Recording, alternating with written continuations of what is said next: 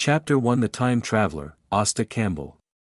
Fluffy blonde hair slightly curled, light blue eyes, delicate features like a knife, slightly immature face, slender and well-proportioned figure, this is a handsome and immature boy. His face was pale and bloodless, his forehead was sweating, his body was trembling slightly, and the whole person looked like he had just escaped from a disaster. He really traveled through time. Russell looked at the face in the mirror that was completely different from his own and sighed heavily. He just woke up and became another person, a poor child who had just died in a mysterious incident. After a brainstorm of severe pain, he gasped and completely accepted the memory of this body. Asta Campbell, the name of the real owner of this body. He is a down-and-out noble living in the west of Lone Backland. He just turned 18 this year. Yesterday was his 18th birthday. Last night, when he was 18 years old, he returned to his room, closed the door, laid out various materials, and held a mystical ceremony that was said to bring people back to life. He had not even entered the extraordinary starting sequence 9, so he naturally could not complete the ceremony. He was also backfired by the ceremony and died, and was replaced by Russell. This is a poor child. The reason why he took the risk of holding the resurrection ceremony was to bring his mother, who had been dead for 10 years, back to life. The ancestors of the Campbell family had also had a glorious period. When his grandfather Don Campbell was alive, he was a member of the House of Lords and accumulated a considerable fortune. But when it came to his father Voltaire Campbell, because of his gambling and stupidity, he not only successfully lost his identity as a member of Parliament, but also sold his title one after another, leaving only a barren status for him to inherit, and the manor property was basically squandered. It can be said to be a rich child in another world. Faced with such an incurable gambling dog father, his mother died of depression when he was 8 years old.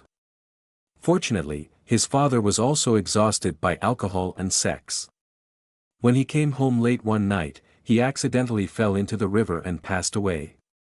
Otherwise, he would not have lived to this age. He was brought up by the loyal old butler Robert Jones. And a month before his 18th birthday, the old butler Robert Jones also left him because he was too old and overworked. He was already desperate for the future.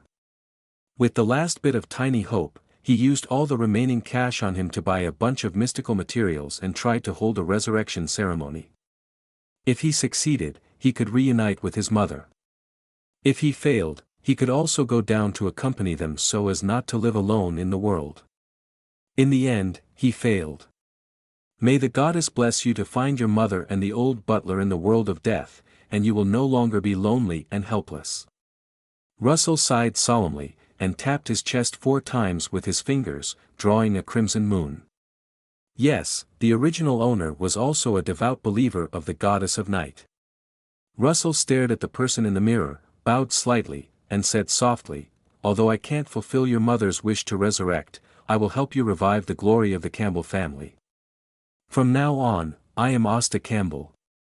Asta, this name doesn't sound very auspicious. Asta frowned slightly. In such a world where mysticism flourishes and mysterious events occur frequently, taking a name that is the same as the king in yellow is either too big-hearted or too ignorant. Based on his stereotype of Voltaire Campbell in his memory, taking such a name should belong to the latter. In this mysterious world, the old god king in yellow should not exist, right? Asta felt inexplicably empty in his heart and looked around. The mysterious world is already full of dangers and pits everywhere. If he has anything to do with the king in yellow, he will basically not live long. But now, he can only live as Asta Campbell. Even if there are pits, it is his unavoidable fate. Gurgle, gurgle. Asta lowered his head and looked awkwardly at the source of the sound. His stomach was protesting. After all, he had not eaten a grain of rice since last night. Alas, compared with the possible appearance of the Yellow King in the future, the current situation of hunger is more urgent. Life is not easy, Asta sighed. Before leaving the room, Asta cleaned up the things in the room after the failed ritual, wrapped some scrapped or useless materials with a few newspapers, and then walked to the window, pushed open the two closed windows, and let in some air. In the distance, tall chimneys stood, constantly emitting black smoke. On both sides of the chimneys were a row of continuous townhouses. The streets there were full of stalls selling things, and pedestrians stopped from time to time to buy some food and daily necessities. Compared with the quiet and petty bourgeoisie in the West District, life there is obviously lighter and more lively. Woo! Woo! A whistle sounded at the platform, and a huge steam train like a monster dragged more than 20 carriages to shuttle between platforms. Backlund, the capital of Lone, has nicknames such as the City of 10,000 Capitals and the Land of Hope. It is also the most chaotic metropolis. Ever since Hastur received the original owner's memory, he has realized that he has traveled to the world of Lord of Mysteries, and the timeline is several months ahead of Zhou Mingrui. After stopping to appreciate the customs and practices of Backlund for a while, Hastur had no intention of delaying any further due to the intense hunger. Although the scenery was beautiful, the stomach was more important. Because the original owner had dismissed all the servants in advance, the three-story building was quiet at the moment, with only the sound of his footsteps on the floor. The third floor was where Voltaire Campbell lived alone before, with 3 bedrooms, 2 living rooms, 2 cloakrooms, a sun-room, a study, 4 bathrooms, and a large balcony. The second floor was where Hastur and the old housekeeper lived. In addition to the 2 bedrooms, there were 4 rooms for guests to live in, including a living room, a cloakroom, 4 bathrooms, 2 study rooms, and a balcony of moderate size. On the bottom floor, there was an oversized living room, 2 kitchens, 2 dining rooms of different sizes, 3 bathrooms, and 4 servants' rooms for servants to rest. There was also a large garden, as well as stables, storage rooms, basements, etc. This was the only property left by the Campbell family. Voltaire Campbell originally wanted to sell this building and exchange it for a smaller one, but was stopped by the old housekeeper. He said that this was the last dignity of the Campbell family and it could not be sold anymore, and as a noble, there must be a suitable place to communicate with other nobles. The old housekeeper also helped Asta leave a large manor for entertainment and enjoyment in the suburbs, as well as a plantation for growing cotton and vineyards, on the grounds of maintaining the last dignity of the Campbell family. These 3 properties are the last fig leaf of the Campbell family, and they are also the little property that the old housekeeper tried his best to save for Asta. A lean camel is still bigger than a horse. These 3 properties are all owned by the Campbell family, unlike a certain poor god, who still needs to rely on renting to maintain the surface of dignity. But compared with the real nobles, this is quite poor, and it is almost on the verge of bankruptcy. If Asta doesn't work harder, there will be no Campbell, a noble surname in Rune in the future. Asta went downstairs, walked through the large living room, and came to the kitchen on the right. The first thing that caught his eye was a dazzling array of kitchen utensils and various condiments. As for vegetables, meat, and fruits, there were none. The only thing that could be eaten was 2 pounds of oatmeal bread on the table. Fortunately, it's not the hard-to-swallow black bread. Asta breathed a sigh of relief.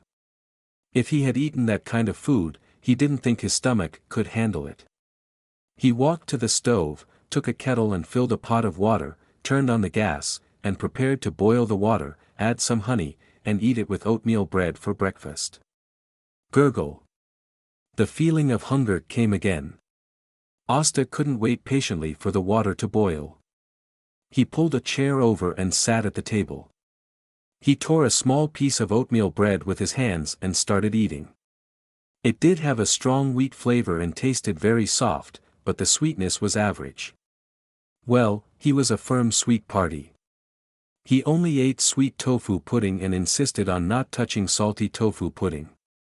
He also liked to eat puffs, pastries, white rabbit milk candy and other relatively sweet snacks. But there is a saying that goes, when you are hungry enough, everything tastes delicious.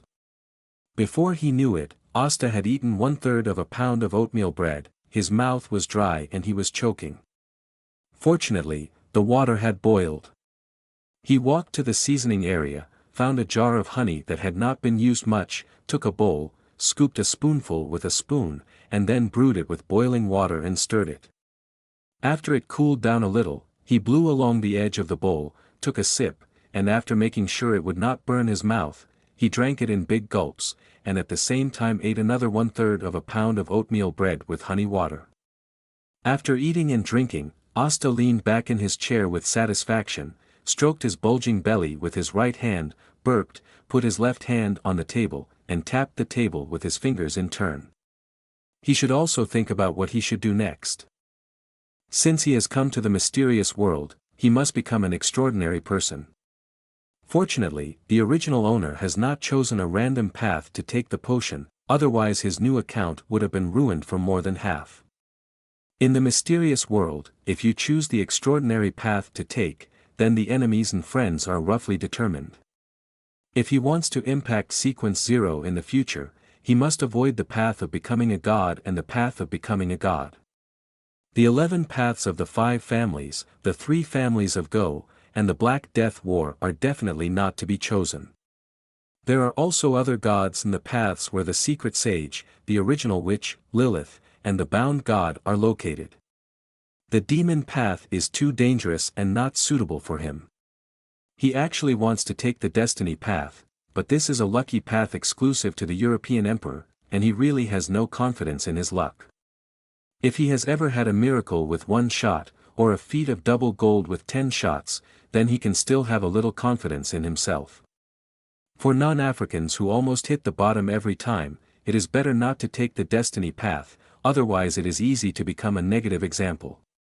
Then there are only 3 extraordinary paths left: Judgment, Black Emperor, and Hunter. If you really want to consider becoming a god, the Hunter path is the best choice. Because the 3-color hot pot base has been gathered, you just need to wait for the best time, and it may not be impossible to become a god in 1 step. Unfortunately, there is already a god in its adjacent path. Coupled with the cunning of the Red Angel and the attention of Adam and Ammon, there are too many variables and the risk factor is too high. The most suitable and safest extraordinary path is undoubtedly the Order path of Judgment and the Black Emperor. These 2 paths are adjacent, and there is no corresponding god for the time being. They are the most promising paths to become gods. He is now in Backland and has the noble status of a baron. He is more suitable for these 2 paths than ordinary people. Choose the Judgment path or the Black Emperor path. Asta thought about it seriously and finally chose the Black Emperor path. Although he didn't want to fight his fellow countrymen, this was the most suitable path for him. Since he inherited this body, he must fulfill the original owner's wish to revive the glory of the Campbell family. The Black Emperor path is a path tailored for the aristocracy. Moreover, there is a Black Emperor card in Backland that has not been taken away. As long as he gets it, the Black Emperor path will no longer have any secrets for him, which can save him a lot of effort. Another point is that in the future, someone in Backland wants to become a god through the Black Emperor path, but ultimately fails. If he is strong enough at that time, he may be able to gain huge benefits after the Black Emperor's godhood ceremony fails. Asta thought of another possibility in his mind, smiled, and became more determined to use the Black Emperor path as his extraordinary starting path. After choosing the extraordinary path, he will start looking for the formula of the Sequence 9 lawyer. In the collection of their Campbell family, there are only the magic potion formulas of the Sequence 8 Barbarian and Sequence 7 Briber of the Black Emperor path, but there is no starting Sequence 9, which is amazing. Fortunately, it is only the starting Sequence 9, and the price of the magic potion formula will not be too expensive. He should be able to afford it. He should be able to buy it after visiting a few more occult gatherings. Now the biggest problem comes. He is not a law major, and he knows nothing about the law, but he is also confused. If you want to play the role of a lawyer well, the cumbersome legal provisions that make people bald at a young age are an obstacle that you can never avoid. What a headache. Asta rubbed his eyebrows. Lawyer should be the most difficult sequence 9 among the 22 starting paths. Alas, learn it. This is fate. Asta sighed. In the afternoon, he would go to Backlund University to sign up for a lawyer training class. Fortunately, in order to hold the resurrection ceremony, the original owner had a little knowledge of Hermetic, Ancient Hermetic, Giant, Elven, etc. Although he was not very proficient, he was not completely illiterate. Otherwise, he would have too much to learn. I am afraid that he did not learn so much knowledge during the 3 years of the college entrance examination. After determining his next direction of action, Asta relaxed his mind and felt a wave of sleepiness in his heart. I have to catch up on my sleep first. Asta tidied up the things on the table and covered the remaining oatmeal bread with a piece of blue floral cloth. This was his only food left today. The original owner had no cash of even 1 penny because he had purchased a lot of occult materials. Although the cotton and vineyard plantation could provide some economic support, it could only generate income twice a year. The income in December had been used up by the original owner. The next income would have to wait until the middle of the year, around June 20th, which was still 4 months away. As for selling the house and land, he would not do it unless he had no other choice. As a person from the Great China, the house and land are the imprints engraved in the genes, and they are wealth that makes people feel at ease. You have to think of a way to make money quickly. Asta finally realized that the life of a poor god was not easy. He returned to the second floor tiredly, closed the open window, set the time of the time bird, and then came to the bed and leaned forward, and fell asleep on the silky and soft quilt. As if asleep and awake, Asta's body floated lightly and came to a place where the stars gathered. There was nothing around except for the dazzling starry sky above my head. Every star was like a pair of eyes staring at me, which was extremely beautiful and also made my scalp tingle. Especially when he thought that each star might represent an old one or an outer god, it was even more terrifying. What is this place? Is it just a dream? Asta stared at the starry sky above his head, trying to figure out what was going on. It shouldn't be a simple dream. Asta studied for a long time and had a guess. This place is more like a mysterious world that is separated from reality, perhaps a place similar to Sapphira Castle. Could this be his golden finger? Asta's heart was burning, and he had an idea that he wanted to make this space show the same changes as Sapphira Castle. Suddenly, the stars shone brightly, and a majestic, magnificent, sacred, and spectacular platinum palace slowly appeared under the reflection of the stars. 4 huge, towering crystal pillars dotted with stars supported the circular dome, and the center of the dome was hollowed out, allowing people to clearly see the stars in the sky above their heads. Right below the dome, where the starlight converged, a long table that looked like it was forged from black crystal stone appeared, dark and deep. Endless starlight condensed into the first chair just above the long table, and then 5 chairs condensed on each side of the long table, a total of 11 chairs. Asta turned around with interest, and then came to the first chair at the head and sat down.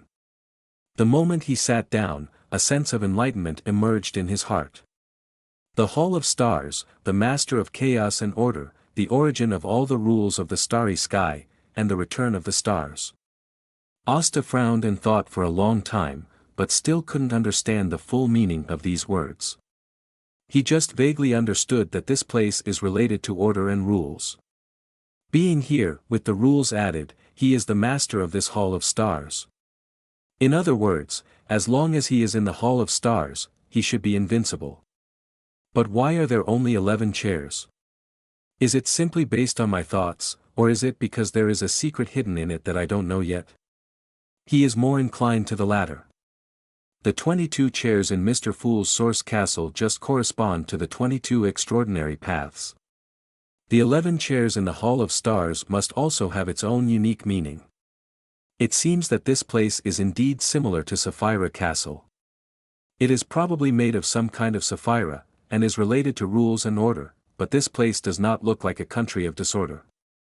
The stars are the theme here. Order and rules can only be inferior to the stars. Asta couldn't figure it out, so he didn't continue to delve into it. When he becomes stronger, these problems will naturally be solved one by one.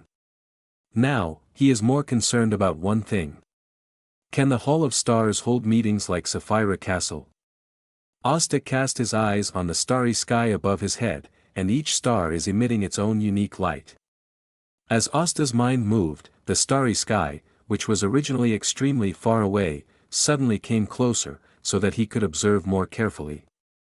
Asta's eyes swept across the stars, and finally fell on the two brightest stars. He approached a star on the right to observe, as if breaking through some kind of boundary, the starlight dissipated, and was replaced by an illusory magic lamp, which seemed to imprison a certain existence. Could it be the Chaos Child whose part was made into the wish lamp? The more he observed, the more he felt that it was the old unlucky lamp god. When a slender hand appeared above the lamp, this guess became certain. That is the lamp god and Huang Bebe. Is this to let me pull the lamp god, the old day, to the Star Hall for a meeting? If he can really be pulled to the meeting, then the status of the Star Hall may be higher than he imagined. Asta naturally did not have the impulse to conduct experiments, but gave up observation and turned to look at the equally bright star on the left. Just kidding, if the lamp god, the old day, is pulled to the meeting, and the Star Hall cannot suppress him, then wouldn't he be a sheep into the tiger's mouth, delivering it to the door? But the Star Hall has given him such power, so I think there is a way to suppress any old day who comes to the meeting. After all, under the rules of the Star Hall, he is the master of this place. No hurry, wait a little longer. As Hastur's gaze shifted, the starlight on the surface of the second star dissipated, and what appeared in front of him was an illusory star gate. Inside the star gate, two groups of light of different sizes were fighting and engulfing each other. Could this be Mr. Men and the fallen Mother Goddess? It should be.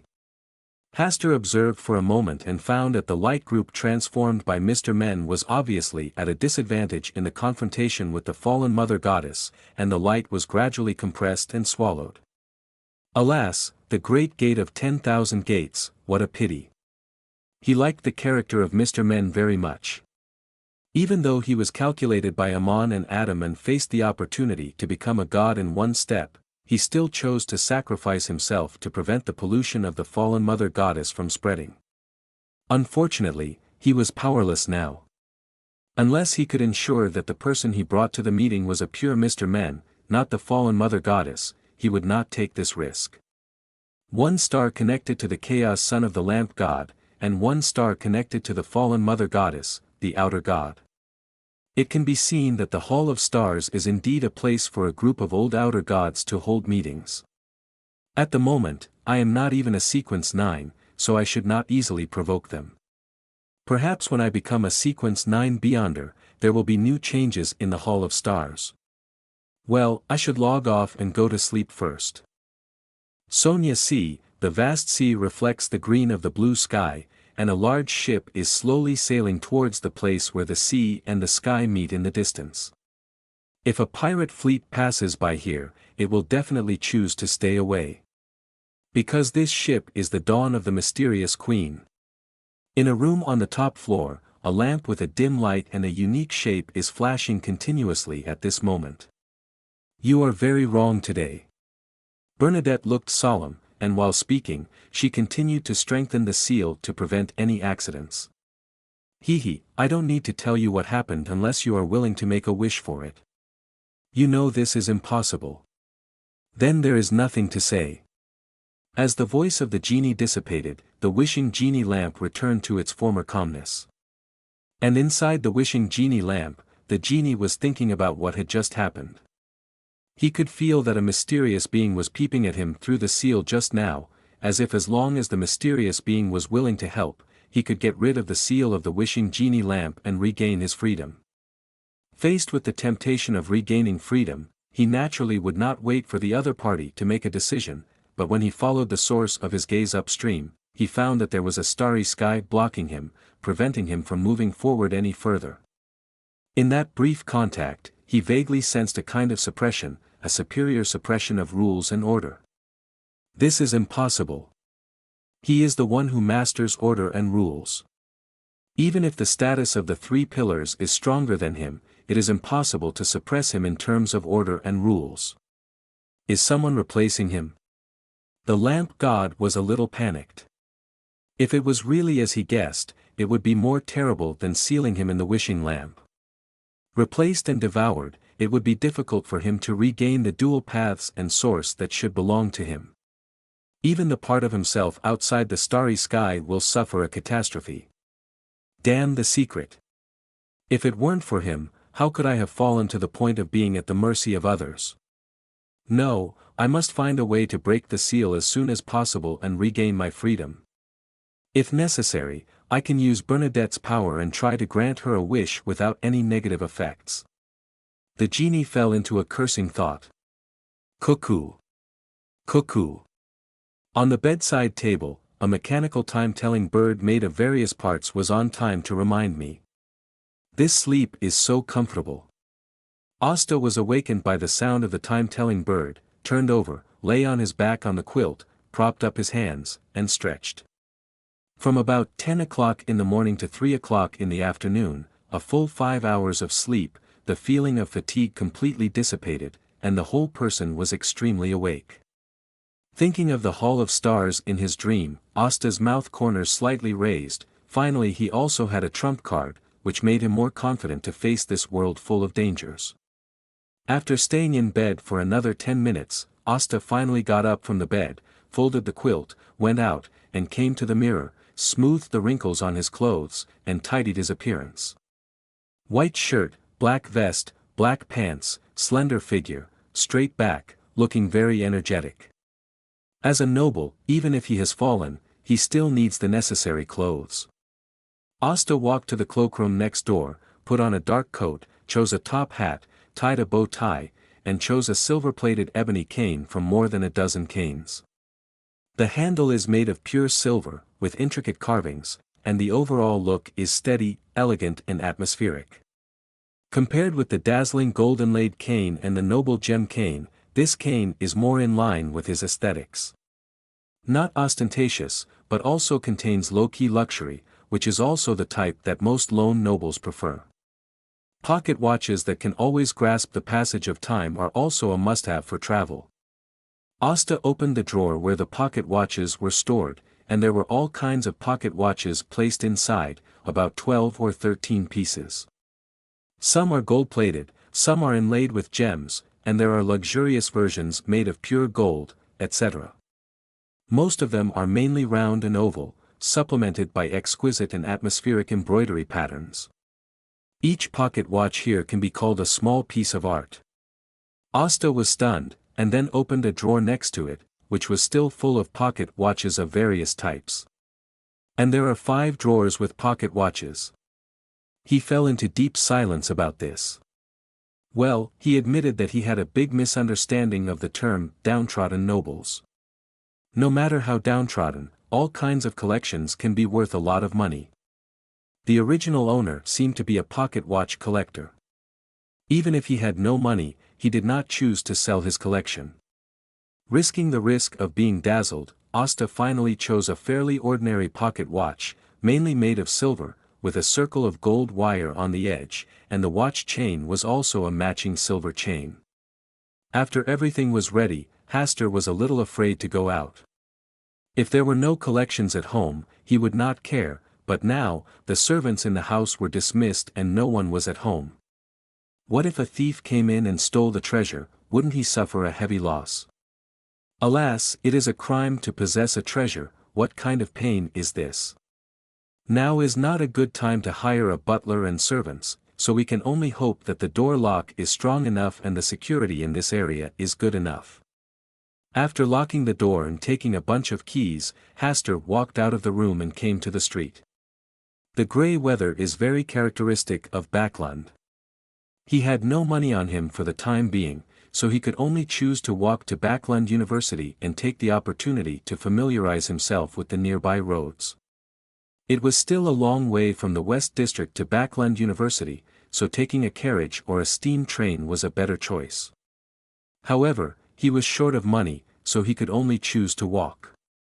Some nobles living nearby often glanced at him curiously on the road.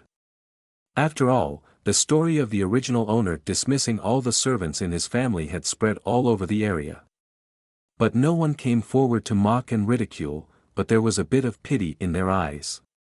Voltaire Campbell's absurd deeds were not a secret in the lone noble circle. Many nobles used this as an example to educate their descendants and strictly discipline themselves, fearing that they would become the next prodigal son. From this perspective, Voltaire Campbell made a certain contribution to the lone noble class. Asta was helpless in his heart, but his face was calm and composed. When he met a noble he was familiar with, he would take the initiative to say hello. It took more than 2 hours to walk all the way and finally arrived at Backlund University. As a baron, Hastur was warmly received by Backlund University. After learning the purpose of his visit, they quickly arranged the corresponding study courses for him. Lawyer training class, you can come to class every day, and you can study until 9 o'clock in the evening at the latest. Hastur asked for a relatively free time, and his request to arrange his study time was also allowed. It is equivalent to hiring a private tutor, and the tuition fee is higher. As for when to pay the tuition, Backlund University is not in a hurry. They are very confident that a baron's financial resources are enough to pay this small tuition fee, even if the noble family is now in decline. This makes Hastur very satisfied. After solving this matter, it was gradually getting dark. Hastur did not go home immediately, but turned to the home of a noble with whom he had a good relationship. Viscount Glarant. Since the original owner began to pursue mystical knowledge, he has met Viscount Glarant, who is also pursuing mysticism. The two have had no less than 7 or 8 exchanges and have a good relationship. Of course, it was limited to good. If it weren't for the fact that Glarant could contact Audrey, Hugh, Furs and others, Hastur would choose to find another noble friend with whom he had a closer relationship. Seeing Hastur coming to visit, Glarant's eyes lit up slightly, and he hugged Hastur very enthusiastically. He was one of the few people who knew that Hastur was going to hold a resurrection ceremony. If Hastur didn't come to him, he would find a reason to visit Hastur's house in a few days. "My friend, you look more energetic than before." "Well, this is all thanks to the ceremony and the blessing of the goddess." Hastur did not lie. If it weren't for the resurrection ceremony, he probably wouldn't have come to this world. Glarant's eyes became even hotter, and he pulled Hastur to a private room. After the two sat down, he asked about the details of the resurrection ceremony. Hastur did not hide anything, and directly told him that the resurrection ceremony failed, and described the corresponding process in detail, but skipped the fact that he replaced the original owner. After hearing this, Glarant said with regret, "It would be great if we could really witness the miracle of resurrection from the dead." "No, that would definitely not be a good thing," Asta murmured in his heart. "Every being who can truly resurrect from the dead is very powerful. If an ordinary person like Glarant were to witness it directly, he would definitely go crazy and die." Asta smiled and said, "The pursuit of this kind of miracle is exactly the original intention of our search for mysticism." "That's right." The two of them exchanged pleasantries for a while, and Asta explained the purpose of this visit. Borrowing money. He currently needs a sum of cash that he can use to buy the lawyer's potion formula and the extraordinary materials required. Before he finds a new way to make money, he also needs money to solve his daily living expenses. Glarant was very generous in this regard. Asta originally wanted to borrow £1,000 for emergency use, but Glarant waved his hand and lent £2,000. The only requirement was that if Asta had any new discoveries in mysticism, he must try to share them with him. For this request, Asta naturally had no reason to refuse. The two discussed some mystical knowledge again. This time, Hastur selectively revealed some simple mystical knowledge to him. This made Glarant listen with great interest, and felt that his generous act of lending money was a completely worthwhile investment. As the two talked, the sky outside was already dark, and Glarant, who was listening excitedly, naturally asked Hastur to stay and have dinner together. This was much better than Hastur going home alone to eat oatmeal bread. After dinner, Grellant chatted with Hastur for a while. Hastur thought about it and led the topic to the manuscript left by Emperor Roselle. Grey-Lint lowered his voice and said, "I heard that as long as you can decipher the manuscript left by Emperor Russell, you can gain great power." "Indeed." Hastur answered in the affirmative. "If you can understand Chinese characters, the value of Russell's manuscript can be described as priceless. Of course, some less serious content needs to be removed, such as the taste of the witch is really good." Grey-Linty sighed, "I have 2 or 3 of them here, but I haven't been able to decipher the contents." Hastur smiled and said, "I am an admirer of Emperor Russell, and I want to collect the manuscripts he left behind in this world. If you are willing to sell them, I am willing to buy them for £100 each. No need to go to such trouble." Grey-Lint smiled and waved his hand, "I have given you the manuscripts here. If you can decipher the contents, I hope you can tell me." "Must." Hastur smiled and agreed, this was a surefire deal. Before leaving, Hastur asked Grey-Lint to help him pay attention to the manuscripts of Emperor Russell. On the one hand, he was really interested in these diaries, but on the other hand, he also planned to hoard a bunch of them and sell them to the extremely wealthy Miss Justice. "Well, they are sold at a price of £500 each. I believe Miss Justice will generously spend this small amount of money." Carrying a huge sum of £2,000, Hastur naturally did not choose to walk back by himself. Instead, he hired a carriage and went to Backlund Bank, the largest bank in Backlund, to deposit £1,000 before returning to his home. The door was still closed and the door lock was intact. Most of Asta's worries were gone. He walked in and went up to the second floor. He checked the drawer where the pocket watch was stored and found that nothing was missing. It seems that the security level in the West District is pretty good. Asta smiled and went to the study on the left side, placing the 3 introductory books on law that he took from Backlund University today on the desk. After staring at it for a long time, Hastur sighed. He had already got the books back, so he could only worry about it. Wednesday, February 28, 1349. Hastur got up from the bed and yawned. It was already around 10 o'clock in the evening when he returned home last night. He suppressed his sleepiness and watched the introduction to the law for an hour. He was really exhausted. When he fell asleep, he came to the Hall of Stars again. He observed the Jinn and Mr. Men for a while, then exited the Hall of Stars and fell asleep completely. Get up, get dressed, go to the bathroom to freshen up, then go downstairs to the kitchen on the right, and continue to have honey water and oatmeal bread for breakfast. He was a little tired. If he wasn't really hungry, he would have wanted to try some other food. After breakfast, I went up to the second floor, changed into a new set of clothes, and then went out wearing a top hat and holding a cane. Today he is going to visit some friends of the original owner, mainly to report that he is safe so as not to worry them, thereby attracting the attention of the church power, and at the same time to buy some ingredients that he likes to eat. He didn't want to eat oatmeal bread for breakfast every day. If he could buy some rice, cook some porridge and add some side dishes, that would be the food that best suited his taste. Of course, it would be better if you can cook a bowl of rice to eat. After leaving the house, he spent 6 pence and took a car to the house of his first noble friend. After a pleasant chat, Hastur naturally stayed at that friend's house for lunch. After lunch, Hastur first went to St. Samuel's Church in the North District, which is the headquarters of the Church of the Night Goddess in Backlund Parish. If Hastur were asked to choose a true god to believe in, he would definitely throw himself into the arms of the Night Goddess without hesitation. After staying in the church for half an hour, Asta turned to the most prosperous Hillston area of Backlund.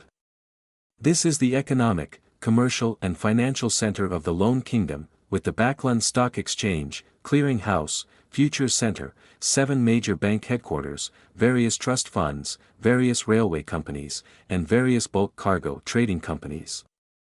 Asta walked around with great interest. It was already around 3 o'clock in the afternoon. He went to another friend's house nearby and enjoyed afternoon tea amidst a pleasant conversation. As night fell, Hastur had already appeared at the third friend's home. He couldn't refuse his friend's warm hospitality, so he could only stay there to have dinner together.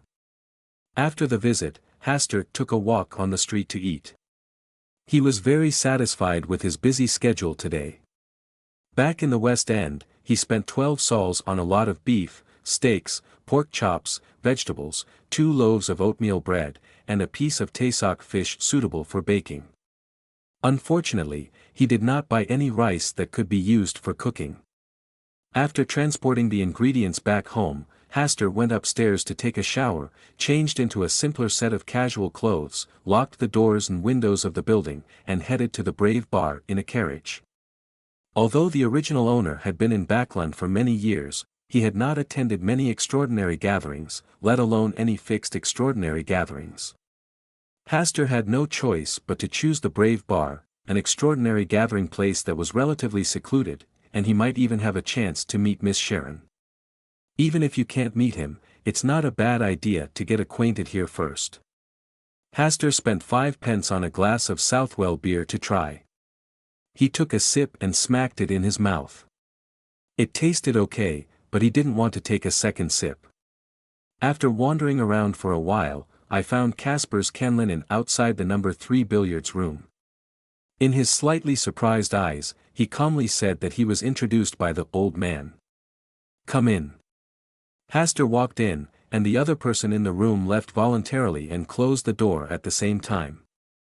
Caspers, who had rosacea, stared at Hastur with a somewhat evil look and said, "What do you want?" "I want to be part of tonight's extraordinary party." £5. I remember that Xiaoku only spent £2 to successfully attend the party. When it was his turn, it was directly increased to £5. Is this because you are young and want to take advantage of yourself? Hastur hesitated for a moment, but decided to spend £5 to solve the problem. You are so generous.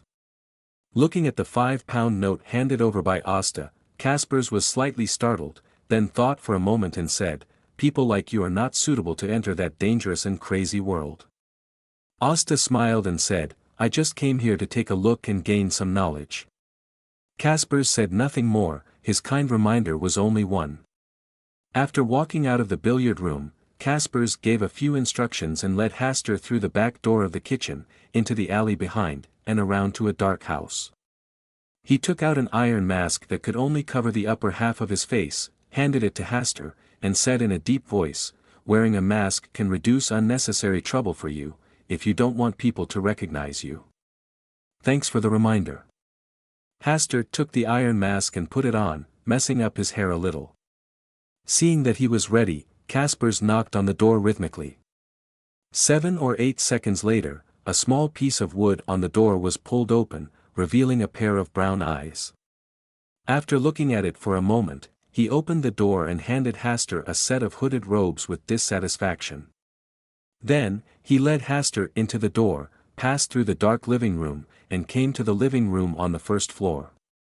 There was a candle lit on the coffee table indoors, emitting a faint yellow light, and a dozen or so people could be vaguely seen sitting around it. Hastur naturally walked to a corner and sat down, waiting for the party to continue. Soon, the calm atmosphere was broken. Some people were looking for magic potions, some were looking for sequence formulas, some were selling magical items, and some were selling extraordinary weapons. Hastur just listened quietly and watched the orderly transaction between them. It's a pity that he didn't hear the pharmacist's unscrupulous voice and speaking style. As the transaction came to an end, the wise old man sitting on the single sofa looked in the direction of Hastur. "New friend, do you have any needs?" "I want the magic potion formula from the Sequence 9 lawyer. I'll pay in gold pounds.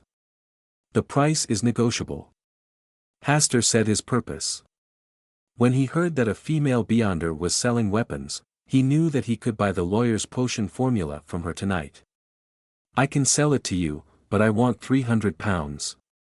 Maybe she felt that the price she was asking was a bit high, so she added, "I'm not that short of money for the time being." "Can Hastur agreed to the deal, not caring about the small premium. The most important thing is that tonight she sold her the Sequence 9 Lawyers formula at a premium, and in the future she will sell her the Sequence 8 Barbarians potion formula at a double price. He knew the magic potion formula for the Sequence 8 Barbarians and the Sequence 7 Briber of the Black Emperor path, but he did not know the potion formula for the starting Sequence 9 Lawyer. After being notarized by the Eye of Wisdom, the transaction is completed. Sure enough, the lady who sold the magic potion formula to her lawyer asked for the barbarian potion formula. Judging from her tone, she wasn't in a hurry yet, maybe because the potion hadn't been fully digested yet. Hastur remained silent and waited until he attended the party again before selling the barbarian formula to her at a double premium. Time passed quickly, and he didn't need anything else except the lawyer's potion formula. He waited for the entire party to end before the participants left here one by one. When going out, Hastur returned the hooded robe to the gatekeeper, and returned to the Brave Bar with the impression he had when he came. Caspers was quite surprised to see Hastur come back and said, "It's really good to be able to come back alive. As long as you can control your desires, you will naturally not die easily." Hastur replied with a smile and bought Caspers a glass of Southwell beer for 5 pence. It was getting late, so he didn't stop at the brave man's bar. He went out and waited for a carriage before returning home. Restraining desires sounds simple, but how many people can completely stick to this point? Caspers heard the voice behind him and asked curiously, "Are you interested in that young man?" Merrick said from behind, "The reason why desire is called desire is because it is difficult to satisfy the human heart." Caspers chuckled and said, "Now I only have the desire to earn gold pounds. I want to make more money so that I can retire early." After returning home, Asta took out the paper with the recipe of the lawyer's potion and memorized the extraordinary materials and auxiliary materials needed. Extraordinary materials: 1 lily of the valley, 5 drops of black snake blood. Auxiliary materials: 10 milligrams of crushed pear tree bark, 1 sweet elephant grass, 10 drops of rose water, 100 milliliters of beer. Southwell beer is the best. The method of taking is also very simple, just mix all the materials and then drink it in one gulp. These materials are relatively common and it is not too difficult to collect them. The most difficult black snake blood can be purchased on the black market where extraordinary materials are sold. The extraordinary materials for the resurrection ceremony that the original owner bought last time were purchased in that black market. I can become an extraordinary person tomorrow, which is really exciting. In order to celebrate a little, Asta went downstairs to the kitchen and made a fried steak, sprinkled with enough seasonings, which was very tender and tempting. After enjoying the midnight snack, he walked heavily to the study and continued to study the introductory book on law. Early the next morning, Asta finished washing up, had a quick breakfast, locked the doors and windows and went out. It was almost 3 o'clock in the afternoon when he bought all the necessary materials. When he got home, he chose to make the potion in the kitchen. First, pour all the materials into the pot, stir them carefully with chopsticks, and then pour them into the bowl. Sniffing it lightly, the smell was not very good, but fortunately the aroma of Southwell beer covered most of the smell of other materials. Asta closed his eyes and drank the potion in one breath. It was very cold at the entrance, and it did not stay in the mouth for a long time, and soon flowed into the stomach along the throat. His whole body began to heat up, and then the veins on his forehead jumped, and his ears vaguely heard whispers from another world. In his mind, it seemed that a starry sky rose, and chains representing order and rules fell from the sky, and rays of light bloomed in the starry sky, which was knowledge, illusion, and a pair of evil eyes that were peeking at him. Asta tried to keep himself calm, and imagined the hall of stars in his mind, clearly outlining its shape and 11 seats one by one. Soon, all the illusions and sounds dissipated, and the heat in his body eased, replaced by an extremely cool feeling. He closed his eyes, carefully felt the changes in his body, and at the same time received new knowledge in his mind. Lawyers, guardians of order, are also discoverers of loopholes. They understand and use rules and order to benefit themselves. There are three main abilities. First, they are good at discovering and using loopholes in rules and weaknesses of targets, and are good at attacking opponents with order. Second, they have good eloquence, are easy to persuade the other party, and can distort or guide the target's thinking to a certain extent. Third, their thinking becomes particularly agile, and they seem to have the extraordinary ability to see through other people's psychological activities. Other abilities have also been strengthened, such as strengthening a certain physical fitness, active thinking, easy to learn new knowledge, and better memory than ordinary people. Asta silently experienced his new ability as a lawyer, and did not open his eyes again until he roughly understood and mastered it. Compared with other extraordinary ways, lawyers are not suitable for fighting, nor do they have much fighting ability. They are more suitable to be a lobbyist, and they are naturally easy to persuade others to act according to their wishes, which has a certain meaning of domination. The next step is to try to open the spiritual vision. Asta turned off the table lamp in the room, plunging the surroundings into darkness. In the darkness, he focused his attention on the center of his eyebrows and the position of his eyes, and tried to open and close his eyes many times. Soon after, other colors appeared in the dark world, which was a bit similar to the yin-yang eyes that can see ghosts in movies. He looked back and forth at the things in the room several times. Those extraordinary materials that had not been used up were flashing different lights, and those without life and extraordinary power were the same as usual. Gradually adapting to this spiritual vision state, until the center of his eyebrows hurt and the swelling feeling came out, he turned off the spiritual vision. After a short rest, he set a simple switch button for his spiritual vision and snapped his fingers twice in a row. But he felt that this was too ostentatious and too obvious, so he changed the switch button to rubbing his thumb and index finger 3 times. It was a bit like counting money. After practicing for a while, he began to feel an overwhelming pain in his brow and temple. Hastur stopped his spiritual vision, and went up to the second floor with the help of the wall and the escalator. He pushed open the bedroom and threw himself on the bed. Not long after, he fell asleep. In the dream, the Hall of Stars reappeared, and this time it had some changes compared to the past. The starlight in the starry sky was particularly bright, and a thick platinum chain, shining with brilliant starlight, descended from the starry sky and fell on the back of the first chair. In addition to this significant change, Hastur also keenly noticed that the power of order and rules in the Hall of Stars had increased a lot. He glanced a few more times, then stretched out his right index finger and thumb and gently rubbed them 3 times.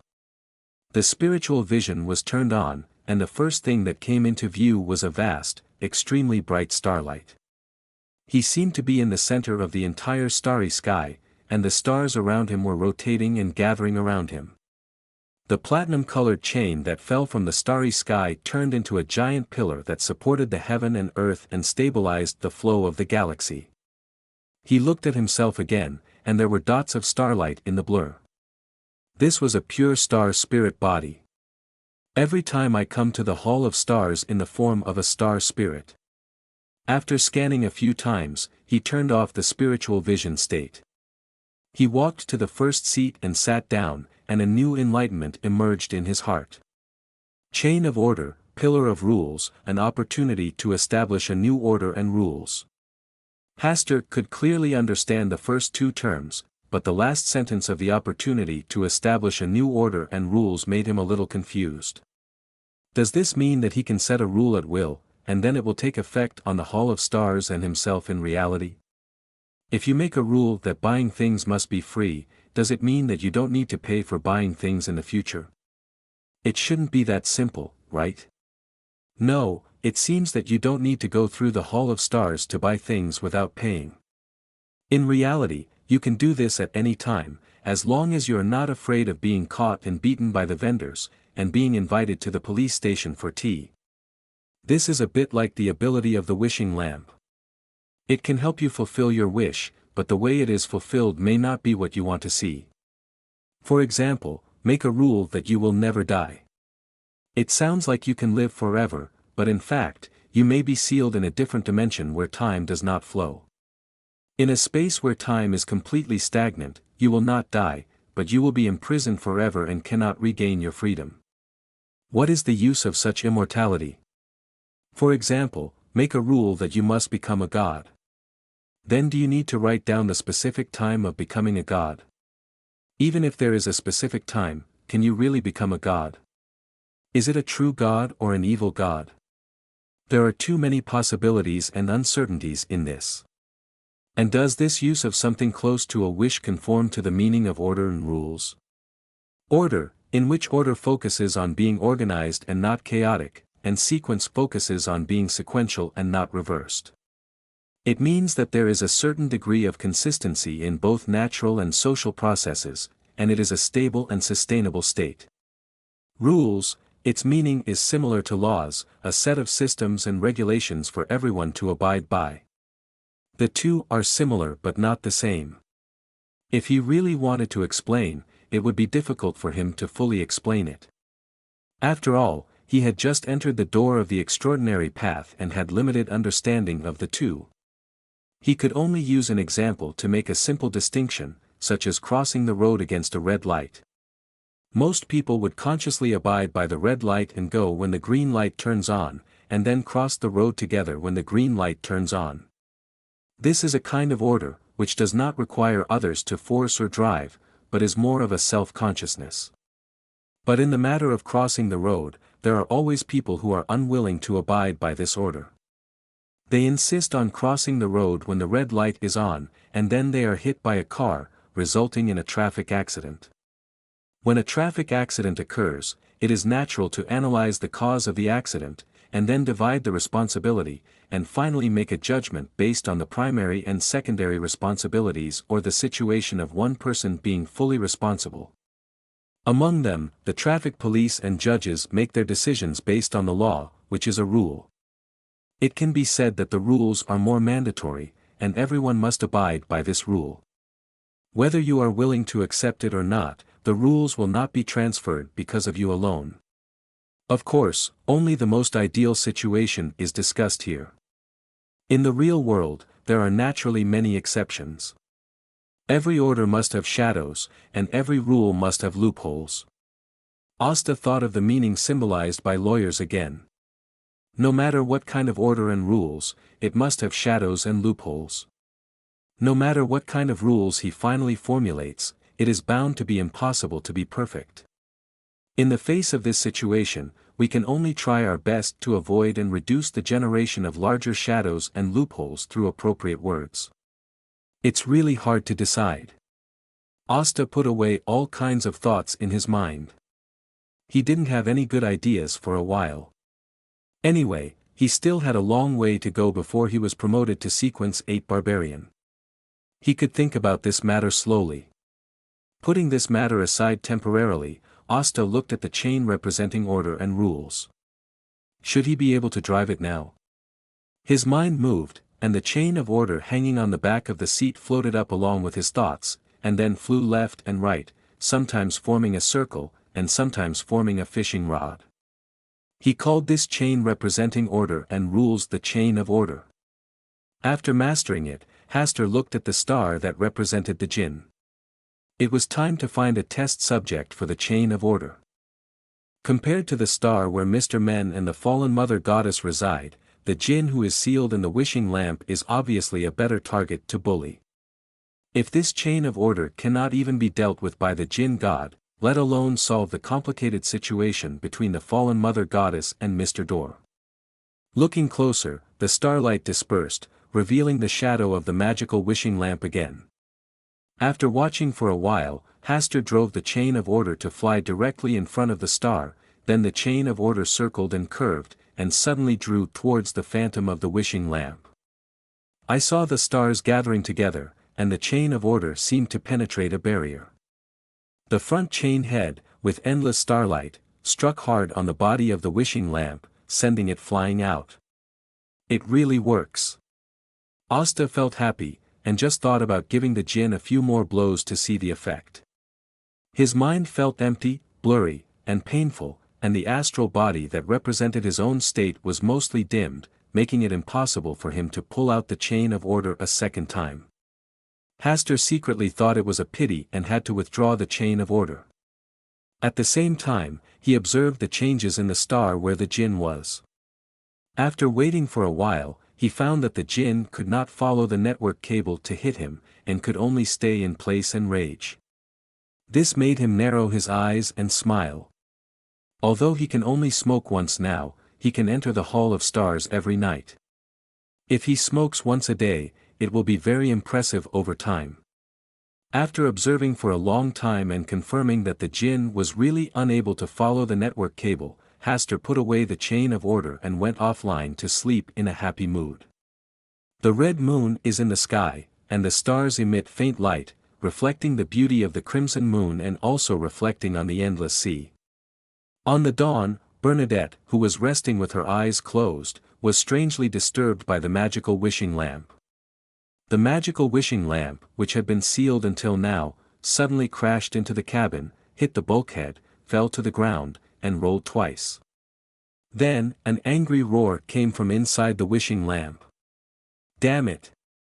It's so bullying!" The angry face of the lamp god emerged from the wishing lamp, and his eyes were as if they were made of topaz, full of evil aura. "Hee hee!" Bernadette stood up and walked over, and kicked it again to make the wishing lamp roll on the ground a few more times, and then waved to summon it. "Have you had enough trouble?" Bernadette glanced at the magic lamp. In the past 2 days, this lamp god has been restless at all. He was making trouble the night before and last night. Both nights, he suddenly appeared from the wishing lamp, and then sulked and silently returned to the wishing lamp.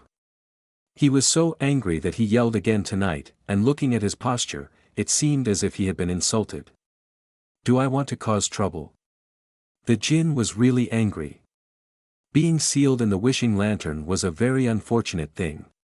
But in the past 2 days, his situation has become increasingly difficult.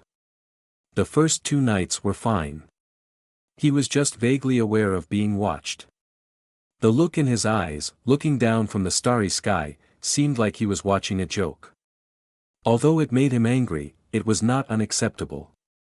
But tonight, across a starry sky, through the seal of the wishing lamp, that being whipped himself in the air. Although it is not painful or itchy and does not cause any harm to yourself, it is extremely insulting. He is the son of chaos, and even in the old days of the starry sky, he is still a powerful existence. Although he is indeed down and out now, not everyone can step on him. This is not just a whip, this is clearly a slap in the face. What's even more irritating is that he originally wanted to trace the whip back to its source, but it was still blocked by the starry sky and couldn't cross even half an inch. He could only stay where he was, helpless and furious. The seal of the wishing lamp did not weaken due to that whip, resulting in him being whipped in vain. After the anger passed, he gradually regained his senses and fell into deep thought. Which being is taking pleasure in himself? Across a starry sky, the mighty power of the stars, could it be a superstar master? Or is it a high-dimensional overlooker? Only these 2 guys should have such ability, but something is wrong. If their power could target themselves across the starry sky and through the barrier, they would have already actively affected reality like the fallen mother goddess and the mother tree of desire.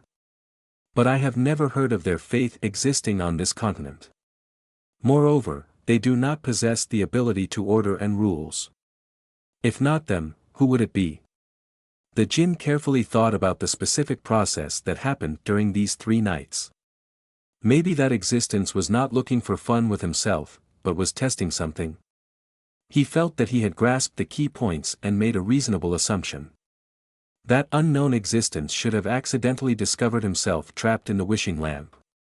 After a night of observation and confirmation that he was incapable of fighting back, he would try tonight. As for why he was able to discover himself and take action against himself, the reason is also very simple. Like himself, he has the ability to master order and rules. People who share the same extraordinary path are mortal enemies, and those who hold the same authority in the past are even more mortal enemies. No one wants to share their authority with other beings, and aggregation is an instinct, which is an irresistible temptation. The more the jinn thought about it, the more possible it became, and the more dangerous it became. In his current state, if there really comes a time when he has the same path, he will definitely not be his opponent. Even the true God who has the same path may devour him. No, I can't just sit there and wait for death. I have to try to save myself. The genie's thoughts turned, and he glanced at Bernadette, laughed, and said nothing, and returned to the wishing lamp with an unfathomable smile. This made Bernadette feel uneasy, fearing that the genie would do something else. After all, this was a level 0 seal, and even the true gods could not destroy it, which was extremely dangerous. For now, we can only strengthen the seal to prevent the genie from really escaping. Even if the probability is very low, we can't gamble. Several seals were laid in succession, so that the wishing lamp could not move at all. Even if the genie wanted to appear from the wishing lamp, he would no longer be so free. After doing this, Bernadette walked out of the cabin and ordered the Dawn to turn around and sail to the nearest Storm Lord church. If the genie really escaped from the wishing lamp, she would throw the wishing lamp into the storm church as soon as possible, and let the Storm Lord and other 7 gods deal with it. This is the worst possibility, and the future that needs to be avoided the most. Inside the wishing lamp, the genie silently watched Bernadette's behavior. In a good mood, his plan worked. He wanted to see if the mysterious existence could still target him across the starry sky after strengthening the seal. If anything unexpected really happened, he would rather Bernadette throw him into the headquarters of the Church of the Storm. Even if he was suppressed by the 7 gods, it would be better than being replaced and swallowed by others. This is also his life-saving measure to prevent the worst situation from happening. In the early morning, Hastur woke up from the big bed, and his spirit was particularly vigorous. Perhaps last night's thinking about order and rules allowed his lawyer's potion to digest part of it. This is a good start. Get up, open the window, and breathe some fresh air. The sun is shining outside the window, and the gray fog has not yet invaded the sky of Backland. It is another beautiful day. After washing and having breakfast, Hastur locked the doors and windows, took the carriage, and went to Backland University. He has taken the lawyer potion, and his learning ability has been greatly improved. It is time to chew through the cumbersome legal provisions in one go. I believe that in the process of learning the legal provisions, his lawyer potion can be further digested. Arriving at Backland University, Hastur was warmly received again. He took out 5 10-pound notes from his pocket and handed them to the person in charge to pay the tuition in advance. This money is enough to support Hastur for more than half a year even if he studies at Backland University every day. Soon a middle-aged professor named Wayne took Hastur to an empty classroom and taught him a lesson alone. All laws are set by people. All laws have a fair and selfless side, and also have a flawed side. The original intention of all laws is to make everyone abide by them, and there will always be situations beyond the law. Professor Wayne gave the law many levels of definition at the beginning, with a bright and fair side, and a shadowy side. This kind of rhetoric that does not blindly advocate the supremacy of the law and the fairness of the law made Hastur nod secretly. Seeing that the young baron was not angry at his slightly presumptuous words, but listened with great interest. Professor Wayne's heart was also relieved, and there was a little more smile on his old-fashioned face.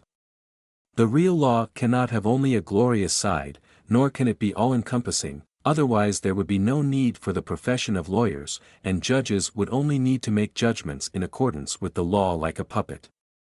If this is really the case, the profession of judge can also be abolished, and all rights can be directly handed over to the police department, and the arrest and judgment can be made immediately, which is so straightforward and time-saving. It is precisely because of the shortcomings and the shadows that the lawyer industry is needed to assist, observe and correct. As a law professor who has devoted most of his life to studying law, the law he pursues in his heart is naturally the realm of the most just and the highest law. But this is unrealistic, at least it cannot be done now, and there is a long way to go. Professor Wayne does not want to mislead his students, but if Hastur only wants to hear the law of pure justice, then he will only teach this part of the knowledge.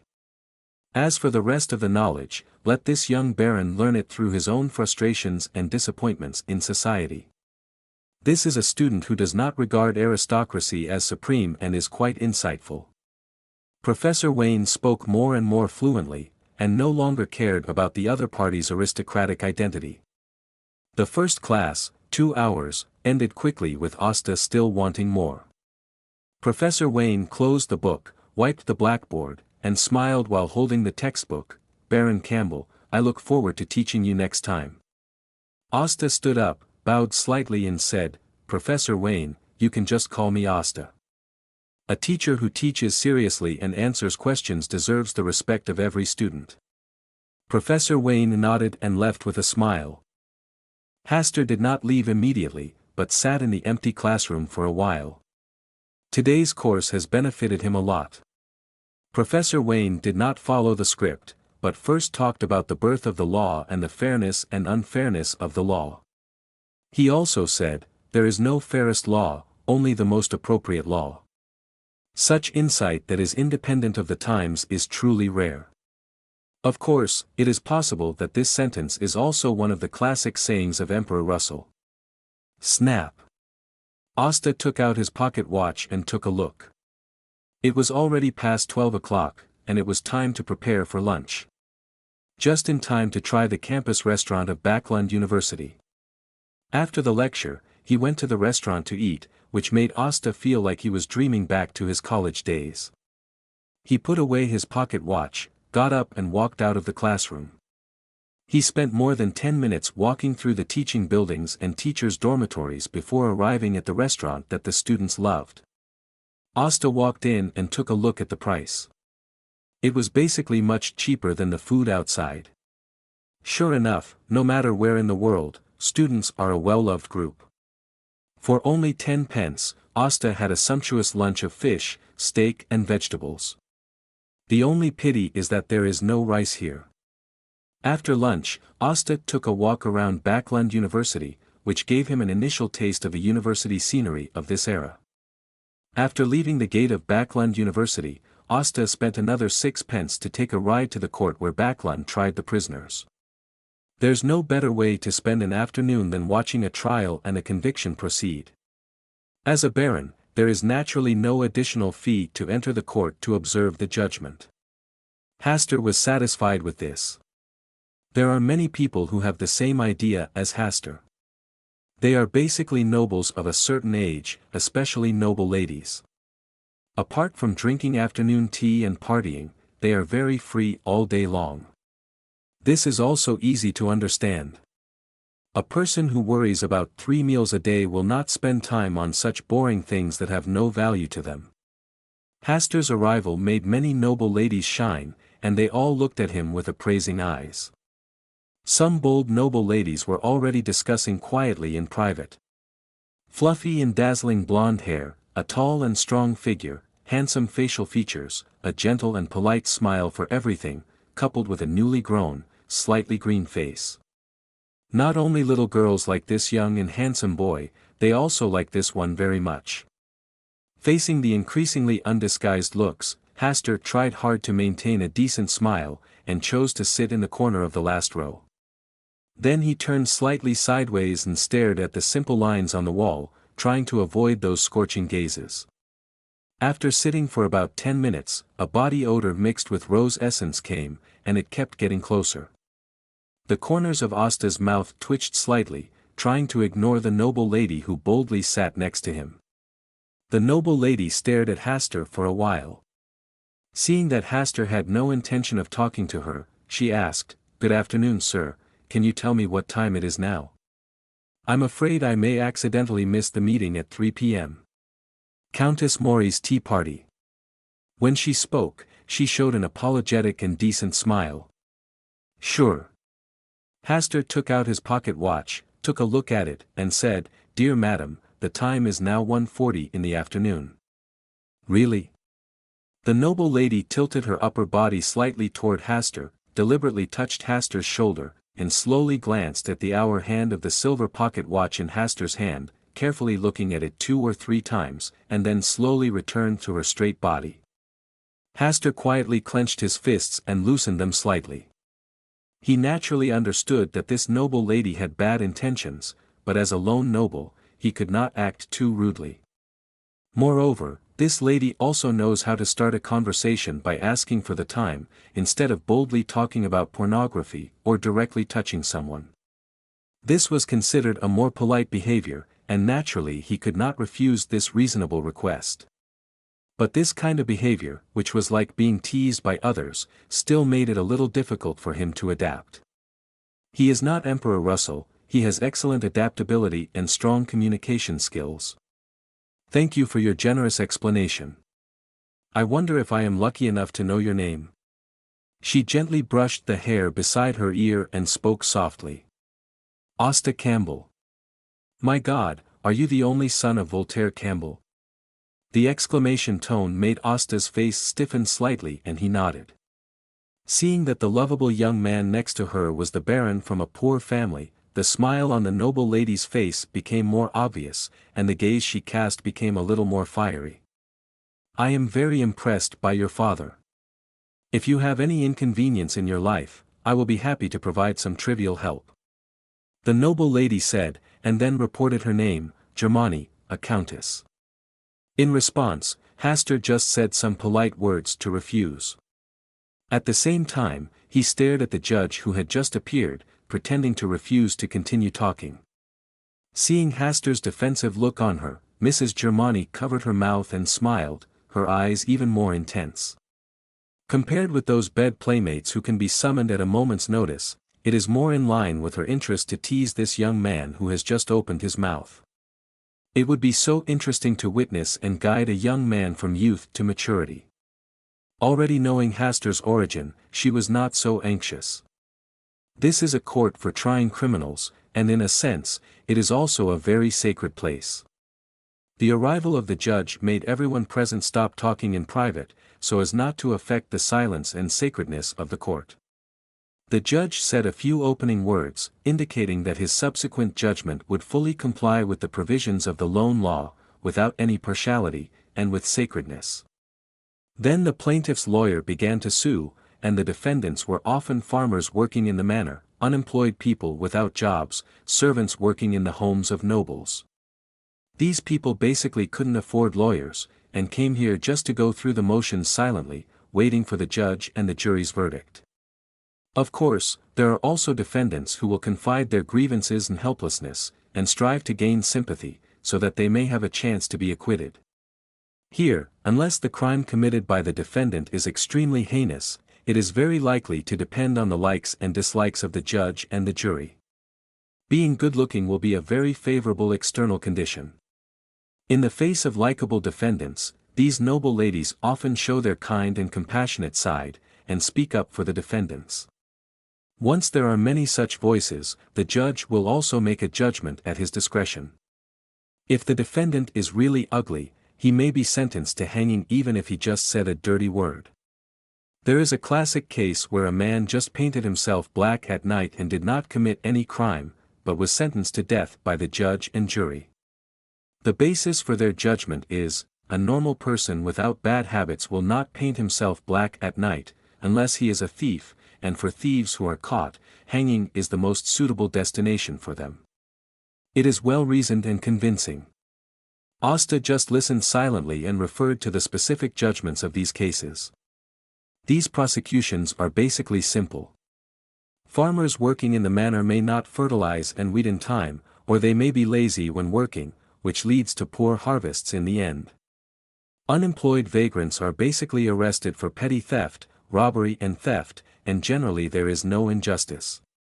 Servants working for nobles may steal things, break something of higher value, or simply offend those nobles. The first type of defendants, the circumstances are generally not serious, as long as they can talk about how difficult their lives are, then 70% to 80% will be acquitted, which is also the main opportunity for the noble jury to satisfy their kindness. For the second type of defendants, as long as the theft is true, they will basically start with the death penalty, no matter how much money is involved. In their view, even if you become a beggar who begs for a living, you are more worthy of being saved than a thief and robber. For the third type of defendants, the situation is more complicated. The relationship between nobles is sometimes not so harmonious. Generally, the judge makes a judgment based on the actual situation, which may be monetary compensation, imprisonment for a period of time, or death penalty, unless there is a strong intervention by the nobles. Time passed slowly, and today's court trial also came to an end. Among them, there is a judgment that impressed Asta the most. A farmer was sentenced to hanging by the judge for cutting down small trees in the plantation, setting fire to corn piles, and cutting horses and cows. In this world where the punishment starts with hanging, this was originally a very normal thing. But the judge gave the reason for the verdict: corn and cows can be compensated with money, but trees cannot, because the loss of trees is irreparable, so the perpetrator needs to pay the price of life as compensation. When Hastur heard this, he almost couldn't control his expression. Cutting down a small tree is more severe than burning corn and injuring cows. Do the nobles of Lone really value life so much? Or are they influenced by the Mother Earth and believe that all life is precious? But why should they be executed directly for a little theft? Are those people's lives not worth paying attention to? Respecting life while ignoring life. This is an era where barbarism and civilization blend. Hastur could only come to this conclusion in the end. After the trial, Madame Germani cordially invited Asta to visit her home tonight, and she also hinted that her husband would be out for socializing tonight and would not be back. For such a romantic invitation, Asta could only politely decline, saying that he had important things to deal with tonight and it was not convenient. Madame Germani was not angry, but before getting on the carriage and leaving, she looked back at Asta a few more times, and then left with satisfaction. Click. Asta took out his pocket watch. It was 4:13, and it was already past 3 p.m. Oh, women are all liars, boys should protect themselves outside. Asta sighed, and keenly noticed that there were naked eyes behind him looking at him, looking down from his shoulders, especially at his hips. With a glance, he saw two elderly male nobles with round bellies, which made him feel a chill, and he hurriedly stopped a carriage to leave. After returning home, Asta went to the kitchen and started to work. It was still a long time before dinner, so he planned to make some handmade beef balls. First, use a round rolling pin to carefully hit the surface of the beef several times, beat the beef into minced meat, sprinkle with an appropriate amount of flour, pour in water, a little salt and a little spice, then knead it into a ball, put it in warm water to set, and the beef balls are done. After a good meal, Asta took off his coat, rolled up the sleeves of his white shirt, and began to wash the bowl and rolling pin. Every time at this time, he wanted to hire a suitable chef to prepare 3 meals a day for him, preferably a dessert chef who is good at making various desserts, so that he could satisfy his appetite. But the thought of a stranger living in his house made him feel uncomfortable, so he temporarily gave up the idea. When he has a stable income, he will consider hiring a housekeeper and a chef. At present, in addition to the £1,000 deposited in Backlund Bank, he only has £405, 8 sols, and 4 pence in cash. The lawyer's potion formula and potion materials alone cost him about 530 gold pounds, and studying law cost another 50 gold pounds. Various foods and transportation also cost a lot. He also had to prepare a sum of money to buy extraordinary materials for Sequence 8 barbarians, and he had to keep £500 as emergency funds. There was not much money left for actual expenses. At the same time, he had to prepare to collect £2,000 to return to Viscount Greylint. When he thought of owing so much money, he had a headache. No matter which world he was in, he couldn't live a decent life without money. He wanted to open a law firm and take on some commissions to make money, but his current level of legal studies was still a long way off, and he was far from being able to stand on his own.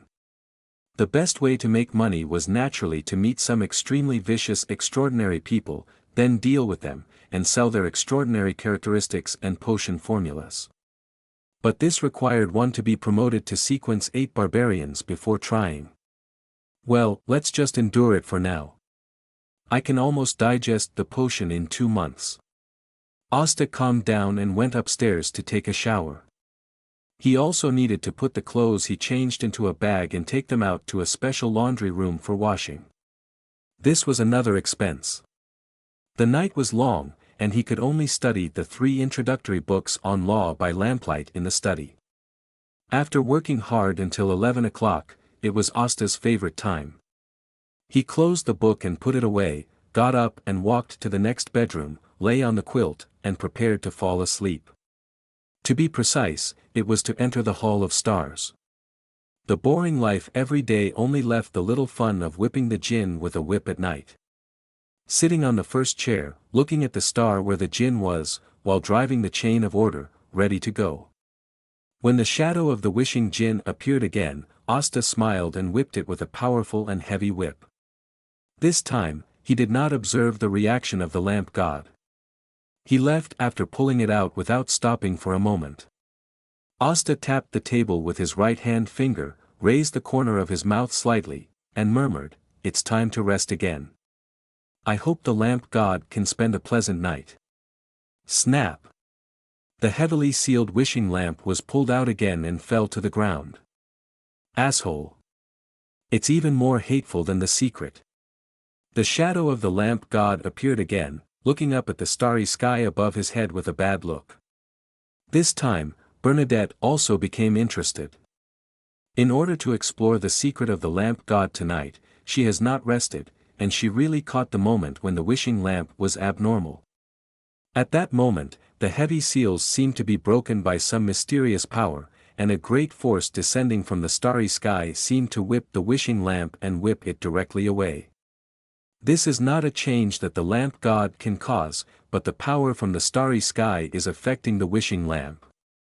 Although I can't see the face of the lamp god at this moment, I know that he must be angry. You who claim to be great and extraordinary, actually have such a miserable time, it's really surprising. Bernadette started to mock directly. The lamp god just sneered, "You don't understand what that kind of power represents. I just need to understand that the power is not to help you break the seal." Humph, can you really be so sure? Is there really something in the starry sky that hopes you will return? Bernadette asked a question, making the lamp god silent. In the past, he had a glorious record and provoked many enemies. Now he is sealed in the wishing lamp. Those beings, let alone saving him, have shown kindness to him by not taking the opportunity to destroy him. I think we can cooperate. The lamp god expressed his willingness to cooperate. Time was tight and he didn't want to play tricks with Bernadette anymore. "I refuse." Bernadette didn't give the lamp god a chance to speak again and said, "It's late at night. I should go to sleep well." The lamp god watched Bernadette leave without appearing too anxious. Bernadette was a smart person and it was difficult to find conditions to impress her. But there was one thing that she absolutely couldn't refuse, but he didn't want to waste this opportunity to ask for a high price. For several days in a row, every night at around 11:30, the wishing lamp would be pulled away from the spot. Bernadette had changed from being on guard at the beginning to mocking the lamp god for his incompetence. Of course, she still maintained sufficient vigilance in her heart, and the dawn was still wandering in the sea near the storm church. On this day, the genie finally chose to appear from the wishing lamp. Being whipped away once a day, coupled with Bernadette's ridicule, he could no longer endure it. He must find a way to counter this situation, and cannot let the other party twist and turn him around. After all, he is also a powerful old man. Bernadette said bluntly, "Tsk, finally stop being a coward." The genie ignored Bernadette's ridicule and said coldly, "Let's make a deal. I think it's just right now. I can enjoy you being whipped like a dog every night. Verbal attacks can't benefit you. But it can make me happy. Humph, my patience is limited. Sooner or later, you will need help more than me." Bernadette waved her hand gently and said, "Then let's talk about it in the future." Seeing the conversation break down, the genie returned directly to the wishing lamp. Bernadette put a seal on the wishing lamp, stood up and walked out of the cabin, came to the bow, and looked up at the starry sky above her head. It was really interesting to see the lamp god getting angry these days. But this also brought a crisis. It was unknown whether the mysterious power from the starry sky was a friend or an enemy. What if it had already begun to try to help the lamp god break the seal? Now the lamp god was humbly seeking cooperation and transactions, and it might be acting in order to relax herself. She would not easily believe the sincerity of an evil god. But she had tried all kinds of sealing techniques, but still could not stop the changes every night. Is it really necessary to hand over the wishing lamp god to the 7 gods for suppression and safekeeping? This is a level 0 seal that can save lives at critical moments. Even if facing the descent of the 7 gods, there is a certain chance of saving lives. The starry sky is always so frightening. A sigh floated on the vast sea.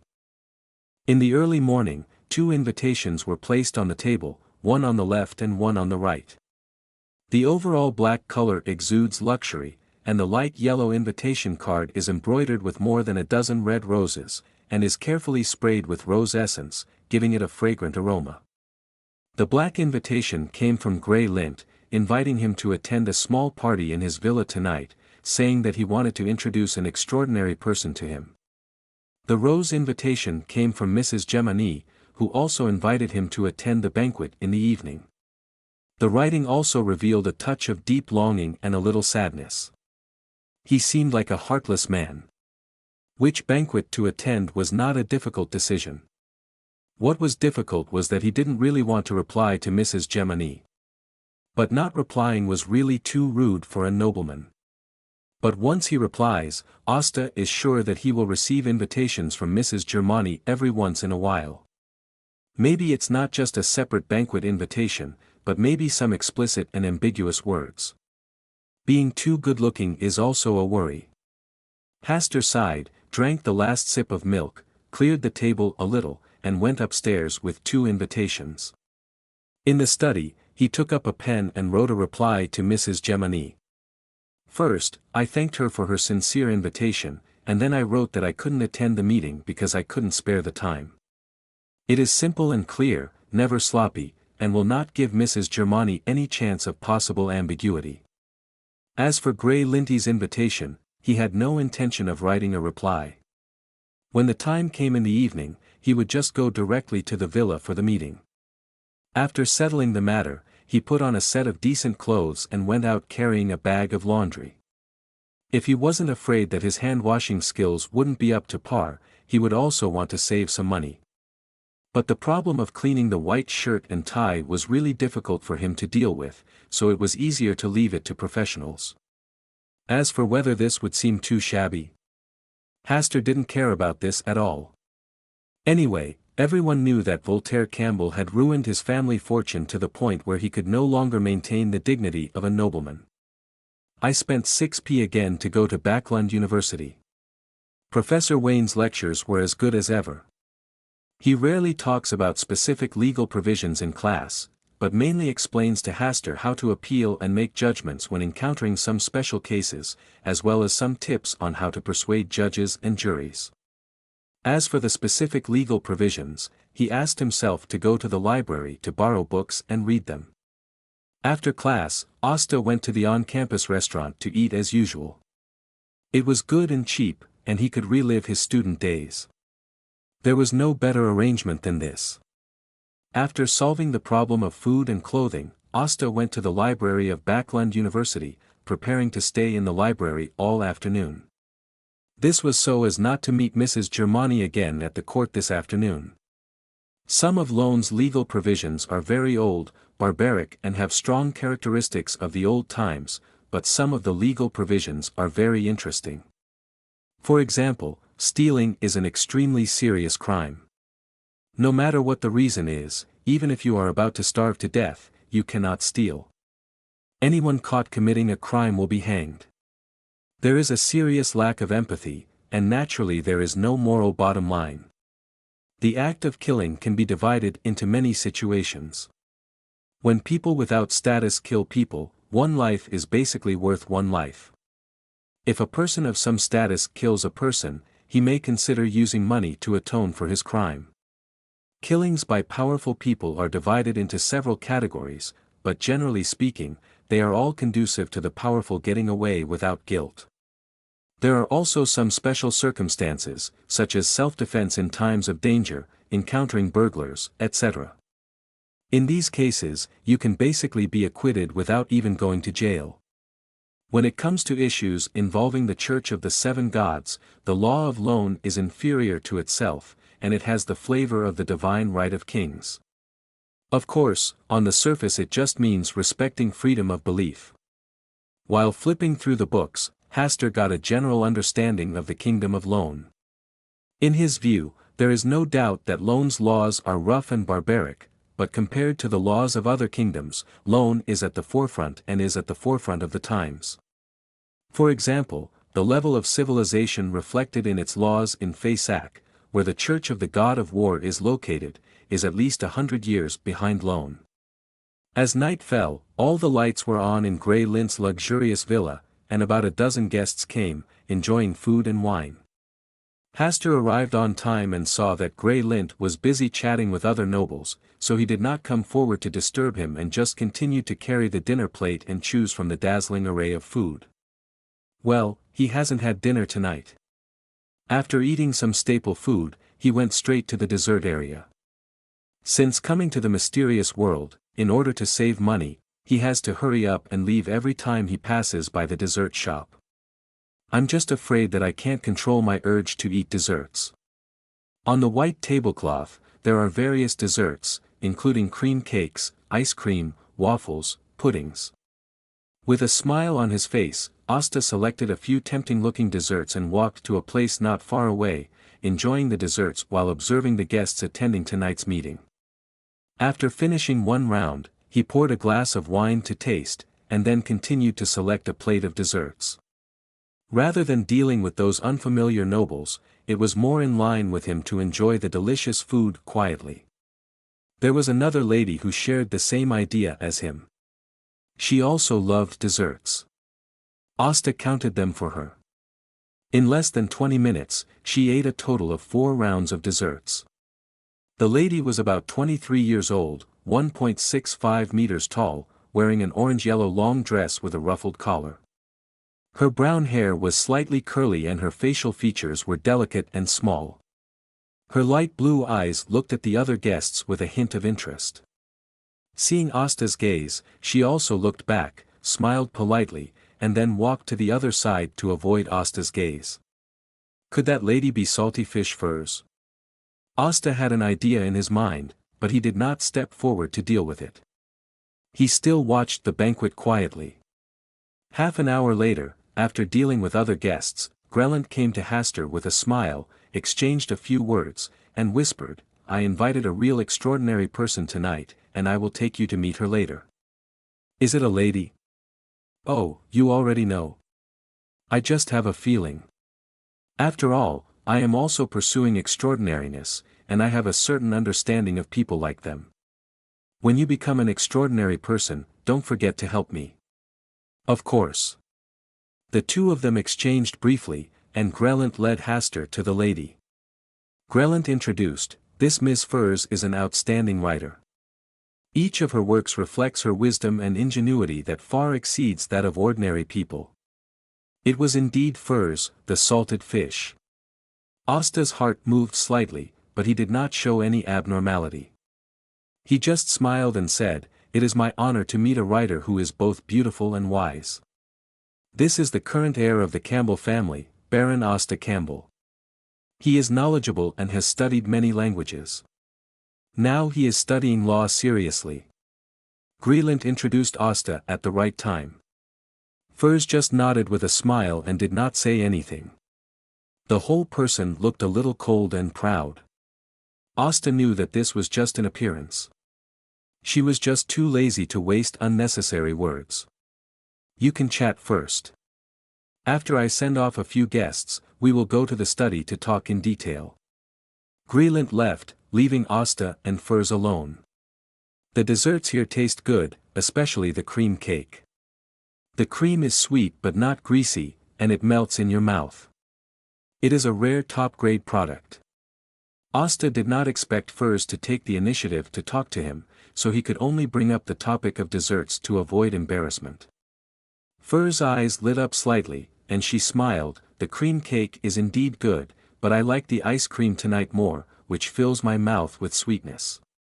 No, the ice cream tonight is obviously too sweet, so sweet that it makes you sick. If the score is 10, this ice cream can only get 3 points, which is not good at all. Asta refuted in his heart, but said, that's indeed not bad. Viscount Glint has always been a very generous person, especially in terms of food. With the topic of desserts, the two people were not as unfamiliar as they were at the beginning. After chatting for a while, they each took another plate of dessert and ate while chatting. During the chat, Furs was surprised to find that Baron Campbell's knowledge of some mystical knowledge was better than hers. And no matter what aspect of mysticism she talked about, he could keep up with her thinking and provide some interesting and insightful insights. This Baron Campbell is really not simple. No wonder Viscount Glint said that he had tried to hold a resurrection ceremony. That was a taboo area that she didn't even dare to touch. The two chatted for a long time, and somehow the topic turned to Emperor Roselle. Asta said with a smile in his eyes, I am an admirer of Emperor Roselle. If Ms. Furs has the corresponding manuscript, I can buy it for £50 per copy. £50 per copy? Furs' eyes lit up. This is a very cost-effective deal. Anyway, she couldn't understand a word of those words that looked like heavenly books. It's better to sell it and make a small profit than to keep it in her hands as waste paper. She immediately accepted the deal and waited until she came to Grey Lint next time to make a deal. Asta raised the wine glass and said with a deep look in his eyes, happy transaction. Happy transaction. Furza's mouth curled up slightly, and she was also very satisfied with the transaction. As the night went on, the red moon rose high in the sky. The guests at the small banquet gradually left. After seeing off several important guests, Grelint came to Asta and Furs again. Seeing that the two were talking happily and there was no awkward silence, he couldn't help but smile and said, I was just worried that you two had no common language. The desserts tonight were very good. I think they were great too. The two of them spoke one by one, and Grelint smiled even brighter, saying, let's go, let's talk in the study. Walking through the garden in the living room, the three of them entered the study on the second floor.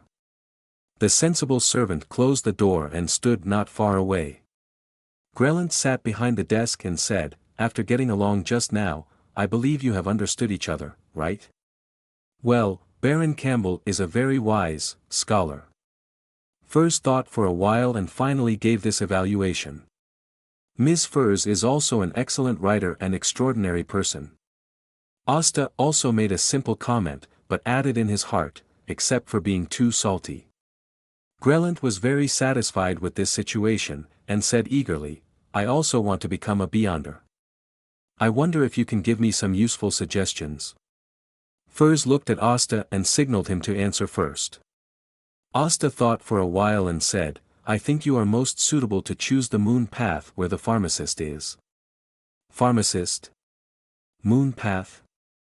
Grelint looked puzzled, not quite understanding the specific meaning of these words. Furs on the side was slightly surprised, because not every Beyonder can understand the extraordinary path so well. There are many extraordinary paths, but not every one is suitable for you. Considering your own situation, I think the moon path where the pharmacist is located is the most suitable for you. Asta knew that Grey Lint still didn't understand, and patiently explained, the extraordinary starting sequence 9 of the moon path is the pharmacist. This is an extraordinary sequence with the ability to mix magical drugs. For example, he can easily cure some diseases that are declared death by the hospital, and can also mix drugs to enhance aphrodisiacs in bed and enhance endurance in certain aspects. Even among extraordinary people, pharmacists are a very popular group. Graylant's eyes became brighter and brighter as he listened. It was obvious that he was attracted by the extraordinary ability of the pharmacist. Standing up, he said anxiously, "Then how can I get the pharmacist's potion formula?" "As far as I know, the moon path originated from the Blood Clan. As long as you can find the hidden Blood Clan, it is not difficult to get the pharmacist's potion formula." Blood Clan, pharmacist potion formula. Graylant murmured a few words and looked at Furs. "I will try to find it. If I find anything, I will come to inform you." Furs took on this task.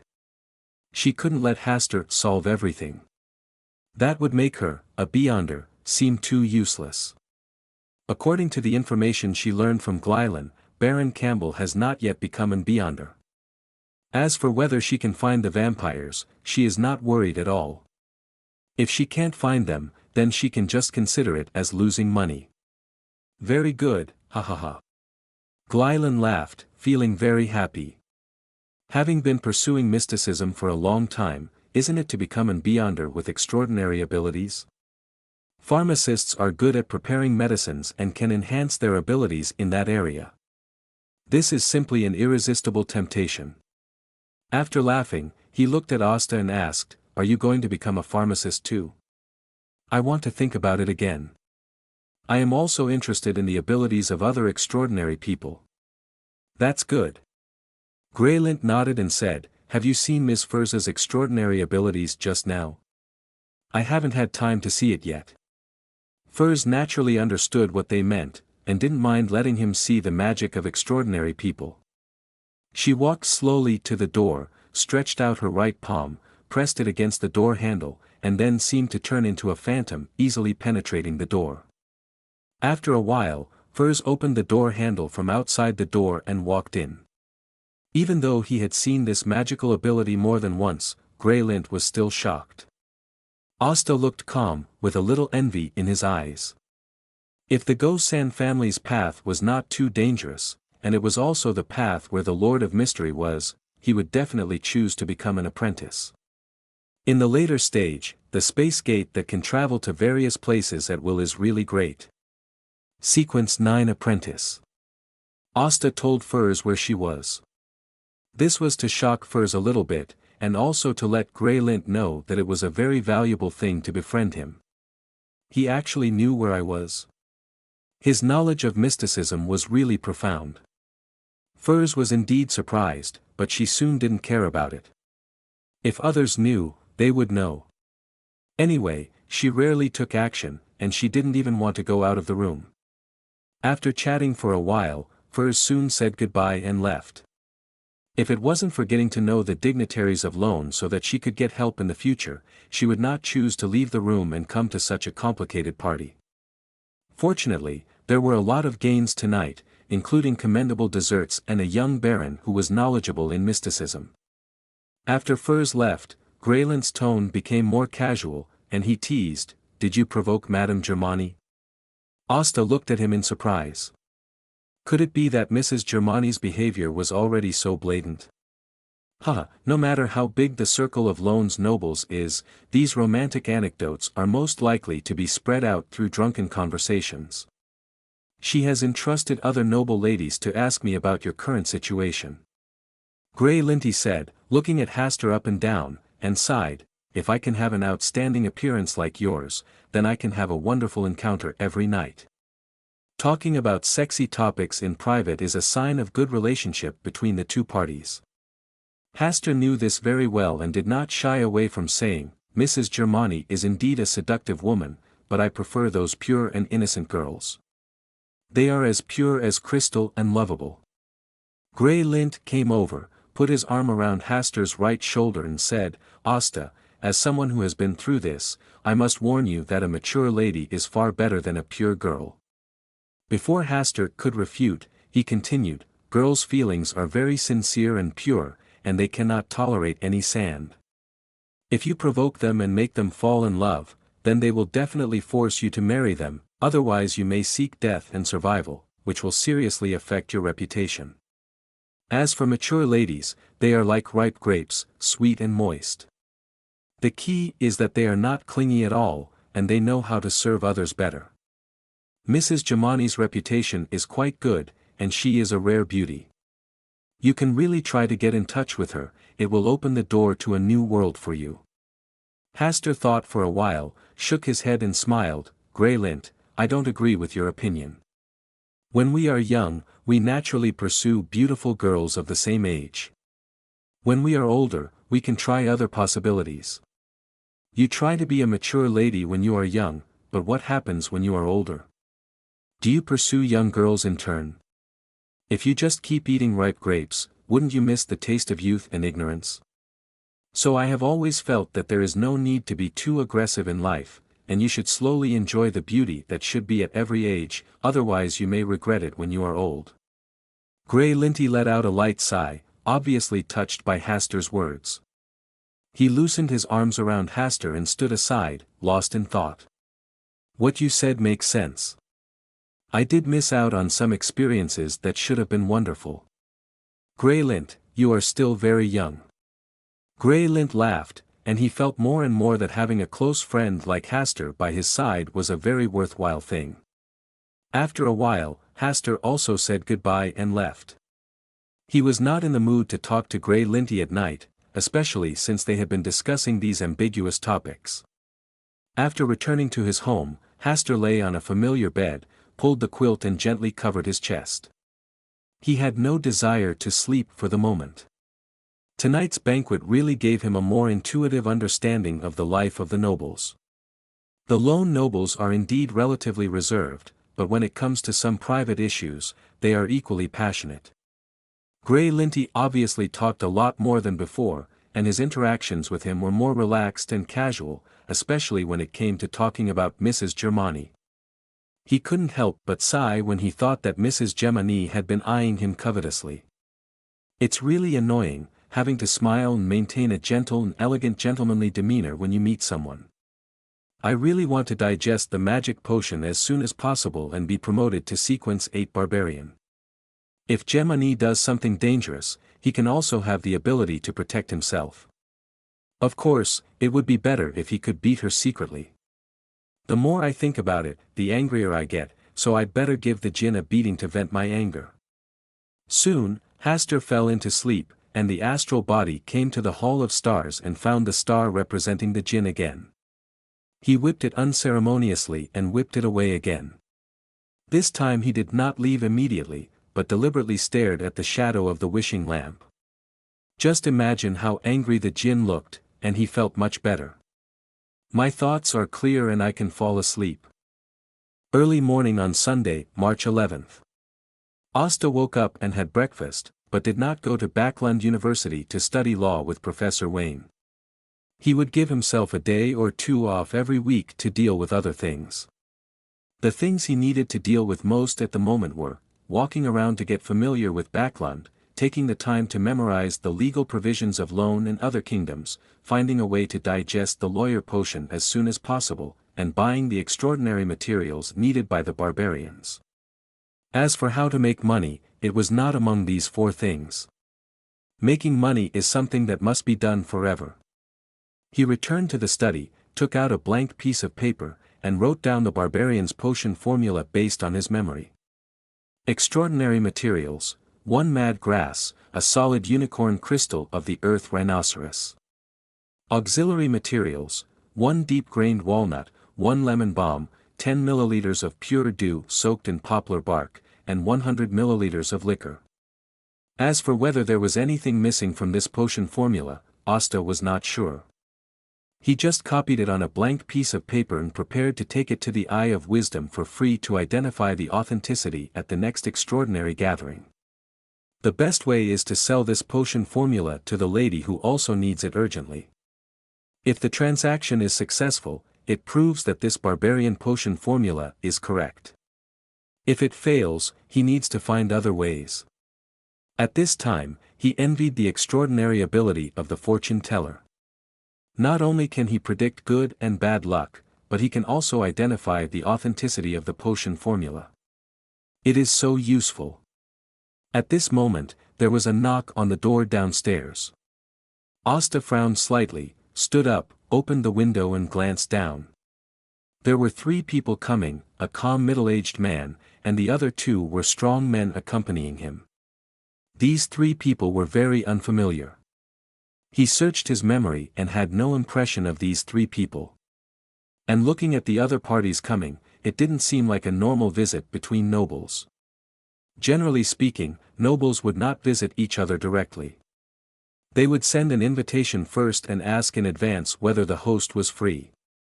If the host was free, they would come to visit with some gifts. If not, they would choose another time. In this regard, Glarant and Lady Germani are typical. Is the visitor unkind? Asta closed the window, thought about it and decided to go down to meet them. After all, this is his home, how can the host not dare to see outsiders? Put on the coat, take a heavy enough cane, and wave it gently a few times to confirm that the cane can knock a big bump on the person.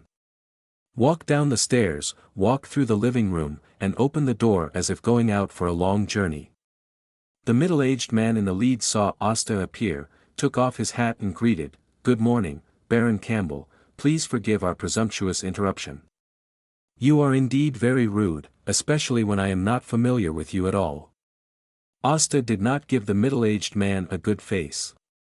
He smiled awkwardly and said, "I forgot to introduce myself, Andrew Wilson, a good friend of Voltaire." "Oh, a gambling buddy who gets along well." Asta's tone was even more impolite. Voltaire Campbell had been dead for several years, and someone still came to see him. A hint of coldness flashed in the depths of Andrew's eyes, and he said with a smile, "That's right. We know that Baron Voltaire has passed away regretfully, and we shouldn't bother him anymore, but we have a gambling debt that we haven't settled yet." Now, Asta was able to confirm that the 3 people in front of him came to his house to extort money. It is estimated that they saw that his family was already in decline, so they rushed to extort the last sum of money. It may also be that they received news that he had recently borrowed £2,000 from Greylint. Asta also smiled and said, "Mr. Andrew, you should not be familiar with the laws of Rune, right?" Andrew looked a little ugly and said, "We have an IOU written by Baron Voltaire himself." As he said that, he asked a strong man behind him to take out an IOU written in black and white from his handbag. It clearly stated that Voltaire Campbell borrowed £2,000 from Mr. Andrew Wilson because of his loss in gambling, and there was also the name of a notary below. Regardless of whether this IOU is true or false, even if it is true, according to the law of loan, a gambling debt is extinguished when a person dies, and an IOU generated by a gambling game has no legal significance. Asta looked disapproving. Andrew put away his smiling expression and said in a serious tone, "This IOU is real. As the heir of Baron Voltaire, shouldn't you pay off the debt for your father?" Mr. Andrew, do I need to say it again? This IOU has no legal significance. I don't need to pay off a debt that came out of nowhere." Andrew's face turned completely black, and he said viciously, "Aren't you afraid that we will do something extraordinary for this £2,000 of debt?" After the words fell, the 2 strong men stepped forward at the same time, rubbing their hands, with cruel smiles on their mouths. Asta remained unmoved and sighed, "Are you planning to threaten a noble in broad daylight? Very good. Let's go." Andrew glared at Asta a few times and led the 2 strong men away. This is the West District, where many dignitaries and wealthy businessmen live, and the public security is very good. Once they make a noise here, whether they succeed or not, they will be investigated and then sent to the gallows for the crime of extorting nobles. After all, no noble or wealthy businessman is not afraid of problems with public security.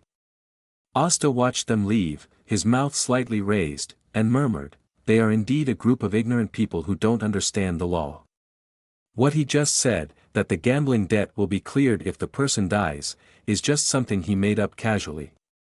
He doesn't know whether there is really such a legal provision. It worked well to make a lie. These people obviously thought that he was alone and easy to bully, so they wanted to defraud him of money. Holding an IOU that came out of nowhere, they wanted him to pay a huge fortune of £2,000. Do they think they are too rich or too beautiful? If making money is so easy, who would risk robbing a bank?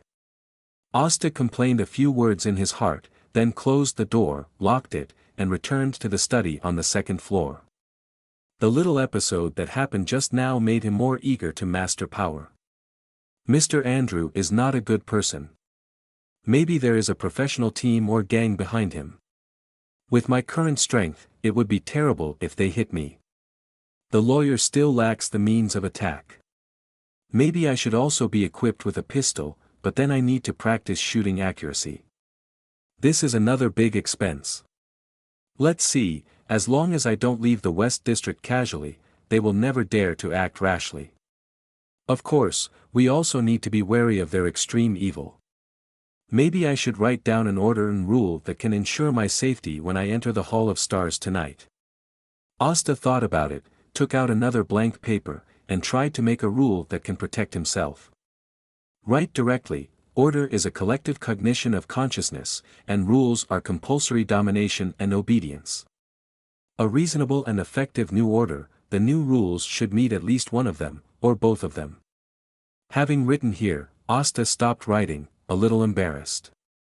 If you want to protect yourself, the best way is to make a rule that you will never be hurt. But is this description too vague? In the legal provisions representing the rules, each law is very specific and clear, and there will be no ambiguous or vague descriptions. After thinking for a long time, Asta picked up the pen and wrote another paragraph. Clearly define the subject of the rule, the purpose you want to achieve, the affirmative tone that will definitely take effect, and try to reduce the avoidance words that may cause other accidents. This simple template made Asta's thoughts much clearer in an instant. For example, make a rule that will never harm you. You can describe it like this: Asta Campbell, a traverser from another world, the last heir of the Campbell family, will never suffer any life-threatening harm no matter when and where. This rule will take effect in a reasonable and correct way. Among them, the three directional descriptions of Asta Campbell, the traverser from another world, and the last heir of the Campbell family are to clarify the subject of the rule. No matter when and where, the two sentences of never will be affirmative, which will definitely take effect. Not suffering any life-threatening harm is the purpose of this rule. Reasonable and correct is a word to avoid other accidents. Asta read the first rule he tried to write several times and found that there were still some problems in the description of this rule. Is the requirement of not being able to be hurt too strict? What is considered life-threatening harm? Imprisoning you until you starve to death, is this not considered life-threatening harm? Can reasonable and correct methods really play a role in avoidance? Is turning you into an evil god directly a correct and reasonable method? There are still many details that can be slowly considered and modified. He also found that if he did not take himself as the subject of the rule, it would be much easier to formulate a rule. For example, he could formulate a rule like this: under the starry sky, there are no more true gods and the old days. Such a rule suddenly became simple and clear. But such a rule obviously has no effect on him now. Moreover, he is only sequence 9 now, and this rule is destined to be impossible to achieve. Unless he is promoted to a true god or the old days, it is possible to make this rule come true. Perhaps I shouldn't take too far at once, after all, I am only a sequence 9 lawyer now. Asta pondered for a long time, then wrote on the paper, under the gaze of the stars, Asta Campbell, a traveler from another world, the last heir of the Campbell family, will use order as a gun and rules as a shield. Anyone who offends or hurts him will be subject to the most severe trial and punishment. This rule is fair and reasonable and will not change due to any external factors. After writing, Asta carefully examined it, silently repeated it several times, and felt more and more satisfied. This time, he tried to treat himself as a protected creature protected by laws and rules, such as the national treasure giant panda. Just replace the giant panda, the target of protection in the law, with himself. Such a description obviously meets the requirements for formulating a new rule. The sentence "under the gaze of the stars" was added by him on purpose, referring not only to the stars in the sky, but also to the Hall of Stars. Letting the Hall of Stars, which has a high status, as a witness can greatly strengthen the ruling power of this rule. Using order as a gun and rules as a shield does sound a bit naive, but it is also a description of mastering powerful power, which can be used to ensure that one can grow up safely. Hastur read it several times again, and after confirming that there was nothing missing, he memorized this sentence, and then handed the paper full of handwriting to a coal lamp and burned it to ashes. Then, he took a new blank paper and prepared to write a ritual magic that could communicate with the Hall of Stars in reality. Always relying on entering during sleep is too passive. He also planned to make a 3-part real name, but he didn't know if it could effectively communicate with the Hall of Stars. The Master of Chaos and Order. The origin of all rules in the starry sky. The return of the stars.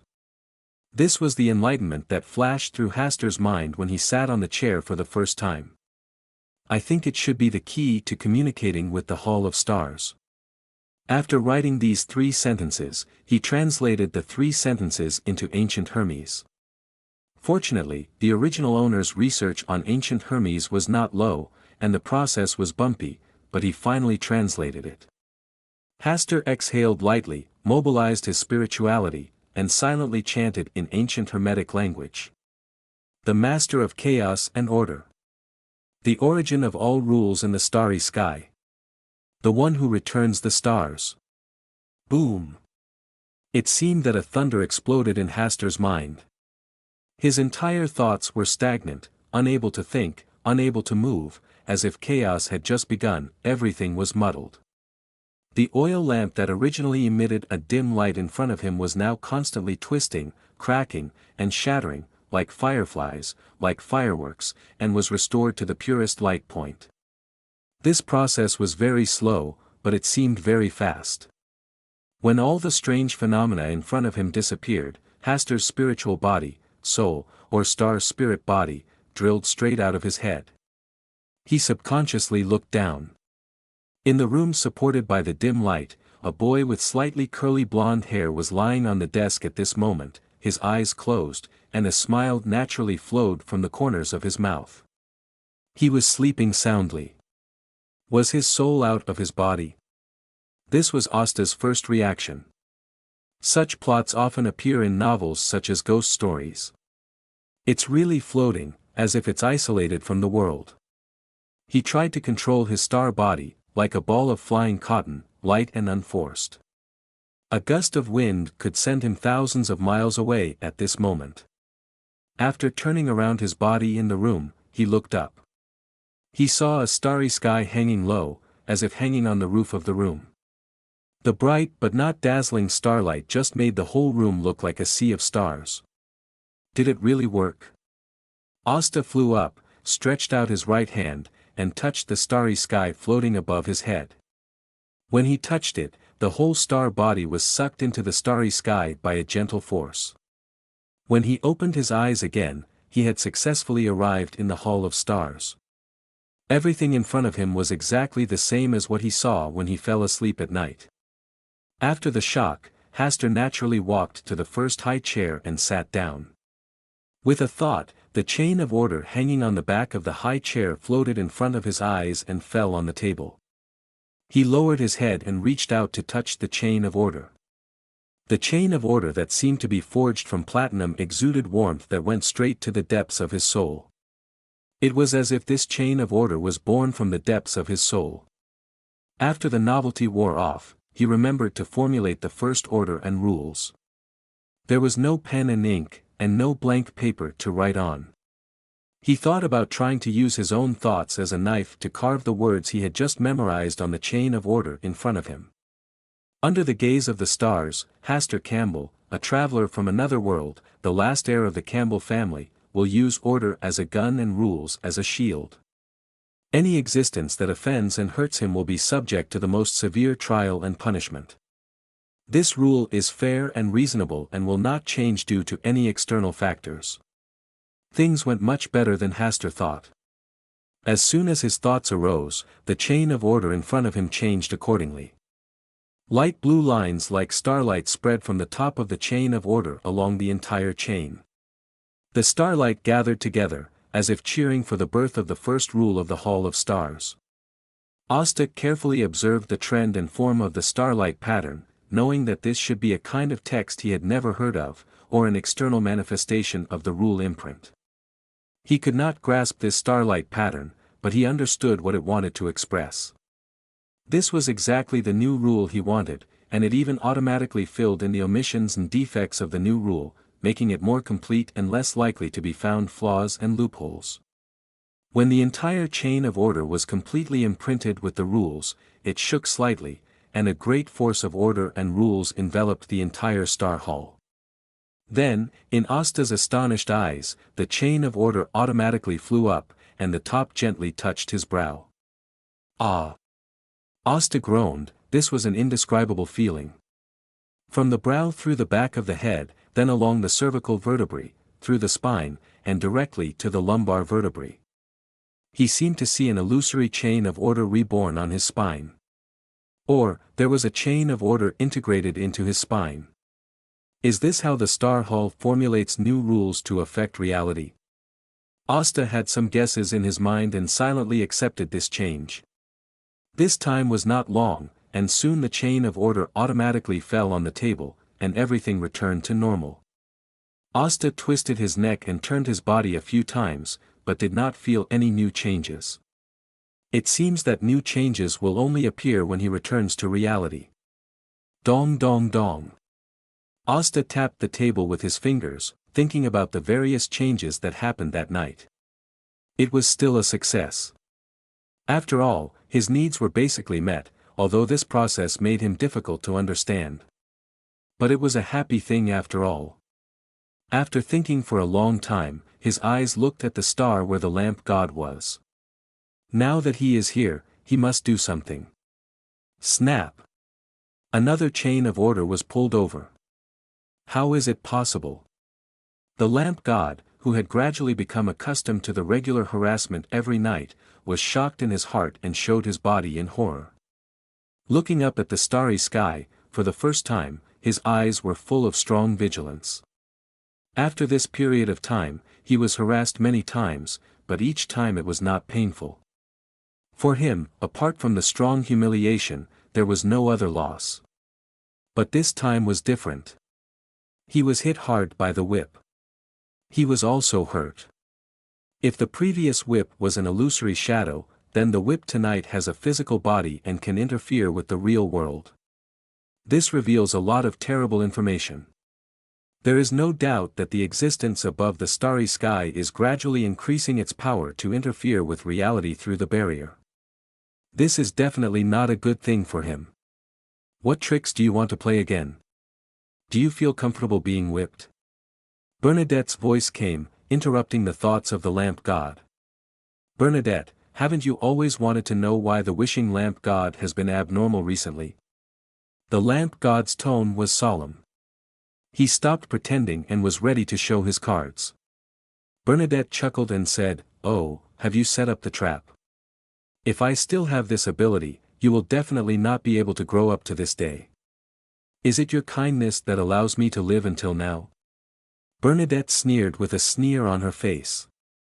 On her way of growth, part of the danger came from the outside world, part of the danger came from the secret sage, and the last part of the danger came from this wishing lamp. Level 0 seals naturally have the power to change the situation of the war, but they also want to destroy the holder all the time so that they can regain their freedom. There is a saying, you can always believe in the majesty of the gods, but never believe in their kindness. The lamp god sighed and said, "What I want to say is that I, who was sealed in the wishing lamp, do not have the ability to cause these changes." Oh, if you were me, would you believe such a statement?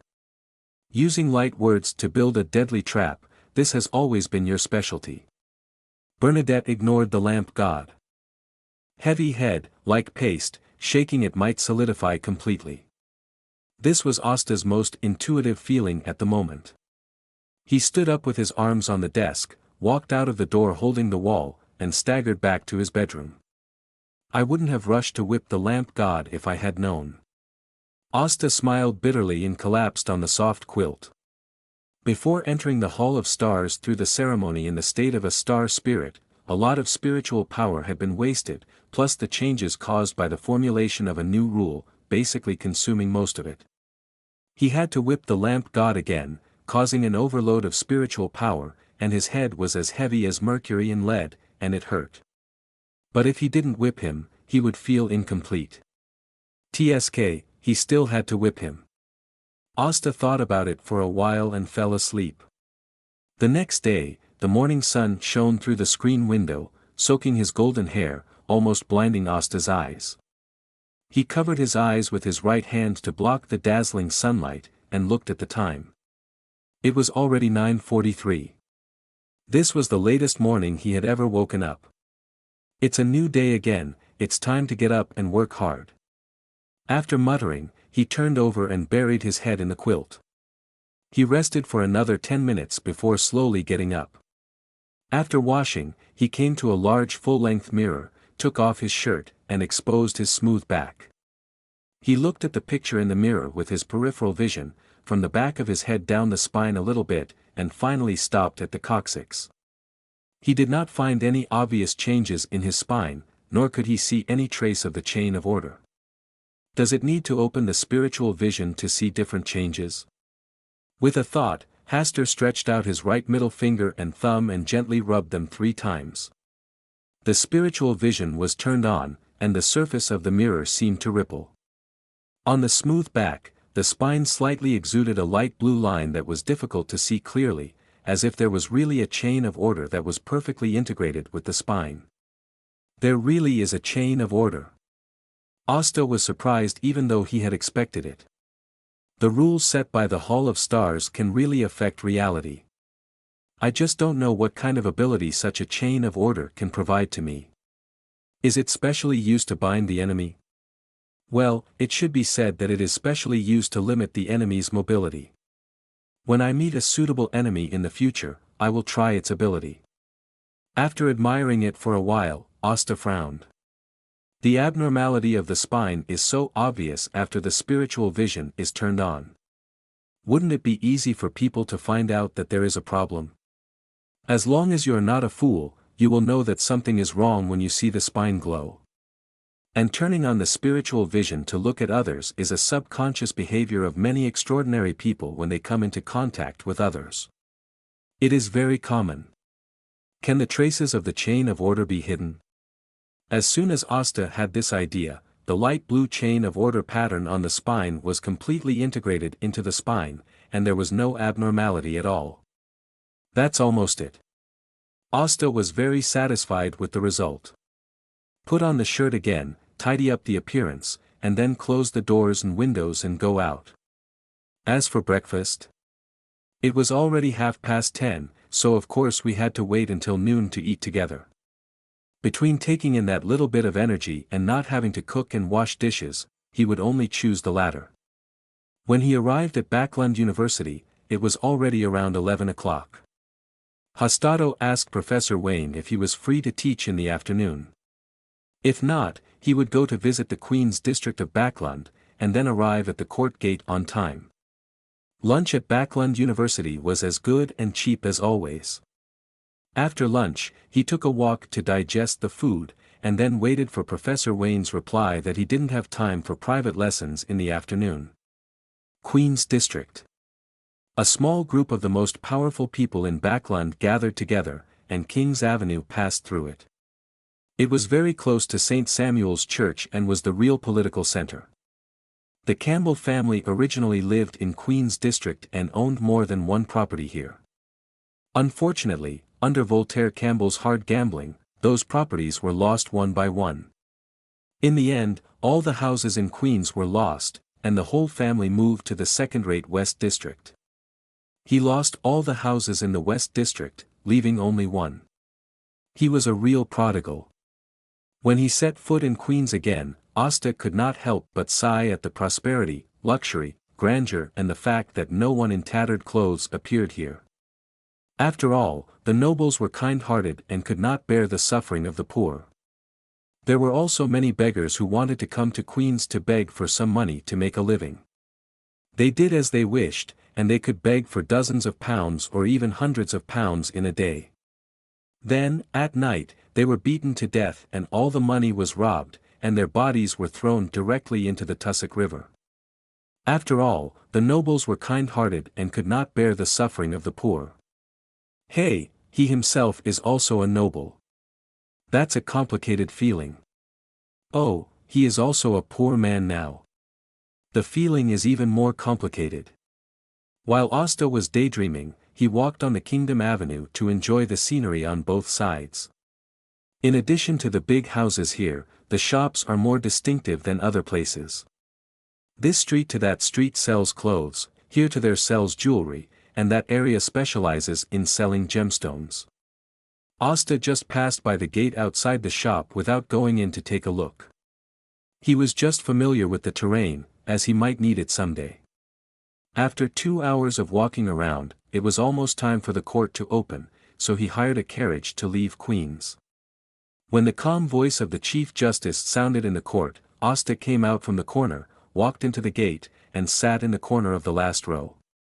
Well, very good, Mrs. Germani did not come today. Asta was in a good mood and listened carefully to today's case. Apart from catching a ship of pirates and sentencing them, there was nothing new. After the court session ended, Asta was the first to get up, evaded the door, hired a carriage, and drove away in a cloud of dust, all in one go. Ha, perfect. Asta sat in the carriage, shook his head and laughed, then lifted the curtain and looked at the street scene outside. In a glimpse, he vaguely saw a familiar figure, one of the strong men behind the previous scammer Andrew. The sturdy man looked unkind, and when he saw his eyes sweeping over, he subconsciously wanted to turn around and avoid his gaze. There must be something strange.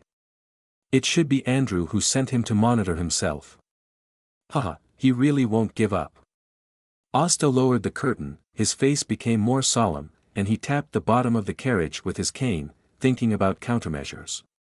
Since the other party refused to give up, he naturally had to take action. Back in the West District, before entering his own front door, Asta keenly noticed that there were eyes in the dark looking at him. He looked normal, took out the key to open the door, and then closed the door. The other party was bolder than he thought, and had sent someone to monitor his door. It was estimated that the other party would take action at the latest tomorrow night. Although the security in the West District is good, it is impossible to monitor this area all the time, and there will always be negligence. Asta went upstairs while thinking, came to the study, sat at the desk, took out 2 blank envelopes, and began to write. In the first letter, he planned to write to Grallant, telling him that Andrew's group came to him a few days ago to defraud him but failed, and they were angry and wanted to deal with him, and asked him to put some pressure on the police station stationed in the West District. In the second letter, he wrote a letter of complaint directly to the local police station, saying that Andrew's group tried to humiliate a nobleman, and the words in the letter were fierce, and asked them to send someone to protect him in secret as soon as possible. After writing the letter and putting it in the envelope, Asta went out again to prevent other accidents.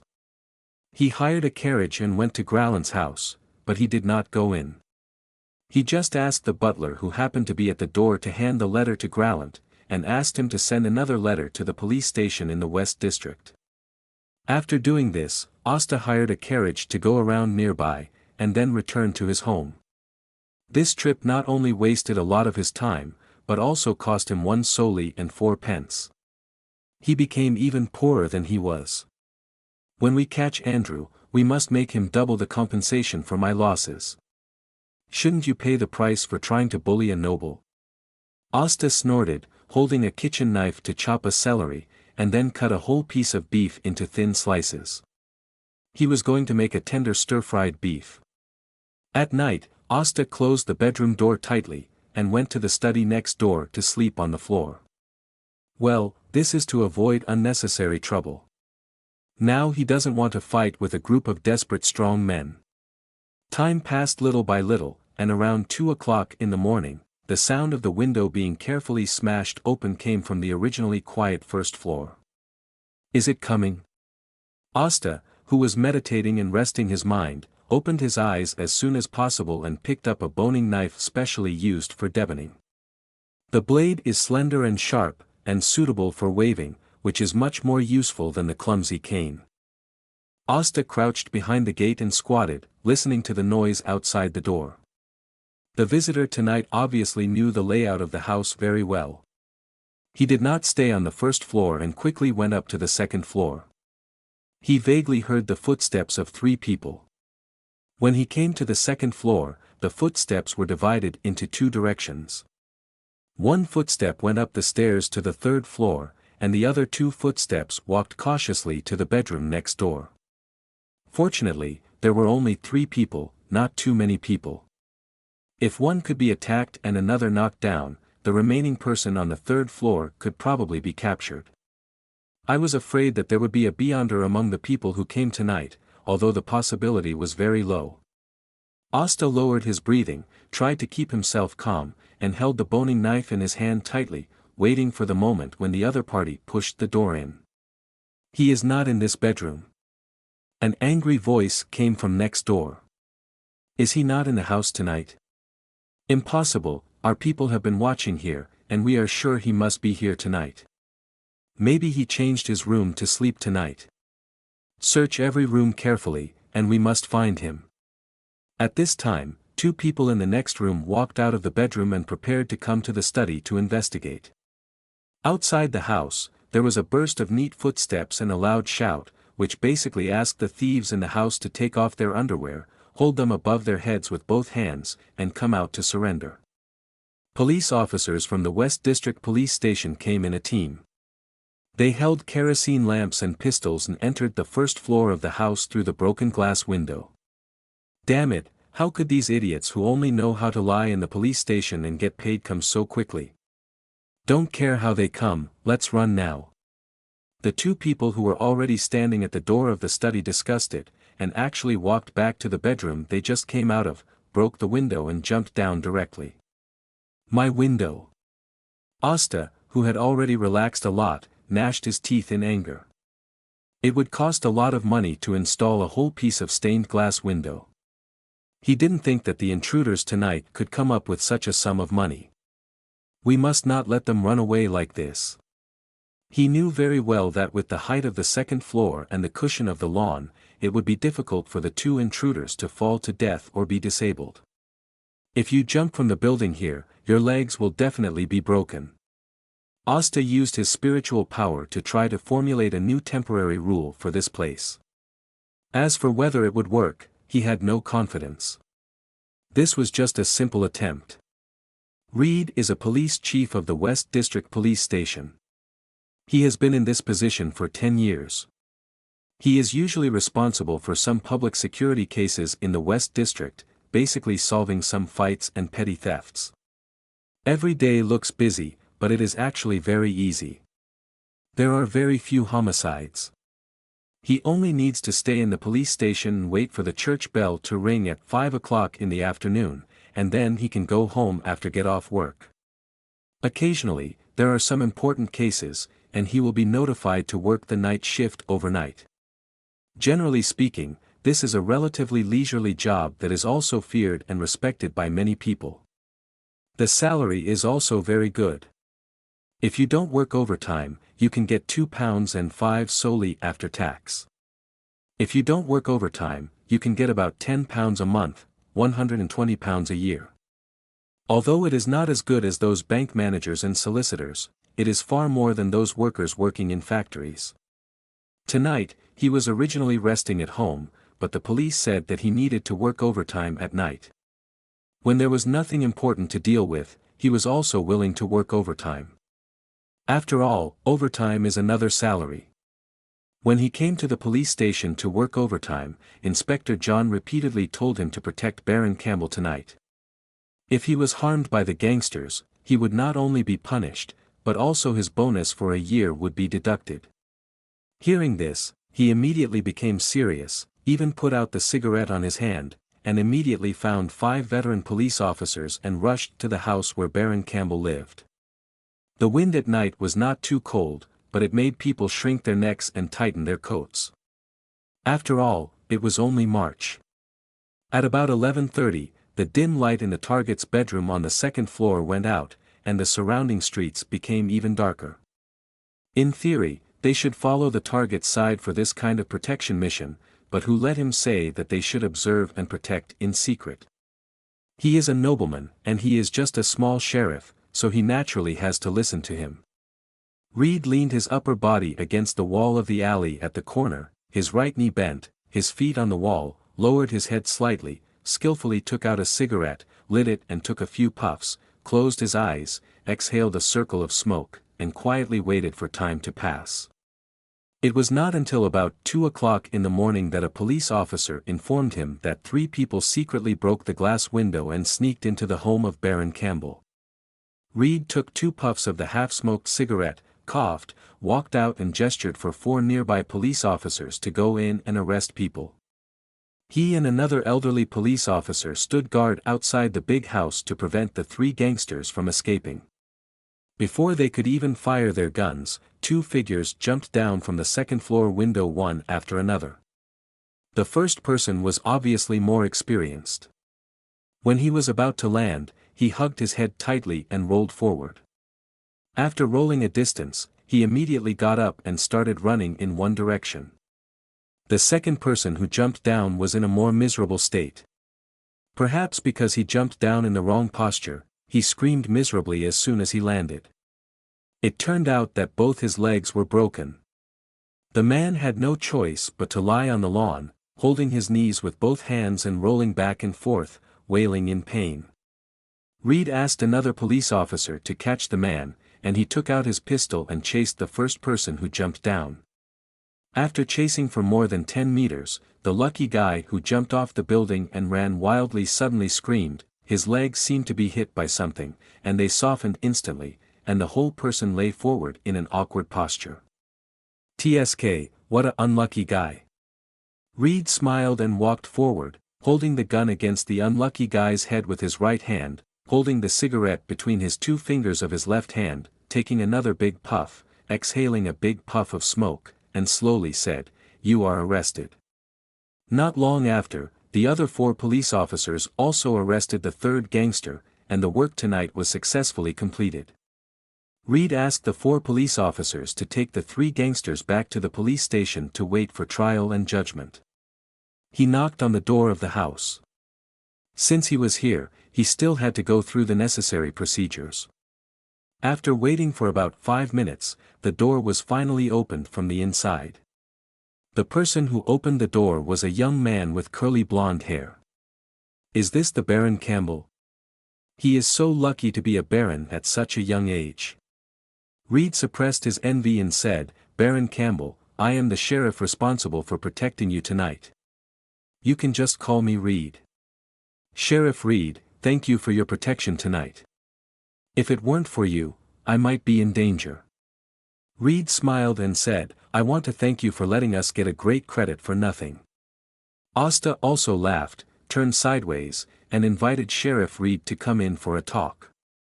In the living room, 2 gorgeous ceiling lights have been turned on, and the bright light is far better than that of kerosene lamps. Asta made a cup of Marquis black tea for Reed. Reed took a sip and felt the tea fragrance floating in his mouth, even the taste of the cigarette he just smoked was neutralized. Reed spoke first, "I'll take up your precious rest time. I hope you can tell me more about this matter so that I can write a dossier when I go back. It all started with a fraudster named Andrew Wilson." Asta didn't hide anything. He told the police and Gralin about the cause of everything and how he accidentally saw someone staring at him today. Reed nodded repeatedly and carefully extracted the key information in the words. After listening for 10 minutes, Reed had understood the whole process of the matter, so he didn't stay for long and got up to say goodbye. As for Asta, he could continue to sleep well and didn't need to go to the police station to record a statement because he was a nobleman. After seeing Sheriff Reed off, Asta closed the door, turned off the lights, went upstairs, came to his original bedroom, looked at the broken stained glass window and sighed. Just now, he also asked Sheriff Reed whether the 3 gangsters tonight could compensate him for his corresponding losses. Reed said it should be possible, but told him not to have too high expectations. A greedy criminal would not be able to pay a nobleman for his loss. In other words, Asta had to consider himself unlucky. Of course, if Andrew was successfully caught, the police would give priority to compensating for the loss if he had money. While Asta understood this, he felt really distressed because there were 2 broken stained glass windows. He did not take the opportunity to ask whether the legs of the 2 criminals who jumped from the building were broken. This would be too rash and too obvious. He only needed to find out the specific situation in the police station from Greyland to find out whether the rules he had made temporarily tonight had worked. According to the promotion direction of the Black Emperor path, it should be until the sequence 7 briber that one can have the extraordinary ability to make and distort rules. But there is a chain of order hidden in his spine, and he might be able to display the extraordinary ability to make rules in advance. Asta thought for a moment, put away his thoughts and looked at the time. It was already past 3 in the morning. In order to stay awake tonight, he didn't dare to really fall asleep. Now that he was done with his work, he felt a little tired. He walked forward and picked up the quilt on the bed, and went to a guest room on the right. When he arrived at the guest room, he simply ventilated it to let the stagnant air flow. After 10 minutes, Hastur changed the quilt in the guest room. After everything was packed up, he lay on the quilt, fell asleep, and came to the Hall of Stars. Tonight's work was almost done, but there was still one thing left to do. After driving the chain of order and whipping the lamp spirit with a whip, Hastur left the Hall of Stars with satisfaction. Chapter 15 Friend, Greg Megan. In the West District Police Station, Reed walked into the police station slowly, smoking a cigarette and taking brisk steps. As soon as he stepped into the door of the police station, he heard the shouts of the 3 gangsters tonight, and the sound of whips. They broke into a baron's house late at night with weapons in hand. Not only did they steal money, but they also planned to murder the baron. Such a crime was enough to send them to the gallows. The whipping was just to let them understand a truth in advance. In Rune, the nobles are a group that cannot be easily offended. Thank you for your hard work tonight. You did a great job on this. Inspector John came over with a smile and patted Reed on the shoulder. He also stayed at the police station to work overtime tonight for this matter. A baron plus a viscount of considerable status, even the smallest case needs more attention, especially the big case involving the intention to murder a baron. Reed smiled and said, I have better luck tonight. Goddess, may luck always be with you. Reed also drew a crimson moon on his chest and said, the merciful goddess will surely bless every one of her devout believers. After chatting for a few more words, Reed went to the interrogation room where the 3 gangsters were imprisoned. He still needed to make the final arrangements and then organized tonight's cases into a file. The first gangster who jumped from the building curled up in the corner, hugged his knees and said in fear, evil spirit. It's an evil spirit. An evil spirit attacked me just now. What evil spirit? Reed became interested and lit another cigarette, raised his legs and crossed them on the table, with a lazy posture. Evil spirits are evil spirits. It must be an evil spirit that broke my legs. Otherwise, I would definitely be able to run away. Hee, that must be the goddess's punishment for you people. Reed chuckled lightly and didn't take it seriously. The man didn't say anything else. I guess he was also afraid that the abnormality that happened to him tonight was really a punishment from the goddess of night. I also feel the power of the evil spirit. Another man who jumped from the building and broke his bones also said in panic.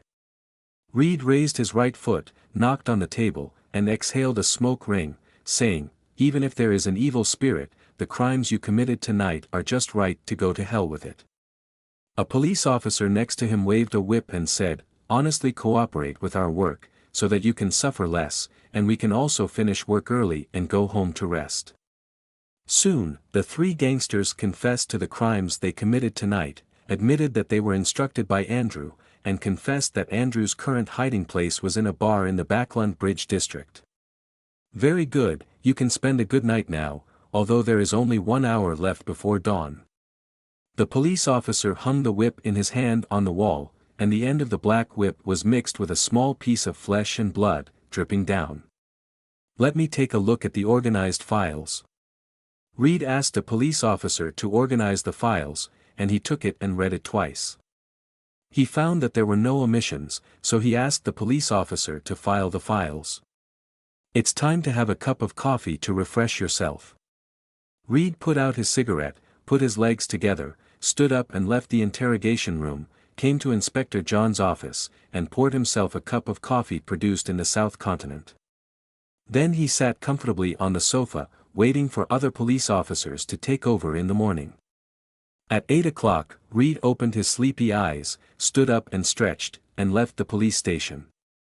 On his way home, he happened to pass by the house of Baron Campbell again. When he walked to the place where the escaped criminal was captured last night, he was stunned. The terrain here is open, and there are no obstacles around, so why did that man suddenly break his legs last night? He vaguely remembered that the man's legs were broken, which was complete and comminuted. Only a blunt instrument could cause such a degree of fracture. Wandering evil spirit. Reed felt a chill in his heart and looked around. The sun was shining and everything was just right. He exhaled lightly, stretched out his hand and tapped his chest 4 times, drawing a crimson moon. Praise the goddess. Why didn't you let someone inform me when something so big happened? Don't you recognize me as your friend? Or do you think I will alienate you, your good friend, because of the decline of your Campbell family? In the living room, on the sofa, Asta looked at the black-haired, blue-eyed young man sitting opposite him with an embarrassed face. Greg Negan, the original owner's best friend, the two have been playmates since childhood, and they were as close as brothers in public school.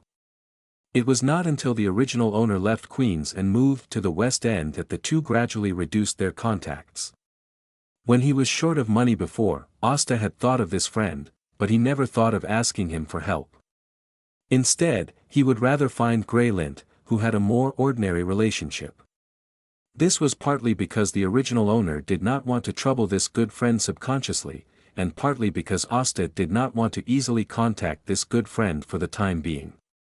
After all, they were best friends, and they had been together for many years, so it was easy to find abnormalities between each other. I'm very angry now, Haster, shouldn't you give me an explanation?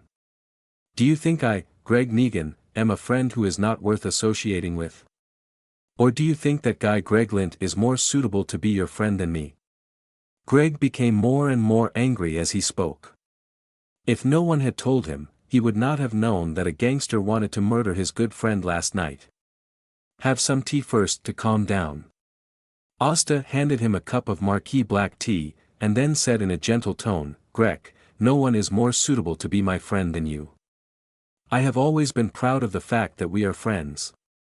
Humph. Greg's stern expression eased, and he took a sip of Marquis black tea, waiting for Asta's next words.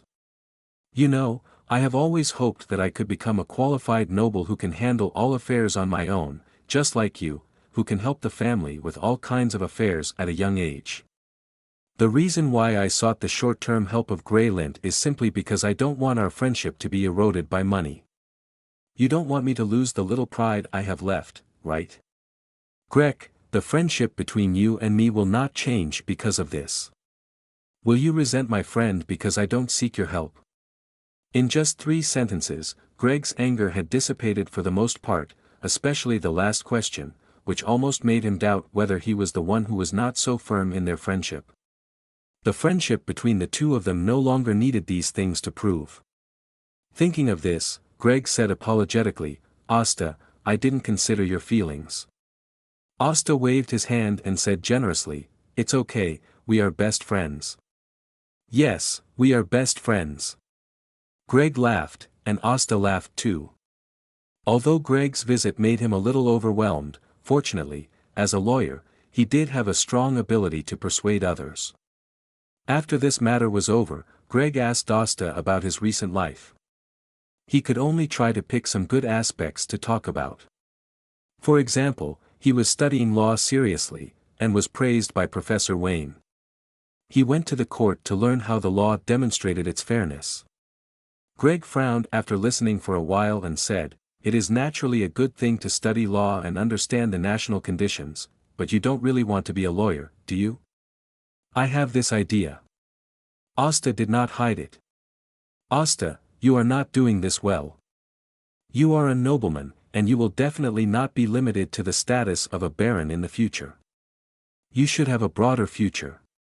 Greg, I am more determined than you think to revive the glory of the Campbell family.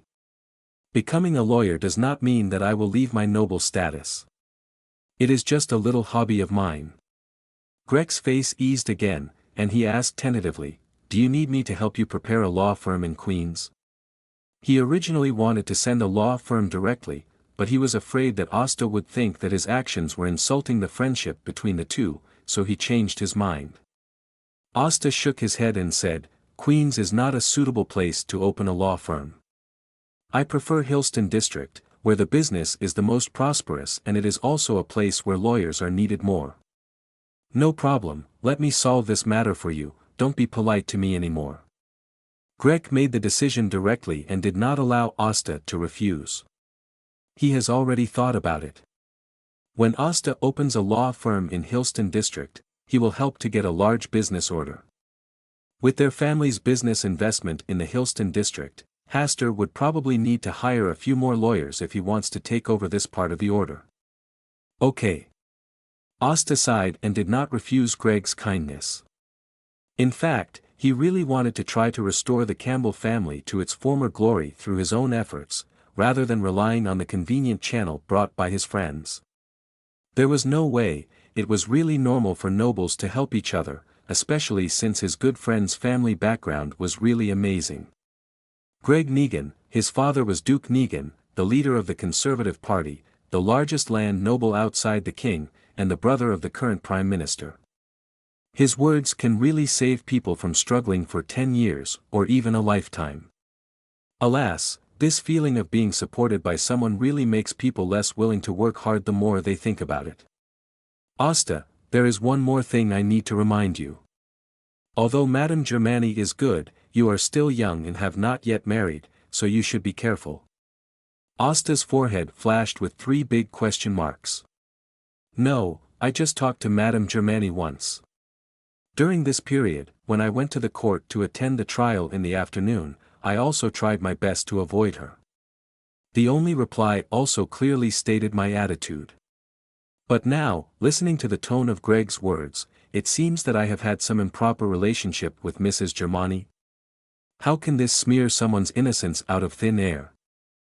Asta said with a dark face, "Greg, you should believe in my aesthetics and morals.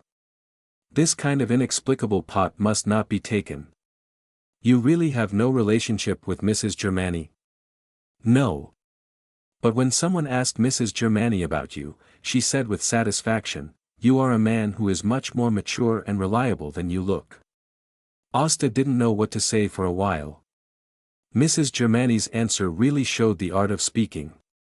Even if he was dissatisfied, he couldn't make trouble about this matter. After all, from the literal meaning, Germani was praising himself. But adding a satisfied expression, it is easy for people to have reverie in misunderstanding. He didn't believe that Mrs. Germani didn't know this. Asta didn't want to discuss this issue anymore. In this matter, he was not the opponent of Mrs. Germani. "Greg, don't you have to deal with things today? After having lunch with you, I will go back to deal with those things in the afternoon." "I don't have a chef here yet." Asta was a little embarrassed. Greg smiled and said, "I was just about to try the lunch of Intis." "Greg, are you trying to add to my already poor finances? As a qualified noble, it is worth paying a little price to maintain the necessary dignity." Greg's smile became even brighter. "Greg, do you know where there is a place to sell blood? The East District should provide this service." "Ah." The two chatted for a while, and during this time, many wealthy businessmen and small nobles living nearby came to visit. Greg had no intention of avoiding suspicion, but enthusiastically received the guests who came to visit with Asta. Asta knew what he meant. This was to let others know that even if the Campbell family had declined, he, Greg Nigan, still had a solid backing. Near noon, the two sent off all the visitors and took Greg's luxurious carriage to the luxurious Intis restaurant. Greg was obviously a frequent visitor here, and he skillfully ordered a large table of luxurious dishes, and Asta ordered 2 desserts as a supplement. This Intis restaurant is said to have inherited the taste of Emperor Rosel's hometown, and the dishes made are different from the food desert of Lone. Asta likes the taste of these dishes very much, especially with a few dishes of exquisite side dishes and a bowl of rice, which makes him very satisfied. After enjoying lunch, Greg naturally asked the attendant to pay the bill, without aggravating Asta's fragile financial predicament. "I will arrange a legal advisor position for you at the Bavart Bank. You don't have to go to work on weekdays. Go when you want. As for the weekly salary, well, it's £10 for now. Don't rush to refuse. I have my own selfish reasons for arranging it this way." Greg has realized that Asta's financial situation is far more embarrassing than he thought. As a friend, he must provide help within his ability. "No, Greg, you still overestimate my financial situation. I really didn't think of refusing." Asta sighed in his heart. His eyes were complicated, and he didn't say anything silently. He has figured it out. Since he can't refuse, he will lie down and enjoy it. With a weekly salary of £10, the annual salary can be more than £500, which is enough for a family of 3 to maintain a relatively decent life. They can go to work whenever they want, and if they don't want to go to work, they don't have to ask for leave or say hello in advance. Such a job is like putting a bowl of soft rice in front of you and feeding you carefully. Seeing that Asta didn't refuse, Greg smiled, and at the same time he regretted that he should have increased his weekly salary several times just now to better help his good friend through this period of poverty. But if he did so, Asta might not easily accept his kindness. Alas, Asta is good in every way, but he can't let go of his face. Otherwise, he can give him another house in Queens and a plantation that can generate fixed income every year. After Greg left, Asta looked at the time. It was 2:20, and he still had time to go to the court to listen to the trial. But before that, he still needed to buy 2 stained glass windows. He was still used to sleeping in his original bedroom. After a round of shopping, he bought it, and it cost him a total of £6.8 solely. No matter how expensive it is, you have to pay.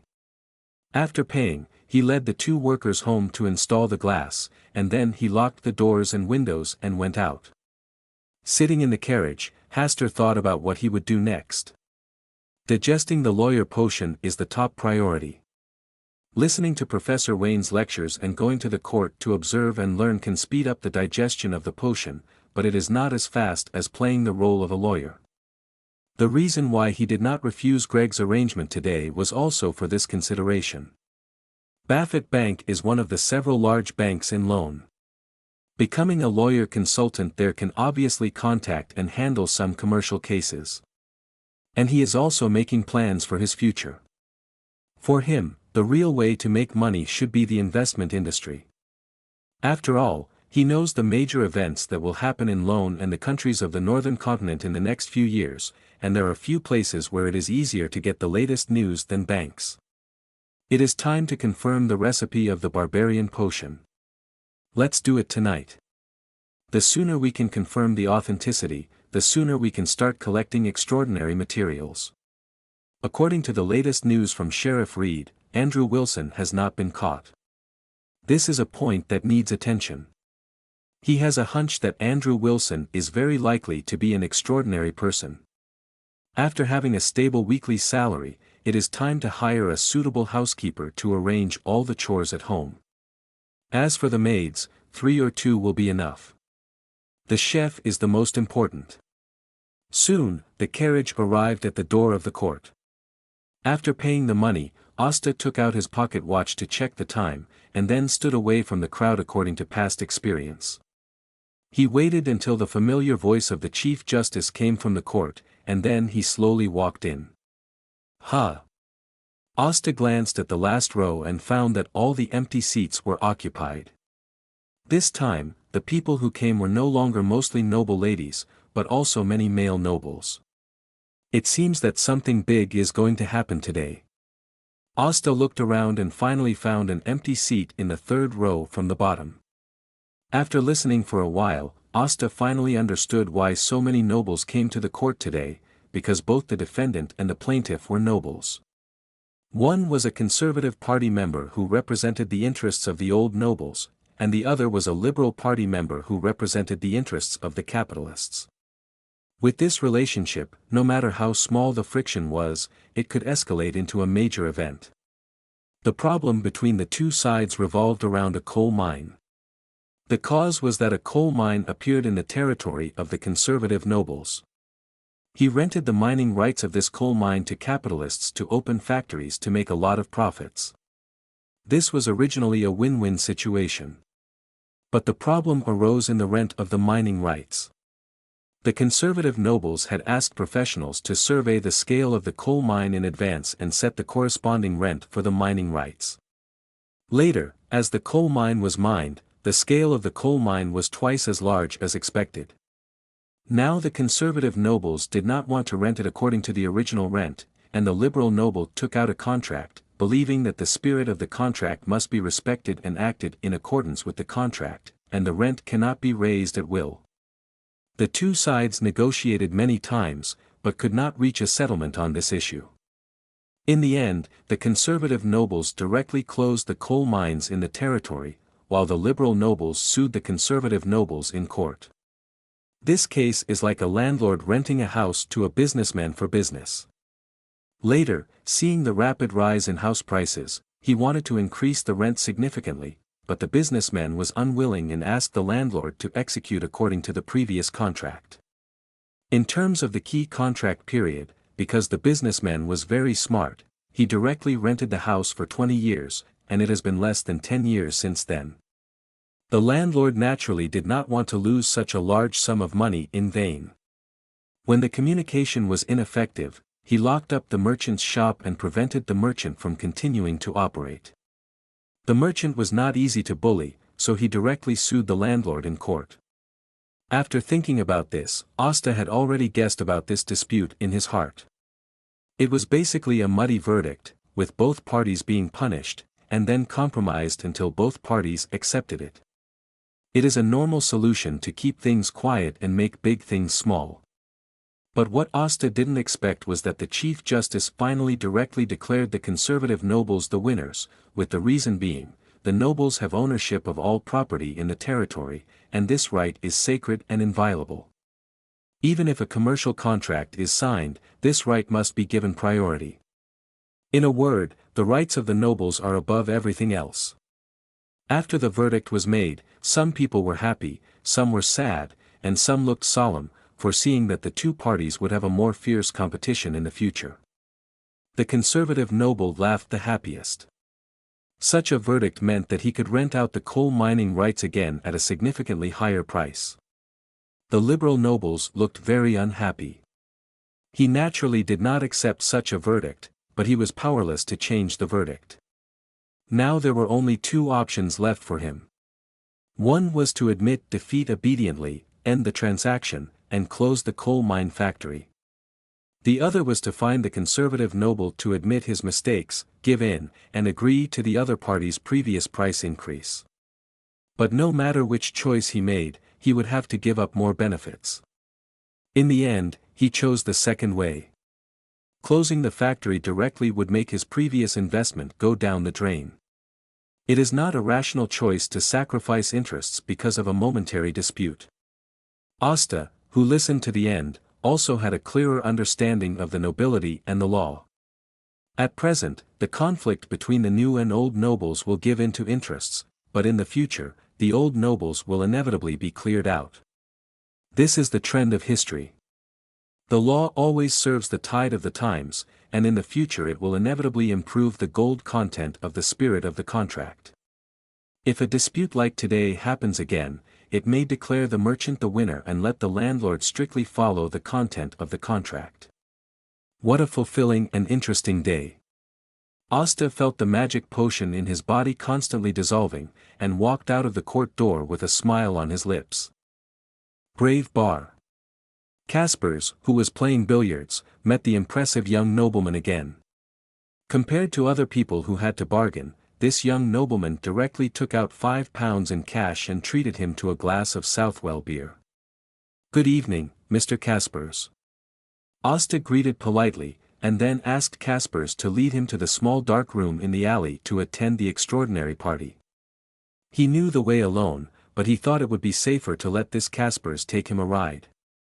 As for the cost, he would treat him to another glass of Southwell beer. Being too obsessed with those things can easily bring disaster to yourself. Kaspers gave Asta another piece of advice before leaving. "Thank you for the advice, Mr. Kaspers." Asta nodded and decided to treat him to 2 glasses of Southwell beer when he came out later. Put on the mask and hood, enter the small dark room, still in the living room on the first floor. As the transaction progressed, the lady who had sold the lawyer Hastur the potion formula at a higher price again expressed her desire for the barbarian potion formula. "I thought there was no hope this time, but I was surprised to hear a calm voice from the corner. I once got a barbarian potion formula." "What do you need?" £800. The lady frowned and said, "Isn't this price a bit expensive? Generally, the potion formula of sequence 8 is between £500 and £600. Now this person asked for £800 right away, and the premium was very obvious. "I'm not that short of money for the time being." The lady was stunned. Why did this sentence sound so familiar? By the way, at the last few gatherings, there was a newcomer who wanted the lawyer's potion formula, and I used this reason to sell him the lawyer's potion formula for £300. This voice also seems familiar. It's him. The newcomer who asked to buy the lawyer's potion formula before. The lady was surprised, then smiled bitterly and said, "This is a lot of wealth, I need some time to raise it." Asta said lightly, "I think Mr. Wisdomite doesn't mind helping you advance part of it first." Wisdomite chuckled, "I don't mind providing a little help, you can first use the extraordinary weapon of equal value as collateral." "That's okay."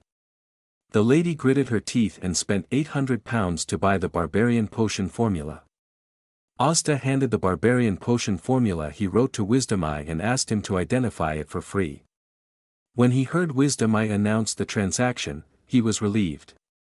This is not only related to the £800 transaction, but also the potion formula he needed. It was £1,600 in total. Asta felt much more relaxed after getting a huge sum of £800. He wanted to buy a suitable extraordinary item for himself, preferably a seal of order and rules, but unfortunately he didn't get it. At the end of the party, Wisdomite asked Asta to leave first to avoid unnecessary trouble. Back at the Brave Bar, Asta ordered 3 glasses of Southwell beer for Kaspers. Kaspers was silent for a moment and said, "I'm old and past the age of liking Southwell beer. Just think of it as a recollection of the taste of youth."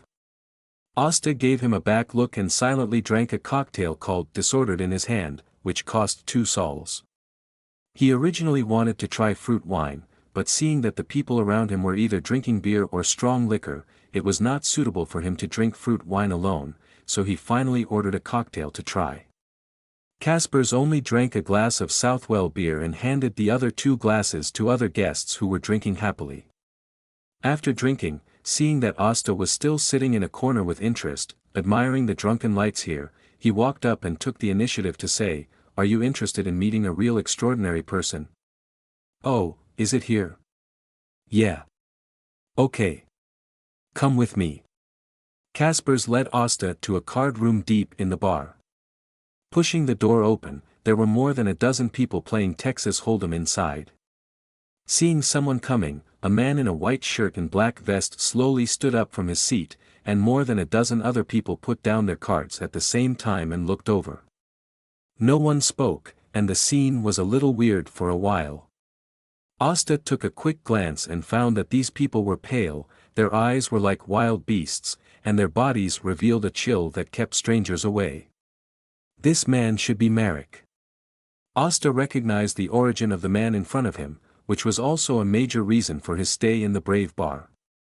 Kaspers stepped forward to briefly introduce Asta and Marek, then turned and left, leaving the two of them alone to talk. Are you interested in the world of extraordinary people? Marek sat back in his seat, with a hint of sarcasm at the corner of his mouth. Hastur walked over to Marek and sat down, saying, mortals always yearn for the world of gods. Have you ever killed anyone? No. The mocking look on Marek's face became even stronger, and he shook his head and said, people like you are not suitable for and should not enter this world of cannibalism. Does he really look that immature? Hastur sighed in his heart. Whether it was Kaspers or Marek, when they first saw him, they all thought of him as a silly young man from a noble family who came to pursue extraordinary power. Asta thought for a moment and said, then if you were asked to choose again, would you continue to choose this path? Yes. The sarcasm at the corner of Marek's mouth subsided a little. Why? Marek did not answer directly, but chuckled, I don't have as good a living environment as you. Yes, my living environment is already so good. I live in a big house, wake up from a big bed every day, and have servants waiting on me all day long. Since I am already so rich, why not look for some excitement that I have never experienced before? Marek was silent, always feeling that the other party took the opportunity to show off. Want to play cards? Hastur smiled, pointed at the cards on the table, and extended an invitation. He didn't like gambling, but he just missed the feeling of playing cards in his hands. If there were 3 of them, he would definitely suggest playing a few games against evil. That is the imprint that remains deep in my heart. If there are 4 people, they will definitely play upgrading or hoeing the earth. You want to play cards with me? Well, it's just the 2 of us. Okay, the bottom bet is 1 suler, and the raise limit is £1. Hastur nodded. The bet was smaller than he thought. There was no difference between winning and losing a few games. He also wanted to see if his luck had gotten better now. Marek snapped his fingers, and a living corpse standing on the right side began to shuffle and deal the cards. After the cards were dealt, Hastur revealed the corners of the 2 whole cards and took a look at them. He saw a pair of aces. This made him slightly stunned. Has his luck gotten better? It seems that your trump card is very good. Marek saw the slight change in Hastur's expression. Learning to control your expression is also a gamble. 5 sulers. Follow the bet. After a round of calling, the living corpse continued to deal cards, and both of them chose to keep calling until all 5 community cards were dealt and revealed. A, Q, 9, A, 8. My card is a straight. Marek showed his whole cards, a 10 and a jack, and he won the last card in his bet. 4 aces. Asta looked calm and naturally revealed his 2 whole cards, successfully winning Marek straight with 4. Marek thought thoughtfully, is this good luck for beginners? Maybe. In the next few games, Asta's luck has been very good. Although Marek's cards were also good, he basically lost. In 8 consecutive games, Marek only won 1, which cost him about £20. What the hell? Marek frowned slightly and looked at the living corpse responsible for dealing cards, wondering if he should change the dealer. Asta gave it up when he saw it, and said with a smile, can I use all the bets I won before in exchange for a piece of news? Oh, what do you want to know? Marek did not refuse the deal. The god of luck was not on his side tonight, and he did not want to use his bad cards to make others happy. Your adventure story. That's not an adventure story. Marek laughed to himself, organized his words, and then slowly told Hastur his extraordinary story. In his story, he is a farmer's child who advocates peace. He lives in a peaceful village with a group of friends and leads an idyllic life. But one day, some people full of desire colluded with enemies outside and launched ruthless killings. The peaceful life is no longer, the war is spreading, some people died tragically, some fled, some surrendered to the enemy. He had better luck, and with the help of some old people, he and a few companions escaped successfully. But the demons who destroyed their hometown did not choose to let them go. Instead, they kept sending people to hunt them down. They could only live a wandering life until they came to Backland and found a stable life. Perhaps remembering the things that made him angry, Marek's eyes became more violent, like a wild beast that wanted to bite its prey at any time. But soon, Marek suppressed his impulse and allowed himself to return to calmness again. Hastur sighed, those who follow desire will eventually be swallowed up by desire. The reason why people are human is because they are not dominated by desire like beasts. They have a self that is higher than desire. He didn't mean to please Marek by saying this, but he really felt it. The temperance sect that Marek and Miss Sharon belong to is obviously much better than the indulgence sect. The sensualists are a group of wild beasts who have lost themselves.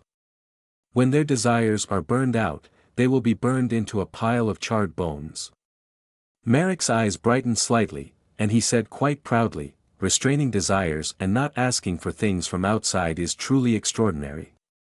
The human heart is as greedy as a snake, dreaming that it can swallow a giant elephant. That's a very reasonable statement. Emperor Russell is truly a great thinker. Hastur's expression was a bit unbearable.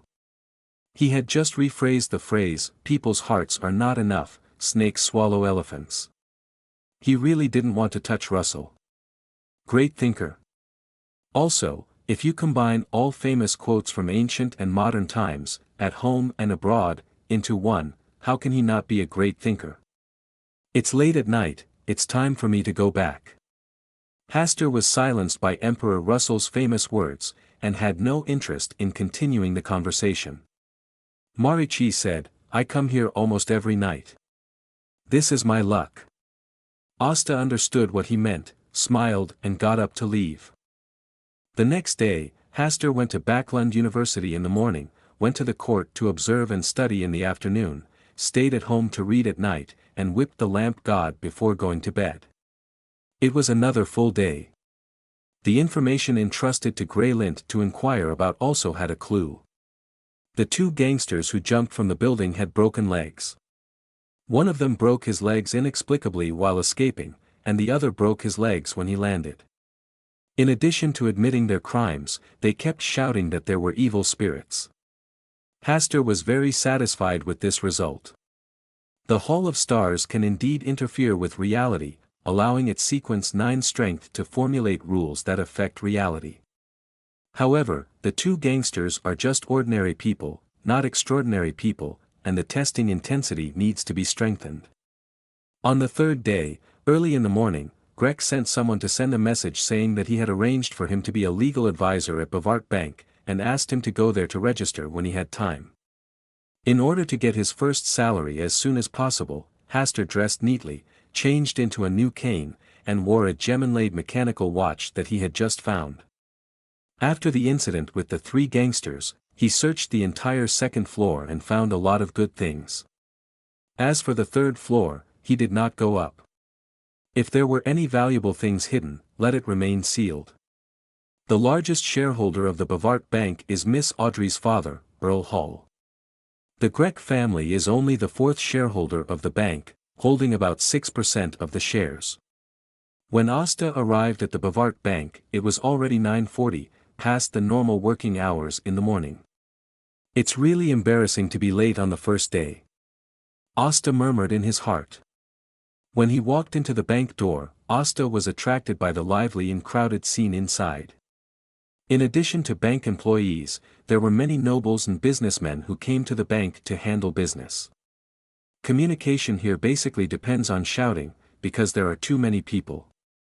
Are you Baron Asta Campbell?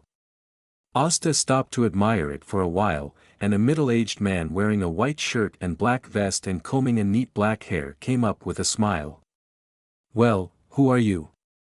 Harley Thomas, a manager in charge of insurance business at Bavart Bank. Lord Greg asked me to come here to greet you and take you to familiarize yourself with the environment here. Thank you, Manager Harley. Asta smiled gently and let Harley Thomas take him to visit the Bavart Bank. According to Harley Thomas, the bank is divided into 5 floors.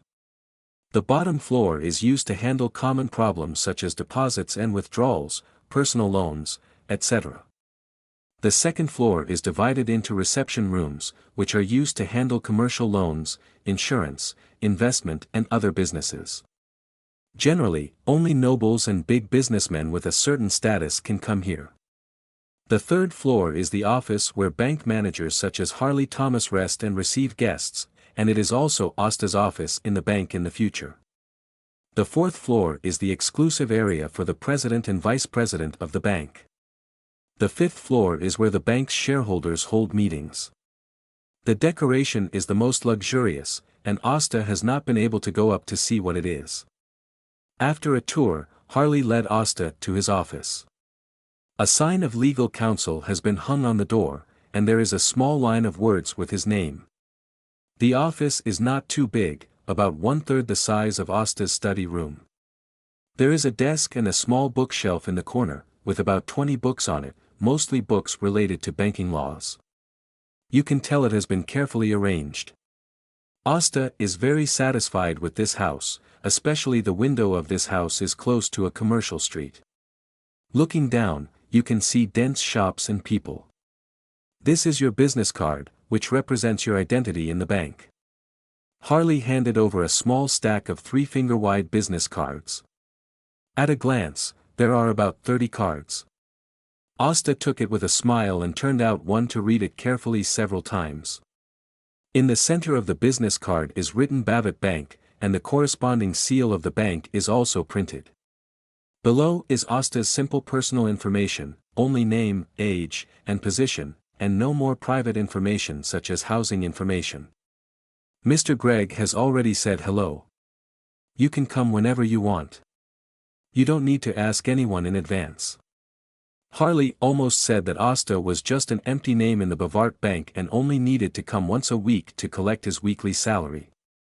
It doesn't matter if he doesn't come to collect it. When the uncollected salary reaches 4 weeks, the bank will send someone to deliver the salary directly to Asta's residence. This is a privilege allowed by Gregg. Asta nodded and said, "Can you help me find some business cases that are not so urgent?" Harley's smile froze for a moment, and after a while he said, "You just came to work today, and I haven't prepared any business cases for you. Is tomorrow okay? I can only promise you within a week." "Okay." Asta was quite regretful. Harley secretly breathed a sigh of relief, and his face was full of smiles again. He didn't want the young baron to work at all.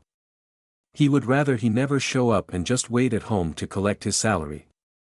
At least this way, he won't make any mistakes. Otherwise, if he makes a mistake, he will be the only one who will be unlucky. No one would hold a baron accountable, let alone risk offending Lord Gregg. After seeing Harley off, Asta sat alone in his office chair, leaning against the window to admire the street view outside. After more than 10 minutes, he felt bored and found a book on the bookshelf to read. The contents of these books are very basic, and there are some commercial cases that the bank has handled before. They should be books exclusively provided by the bank. The more Asta read, the more he felt the strength of the bank. They formulated corresponding business rules based on the loan law, and basically left a certain margin in each business rule, so as not to let the bank fall into trouble. Even if someone really read the loan law and the bank's regulations, even if they are the reasonable party, it is difficult for them to win the lawsuit against the bank. The bank only allows itself to be the winner, there is no other possibility. Especially in the rules related to insurance, the bank is even more playful. As long as the bank does not want to pay money, it does not have to pay, even if it is only 1 penny. But under normal circumstances, the bank will not do it so obviously. Asta read very seriously, until Harley came to knock on his door. He looked at his watch, 12 o'clock 5.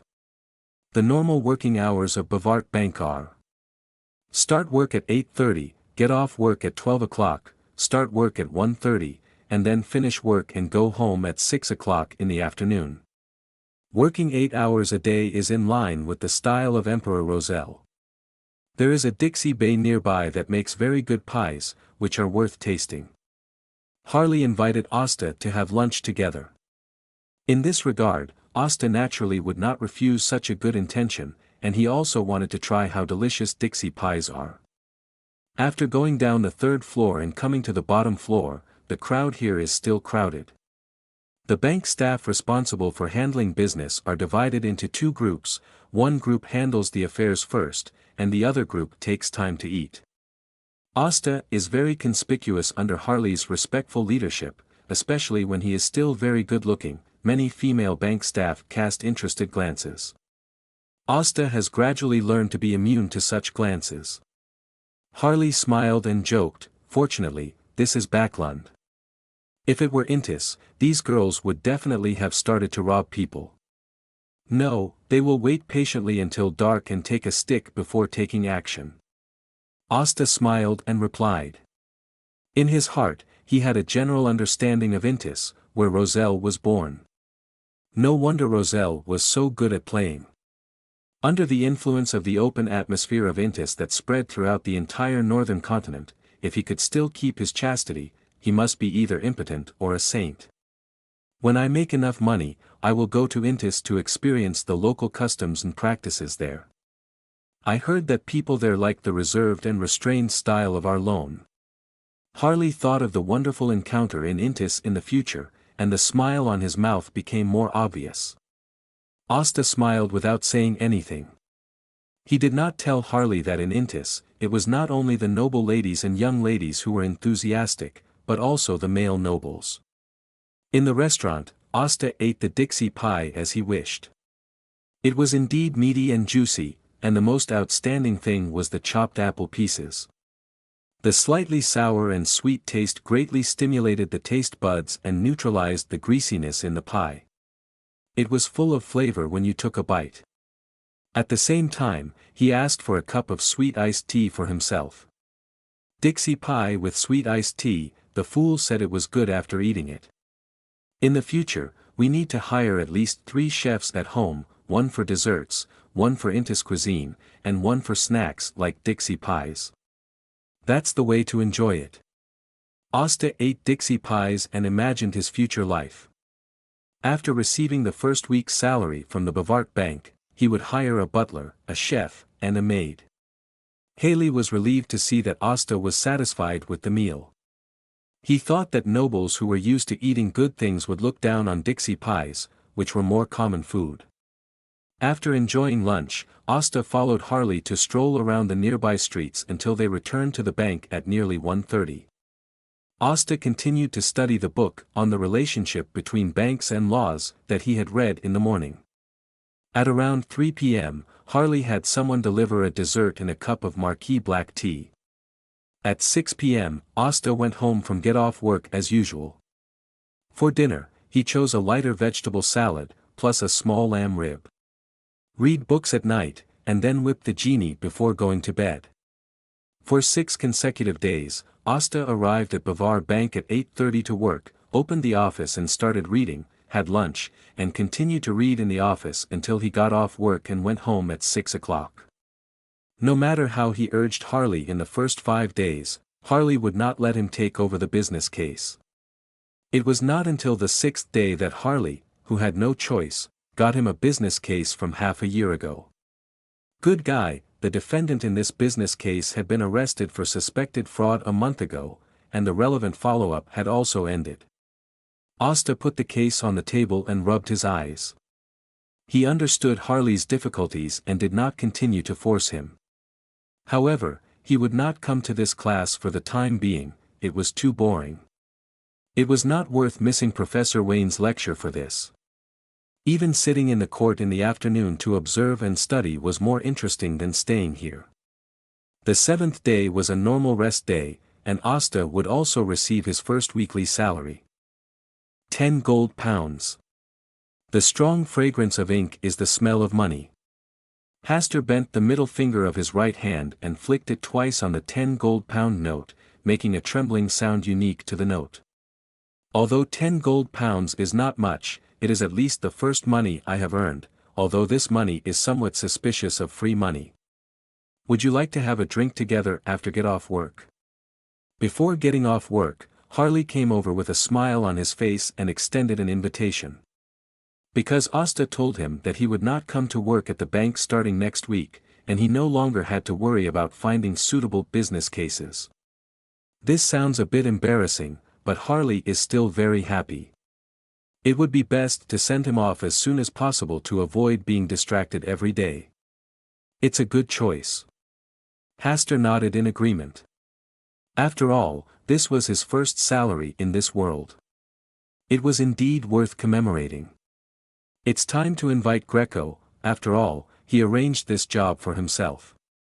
Asta asked Harley to help ask if Greg had time tonight, and if so, they would go out for a drink together. Tonight will definitely go as you wish. Harley left very briskly, and the smile that could not be hidden at the corner of his mouth betrayed the joy in his heart. That was Mr. Grake, the heir to Duke Negan. He had no chance to meet such a big shot on ordinary days. Even the order assigning him to help take care of Hastur was notified by a vice president who had a good relationship with him. President Joel should be free tonight, right? Even if he is not free, he will not refuse the opportunity to get closer to Mr. Greco. Then why don't you also invite Governor Boughton? Forget it. It's enough that you and President Joel are the only ones to accompany you tonight. Too many people will not be conducive to enhancing the relationship. Harley kept thinking that he had become a big shot. At 8 o'clock in the evening, there were 6 people sitting in the luxurious private room of the Crown Bar located in the Hillston District Commercial Center. The inviter of tonight's bar gathering, Asta, Harley, who is responsible for contacting guests, and the key guest, Greg, are all senior figures of Bavart Bank. Facing Hastur's slightly inquiring gaze, Harley looked embarrassed and fidgeted. He originally thought that he would only make an appointment with President Joel. After all, this president was very kind to him, but he did not expect that the other 2 presidents heard the news and came with President Joel. This was beyond his expectation, but after coming, you can't drive people away, right? Asta had the same idea. When he thought that he would not work in the bank again in a short period of time, he didn't care. Greco sat next to Asta, leaning on the sofa, with a smile in his eyes, holding a glass of Monica in his right hand and shaking it gently. He naturally understands that those people tonight are here for him, but he doesn't like people who are too incompetent. Greco didn't talk, and Hastur didn't like to deal with strangers. They chatted for a few words and ran out of topics. Harley, who noticed that the atmosphere was a little subtle, gave full play to his ability to mobilize the atmosphere. Soon, there were more and more voices drinking and chatting. Around 10 o'clock, Greco left first, and before leaving, he asked Hastur to attend his banquet next Sunday. After another half hour, the other 3 bank executives also left, leaving only Hastur and Harley. I didn't think carefully about what happened tonight, and I ask for your forgiveness. There were no outsiders. Harley stood up, brushing off his drunken look, and bowed deeply. His attitude was very sincere. Hastur waved his hand and said with a smile, I believe this was not your intention, let alone blame you for it, and it is good to have some fun. Harley breathed a sigh of relief and was about to go out to help Asta pay the bill. This behavior was stopped by Asta, who knew his thoughts. Tonight's party is not long, but it costs a lot. He will not let Harley pay for him. This is a small party for him to invite Greco. Even Greco did not rush to pay for it, but let him pay for it today. Late protagonist. When he came to the front desk, Asta paid the bill of £30 and ate solely with no expression on his face. Not just 1 week's pay, but 3 weeks' pay. It is indeed a luxury bar located in the business center, and the price is indeed worthy of its location. The smiling and silent look in Greg's eyes just now seemed to have seen this scene in advance.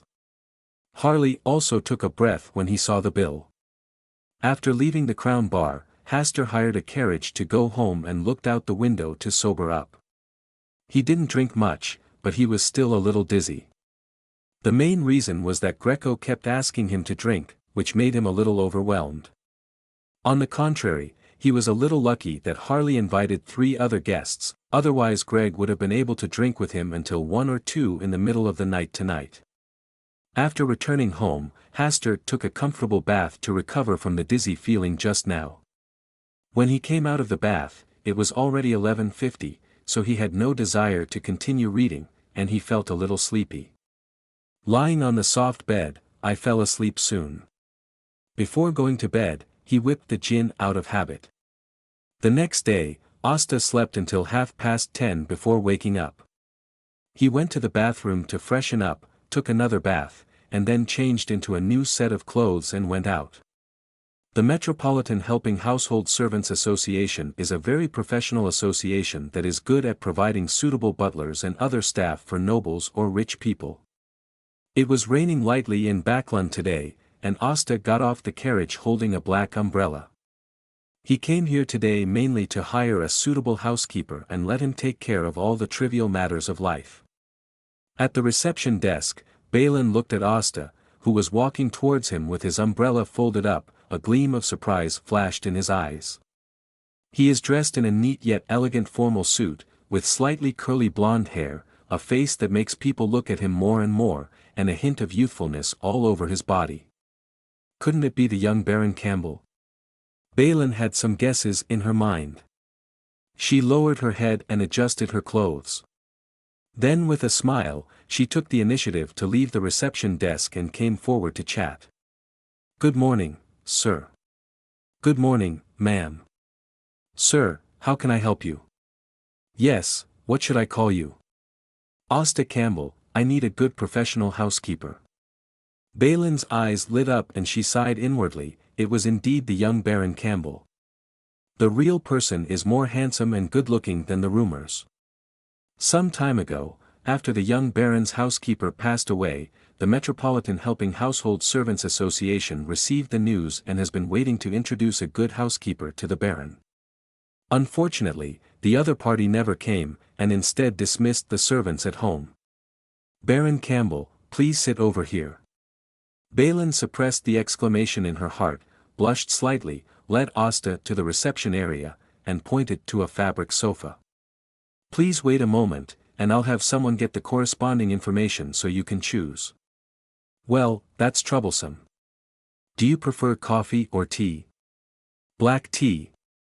She asked Hastert to sit for a while, stood up and gave some instructions, while she walked briskly into the inner room and made a cup of marquee black tea. Asta took a sip and said softly, "Nice black tea. As long as you like it." Balin smiled even more happily. This was a special tea she drank just for herself. She would not serve it to other people. Not long after, someone brought a stack of information. Balin took the information and said with a smile, "There are 3 housekeepers who meet your requirements. They are." Balin gave a brief introduction to the 3 housekeepers. Hastert listened silently. After she finished introducing them all, he spoke. "They are all very good housekeepers. I can't make a decision immediately. I will ask them to come to my place of residence at 9 o'clock tomorrow. After the interview, I will make a decision." Balin smiled and said, "This is a wise and smart decision." The 2 chatted for a few more words, and Asta said goodbye and left. In the afternoon, he would go to Backlund University to attend lectures. "Oh, it's a pity that I am not a housekeeper. Otherwise, taking care of such a master's food, clothing, housing and transportation would be a very good thing." Balin felt it was a pity that it would be better to stay with such a young baron than to be a receptionist here.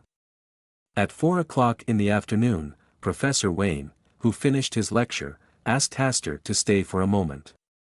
"This Friday, I'm going to the dock area to do some things. Do you have time?" After receiving Hastert's nod in agreement, Professor Wayne smiled and said, "No matter how much law you learn, it can't compare to experiencing life in person. Backlund has more than just nobles." Hastert understood what Professor Wayne meant. He wanted to take him to the dock area for a practical lesson. The purpose of law is to benefit more people. If a law can only benefit a minority group, then it is definitely not a good law. At this point, Professor Wayne sighed. The life of the common people at the bottom cannot even guarantee 3 meals a day, and the light of the law seems difficult to shine into the area shrouded in haze. He had a hunch that the young Baron in front of him would go very far in the future, so he wanted the Baron to understand how polarized the world was. Maybe it will actually play a role in the future. Hastur didn't know Professor Wayne's little thoughts, and even if he knew, he wouldn't care. It is a very lucky thing to have such a caring teacher on the road of life. In the next half hour, Professor Wayne made additional points and solved Hastur's confusion, allowing the lawyer's potion in his body to be digested faster. But if you want to truly digest the magic potion, you still have to play the role of a lawyer. There is no hope for the Bavart Bank for the time being, and I am not capable enough to open a law firm. Perhaps being a free legal aid would be more suitable for me now. Thinking of this, Hastur began to look forward to a short trip to the dock area with Professor Wayne this Friday. Before leaving, Professor Wayne gave Hastur a book. This book has no title and is more like a portable diary. Hastur only opened 2 pages and knew that this was Professor Wayne's own insights and thoughts on the law.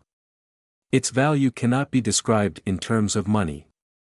Study hard, you still have a long future. Professor Wayne left with a smile. The next day, Hastur went out early in the morning to buy 3 small gifts, which cost him £8 and 6 sols. This was for the convenience of gift-giving. Because he was going to interview the 3 housekeepers today, no matter what the outcome was, a small and exquisite gift was indispensable. In addition to 3 gifts, he also bought 2 cans of Marquis black tea and some desserts to go with the tea. Compared to coffee, black tea is more in line with his preferences. At about 8:50, the 3 housekeepers who came for the interview came to the door of Asta's big house. This is a very suitable time. If you come too early, the host will be unprepared and it will be embarrassing to sit dry. If it is after 9 o'clock, then there is no need to come for the interview. A person who does not respect time will naturally not be respected by others. After a brief introduction and a few words of greeting, Hastur asked 2 of the interviewers to wait in the living room on the first floor, and he led one interviewer to another study room on the second floor that was not commonly used. Bud Lewis, the first interviewer, is a middle-aged man with slightly white temples. He looks about 45. Before starting the interview, Hastur had used spiritual power to set a rule in the room in advance: lies are not allowed in this room. Choose the right steward. The fortune teller has his own methods. For today's interview, he thought about a lot of questions last night, covering all aspects, enough for him to judge which person is more suitable to be his butler. Mr. Budd, my interview is very simple, as long as you can answer a few questions from me simply and honestly. Bud said respectfully, it is my honor to answer your question. Asta nodded and said, for what reason were you fired from your last employer? Baron Hill no longer wants to live in Backland and plans to move to a seaside city, but I am reluctant to leave the beautiful Backland. How do you think you should be a good steward? Be honest, careful, serious, not greedy, talk less. Will you work for me wholeheartedly? Bud said naturally, this is the duty of a steward. Hearing this, Hastur laughed. This Mr. Bader had lied about this issue. He would not work for himself wholeheartedly. But that question wasn't enough to prove he had other ideas. Hastur continued, what do you think of the workers working in the factory? The sudden shift of the question made Bud stunned for a moment, but he still maintained his usual calmness and replied, those are the lucky ones who deserve pity. Compared to workers who have jobs, there are more people who live more miserable lives. There was pity in his calm tone, and his whole face was covered with a touch of sadness because of this question. TSK, Mr. Budd, why did you lie again? This is not your intention at all. Your heart is not as compassionate and kind as you show. At this time, Hastur had already excluded Mr. Bard from being a steward and asked a few more questions casually. Among the remaining questions, he panicked again. Haster asked him to go downstairs and wait while the next interviewer came up. The second interviewer, Mr. Mike, is obviously more honest than the first Mr. Bud, and his moral character deserves recognition. The third interviewer, Mr. Neil, is the oldest of the three interviewers, already 52 years old, but he has the best mental outlook. He didn't seem to like words very much, and his eyes seemed to have a repulsive indifference. But whenever Haster asked him a question, the indifference in his eyes would dissipate, but he did not show any joy, and his tone was calm. He was gentle and answered every question calmly. His work history is also very good. He was once the butler of an old earl. He only left when the old earl passed away and a new earl took over. This is an old butler who is used to many big scenes. Very fond of Haster. In order to get to know Mr. Neil better, he asked several more questions. Neil still acted very honestly, and the content of his answers was in line with Haster's value orientation. Even on some deliberately difficult issues, he adhered to his honest character and did not deal with it with perfunctory words or nice words. At the end of the conversation, Asta asked with a smile, "Mr. Neil, what is your desired salary?"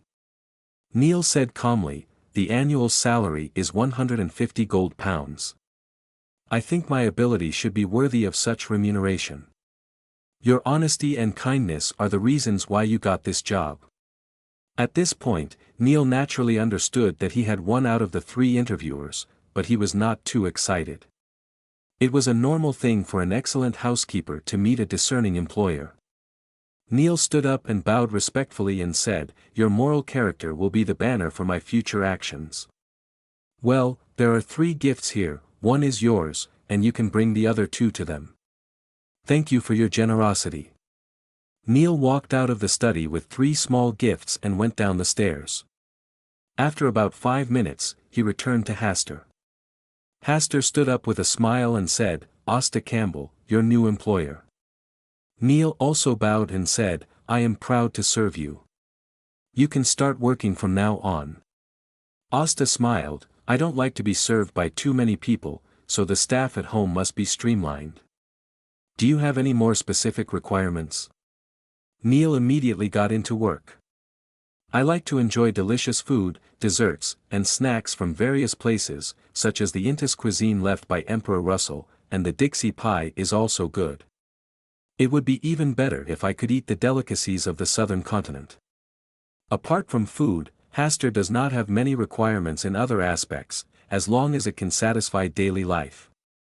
As for maintaining the pomp that a noble should have, we will talk about it later.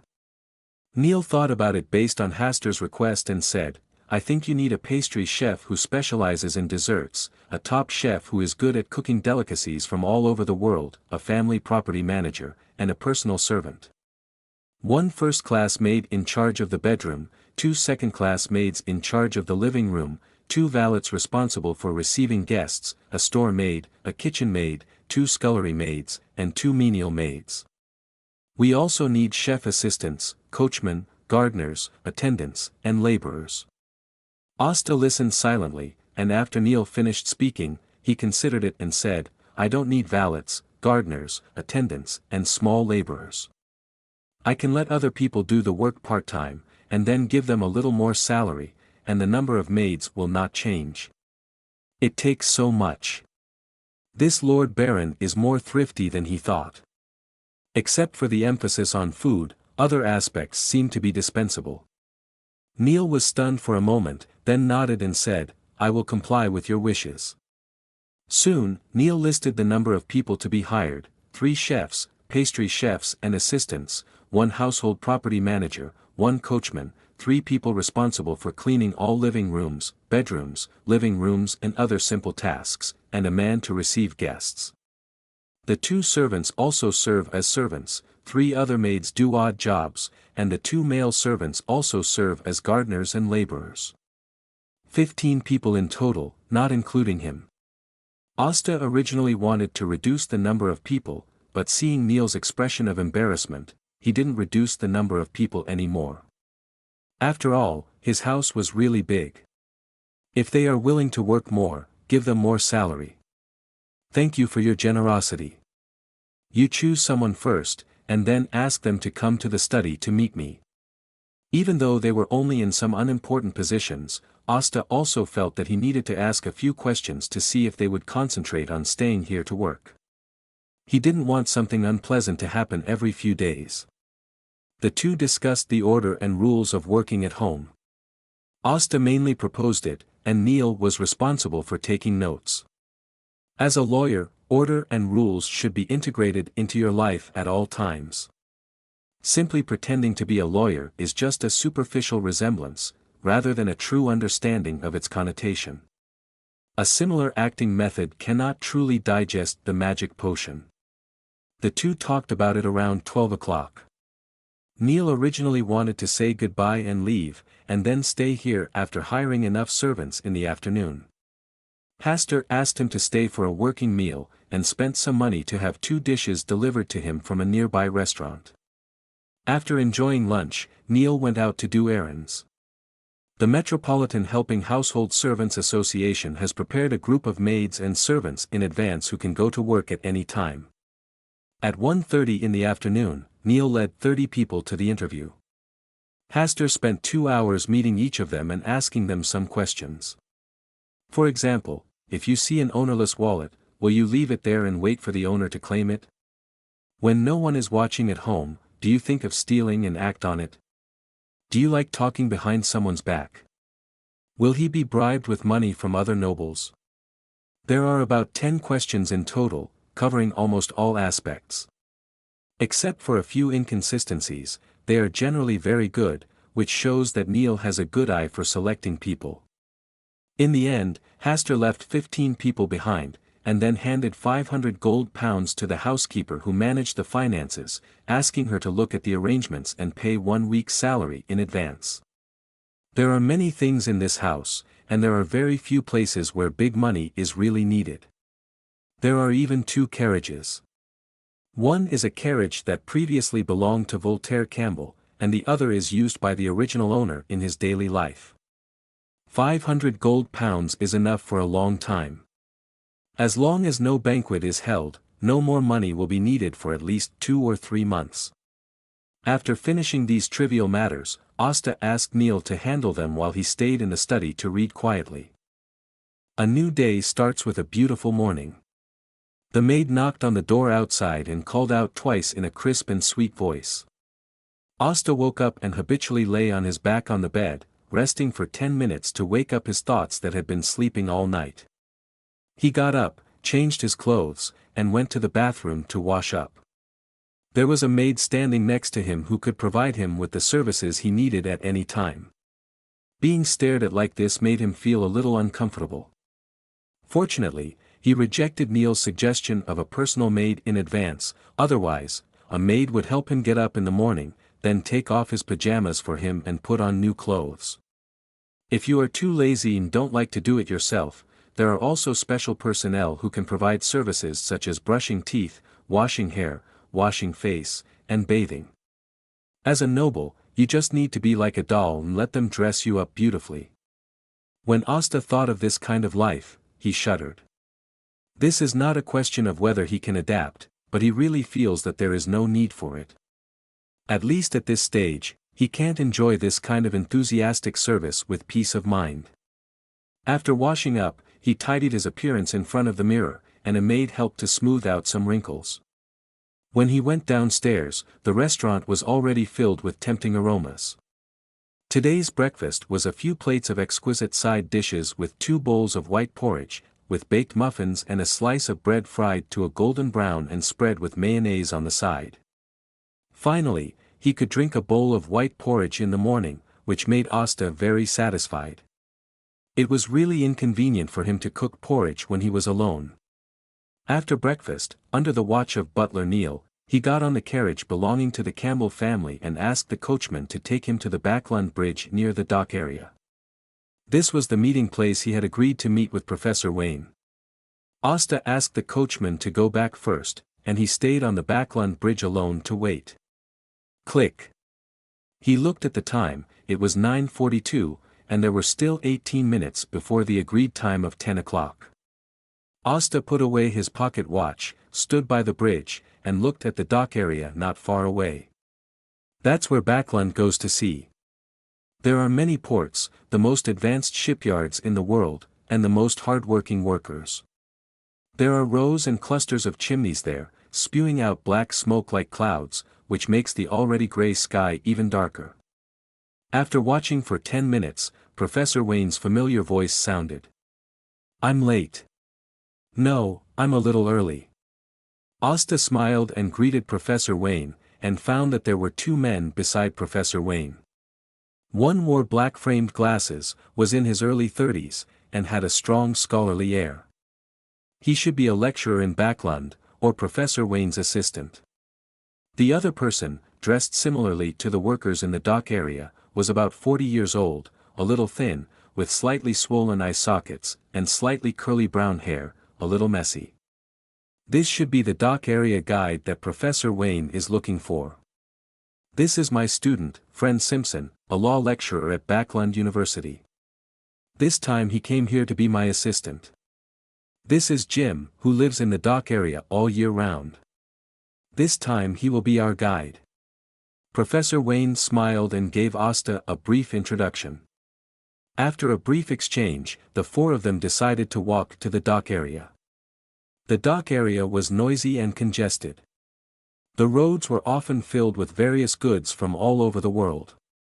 There were also many children who liked to run around on the roads. It was not suitable to take a carriage.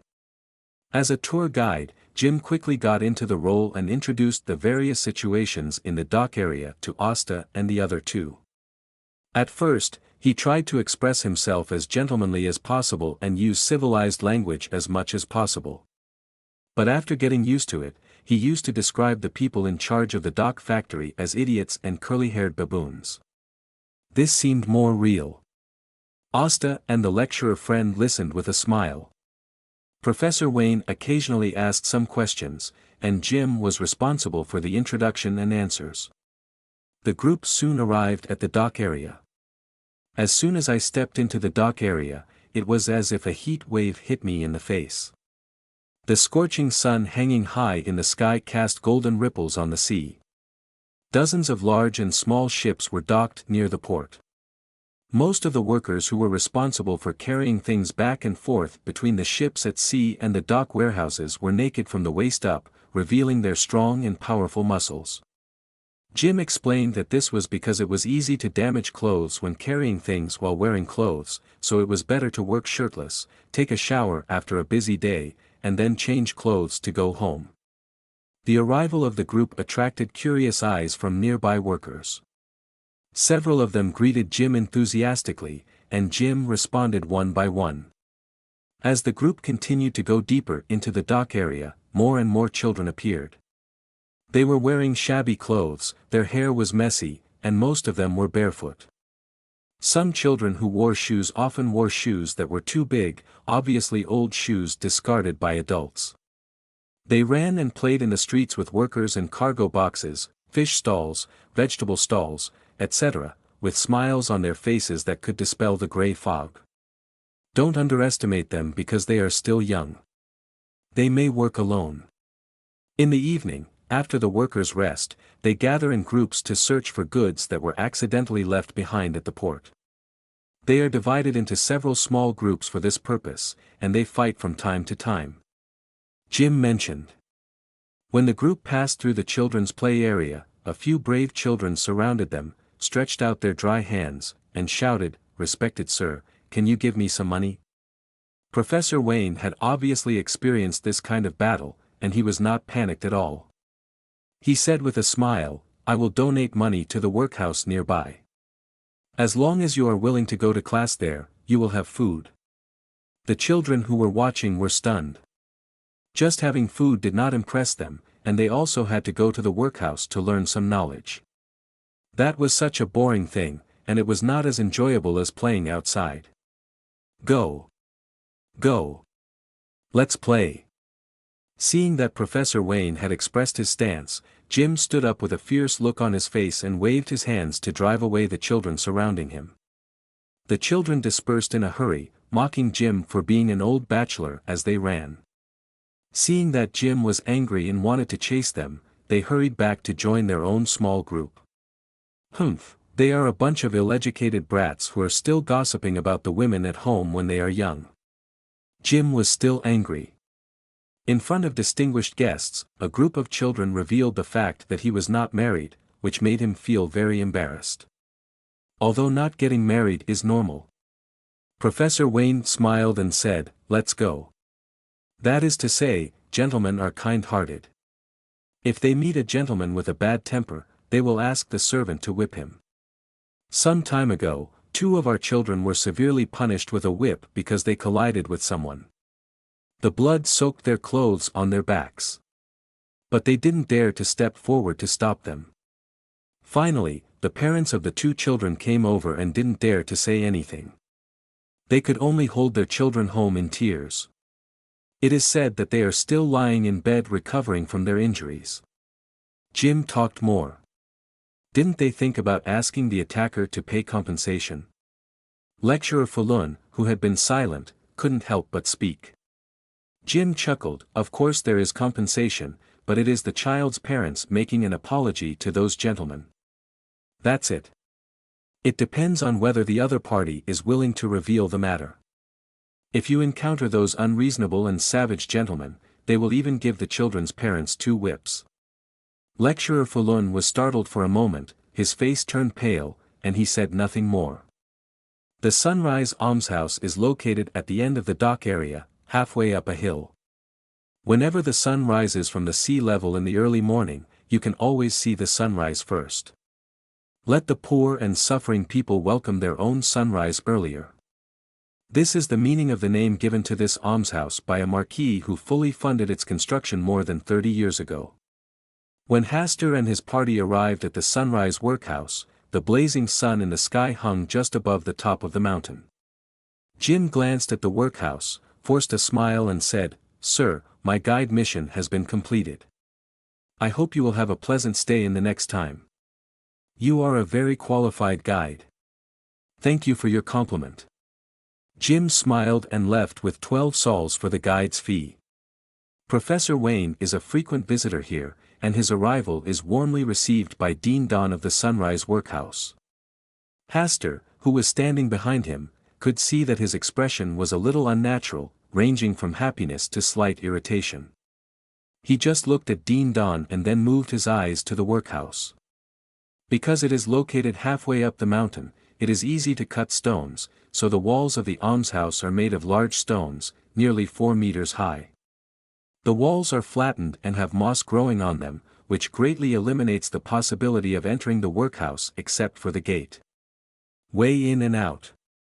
Surrounded by stone walls, there are gray and black houses, basically 3 stories high. The overall layout is in the shape of a sun, with only the highest tower protruding, slightly damaging the overall structure. The whole thing looks more like a school. Professor Wayne chatted with Dean Don for a while and then introduced Hastur and Lecturer Foran. When he learned that Hastur was a noble baron, Dean Don's face was filled with smiles. "It's getting late. Let's go have lunch first and then talk about other things," Dean Don said.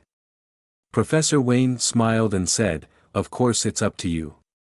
Entering the gate of the almshouse, there was a faint cold air, and the surrounding temperature suddenly dropped several degrees. "It's so cool." Lecturer Foran spoke with a smile, and Hastur also smiled. "Walking all the way under the sun, I did sweat a lot. When I climbed the mountain just now, it was extremely hot. Entering here was like entering an ice cellar, and I felt much more energetic." Passing through 2 playground-like open spaces, we arrived at the 3rd-floor restaurant located in the innermost part. "Every time I come here, I prefer to dine with children. It makes me feel younger." Professor Wayne spoke and glanced at Hastur again. Asta understood and said with a smile, "I also like children very much. It's more fun to be lively." Dean Don looked strange, but did not object. He also smiled and said, "I'm just worried that the children are ignorant and will disturb your meal." Professor Wayne said, "This is also a rare experience for us." "Okay then, I'll let someone make the arrangements." After Dean Don finished speaking, he asked the two almshouse administrators next to him to go to the first floor to prepare the table and food. "Dean Don, how many people do you have here currently?" Lecturer Folen asked curiously. He had just observed that this almshouse is very big. There are hundreds of three-story houses that are spliced together around it. This does not include the basement and the other three independent buildings. House of. He had been to the workhouse near St. Samuel's Church. The workhouse there was large, but the scale of this place was also not small. In theory, the dock area could not be compared with St. Samuel's Church near Queens. Dean Dan thought for a while and said, there should be more than 2,300 people, including 122 administrators, teachers, cooks, maids and other staff. It's really not easy. Fallen knew how difficult it was to accommodate more than 2,000 people in the workhouse. This is not only our hard work and dedication, but more of the concern of all walks of life for the charity of helping the poor. Dean Dan was very humble. Your humility and virtue are really respectable.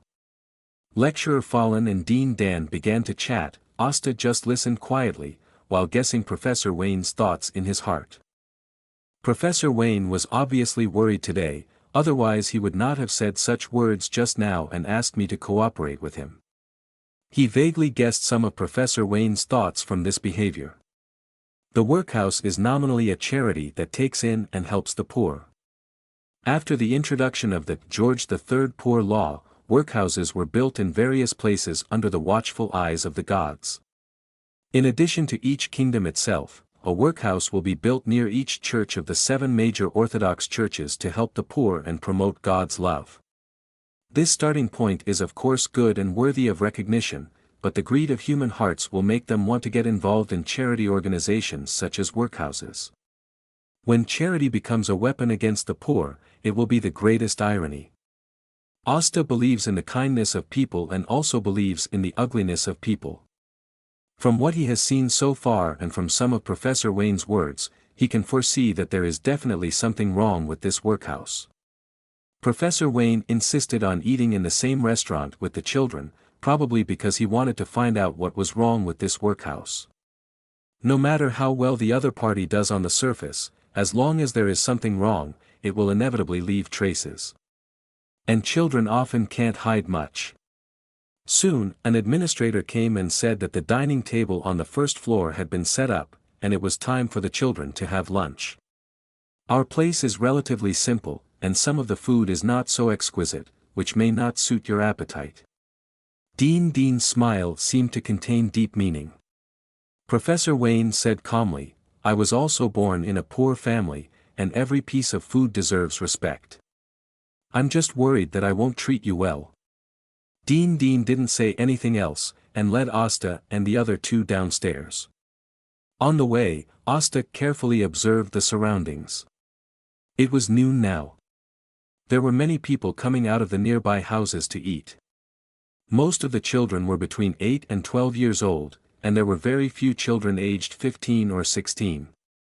According to the poor law promulgated in the era of George III, anyone with healthy limbs and able to support themselves outside could not occupy the resources of the poorhouse all the time, and was not allowed to stay in the poorhouse overnight. In order to show kindness and care for different groups of people, adults can come to the poorhouse to get food once a day, and children who do not live in the poorhouse can come to get food twice a day. The so-called poor food is freely adjusted and arranged according to the economic conditions of the local poorhouse. Most poorhouses can be allocated dairy products and bread. Poorhouses with better conditions can sometimes eat meat. Poorhouses with very good conditions can even eat meat freely, and occasionally beer can be provided. Such living conditions are better than some working families. Of course, poorhouses with such good conditions are still a minority. Most poorhouses can only keep people barely full. Some poorhouses with poor conditions only have food such as soup, which is not enough to eat, and there may be only one meal a day, and they can only starve at other times. The children there don't have to wash the dishes after eating, because their bowls have been licked very clean. After every table in the restaurant was packed with people and filled with food, an administrator shook the bell in his hand and shouted, "No talking, no playing, and no behavior that affects others' meals during meals." After reading the dining rules, the children began to eat quietly. The main food for lunch today is enough white bread and a glass of milk, and a large bowl of slowly cooked sweet soup. Although there is no meat to eat, compared with black bread, white bread as a staple food is already very good, and milk is also provided, which can meet the nutritional needs of children. From the surface, at least from this lunch, there is not much to find. It's really a touching scene. Lecturer Folan sighed. In his opinion, it is already great that a workhouse can feed poor children. Yes, I hope all children can grow up healthily. Professor Wayne was also quite touched. Asta did not comment on the scene in front of him, his eyes fell on the clothes on the children. Their attire looked similar to that of the children in the dock area, with old grey-black coats, loose knee-length trousers, and some even wearing round-brimmed felt hats, which was a normal attire in the workhouse. What puzzled Asta was that their clothes were loose and messy, as if they were temporarily covered with clothes. Another point was that these children were too calm. Logically speaking, children of this age like to play and like new things the most. Even if they don't show interest in people like us, they will secretly take a few glances, right? But since entering the gate, every child I met along the way has been very calm and well-behaved, not even talking loudly or playing around. This is not normal. Let's have lunch too. Dean greeted, and an administrator brought lunch. Their lunch was similar to those of the children, except that there was a small piece of steak. Friend hesitated and said, "Isn't this bad?" The children all ate white bread, but he ate a delicious steak, which was a bit too much. Dean Don looked embarrassed and said apologetically, "I didn't think it through." As he said that, he told the administrators beside him to share all the steaks at noon with the children. "Dean Dan, you are such a kind person." Fallen was very satisfied with Dean Dan's approach. Professor Wayne and Asta just watched quietly without expressing their opinions. Adhering to the eating rules of not talking and sleeping, Asta and others did not speak out loud. After lunch, Dean Dan asked someone to take them around the poorhouse. The entire poorhouse can be roughly divided into 5 areas: living area, residential area, teaching area, work area, and confinement area. The living area refers to the area where you can move freely and play. After the children finish their classes and the adults finish their work, they can move freely in the living area for a certain period of time. The residential area is divided into 3 parts. The first part is where children under the age of 14 live. The second part is where the poorhouse administrators, cooks, workers and other personnel live. The third part is where people who are over 14 years old and have a job in the poorhouse live. The children live in the innermost part of the building on the left, the poorhouse administrators and others are in the middle, and the staff are on the outermost side. There are iron gates between them. Except for the patrolling guards, ordinary people do not have keys to enter and exit. Once someone is caught crossing the area, the punishment will be very severe, which is also to protect the children from harm as much as possible. The teaching area is where children go to class to learn knowledge. The teaching here is very basic. If you can learn and use rune, and addition and subtraction within 100, you can be considered graduated. In addition, there is another kind of teaching, which is to learn some skills that can be used to find a job, such as sewing clothes, pasting matchboxes, washing clothes and other basic survival skills. The work area is an area that can only be entered by people over the age of 14. The poorhouse will take some simple jobs from outside and let them work. First, they can exercise their work ability; second, they can earn some money to subsidize the finances of the poorhouse, and third, it is also to let these people have work to do and avoid causing other bigger troubles. Take the poorhouse here as an example. Because it is built on the hillside, it is convenient for stone mining. Many workers' daily work is to chisel stones from the mountains. Smaller or weaker women are responsible for secondary processing of the transported stones. The confinement area is used to detain people who have made mistakes, such as noisy children or workers who have fought. This area is mainly located in the basement to avoid affecting normal life on the ground. After walking around for a whole circle, an hour and a half had passed. Professor Wayne told the administrator that he would stay here tonight. Dean, who received the news, agreed with a smile and said that they could stay in the workhouse as long as they wanted. At about 3 o'clock in the afternoon, Professor Wayne led Asta and Lecturer Folan, as well as 2 administrators of the workhouse, to leave the workhouse and come to the dock area. This time, the reason why Professor Wayne came to the dock area was not only to rest in the Sunrise workhouse for one night, but also to popularize legal knowledge for the workers who were treated unfairly here during the day, and also to provide certain legal aid free of charge. Professor Wayne told Asta that during this period, the Kingdom of Loan had revised the laws many times on the issue of workers and economy, trying to improve the treatment of workers, and this news was very valuable to the workers in the dock area. If they do not understand certain legal knowledge, they will not know how to fight for their rights, which will make them oppressed all the time, and the harder they work, the harder they will live. Is Professor Wayne an idealist lawyer?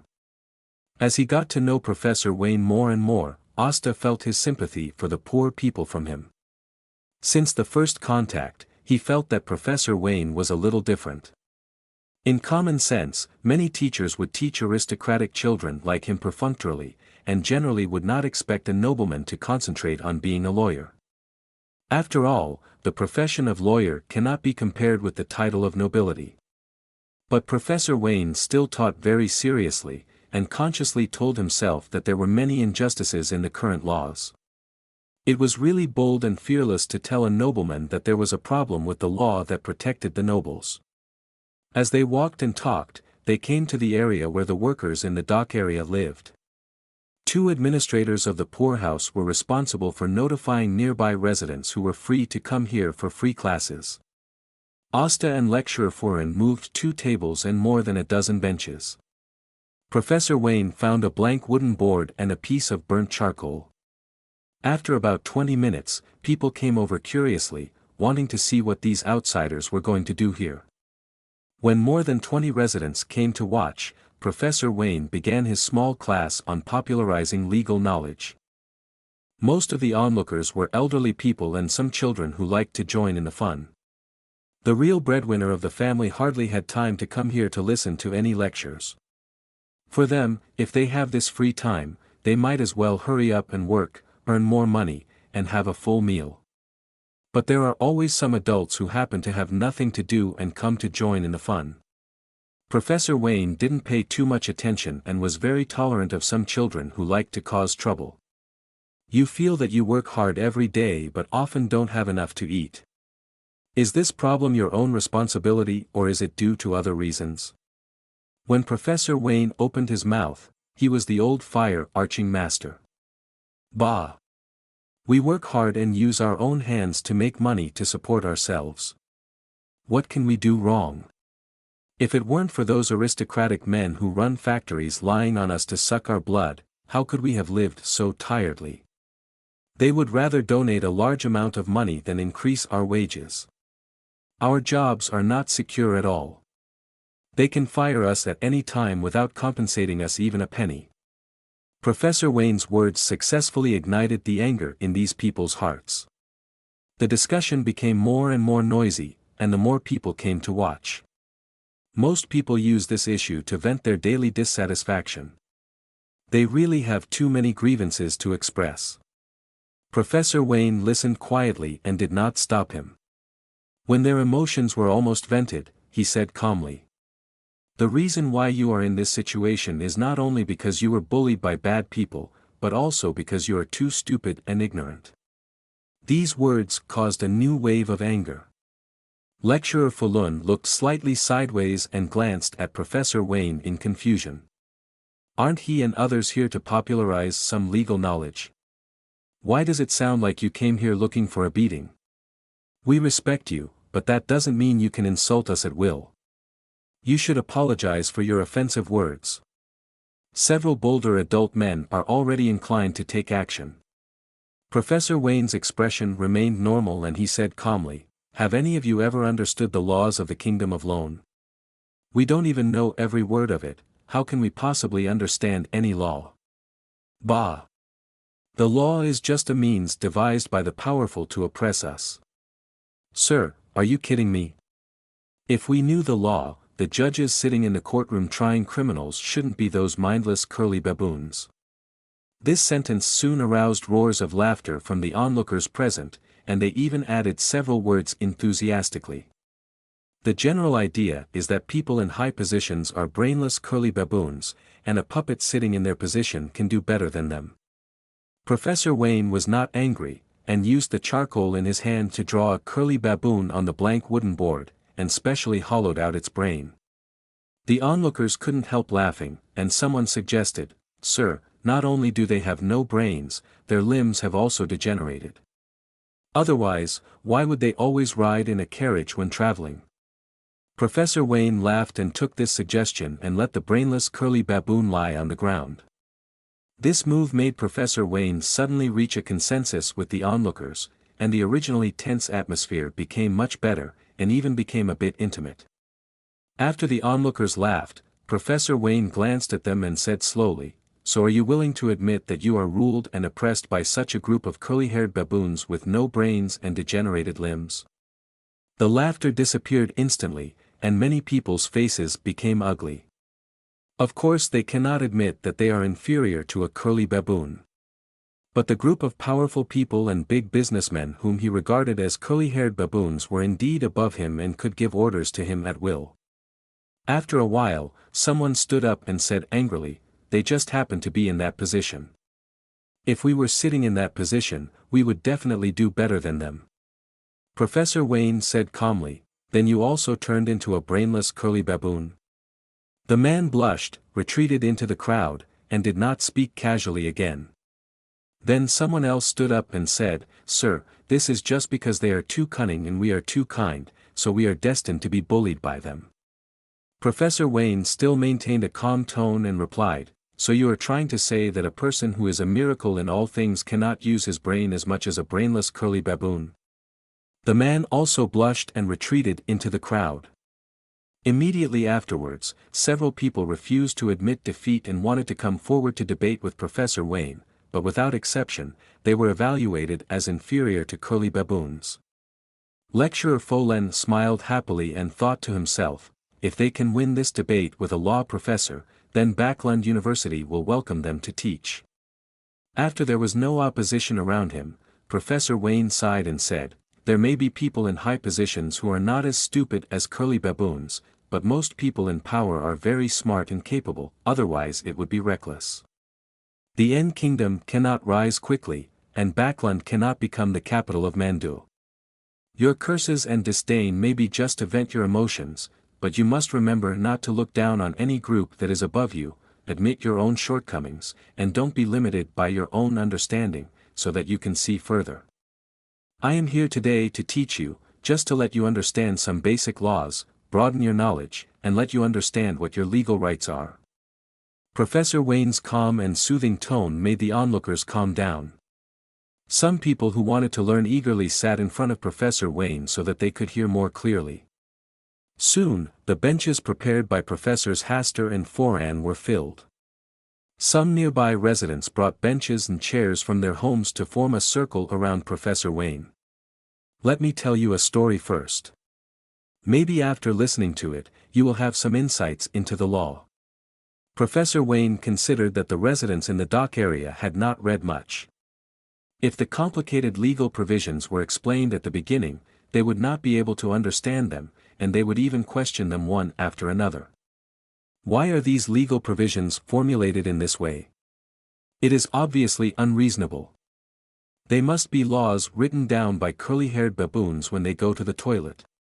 If you want to make them feel the same way, you must start from the world they know. So, he prepared a village story. There is a village located in the mountains. They have never contacted the outside world because they believe that there are still mountains outside, and there are wild beasts on the mountains, and the wild beasts can eat people. At the beginning, there were only a dozen families and about 50 people in the village. The villagers all knew each other well and could clearly know whose child this person was and whose daughter-in-law that person was. They live a life of working from dawn to dusk every day, and they trade things they don't need with other people by bartering. At this time, they might exchange a pound of gold for a pound of potatoes, or sometimes even not. Because besides looking good and being used as decoration, gold has no other value. But potatoes can fill a person's stomach, so they are naturally much more precious than gold. They lived like this for more than 100 years. In more than 100 years, the population of the village has increased several times. The original population of less than 50 people now has 200 to 300 people. The size of the original village was definitely not enough to live in, and the food nearby was definitely not enough. They could only start to expand new territories little by little. Because there are so many people, it is difficult for everyone to know each other, and conflicts are easy to arise when working and distributing food. The village chief is elected at this time. The elected village chief was a very wise man and he formulated many rules and regulations that were beneficial to the village. In terms of work, he asked every household to send strong laborers to open up wasteland to work. When the food was harvested, he would distribute the food equally to each villager based on the population. This distribution system is welcomed by all villagers. After all, as long as there is food in the village, no one will starve to death. More than 20 years later, the village population doubled again, from 200 to 300 to more than 1,000. In order to obtain enough food, villagers can only continue to open up wasteland and plant crops. At this time, some villagers were already old and could not do heavy work. They could only stay in the village to sew clothes, make insoles, wash clothes and other tasks. They were doing relatively simple work, but in the end they were given the same food as those strong men. At first, because every household had strong men working outside, and there was enough food, no one said anything. What? 20 years later, the population of the village increased sharply again, and the team that was opening up wasteland and planting outside also encountered trouble. A large river blocked their way forward, making it impossible to cross. Food began to run short and everyone was going hungry. At this time, the old people who were already paralyzed in bed had to distribute the same amount of food as the young and strong men. Naturally, the young and strong men were not willing to go hungry to help the old people who had no work to do, and their emotions grew stronger. Seeing that things were getting out of hand, the wise village chief hurriedly promulgated new village rules. Those families without young and strong men would no longer participate in the distribution of food, on the grounds that they had not contributed to the village's harvest. Those families who are deprived of food are naturally unwilling. They want to make trouble and survive, because they also supported a group of elderly people when they were young. But they were destined to be no match for that group of young and strong men. They were quickly suppressed and had to fend for themselves. Another 10 years have passed, and the village has not found a new road across the river, and food is becoming increasingly scarce. The village chief could only announce again that anyone over 50 years old must go to the mountains where the wildest animals are the most dangerous to find a suitable place to open up wasteland. In fact, they chose to sacrifice these people and let them leave food to the young and strong men. At this time, the village chief was also very old. According to village rules, he could not participate in the distribution of food. Just because he was the village chief and contributed to the village, no villagers openly opposed him. But the village chief is wise. He knows that he may be able to die well, but his children may not become the next village chief. So for the sake of his descendants, he came up with a village rule called hereditary system. All the family's property, including status, can be passed on to one's descendants. Villagers without property and status are naturally dissatisfied with this village rule, but the village chief's majesty is still there, and a considerable number of people also side with the village chief. They can only choose to accept this unfair village rule. Professor Wayne's story ends here. This story has only just begun. Hastur murmured in his heart, he had already anticipated the next development of the story. 10 years passed after the village chief passed his position to his son. The village finally found a way to the outside world and even encountered another village. That village was rich in products and food, and every villager could eat enough, but this village had a fatal flaw: they had very few people, less than 200 people. The new village chief got the news and thought about two possible options. One was to live in peace with the newly discovered village and choose a barter trading method. The second was to declare war on the new village and seize their wealth and sufficient food. After some consideration, he decided to choose the second way, because no matter how peacefully they lived together, the food that the new village had could not be given to them for free, and the food was limited and could only feed a certain number of villagers. After decades of reduction in their population and suppressed anger in their hearts, their village just needed an outlet to vent. In this way, under the leadership of the second village chief, they relied on their absolute advantage in numbers to defeat the new village and occupy all the wealth of the new village. Most of the young and middle-aged people in the new village were killed, leaving only the elderly, children, and women. The second village chief thought about it and decided to treat these people as captured slaves. At the same time, he promulgated a new village rule: all villagers in their village who defeated other enemies could be raised as slaves and let these slaves work for themselves. As soon as this village rule came out, the villagers who had no wealth and status and were unbalanced in their hearts cheered and supported this new village rule. In the next few decades, they discovered several villages one after another. Relying on the wisdom of the second village chief and the blessing of the slavery village rule, they successfully annexed these villages. At this time, there were tens of thousands of villagers in the village, with mixed personnel and a large number of captured slaves, which made it increasingly difficult to manage.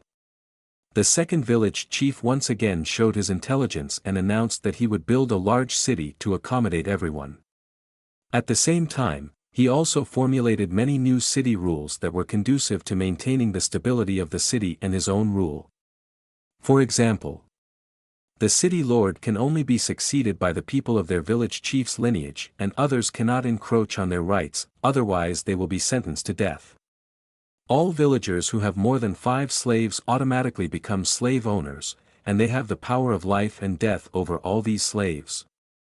Those who are close to the second village chief are appointed as city managers, with a status higher than slave owners and lower than city lords. In this way, there are only 5 different classes in the new city.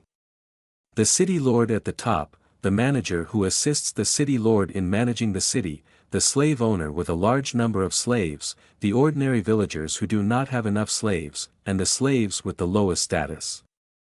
With the new city rules, the originally shaky group was brought together again, and the citizens of the new city wanted to fight a few more wars so that they could have enough slaves and become new slave owners.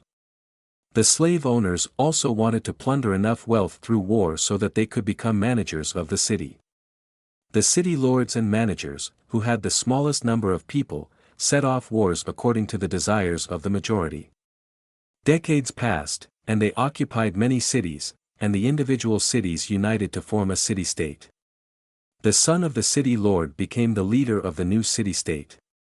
He formulated many new rules and order, and at the same time thought of a method of divine right to show that he was the chosen son favored by the gods, so as to maintain the rationality and supremacy of his rule. The people who followed and were close to the new leader also obtained their position second only to God in the false myths and legends.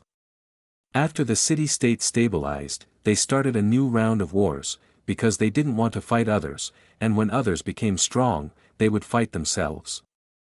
They were lucky. After hundreds of years of war, the leaders of the city-states changed for 2 or 3 generations. By the time of the 4th generation of city-state leaders, they had defeated all the city-states that dared to oppose them.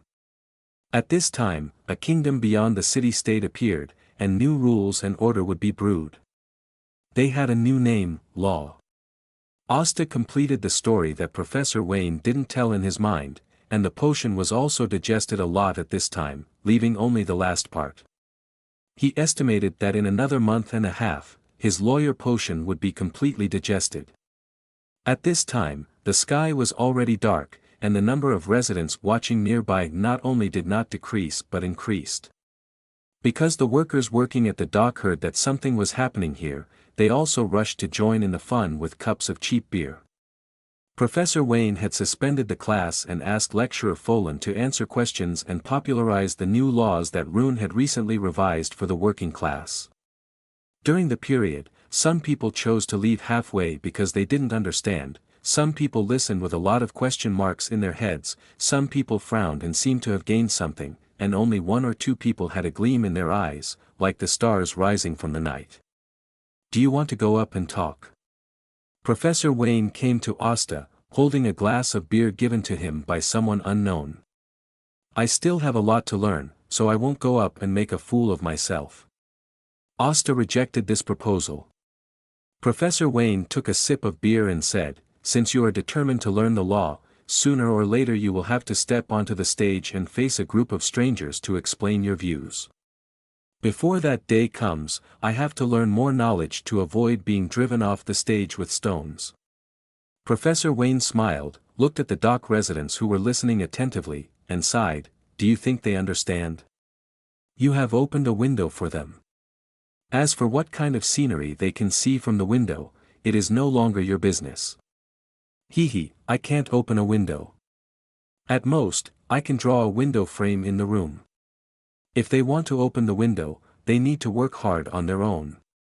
Professor Wayne finished the big glass of beer, exhaled a breath of alcohol, and smiled, "Would you like to have a glass too?" "Thank you for your kindness, but I can't get used to the taste of beer." Professor Wayne looked a little strange, pursed his lips, and Asta didn't explain anything. He just couldn't get used to the taste of beer, even the Southwell beer, which was known as the best in Rune, he couldn't get used to it. It's not because he was born a noble, so he looked down on the cheap beer that the dock residents drank on a daily basis. He prefers fruit wine, and he likes it more if it's a little sweet. After a while, Professor Wayne brought another glass of beer and a plate of sausages from somewhere, which had a strong smoked aroma and a strong meaty aroma. "Would you like some?" This time, Asta did not refuse Professor Wayne's kindness. When Lecturer Foran finished his lecture and answering questions, it was already past 8 o'clock in the evening. None of the three of them had eaten dinner yet. The two administrators accompanying the workhouse wanted to invite Asta and the others to taste the special food in the dock area, but Professor Wayne refused. Because he had already eaten and drunk enough. Asta just counted a little bit. Professor Wayne drank 3 glasses of beer, ate 4 sausages and 2 slices of toast.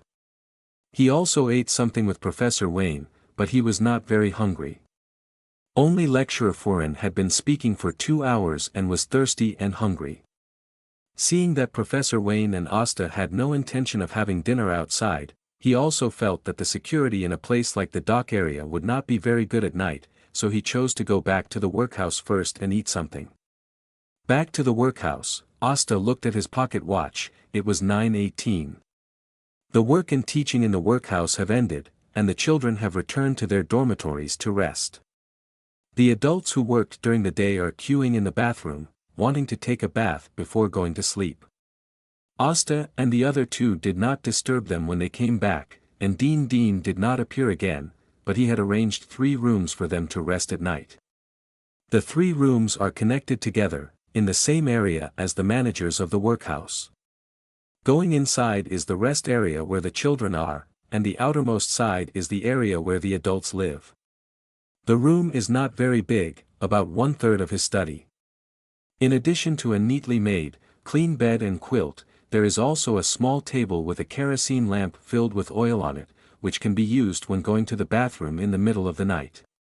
In addition to these, there is nothing else. The wall is made of stone, which is not smooth to the touch and a little icy. If it is raining, the wall should leak water out, right? Wouldn't it be too cold at night? Asta walked around the room a few times and reached out to knock on the wall. It was very hard. It was difficult to make a sound with a fist. You had to knock on it with a wooden board to make a sound that would alarm others. He was not paranoid, but Professor Wayne's behavior today made him a little concerned. After confirming that there were no secret doors or basements, Asta walked to the bed, stretched out his hand to pull up the quilt, and put it under his nose to smell it. There was a smell of soap nuts that had just been washed, and you could vaguely smell some rose essence sprayed on the quilt, but there was no odor such as mold or odor. Put the quilt down, and then fold it up like tofu and put it on the right side of the bed. Asta lay his head on it and lay flat, feeling much more comfortable. Changing to a new place, without the soft and warm big bed at home, he really couldn't fall asleep for a while. After lying down for 20 minutes, Asta got up from the bed. He wanted to take a shower before going to sleep, but when he went out today, Professor Wayne didn't say in advance that he would stay here tonight, so he didn't prepare any clothes to change. It's not that I have to take a bath before I can fall asleep, but I want to take a bath before I fall asleep because I can't fall asleep. Be patient while you're out. Asta sighed, lay down on the bed again, closed his eyes and tried to fall asleep again. About half an hour later, he vaguely heard someone knocking at the door. This instantly woke him up from his trance. His first reaction was that something had happened. His second reaction was to grab a suitable weapon. Finally, he held the heavy cane tightly and stared at the door vigilantly. "Mr. Hastur, are you still asleep?" There was a voice outside the door. It was Lecturer Falun's voice. "He definitely can't sleep." Another voice sounded, the slightly smiling voice of Professor Wayne. Asta's expression was stagnant. He didn't sleep at night and came to his room for a meeting. He should have rested already. He walked a lot today. Even if he didn't complain, he must be very tired. Even you can't sleep in the environment here, and he, a nobleman with a good living environment, will definitely not be able to sleep. Then why hasn't Mr. Hastur opened the door yet? If you knock a few more times, he will definitely open the door. Boom, boom, boom. The depressed and low knock on the door sounded again. "If I keep you up late at night, I should let you stay outside for a while." Hastur waved the silver-plated cane in his hand several times, waited for about 10 seconds, and then stepped forward and opened the door. Outside the door, there were indeed Lecturer Falun and Professor Wayne holding kerosene lamps. Professor Wayne felt Hastur's inquiring gaze and said, "Let's go inside first." Hastur stepped aside and waited for the two of them to come in before closing the door. Lecturer Falun said sarcastically, "Mr. Asta, please forgive us for disturbing us so late." Asta smiled and said, "It's okay, I just can't sleep either." Lecturer Falun breathed a sigh of relief, extinguished the kerosene lamp he was carrying, and complained softly, "The teacher has always been sure that you are not asleep, otherwise I would not dare to come and disturb you. Is there something to discuss?" Hastur was not angry at this time, but a little excited. In the dead of night, in the dark almshouse, 3 people lit a kerosene lamp and discussed things in a low voice under the dim light. It really fills up the supernatural atmosphere of ghost stories. There were no chairs in the room, so the 3 of them could only sit on the bed. Professor Wayne sat in the middle, and Professors Hastur and Falun sat on his left and right sides respectively. Fortunately, the 3 of them are relatively thin, so it's not too crowded if they sit together. "Of course there is something wrong with coming to you so late." Professor Wayne spoke first, after observing during the day, "Do you think there are any problems with this workhouse?" Asta thought for a moment and said, "It's too quiet. Except for Dean Don, who was a little excited about our arrival, everyone else, whether they were children or adults working, behaved too calmly. Even they didn't even say a word or two to each other. It was too quiet, so quiet that it seemed eerie." This is his summary of the workhouse today. Professor Wayne nodded without expressing his position and looked at Lecturer Falun on the other side. "There is something wrong with Dean Don."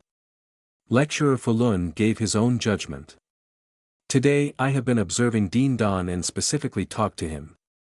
From his body language, I found that he is far inferior to the kindness shown. Professor Wayne said with a smile, "Tell me carefully." Lecturer Folen said with a serious face, "When the teacher proposed having lunch with the children, he looked a little strange on the surface, but in fact he was very calm and not panicked at all, as if he already knew about the proposal." "What do you want to do?" "He arranged a steak for us at lunch, and he did it because he knew we wouldn't eat it and he knew we would use it to show kindness. In his eyes, our behavior is like a botched performance in a circus. He seems to be overlooking us from a high position. He not only has a sense of psychological superiority, but also has intellectual contempt." Asta was surprised when he heard these words.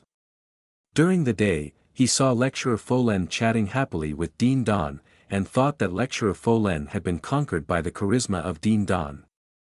Unexpectedly, I didn't expect that this Lecturer Fuluan was the one with the best acting skills among the three of them. Professor Wayne chuckled and said, "A school professor who is about to get old, a lecturer who only knows how to teach, and a young aristocrat who looks very immature. Dean Don is indeed qualified to feel superior for this." Lecturer Falun sighed and said, "Teacher, it's time for you to tell us what you think now, right? My idea is very simple. It doesn't matter if Dean Don is greedy or bad, as long as this workhouse is really helping those poor people, instead of using the workhouse as a cover to secretly do evil things that harm others." "Teacher, what exactly do you know?" Professor Wayne was silent for a while and said in a serious tone, "I got the news that several children are secretly buried in this workhouse every week. He has long passed the age of being hot-headed and blindly demanding fairness and justice. He can tolerate darkness within a certain range. Because he knows that there must be shadows under the order. Although there are many almshouses in Backlund, the only almshouse that can truly fulfill the word relief for the poor is the almshouse opened by the Mother Earth Church. Other workhouses either deduct charity money to make money, or let the poor who should receive relief become free labor, or they work hard on 3 meals a day, and there are many crimes that secretly persecute children. What he couldn't stand the most was the persecution of children in the workhouse. Those people can make money, and they can withhold donations and 3 meals a day, but they can't target children. That is not only a crime, but also an animal with no humanity. Bury the child secretly. Teacher, do you know what you are talking about?" Lecturer Fallen was frightened by what Professor Wayne said. "I have more than one guide in the dock area, Jim. Last month, old Jeff secretly sent me a letter, which mentioned that he witnessed the evil of burying the bodies of children in this poorhouse, and twice. After I received the news, I immediately rushed to the dock area, wanting to contact old Jeff and ask about the details of the matter, but I could not contact old Jeff again. A few days later, I got the news that old Jeff died under a cliff on the mountain. After investigation, the police officer finally concluded that old Jeff fell to his death from the cliff, and there was no possibility of murder." At this point, Professor Wayne said coldly, "Old Jeff's physical condition is very good, he doesn't have any hobbies of climbing mountains on weekdays, and he would never risk going to the edge of a cliff. It is impossible that he died of natural causes. This must be a murder. In order to investigate this matter, I came to this poorhouse twice to find evidence of their persecution of children and murder of old Jeff, but I am obviously not enough to complete this task alone. So this time I asked you to come with me to see if you can find any abnormal phenomena." Professor Wayne told everything in one breath. Asta was still calm. Lecturer Foran's face changed, and finally he just sighed. After a moment of silence, Asta said, "I mean, if old Jeff was really murdered, and this workhouse is really persecuting children, then what are you going to do?" "Of course, hand over the relevant evidence to the police department, let them arrest all the criminals and convict them." "Then why didn't you seek help from the police department at the beginning?" Professor Wayne asked in confusion. "Without solid evidence, why would the police department come to investigate?" What is solid evidence? Of course, it is evidence that the workhouse is suspected of committing a crime. Lecturer Foreign said hurriedly. Asta shook his head and said, it doesn't take any solid evidence to ask the police department to investigate, but a reason that forces them to come to the workhouse to investigate. Professor Wayne pondered and motioned Asta to continue. If a noble disappeared in this workhouse for no reason, then should the police department conduct a detailed investigation of this workhouse? Asta slowly expressed his thoughts. He approved of Professor Wayne's idea of seeking justice for the children, but he did not approve of his group's sneaky investigation. If the workhouse is really that dangerous, then the closer they get to the truth, the more dangerous it will be.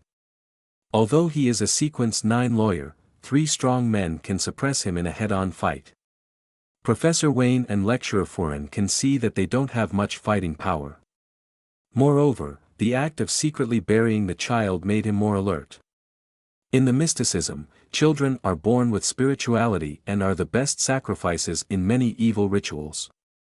What if this workhouse is really doing some evil ritual?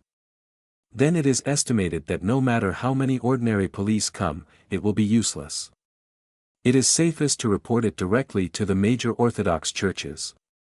If it were him, he would write a letter to directly report the possible terrorist acts of holding evil rituals in this workhouse. I believe that the major Orthodox churches will definitely send people to investigate secretly. No matter what the result is, it is safer and more reliable than the 3 of them investigating secretly by themselves. Lecturer Foreign said blankly, but isn't this fraud? It's just a different way to deal with the problem. This. Teacher, what do you think? Lecturer Foreign threw the question to Professor Wayne. Very good.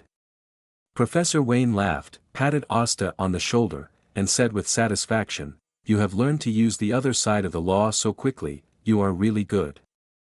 You taught me well. Asta also laughed. Before making this suggestion, he did not think of using the law, but simply felt that Professor Wayne's approach was unreliable. Ahem, it's not what I mean. Just do it as you say. Professor Wayne smiled and handed the matter to Asta to solve. Lecturer Folan frowned at first, but then gradually figured it out. Loan's laws obviously favor the interests of the nobles. They may not care about the case of missing children in the workhouse, but if a noble disappears for no reason, they must hurry up to file a case for investigation. To a certain extent, this is using Loan's laws to seek benefits for themselves. So, now the question is, how can Asta quietly leave the workhouse and create the illusion of disappearance in the workhouse? According to the manager of the workhouse during the day, in order to protect the children from being persecuted at night, the 3 living areas are all protected by large iron gates, and only patrol officers may have the keys. Moreover, there are more than 2,000 people living here, so it is very difficult to sneak out even in the dead of night. How about setting a fire to attract everyone's attention, and then sneak out of the workhouse in the chaos? Or hide behind the door, knock the guard unconscious when he comes to check, and then take the key to open the door and sneak away. You can also find a place to hide so that the people in the workhouse can't find you, and then wait until no one is around, and then find a chance to leave.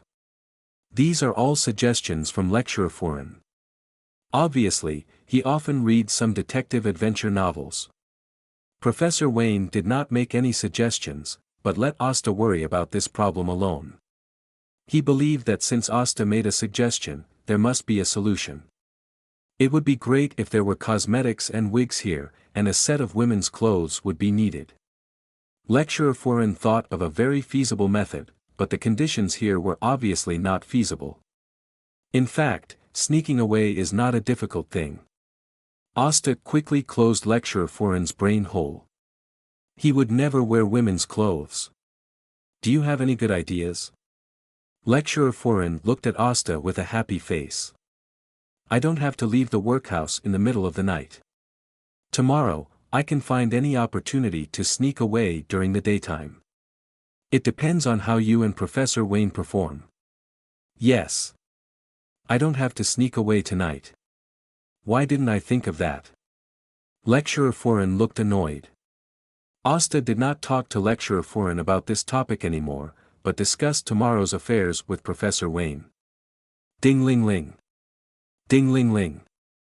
Ding-ling-ling. Just as the three were discussing what might happen tomorrow, 3 crisp bells rang outside the house. They also heard this sound during lunch, when the workhouse administrator took out a string of bells and rang them a few times, and announced the rules for eating at lunch. The bells came and went quickly, with only 3 rings, and then the outside fell into silence again. Inside the house, the 3 people looked at each other, all with a stunned expression. Why would there be bells ringing in the middle of the night? It felt a little weird for some reason. Could it be that some kid couldn't sleep at night and deliberately made such a prank? Perhaps the sound of the bell is a signal of some kind, and they are planning their actions through the sound of the bell. It may also be that we heard it wrong, and it was the sound of the bell hanging outside the door that rang. Lecturer Foreign gave his own guess. Professor Wayne didn't say anything, but got up and walked to the door, listened for a moment, and walked back and forth a few steps. Finally, he said, "Let's go out and take a look, maybe there will be some unexpected gains." Asta firmly opposed Professor Wayne's proposal. The sound of the bell just now is definitely not simple. It is very likely to involve extraordinary elements. This is an inexplicable warning from his heart. In this case, he absolutely believes in his intuition. It shouldn't matter if I go out and take a look. Lecturer Foreign was also moved. After all, judging from the size of the sound, the bell sound was still some distance away from here. Well, it's just right to go back to the room and rest. Professor Wayne also agreed with this suggestion. Wait a minute. Asta stopped them and said with a serious face, "I don't think things are that simple. Let's not take risks." Lecturer Foreign smiled and said, "It's okay, we'll just take a look from a distance."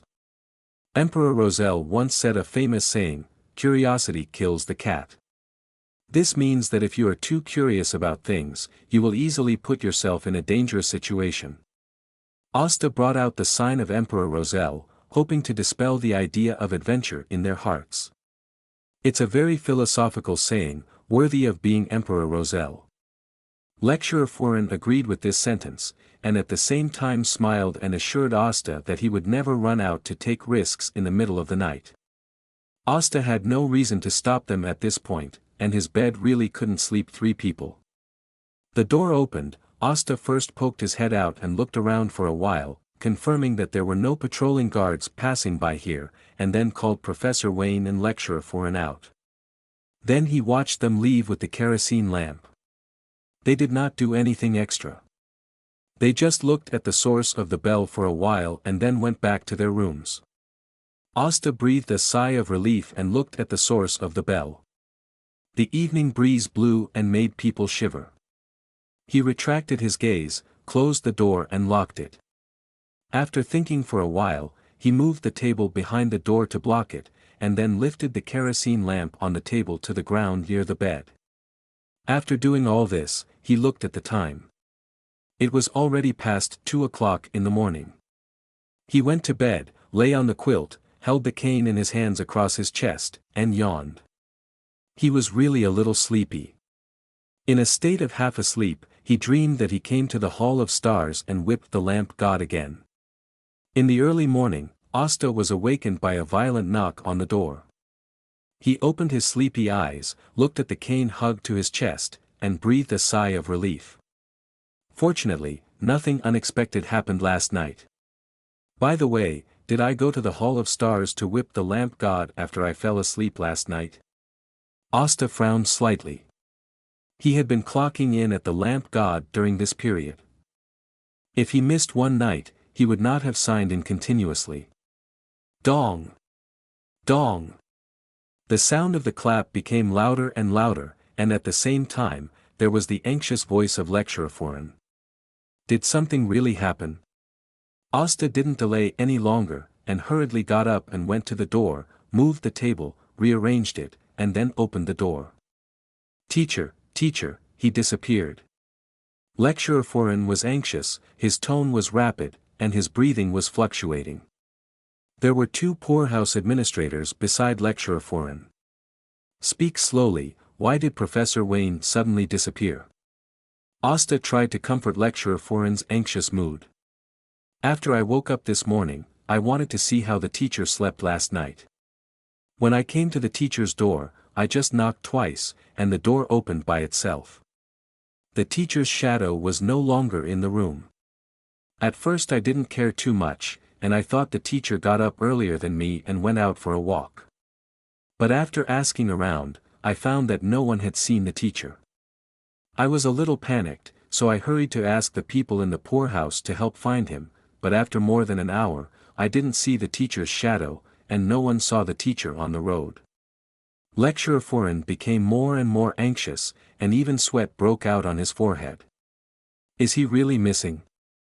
Or is he just acting? After listening to Lecturer Foreign's story, Asta's heart skipped a beat.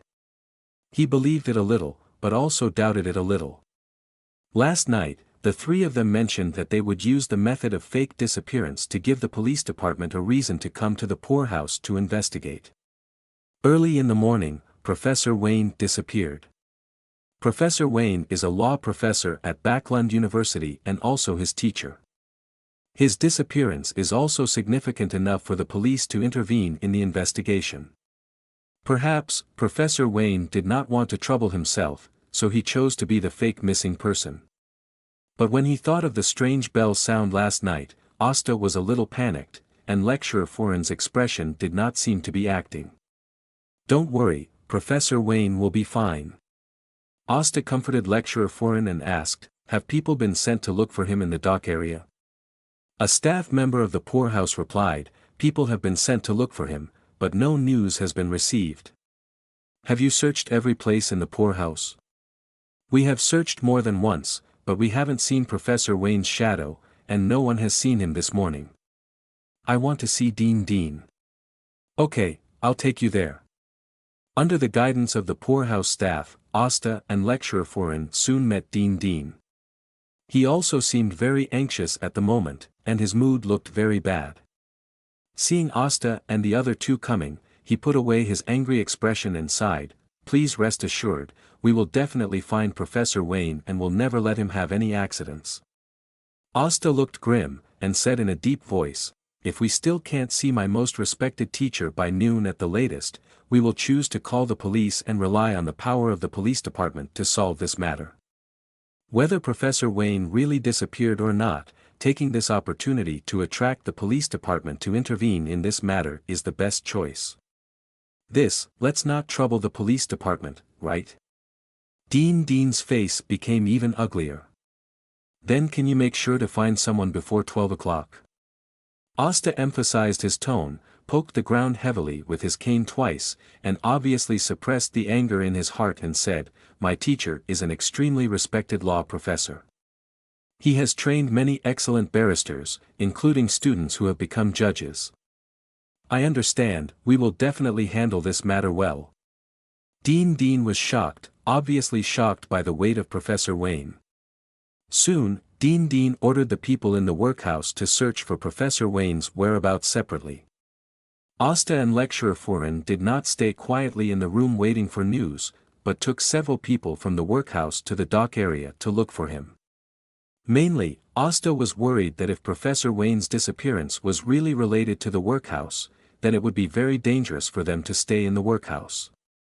Especially when 12 o'clock was approaching, if the workhouse still could not find Professor Wayne, then they might make them disappear as well, so as not to attract the intervention of the police department.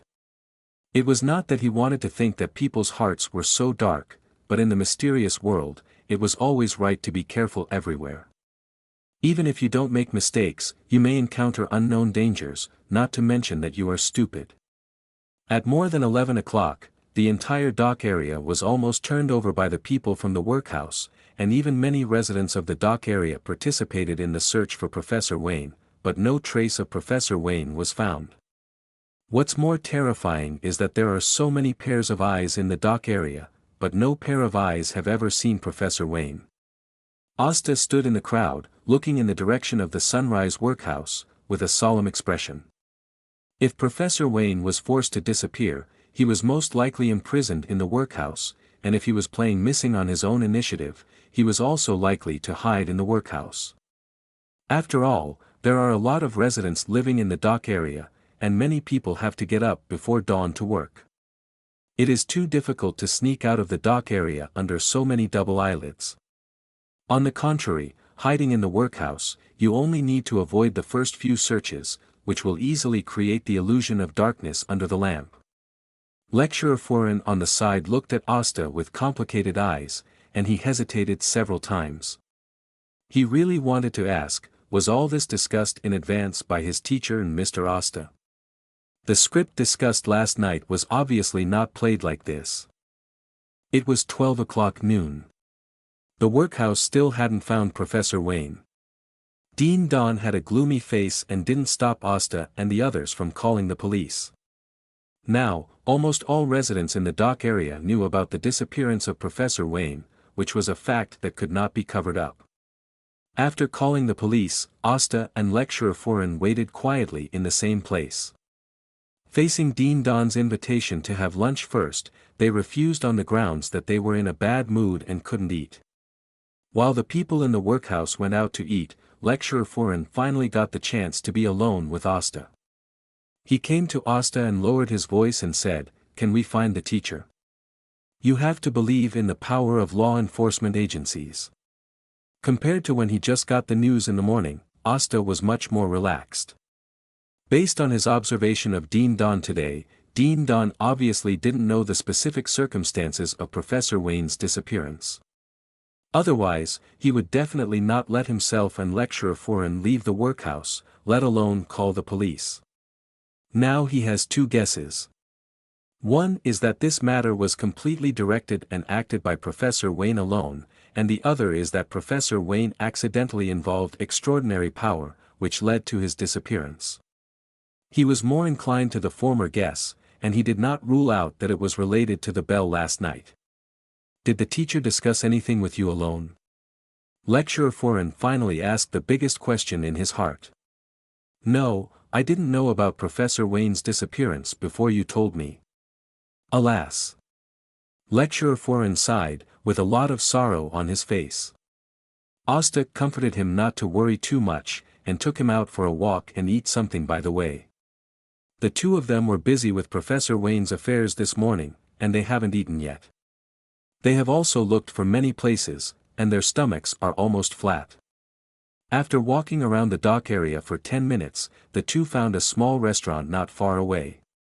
Asta ordered a pan-fried veal steak with sausages and a mushroom soup, and Lecturer Foreign ordered a grilled fish, sausages and a glass of beer. After eating the steak and sausage, Asta still felt a little hungry, but because Lecturer Foreign was there, he didn't order anything else. He drank the mushroom soup, which tasted not very good, one spoonful at a time, and looked out of the restaurant with a wandering gaze. After watching for 7 or 8 minutes, the mushroom soup was not finished yet, but Asta caught a glimpse of a petite figure. She had messy and rough shoulder-length yellow hair, and wore a traditional night training suit. She was short, at most a little over 1.5 meters tall, with some baby fat on her cheeks, delicate and soft facial features, and her eyebrows and eyes were not fully opened, slightly immature. This image is a bit like Hugh. Asta carefully checked her height and finally confirmed that the person outside was Hugh. He did not go up to talk to her. It was very unnoble to chat at an inappropriate time. After a while, Hugh outside also walked into the restaurant and sat not far from Asta. Was she here to wait for someone, or was she here specifically to find him and Lecturer Foreign? Did she have news about Professor Wayne? Many thoughts came to Asta's mind, but he still did not choose to take the initiative to talk. After a while, Zio took the initiative to stand up and walked over to Asta, whispering, "I am very good at finding people. Do you want to hire me?" Asta's eyes lit up and smiled, "We are indeed looking for someone, and we have no clues at the moment. Can you really help us find someone?" "I can't guarantee it, but I think you need to hire a professional. Instead of trusting those police officers, you might as well trust my expertise." Madam, although you have a charm that is easy to believe, don't you think this is too abrupt? Zio sat in another position, pondered for a moment and said, I confess that I am interested in finding Professor Wayne, but this does not prevent you from paying me to help. Asta kept smiling and said, if your reasons can convince me, we can pay you to help. In fact, even if Zio did not take the initiative to come and talk, Asta was ready to find a reason to invite her to help. After all, she is a member of the Future Tarot Club and one of the protagonists of this mysterious world. She should have good luck. Things should not get too bad if she uses her luck to find Professor Wayne. Professor Wayne is a respectable scholar. His speech yesterday gave me a lot of benefits. People like him should not encounter any misfortune. Xiao had not said another word. Even if Asta and the others did not ask her for help, she would take the initiative to find Professor Wayne. For no other reason, she simply did not want such a respectable elder to encounter any misfortune. Asta nodded and said, I believe your reason. Now we can talk about the issue of employment fees. If you don't find the person, you only need to pay me £10. If I play a key role in finding Professor Wayne, then you have to pay me £50 for employment. Xiao made his own small request. £50 is a reasonable price for a professor. Okay, I believe in your character and ability. Asta did not refuse this condition. Xiao stood up and said happily, this will be the wisest decision you have ever made. No, the decisions I make are always very wise. Asta silently laughed in his heart. Lecturer Folan looked strange, and finally asked about the origin of the lady in front of him. Xiao dear Cha. Xiao introduced herself and gave a brief introduction. Her words were easy to convince people and quickly dispelled Lecturer Folan's concerns. After accepting the employment, Xiao immediately entered the state. After analyzing Asta and Lecturer Folan, she finally concluded that Professor Wayne was very likely still in the poorhouse. This conclusion was consistent with Asta's guess. Lecturer Foran said with a little doubt, the poorhouse has been searched more than once, but no one was found. That's why it is the most suitable hiding place. We have to trust the judgment of professionals. Asta also added. Okay. Lecturer Foran said nothing more. Let's go to the poorhouse now. No hurry, wait until the police department intervenes. Asta stopped Xiao's move. He didn't want to find Professor Wayne now. Everything should wait until the police department intervenes, otherwise it will be very embarrassing. Xiao is obviously very smart and understands the implication of Asta's words. This is not trusting the poorhouse. That's right, a living person can't suddenly disappear in front of everyone. The workhouse is indeed the biggest suspect. At about 1 p.m., 6 police officers arrived at the place where Asta and others were. After a simple verification and explanation, they went to the Sunrise workhouse together. Asta was a little reluctant about this decision. He didn't want to step into the workhouse again, but as a noble who cared about the whereabouts of his teacher, he naturally couldn't leave at this time. With the intervention of the police, Dean gave the green light all the way, opened all the rooms in the workhouse, and gathered people to facilitate the police to question and search. The 6 police officers were divided into 3 teams, each with 2 police officers.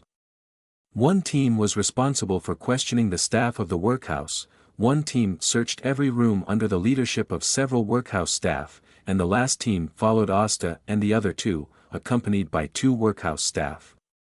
There should be some basement or something like that in the workhouse, right? Zio decisively put forward her own opinion. She didn't think that a normal search could find Professor Wayne.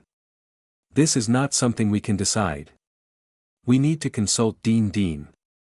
I believe Dean will not miss any possible opportunity.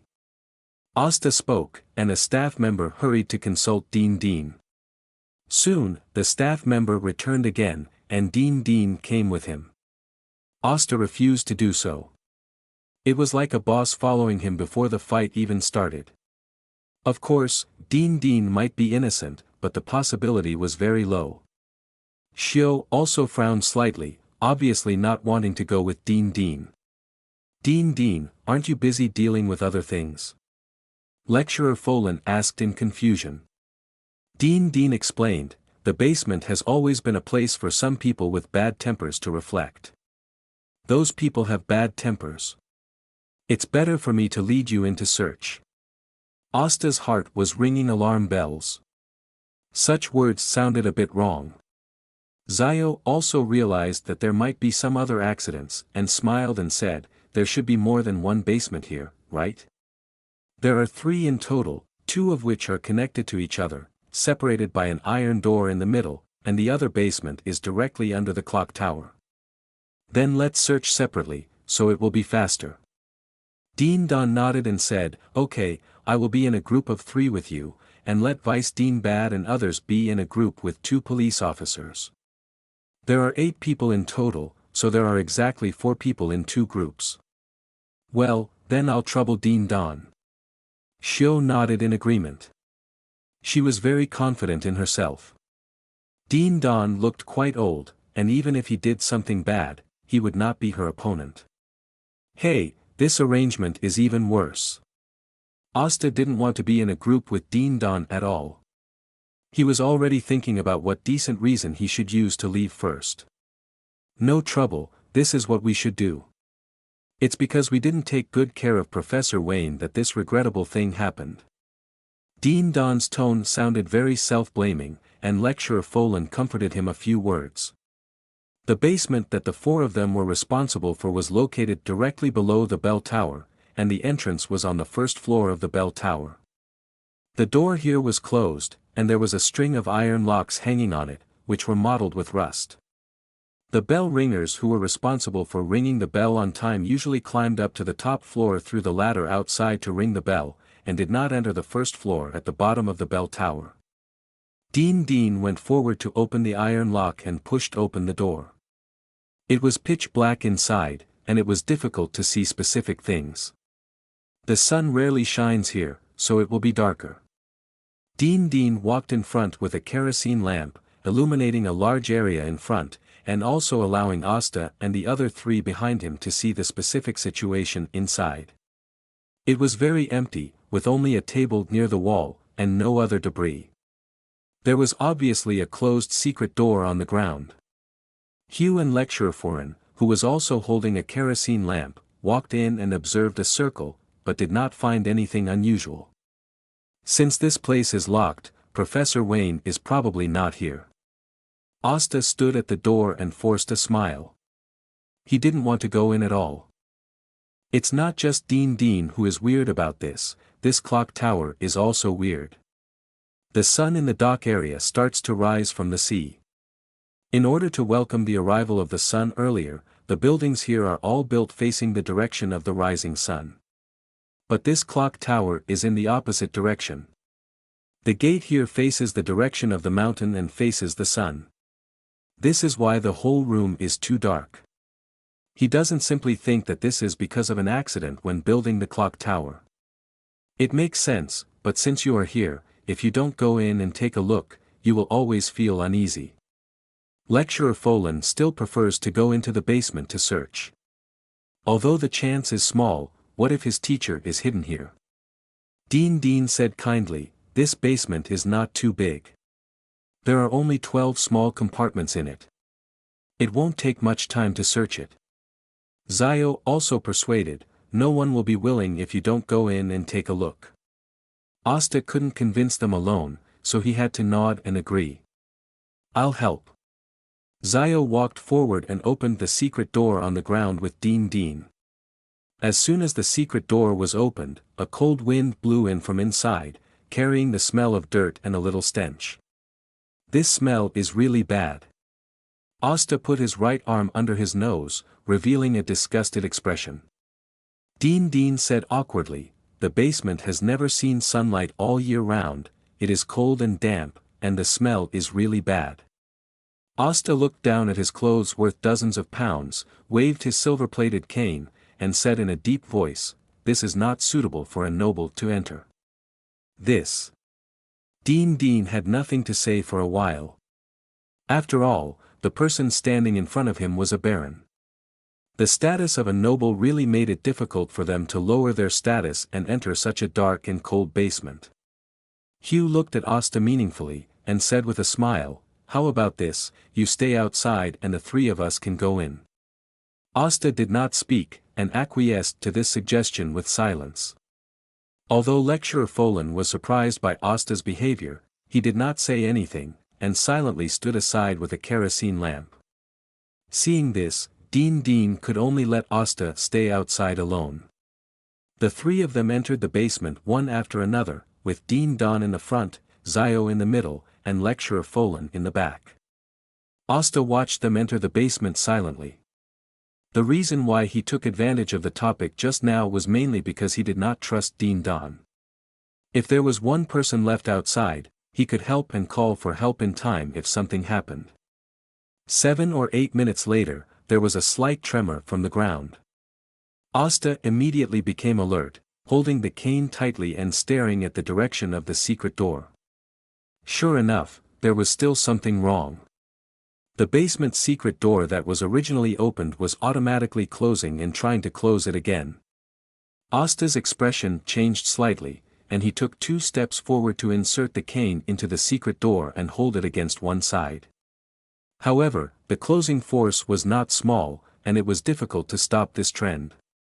In the end, the cane was stuck in the middle, opening a small gap and preventing the secret door from closing completely. Fortunately, this cane is hard enough. Asta was glad that he had changed to the hardest cane before going out to prevent fighting. If it was an ordinary cane, it would definitely be crushed directly. Asta tried to shake his cane, but it didn't work. It was stuck so tightly that he couldn't pull it out. He came to the secret door, raised his foot and tried to kick the door down, but he still couldn't open the secret door in the basement. It would be great if there was a big stone. It would be a good choice to directly use the stone to chisel through the secret door. But now it is obviously not possible. He tried to shout a few times, wanting to know the situation of Hugh and Lecturer Folan. Dean ran away. "We are locked in a solitary confinement room. Find someone to help us." Soon, Hugh's angry voice came from inside. Nothing serious happened." Asta breathed a sigh of relief. Being locked in the solitary confinement room is much better than encountering other dangers. "I'll find someone to save you right away."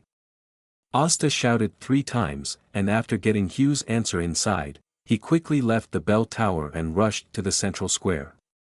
There were 2 police officers gathering people to ask for clues about Professor Wayne. Asta hurried over and explained his purpose, which soon attracted the attention of the 2 policemen. They led several young and strong men and followed Asta to the bell tower. They picked up a few tools suitable for breaking the door on the way. When they arrived, several people worked together and soon smashed the entire secret door. The 2 policemen carried kerosene lamps and led the 2 men into the basement together. Asta still did not go in, but just said a few words to Zio from outside to confirm that they were safe.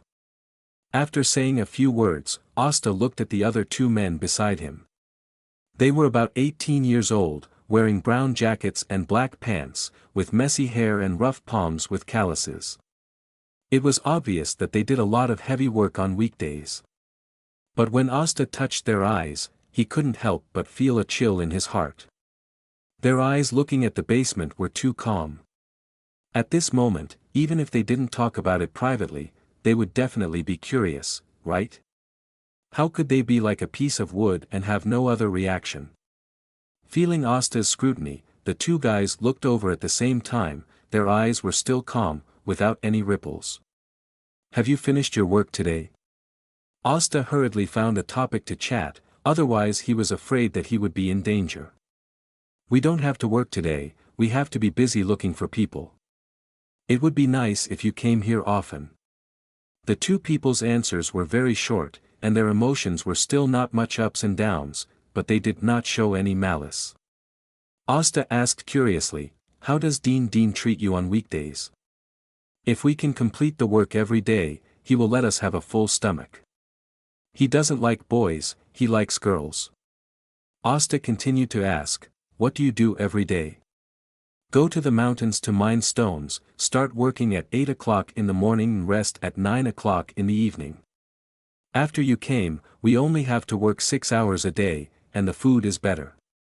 The two people answered every question, except for the obvious emotional fluctuations when talking about having a full stomach. The other answers were very calm. It seemed that they were answering something that had nothing to do with them at all. This strange phenomenon made Asta feel more and more uneasy. Could he be brainwashed? He thought about it and asked patiently, besides liking to let you work and liking girls, what else does Dean like to do? Counting money. Dreaming. Such an answer almost made Asta unable to hold back. He knew that the two people answered different questions, but when they were put together, they produced a strong comedy effect. Asta took a few deep breaths before suppressing the urge to laugh. Counting money is easy to understand, and he also likes to count money. But liking to dream is interesting. It is not a simple thing for a person to like to dream and let everyone know. Asta tried to ask, what does Dean like to dream? Finally out. Before the two guys answered, Hugh's voice came from the basement. The voice was loud and full of energy, and it sounded very healthy. Alas, Dean is such a person.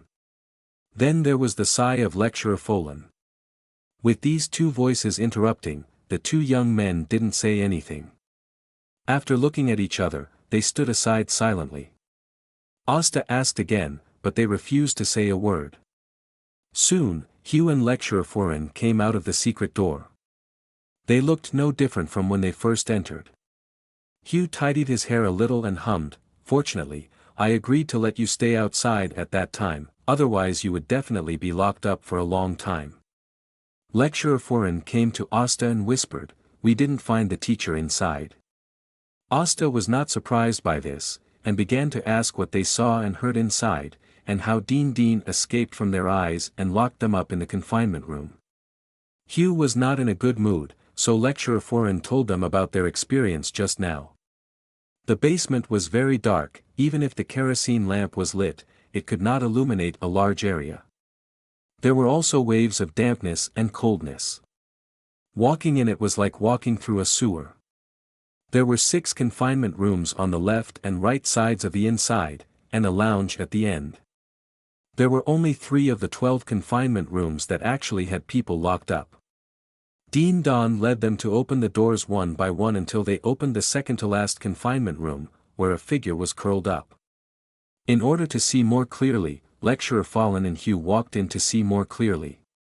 Just as the two of them entered, Dean, who was standing outside the door, suddenly closed the door of the confinement room, locked it, and ran away without looking back. When they found out that they were deceived, they could no longer get out. At this time, they also saw the figure curled up in the corner. That person was not Professor Wayne, but a dead person. He was thin and young, no more than 16 years old, wearing tattered clothes and a light black hat. According to Hugh's analysis, this person should have starved to death. The reason why Dean ran away may also be because of the death in the confinement room. Later, it was Asta who found someone to rescue them. After leaving the confinement room, they followed the 2 police officers to search from room to room, but they did not find any secret passage after searching for a long time. The 2 of them discussed and decided to come out first. The 2 police officers led the 2 guys and continued to carefully check every inch of the place inside. After listening to the Lecturer Folan's story, Asta was even more glad that he didn't go in. Otherwise, with his temperament, he would not enter the confinement room where the dead were held. In this way, he will be alone with Dean outside, and he has no confidence to face a person who is determined to escape. Maybe Dean will stab him a few times when he is not paying attention. That would be really bad.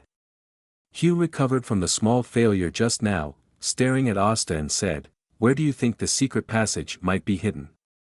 If I am the designer of the basement, I will definitely build the secret passage in the lounge. After all, the main purpose of the confinement room is to lock up prisoners, not to give prisoners a chance to leave. Asta thought this was a very normal inference. Hugh nodded and said, "Are you interested in entering the basement to find the secret passage?" "Not interested." Asta refused directly. Who knows what is on the other side of the secret passage? What if it is the secret lair of the boss? What if there are cruel traps in the secret passage? What if Dean hides and secretly beats them up? There are too many unknowns, and he won't let himself take such a risk. If he remembers correctly, Zio is only a sequence 9 at present. A Beyonder with this strength will basically be gone if he is not careful. Then don't you want to find Professor Wayne? Of course, but finding someone requires wise judgment, not reckless behavior. Well, you are very cautious. Zio thought for a while and gave a pretty good evaluation. As a noble, I will not easily take risks with my life. Asta felt that he needed to emphasize it again, so that these people would not want to drag him to take risks. Zio pouted his cute little mouth, and really wanted to say, "Who is not from aristocratic family?" "As wise as you are, where do you think Professor Wayne might be? Is this the reason why we hired you?" Asta's faint question made Zio feel like punching cotton. Zio did not entangle this topic with Asta, pondered for a while, and gave his professional advice. "I think Dean Don has nothing to do with Professor Wayne's disappearance. Instead, it was Professor Wayne's disappearance that attracted the police to intervene, which led to his hasty escape through the secret passage in the basement. Professor Wayne should no longer be in the workhouse. There are some remote places in the dock area, where few people go on weekdays. Professor Wayne may be hiding in those places." Asta had no objection to the first point. Dean Don was exposed too quickly, and he had no motive to kidnap Professor Wayne. He had a different opinion on the second speculation. He still believed that Professor Wayne was more likely to be in the workhouse. Dean Don was not suspected, but it did not mean that others were not suspected. And the weirdness of the workhouse was not only Dean Don, but also the people who were suspected of being brainwashed, the bells that rang in the middle of the night, and the weird bell tower. There are no answers to these questions yet. If it can be confirmed that Professor Wayne disappeared on his own and is currently safe, then he will definitely stay away from this workhouse and write an anonymous report letter directly to the Church of the Night. He did not think that a sequence 9 could solve a big problem. But the problem is that it is difficult for him to know the situation of Professor Wayne. If he leaves here, if Professor Wayne is really in danger, it will be difficult for him to forgive himself for standing idly by today. Alas, Professor Wayne, you are really good at playing hide and seek. The police department has taken over here. We can go to those remote places in the dock area first. Hugh made a suggestion, Asta did not object, and Lecturer Foreign had no opinion. Let's go out for a walk first. If we can't find any clues, we can only stick to this poor house. Asta sighed in his heart and followed Hugh and Lecturer Foreign to the dock area at the foot of the mountain. After walking for a while, he suddenly remembered the two guys who had revealed important information to him just now. The two of them seemed to disappear silently when Lecturer Foreign talked about the encounter in the basement. Seeing that Asta suddenly stopped and looked unhappy, Lecturer Foreign asked curiously, "What's wrong?" "No, it's okay."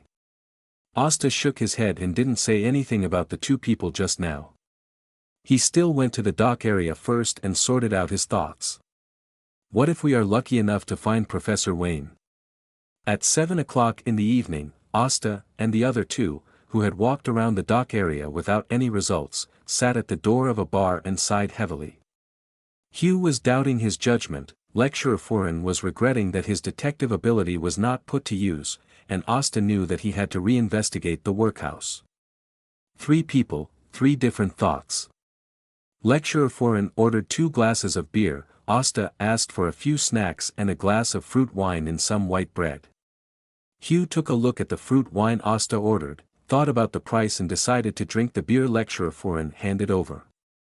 After replenishing some energy, Hugh knocked on the table with an empty beer glass and said in a deep voice, "I think we have made a misunderstanding. Professor Wayne should still be in the workhouse. Lecturer Foreign leaned slightly on the table and said, "What is your reason?" Asta took a sip of fruit wine, ate ham wrapped in cheese, and quietly looked forward to Hugh's next analysis. Just because Dean Don is not suspected does not mean that others are not. If there is a secret passage in the basement of the workhouse, then there may be secret passages in other places. We need to find that secret passage. The person who kidnapped Professor Wayne is very smart. He knows that the most dangerous place is the safest. Xiao said this and praised Emperor Roselle again. Very smart analysis. Asta was very supportive. Emperor Roselle is really a wise man. Lecturer Foreign sighed.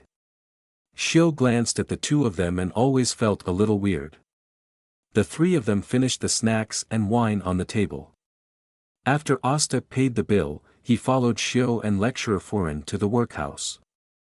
Because Dean Dan fled today and the body was found in the basement, and Professor Wayne was missing, the police department paid special attention to this matter and sent 6 more police officers. When Asta and the other two returned to the workhouse, the lights were on inside and outside. Many staff members of the workhouse assisted the police in searching and cleaning every corner. According to some intelligence, even the ground was dug up a lot. A total of 6 bodies have been found, including 2 men and 4 women, aged between 14 and 16. These 6 murders naturally accumulated to the head of Dean Don, who escaped. The reason is also very simple. If it has nothing to do with him, why did he escape? But what disappointed Asta and the other two was that they did not find any trace of Professor Wayne, and even Dean Don was not caught. What should we do at this time? Lecturer Fallen asked weakly, and they seemed to be unable to help much. Asta said, "Don't worry, find 3 rooms to stay first." What do you think will change at night? Lecturer Fallen thought of the strange bell sound that night. Well, it's just a possibility, and we can't let go of any possibility. But wouldn't that be too dangerous? We can contact a few more police officers. Asta would not take risks with his life casually, and he still had to find more people to feel at ease. The only thing to note is that the strange bell sound may not appear tonight.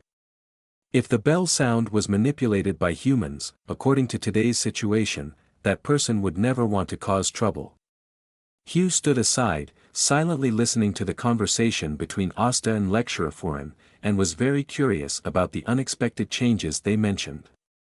Could it be that Professor Wayne's disappearance was also related to extraordinary factors? Soon, Asta and the other two found Vice Dean Bader, the current head of the workhouse, and after explaining their purpose, Vice Dean Bader let them live in the room they lived in last night. Hugh lived in Professor Wayne's room, and the other two's rooms remained unchanged, and were still next to each other. This time they did not wait until midnight to come to the meeting. Everyone washed up a little and came to Asta's room. According to Lecturer Foreign, it was necessary to keep the situation as consistent as possible with last night. Now you can tell your story. Excessive hiding is not conducive to finding Professor Wayne. Hugh sat on the table, and Asta and Lecturer Foreign sat by the bed. Explaining what happened last night, Asta asked Lecturer Foreign to take charge. He found that Lecturer Foreign had a strong storytelling ability. In his mouth, boring stories could be turned into amazing fantasy adventures. After listening to Lecturer Foreign's version of the story, Zio sighed, "Fortunately, you didn't catch up with the source of the bell sound last night, otherwise you might also be on the missing list today."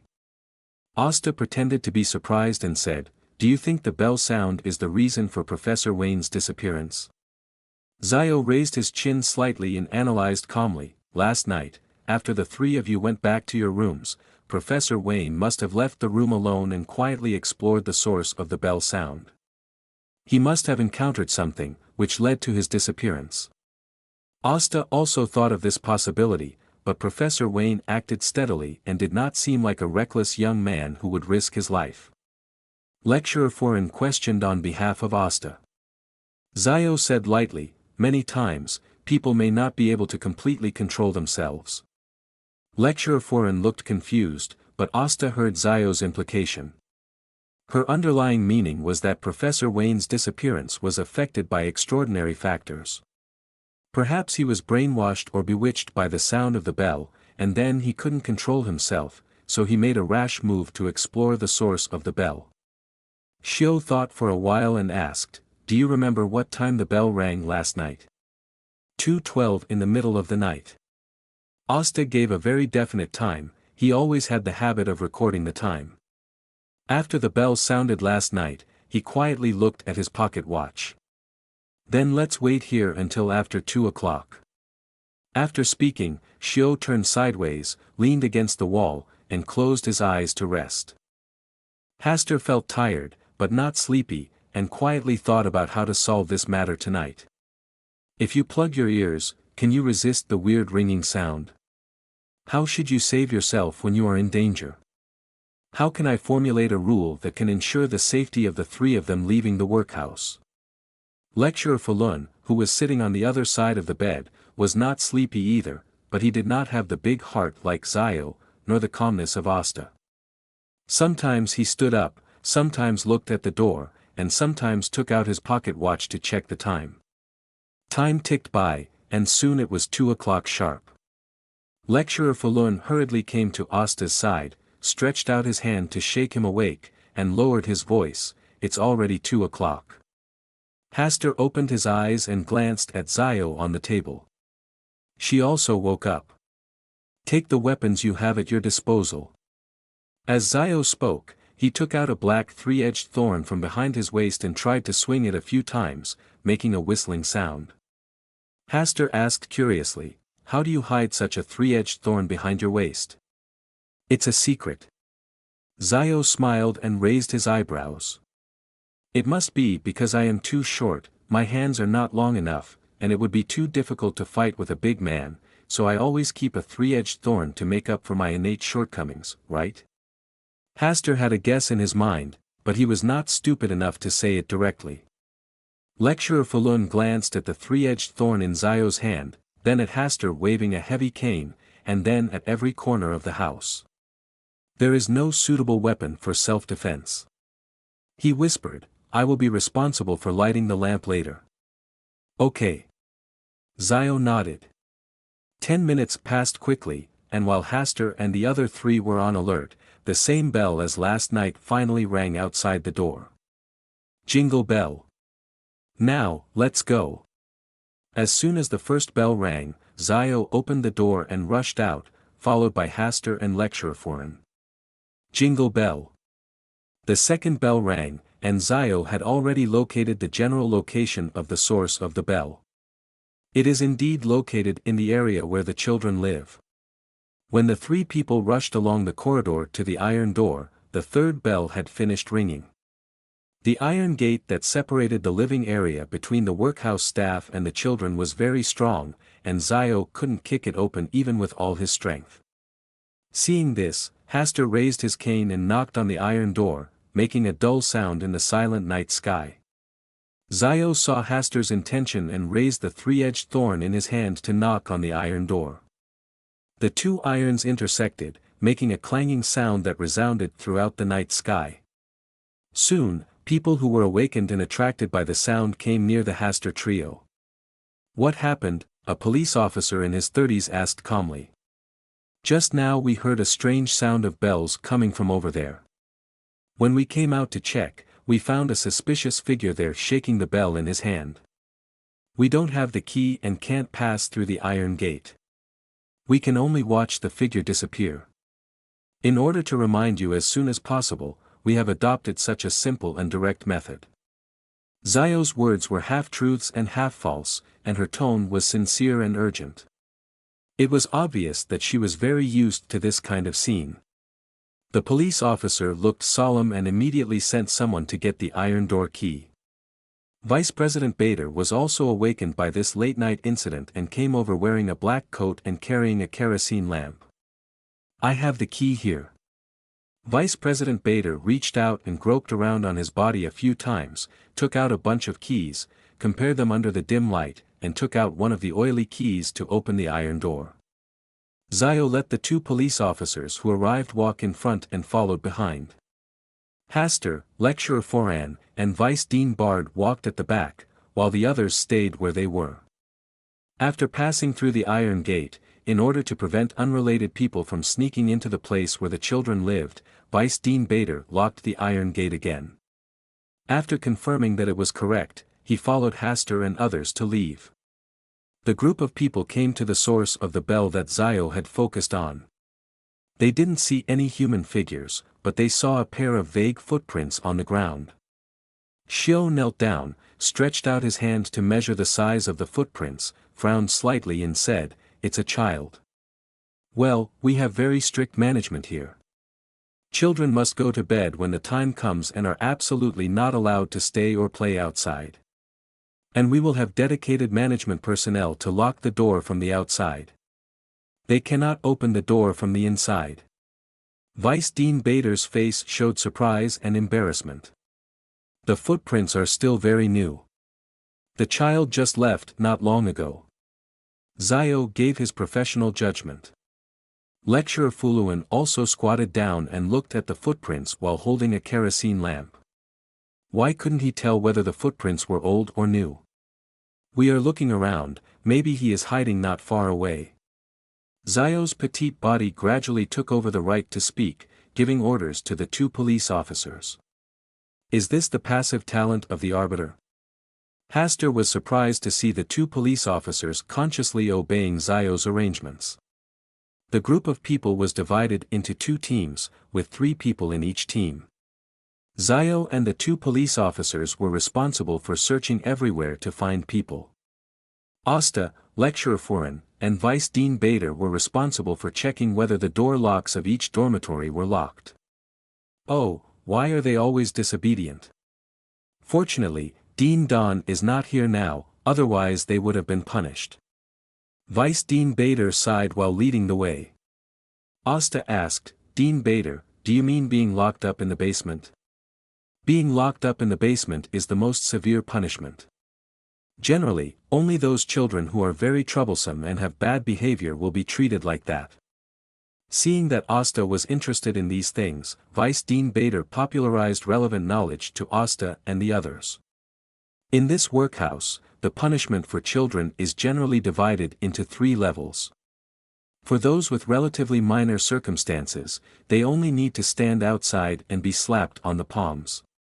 For those with more serious circumstances, they are not allowed to eat and can only watch others eat at the table with an empty stomach. Only when facing those who refuse to change after repeated education will there be the most severe punishment. What if they are locked up in the basement and still refuse to admit their mistakes and repent? Lecturer Foran raised his question. Vice Dean Bader was silent and did not answer this question. Isn't this too cruel? Lecturer Foran has realized from his silence that the body in the basement should be like this, right? Even if the child finally admitted his mistakes and repented, in the dark and deserted environment, no one heard or cared about his shouts, and he could only wait to die silently. Starving to death is too cruel. That child must not be the first person to die in the basement. The other bodies were just cleaned up in advance. No wonder Dean Don didn't even think about staying to explain anything, but ran away directly. He knew that as long as he went to court, he could no longer hide the crimes he committed. Vice Dean Bader sighed, alas, Dean Don did a bad job in some places, but he is very good at raising charity funds, and most obedient children live well here. The 3 of them chatted while checking the door locks of each room. From beginning to end, the inspection of the 2nd and 3rd floors was easy. They only needed to check whether the iron doors on both sides of the passage were closed. They didn't have a lawn as a buffer here. If those naughty children dared to jump directly from the 2nd floor, they would basically fall half crippled. Before the 3 of them finished their inspection, they heard Hugh's voice coming from not far away. They found the child who shook the bell. No hurry, let's check everything first before going over. Asta said with a smile. He thought it would be better to check everything thoroughly before he could rest assured. Maybe there was more than one child who sneaked out tonight. Vice Dean Bader also thought it was better, and patiently led Asta and lecturer Foreign to check everything. Indeed, there was no sign that the door lock was opened, and the iron doors on both sides of the passage were also tightly locked. After confirming that everything was correct, the three of them went to the place where Zio and others found the child. It was a bathroom on the far right of the first floor, and the child was hiding inside. "Little Amy, how did you sneak out?" After seeing the child's appearance clearly, Vice Dean Bader exclaimed. Obviously, he knew this child who did not follow the rules of the workhouse. Asta was also looking at the little boy named Amy in front of him. He was about 8 years old, 1.2 meters tall, with short chestnut hair, wearing a thin white monk's robe, bare feet, and at this moment, he lowered his head and stood by the sink, his hands nervously pinching the corners of his clothes. Dean Bader, I didn't mean to not go back to the dormitory to rest. I just came back too late and was locked out, and I didn't dare to disturb Aunt Lisa. Amy raised her head slightly, her eyes were red, tears were hanging in the corners of her eyes, about to fall, and her voice was sobbing and choking, which matched her young face that had not yet grown up, making her very lovable. Shio lowered his voice and said softly, "We are not here to arrest you, we just want to know where you got this string of bells." Amy replied timidly, "I picked it up on the road, I thought it sounded nice, so I kept it with me." "Then why did you shake the bell in the middle of the night? Aren't you afraid that the bell will wake up others?" I'm afraid to be alone." Amy lowered her head again.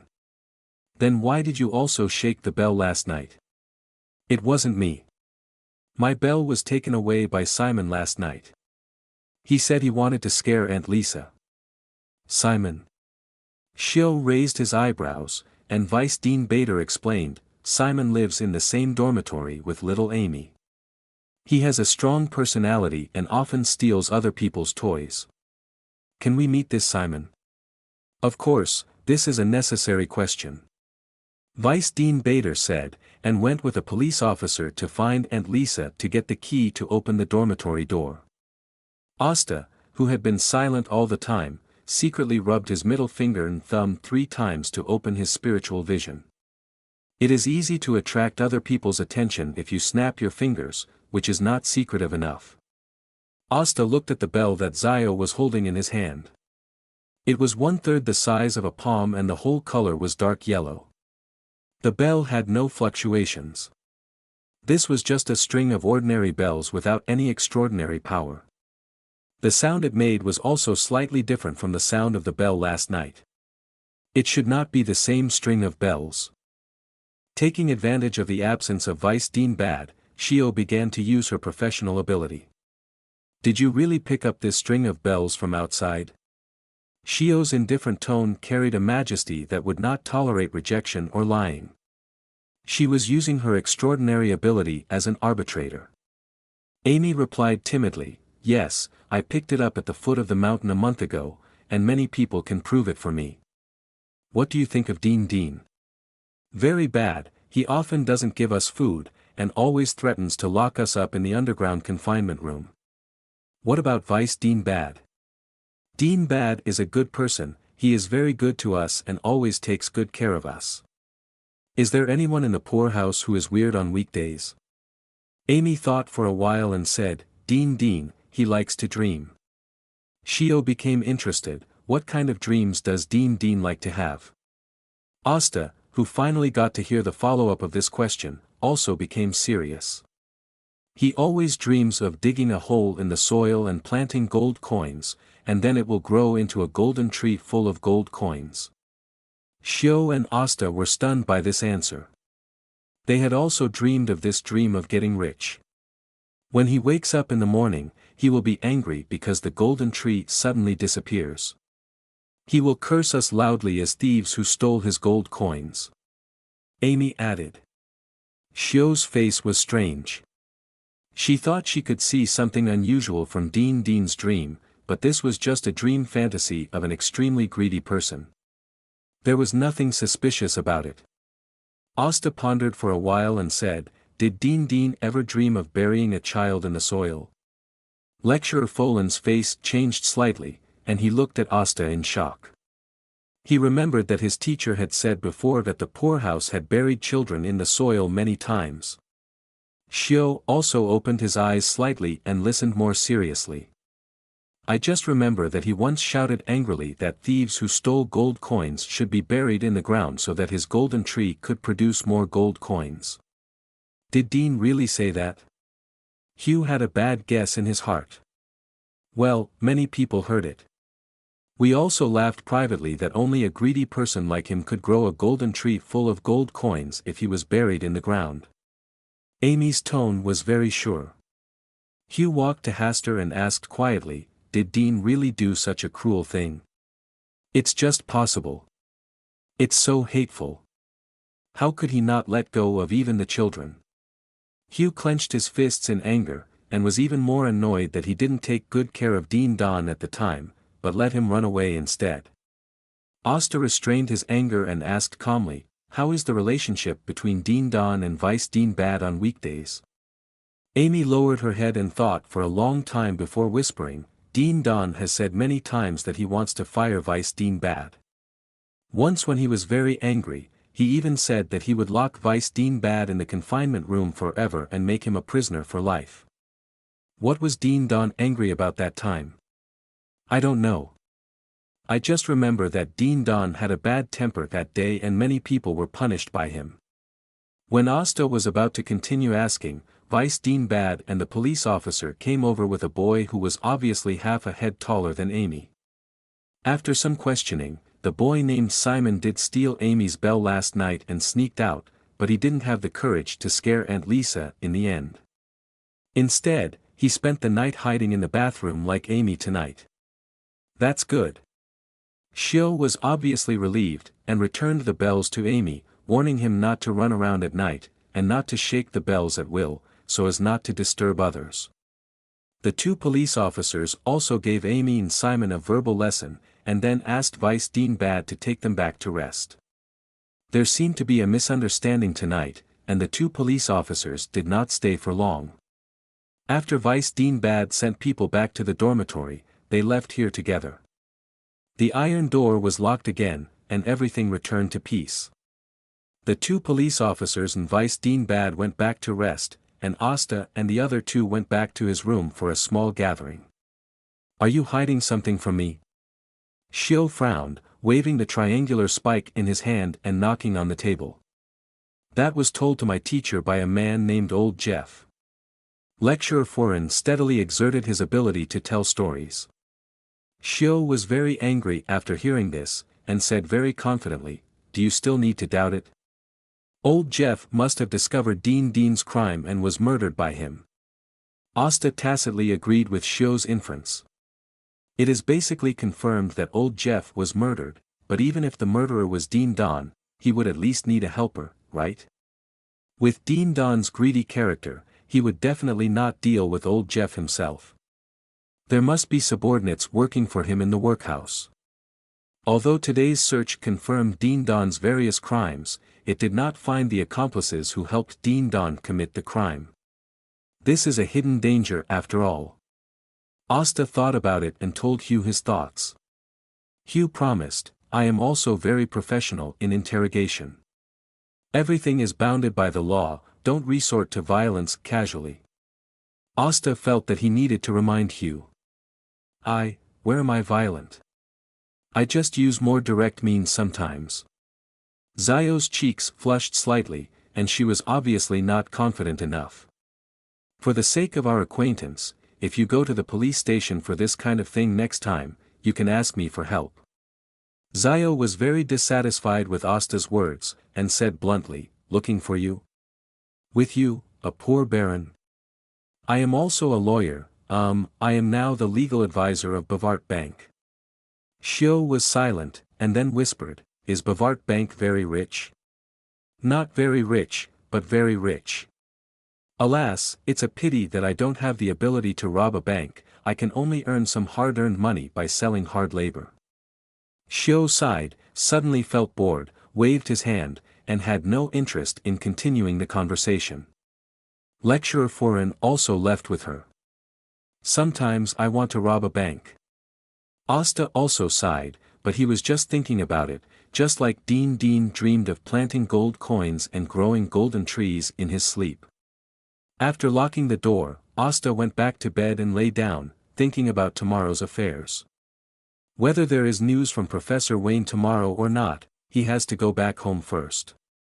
He has not taken a bath or changed clothes for 2 days, which makes it difficult for him to fall asleep. Regarding the doubts that still exist in the workhouse, let's wait and see when we find Dean Don. Maybe I just think too much, and Dean Don is the culprit of everything. As for the different sounds of the bells on the 2 nights, it may be because different people have different powers, and the sounds made by shaking the bells are also different. Asta thought a lot, and soon fell asleep, and chose to come to the Hall of Stars. Now he has gradually become familiar with and mastered the Hall of Stars, and can decide whether to enter the Hall of Stars after falling asleep. Recently, there are a lot of troubles. Asta closed his eyes and sat quietly in the chair for a long time before looking at the star belonging to the lamp god. His eyes zoomed in, and the starlight dissipated. The shadow of the magic lamp still flickered with a dim light, very quiet and peaceful. Asta stared at it for a long time before driving the chain of order to whip it as usual. After diverting his worries, he felt much more relaxed. Early the next morning, Lecturer Foreign came and knocked on the door again. Asta, who had finally taken a nap, was woken up. He got up and tidied his clothes before slowly opening the door. If Lecturer Foreign disturbed his sleep for some trivial matters, he would not mind letting Lecturer Foreign feel what cruelty was. Fortunately, the news brought by Lecturer Foreign was shocking and a great joy. Professor Wayne was found. It is said that at 2 or 3 o'clock last night, Professor Wayne returned to his house and was soon discovered by the police officers who were closely watching the area. Then the news came to the dock area early in the morning, and Lecturer Foreign was the first to inform him after receiving the news. Asta said with a bad face, "Did Professor Wayne walk back by himself?" "That's what they said." "Ha, how lucky." Asta's face became more and more unfriendly. He was just suspicious before, but now he can be sure that this disappearance was directed and acted by Professor Wayne himself. He didn't care that Professor Wayne replaced his role. What made him angry was that Professor Wayne didn't tell him in advance, causing him to worry about it. Lecturer Foreign coughed lightly and said, "Well, I don't think the teacher did it on purpose. Maybe he was just in a hurry to leave and didn't have time to say goodbye to us." Lecturer Foreign, while you were eating white bread and anxiously unable to fall asleep, Professor Wayne must have been alone, drinking a little wine silently, and spending a very sad night with roasted sausages. Based on Asta's description alone, Lecturer Foreign felt his anger rising instantly. "I was so angry all of a sudden." After successfully making Lecturer Falun angry, Hastert consoled him, "Maybe it's as you said, Professor Wayne just didn't say goodbye to us because he didn't have enough time." Lecturer Falun didn't answer. The two chatted at the door for a while, and Zio also opened the door and came over. "I heard that Professor Wayne has been found." "Yes, thank you Ms. Zio for your help along the way." Lecturer Falun recovered from his angry state of mind.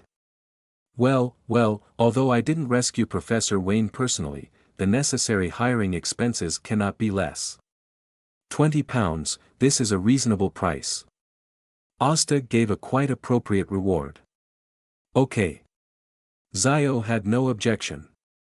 After all, this was 10 gold pounds more than he expected. Hastert took out 2 10-gold-pound notes and handed them to Hugh. He had to find a way to reimburse Professor Wayne for the money. Lecturer Falun also had the same idea, and he gave Hastert an "I support you" expression. After getting the reward he deserved, Zio didn't wait long and rushed towards the basement. In order to find out the secret passage in the basement, the police officers decided to use gunpowder to blow up the lounge and prepare to do it later. Hastert had no intention of joining in the fun. Now that Professor Wayne was safe, he did not want to stay in the workhouse anymore. Lecturer Folen had the same idea as him, and the two of them simply freshened up and left the workhouse. Boom! Boom! Thick smoke filled the air, and the secret passage lounge was blown open. In addition to rubble, a hidden room separated by a stone door was also revealed. Inside, Dean Don was dead, with his hands holding a wooden box filled with gold coins. When Hastur finally returned home, the first thing he did was take a comfortable bath. The sticky feeling is really uncomfortable. Fortunately, the weather is not too hot, otherwise I would definitely smell the sour smell of sweat. After taking a bath and enjoying a carefully prepared dessert, Hastur felt like he was alive again.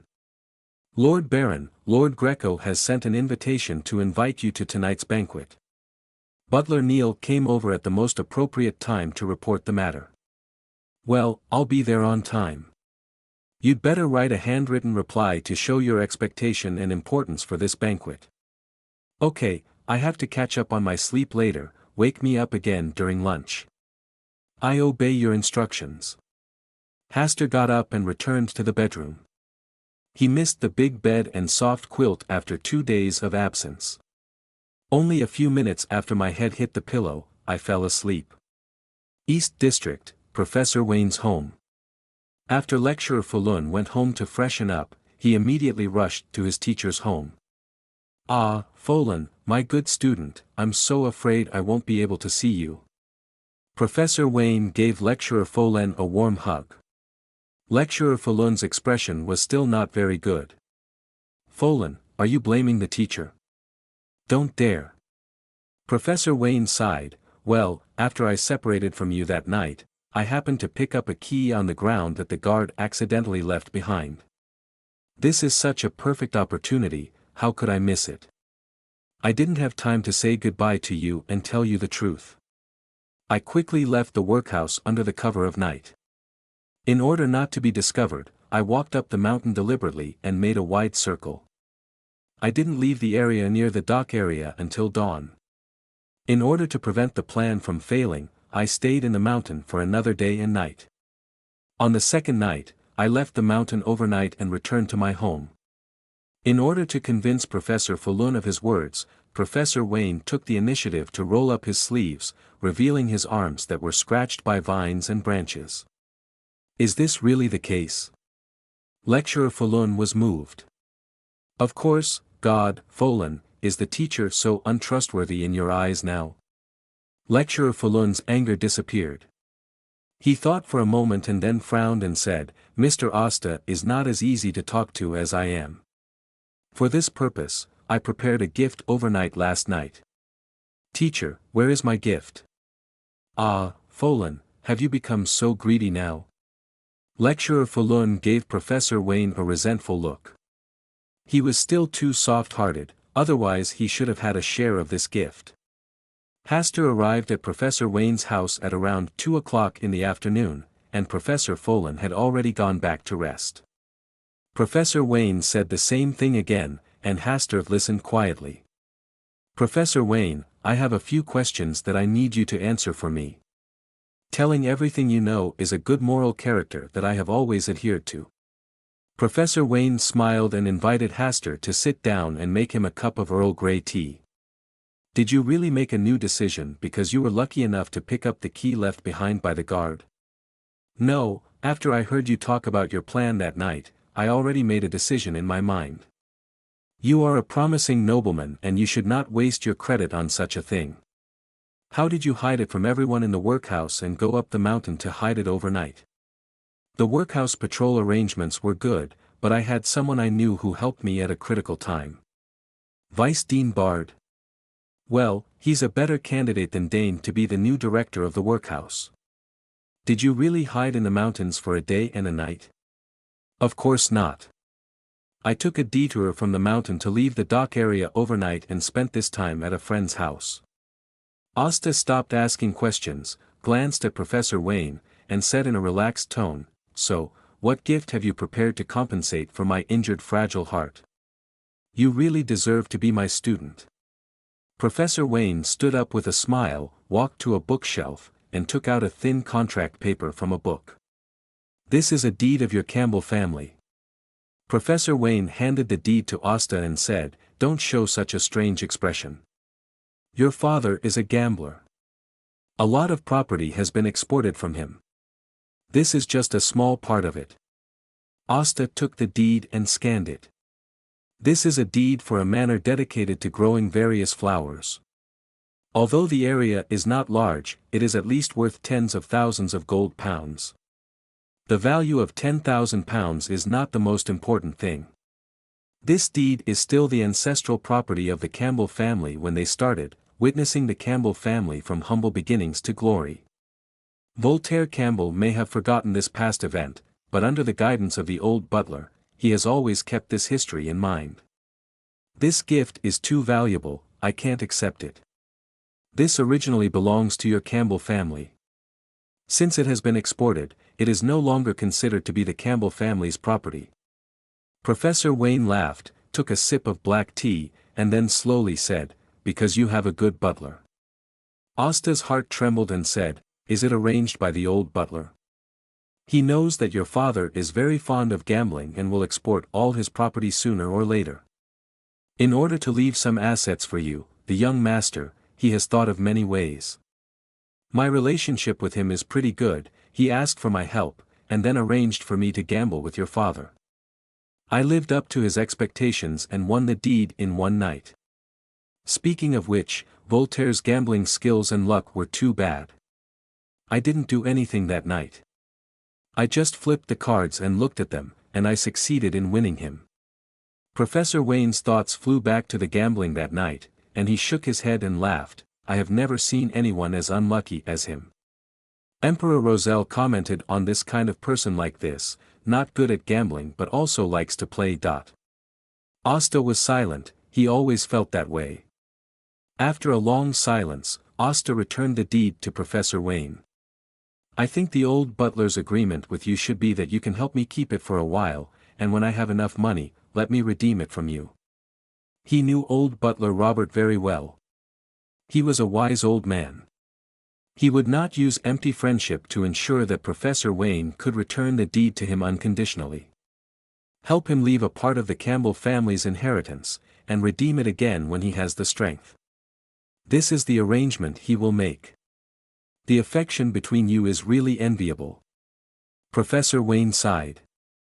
As a well-known law professor at Backlund University, he is also a rich man and has a very good butler. But he is sure that his butler will not be as loyal as Butler Robert. That is the person who dedicates his whole life to the Campbell family. The glory of the Campbell family is his wish. This is a butler that can only be cultivated by a noble family with a long history. In this case, when you can graduate from me, I will return this deed to you, as a gift from me to you." Professor Wayne took back the deed with a smile. Asta chuckled and said, "Isn't this condition too easy? So far only Fallen can truly graduate from me. I think I have learned some of your essence." "Oh, tell me about it." "Flexible bottom line, shameless mentality." Asta's tone was very pleasant, and he added in his heart, "the shadow of order." Professor Wayne is a very talented and ambitious law professor. He gave himself and lecturer Fallen two different teachings. One is the positive side of the rules, and the other is the shadow of order. Lecturer Fallen is actually very simple and silly. He does not have the identity of a noble as protection. Learning to use the law to serve the mainstream dignitaries can make him live a good life in the future. The knowledge taught to him involves many dark sides, allowing him to understand the overall structure of this society and the nature of the law. Learning to use the law and use it to benefit himself, and then waiting for himself to change the law, this should be Professor Wayne's greatest hope for himself. If Professor Wayne did not tell the truth frankly in today's conversation, but instead fooled himself like he fooled Professor Falun, then he would definitely feel resentful because of it. In the future, when Professor Wayne is here, he will only learn his knowledge and ignore his so-called grand wishes. But Professor Wayne is indeed an old lawyer who can see into people's hearts. He knows what kind of people should be said and what things should be done. When he went to Backlund University to study law, Professor Wayne must have been eyeing him, so he took the initiative to become his law teacher. Otherwise, even the president of Backlund University would have difficulty making such an arrangement. He had done business with the old butler, owned the land title of the Campbell family, and was his own law teacher. These were plus points for him here. He was still young and had not yet truly integrated into the aristocratic circle. Greg Negan, the heir to the Duke, was still his close friend. Such a good seedling is a plus point for him. Why is it that once the surface of tenderness is revealed, it is all naked calculation? Is this also a lesson Professor Wayne wants to teach himself? Hastur was thoughtful, and Professor Wayne, who was sitting across from him, said with a smile, "Yes, you do learn very quickly. One answer seems to answer two questions. Being good at learning has always been my strength." Hastur also laughed. No matter what purpose Professor Wayne had, he never felt sorry for himself. The two sat and chatted for a long time. Lecturer Folen, who had gone home for a short break, also came to Professor Wayne's house. As the three of them chatted, the topic returned to the workhouse. Is Dean Don really the source of all evil? The person who asked the question was Hastur. He wanted to give Professor Wayne a little reminder that Dean Don was not a good person, and Vice Dean Bard, who had always been at odds with Dean Don, was not necessarily a good person either. Professor Wayne said with emotion, "Who can tell whether it is the source or not? As long as the children living in the workhouse can live a better life, then what we do has its meaning." Seeing this, Hastur stopped saying anything. Anyway, he probably wouldn't go to the almshouse again. The three of them chatted until about 4 o'clock in the afternoon, and Hastur left. He wanted to go back and take a rest before preparing to attend Greg's banquet tonight. Attending a banquet hosted by such a great nobleman requires a lot of preparations in advance. Dress appropriately, have the right perfume, and have a light meal before the banquet. You must also pay attention in advance to who are the nobles attending the banquet tonight, so as not to not know anyone by then. There is also a certain time to set off and arrive at the banquet venue. Generally speaking, the more powerful the nobles are, the later they will arrive. If you arrive later than the big nobles, you will definitely be ridiculed and make others unhappy. If you arrive at the same time, your appearance will appear dull and will cause the displeasure of the great nobles. What level do you think you dare to arrive at the banquet with me? This is probably the mentality. Only by arriving earlier than the nobles will you have a chance to show off your charm. Noble ladies are most familiar with this matter and care about it the most. Many noble ladies started making various preparations for this banquet several days in advance. New clothes, new gems, new diamond rings, new perfume. Always try to show your best side as much as possible. If you are lucky enough to receive an invitation to a royal banquet, then this kind of preparation will be even more terrifying. Sometimes, in order to wear a well-groomed skirt, they will go on a diet in advance, even tighten their belts, and take laxatives to make their waists appear slimmer and slimmer. The banquet held by Greg for the protagonist is not that exaggerated. After all, he is not Duke Negan. Real nobles usually only allow their descendants to attend. It needs to be taken seriously, but it's not that scary. Neil is a very reliable housekeeper and has great experience in dealing with these matters. He believed that although the Campbell family was in decline, it was not comparable to ordinary nobles. It should at least be equal to ordinary earls. After all, this is a hereditary title. If Voltaire Campbell hadn't been too outrageous, Hastur would have inherited the title of Earl. The gap between the Earl and the Baron is huge. For this reason, Neil transformed Voltaire Campbell's exclusive carriage to serve as the carriage carrying Hastur tonight. Hastur had no involvement in these careful and cumbersome arrangements, leaving everything to Neil. As Neil himself said, if a noble is bothered by something like this, then their steward must be incompetent. There is only one thing that Hastur has to do, and that is to wash up, put on the banquet dress, and wait patiently for the banquet to arrive. Queen's, Earl Hall's house. The setting sun shines through the bright stained glass and gently shines on the blonde hair of an elegant and noble girl sitting at the desk in front of the window. The girl was reading a book carefully. At the girl's feet, there was a big dog with the same golden hair lying on her stomach. It closed its eyes and moved its tail lazily, as if to dispel the boring atmosphere in the room. Boom, boom, boom. There was a sudden knock on the study door. The sleeping golden retriever shook its golden hair and quickly got up from the ground. Who? The girl put her fingers against the pages of the book and looked at the door with an elegant posture. Miss, can you come in? You should get ready. The maid asked outside the door. The girl put the bookmark on the latest page, closed the book, and said gently, Come in. Miss, you have agreed to attend Lord Greg's banquet tonight, and now you have to try on clothes. The maid walked in. Well, okay. What kind of gems do you like to wear tonight? The blue teardrop one. The girl's answers were very brief. While talking, she leaned over and stretched out her hand to tease the golden retriever's chin.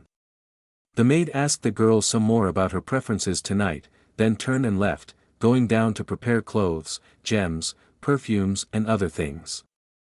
The girl was obviously not interested in these things, but just let her maid look after the arrangements. She still had some impression of Greg. It was said that he had a good relationship with her eldest brother and was also good at business. If nothing unexpected happened, this Lord Greg would be the next Duke Negan. Due to these reasons, she did not refuse the invitation to tonight's banquet. Susie, when do you think I can find the door to the mysterious world? Viscount Glint has been recommending a man to me recently. His name seems to be Asta Campbell. He is a young baron. He said that he once held a resurrection ceremony and survived successfully. He has a profound knowledge of mysticism. Tonight I will find a chance to observe Baron Campbell. If the impression is good, I will accept Viscount Glint's invitation to the next banquet. The girl's gentle and soothing voice flowed into the ears of the golden retriever, and only 2 barks were heard. As night fell, the factory workers dragged their tired bodies back home to eat and rest. And the good time for the nobles has just begun. Luxurious and elegant carriages, with pleasant hoof sounds, drove on King Avenue in Queens. Greg Negan, the next heir to Duke Negan, his banquets are also the most upper class in the entire aristocratic circle. Tonight's dinner starts at 7:30 and is held in a private estate of the Negan family in the northern part of Queens. Around 7 o'clock, carriages of nobles arrived one after another. One by one, noble ladies dressed gorgeously and beautifully, wearing various gemstones and diamond rings, walked lightly, showed confident and elegant smiles, got off the carriages and entered the manor. Sometimes they talked about the new dress styles that were popular recently, sometimes talked about which perfume was more fragrant and elegant, and some bolder and more open ones whispered about which man present tonight was more outstanding. As for the male nobles who were invited, they naturally left the best place for the ladies to talk, consciously standing on the periphery, holding up their wine glasses, and admiring the graceful figures deliberately displayed by the noble ladies. Then they talked about some recent news in all aspects of the kingdom, as well as some romantic anecdotes of the nobles. The carriage of Earl Hall's family arrived at the manor almost at the end of 7:30. When Audrey Hall, Backlund's most dazzling gem, appeared from the carriage, all the lights here seemed to be eclipsed. Her blonde hair was dyed like pure sunlight, soft, silky and shiny, and her green eyes were as deep as the sea, as if they were dazzling gems hidden deep underground. She didn't need to compete with anyone, she just needed to stand among the crowd, and she was the most dazzling light. Holding your breath and appreciating her beauty was the unanimous choice of the male nobles present. There were not many people who could really see the pearl of Earl Hall's family at the banquet. For many people, every meeting was a baptism of beauty. Greg, the host of the banquet, came out with Hibbert Hall to welcome Audrey's arrival. Your arrival adds a lot of glory to my banquet. You are my most proud sister and the most dazzling gem tonight. Not far away, Hastur raised the wine glass in his hand, looked at Audrey, smiled, and whispered softly, "Nice to meet you, Miss Justice." Asta arrived about 10 minutes earlier than Audrey. His arrival also attracted a lot of attention, especially from the noble ladies who were chatting happily.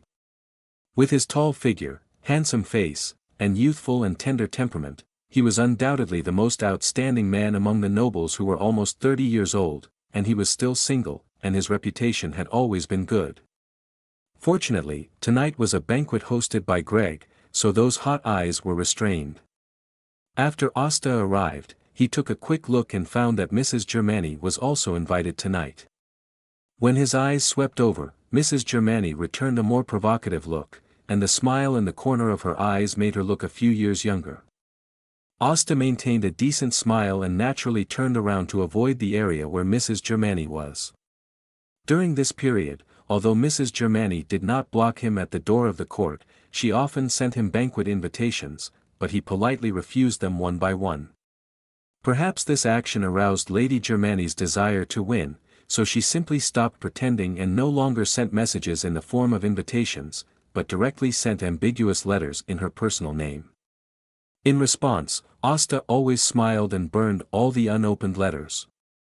Apart from the accident of Lady Germani, Asta was very free here. He didn't know many noble children, and there were only 3 or 4 people who really knew him well.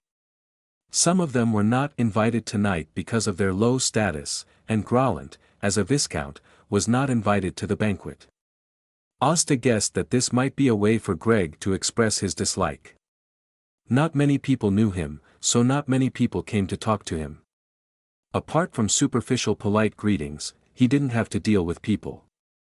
While tasting desserts, he listened to the nobles nearby talking about the latest current affairs and the romantic anecdotes of the upper class. Very comfortable, just like being at home. In addition to the dessert area, there is also a cooked food area, but looking at the piles of various tableware, he felt his scalp tingling and no longer planned to go to the cooked food area to eat something. In front of each kind of food, there are special knives, forks, and spoons, which add up to more than 100 kinds. And all of them are made of sterling silver. This way of showing off wealth is too high-end. When ordinary people see this scene, their courage will be dispersed by 3 points. This is still a relatively public banquet. If it is a private banquet in the home of a noble, it will be more luxurious and more etiquette. When you sit at the table, there are several kinds of tableware that you will use at the beginning. The servants will quietly change them for you according to different dishes. How to accurately select the target from these similar forks, spoons, and knives is a profound knowledge. After a banquet, each person will use dozens of tableware. If you have not received special training, you will basically make a fool of yourself on the spot. Cumbersome, exquisite, and luxurious, this is the normal life of the nobles. Asta guessed that there were probably hundreds of maids in charge of preparing for today's banquet, and the money spent would be calculated from thousands of pounds. This is the huge gap between the great nobles and the downtrodden nobles like him. It was not until Audrey's arrival that he attracted his attention. From a man's perspective, Audrey's beauty was incomparable to all the noble ladies present. From a noble's perspective, there is probably no better marriage partner than Audrey. Asta simply admired her for a while and then looked away. Audrey was very beautiful and was the most dazzling gem in Backland, but she was not the type he wanted to fall in love with. As for the marriage partner, he, a downtrodden baron, obviously could not compare with the earl's daughter who could marry into the royal family at any time. Even if their status in the future was equal, he would not have such an idea. Audrey's beauty was more suitable for standing far away to admire, just like now. Well, this caramel pudding tastes better tonight. Asta tasted most of the desserts tonight and finally determined that the dessert champion tonight belonged to the caramel pudding. To show his respect for the champion, he ate a few more bites. So you like desserts very much? While Audrey attracted everyone's attention, Mrs. Germani, who had been paying attention to Asta's movements, finally got the chance. Asta kept smiling and said meaningfully, sweet but not greasy, it is the best compliment for a dessert. Are you trying to say that I am too greasy? Mrs. Germani was very smart, and her tone became a little resentful. Asta did not say anything, and answered her with silence. If two people want to be together, one of them must take the initiative, otherwise the person you fancy will slip away from under your nose sooner or later. Is this another famous saying of Emperor Roselle? Is he also a love saint? Germani was stunned for a moment, and the ripple atmosphere that had just emerged was ruined by this sentence. She was about to say something else, but Asta did not give her a chance and walked towards Audrey. This made her face change slightly, and she stared at Asta's back. When she saw that Asta only passed by Audrey in the end, she smiled again. Do you want to use Miss Audrey's light to make me dim? The little man's mind is really easy to guess. With a smile, Germani stood up and walked towards Audrey, chatting politely for a few words, and then gave Asta a provocative look. It was inexplicable. Asta had only this one thought. He just wanted to avoid Mrs. Germani and didn't want to use Audrey to reject her. This kind of thing was so boring that he wouldn't waste time on it. The banquet was halfway through and soon it was time to dance. There were many people who wanted to invite Audrey, but most people knew that they had no chance, and Audrey would not give them this opportunity. She only danced with her eldest brother Hibbert Hall, and then found an excuse to go to the lounge on the second floor of the manor to avoid this period of time. Mrs. Germani looked around, but she couldn't find Asta, which made her feel frustrated. On the second floor, in Greg's study, Asta had already left the center of the dance floor and came here to rest. When he made the request, Greg's housekeeper knew that he had a good relationship with Greg, and consciously led him to avoid Mrs. Germani. Sitting on the soft sofa in the study, Asta closed his eyes and rested for a while. He had eaten a lot of desserts tonight, and it was just the right opportunity to digest them. After a short break, Asta stood up and walked to one of the bookshelves, found a book about law and started to read it. Compared to dancing downstairs, he would rather stay here and read. At least reading books can increase his knowledge and wisdom, while dancing downstairs will only waste his time. Knock, knock, knock. 10 minutes later, someone knocked on the door. Come in. Asta flipped through the book and spoke naturally. The door opened, and two figures walked out of the door. Asta looked back and was slightly stunned. He thought that the only person who would come to the study at this time was Greg, but he didn't expect it to be Audrey and her personal maid. Well, we have to count Susie, the future fantasy dog. Audrey and Asta looked at each other, and they both felt a little surprised from each other's eyes. This is Greg's study, a private place. Generally, only close people can come here. Audrey can only come to the study with Greg's consent. I thought the person inside was a servant who was responsible for guarding the study, but I didn't expect it to be a young and handsome aristocratic boy. Judging from his age, he should be about the same age as me. After all, his temperament is young and immature, and he looks several years younger. Asta took the initiative to speak. Miss Audrey, I'm glad to meet you here. If you don't mind, enjoy a quiet reading time for a while. He was reading the most exciting part and didn't want to be distracted at this time. Yeah. Audrey nodded calmly and sat on the other side of the sofa under the vigilant protection of her personal maid.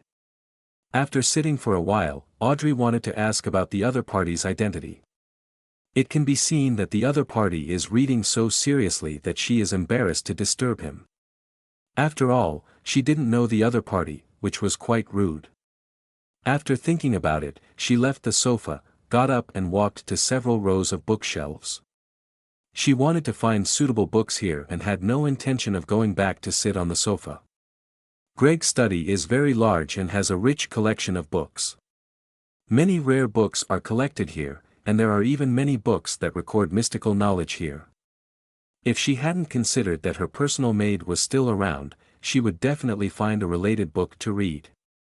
After 10 minutes or so, Asta finished reading the key points, closed the book, and looked around, and found Audrey quietly reading a book deep in the bookshelf.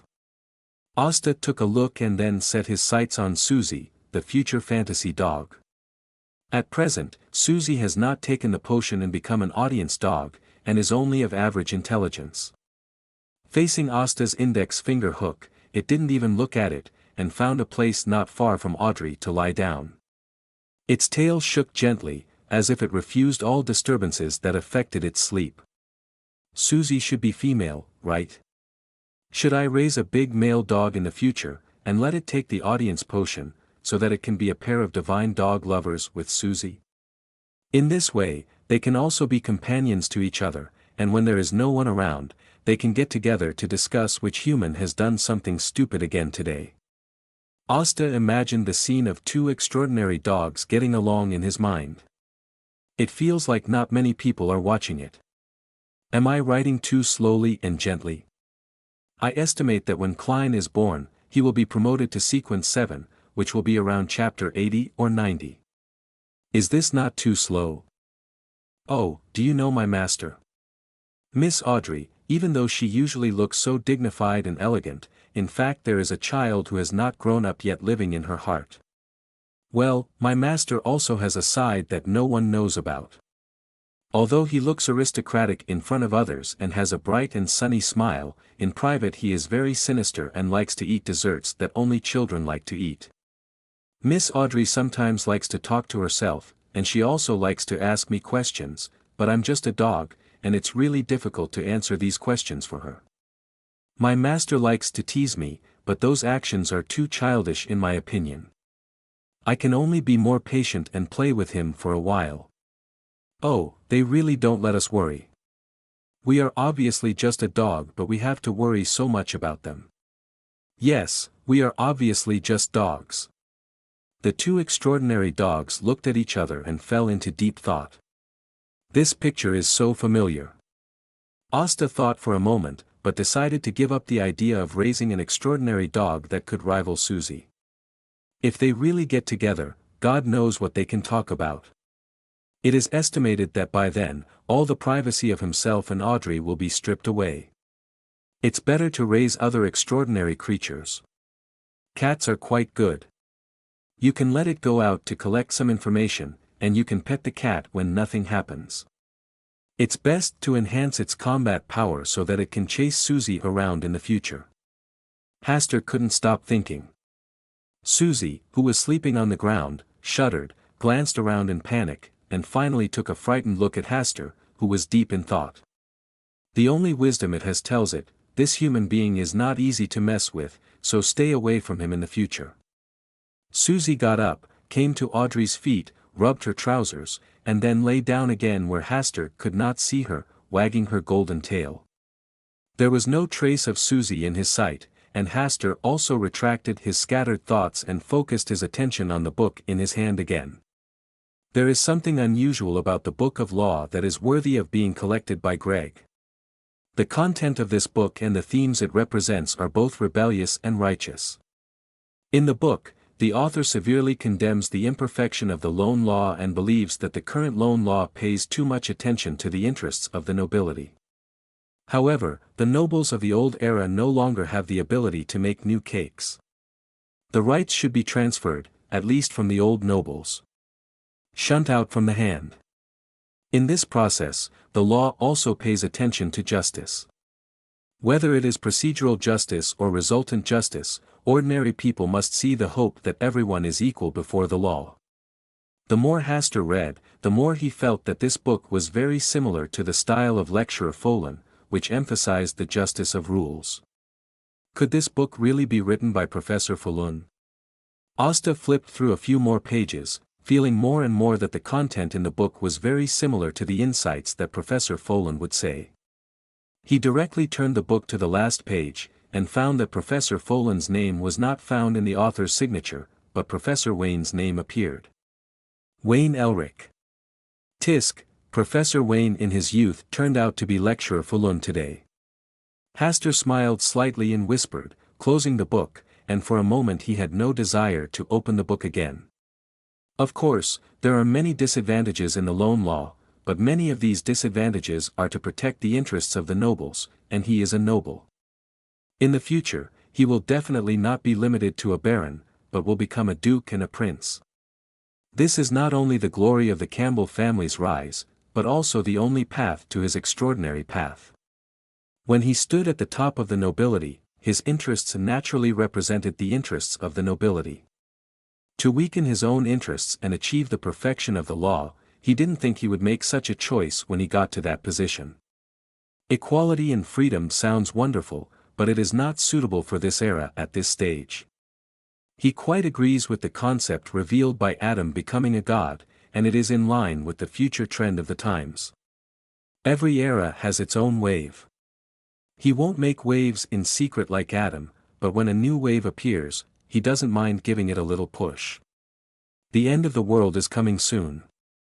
If you think about it carefully, this kind of thing is nothing at all. Hastur leaned on the sofa, closing his eyes and thinking. He didn't open his eyes until the door opened again. Two more figures opened the door and came in. One was tonight's protagonist, Greg, and the other was Audrey's eldest brother Hibbert. This is my good friend, Hastur Campbell, the current heir of the Campbell family. Greco introduced Hibbert with a smile. I have heard the name of Baron Campbell from many noble ladies. When I saw him today, I realized that they were still too modest. Hibbert made a little joke to express his friendliness and closeness.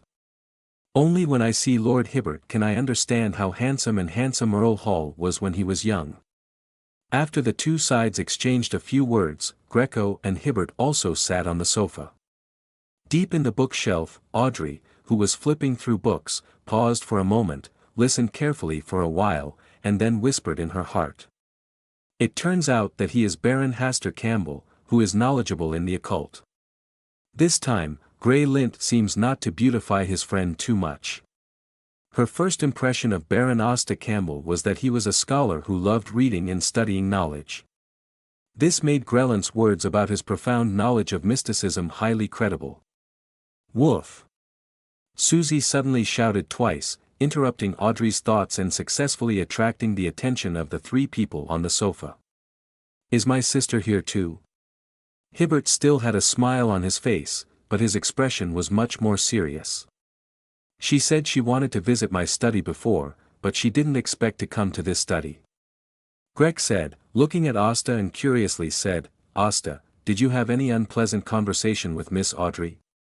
This question made Asta a little difficult to answer. From the time Audrey entered the door until now, he had only said one sentence to her. It would be too rude to say this. After all, facing the beauty of Audrey, few men can resist the urge to talk to her, right? Seeing that Hastur did not immediately respond, Hibbert frowned slightly, and Greg teased, Asta, as a noble, when facing a beautiful lady, excessive enthusiasm will make the other party avoid you. Obviously, Greg misunderstood something just like Hibbert. Asta sighed, he had no intention of teasing Audrey. Miss Audrey's beauty shocked me so much that I only had time to say a word of praise. Hastur tried to be more tactful. Dear brother, are you frowning because you suspect that Baron Campbell will do something impolite to me? If so, you will lose Baron Campbell, an excellent friend. Audrey came over with a smile accompanied by her personal maid, and she started by teasing her brother to ease the awkward atmosphere. Hibbert smiled and said, Your beauty always makes me, your elder brother, deeply worried about you. Any excessive speculation seems so reasonable under your beauty. The two sentences of one question and one answer made the original awkward atmosphere disappear. As expected of a noble who is good at polite words, he made people feel comfortable when he spoke.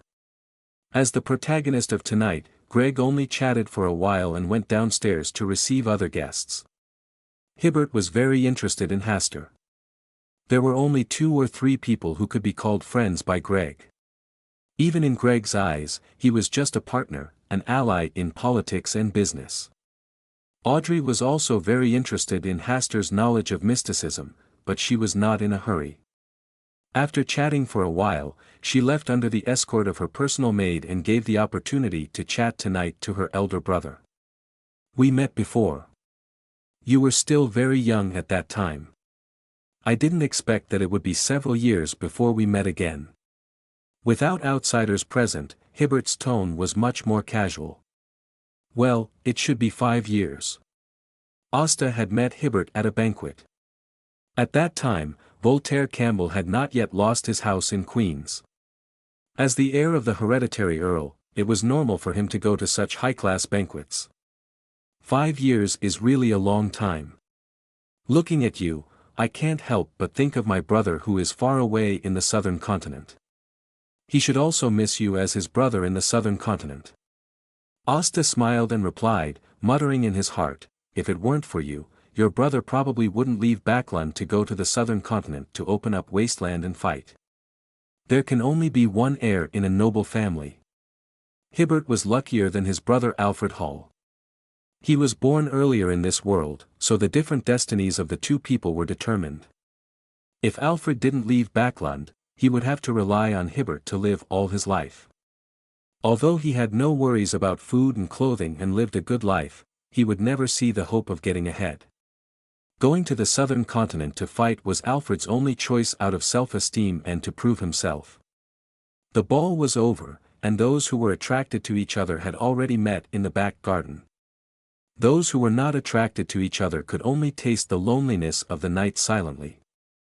Mrs. Germani, who looked down on other men, was sulking, looking at those noble ladies who were obviously more radiant than before with envy.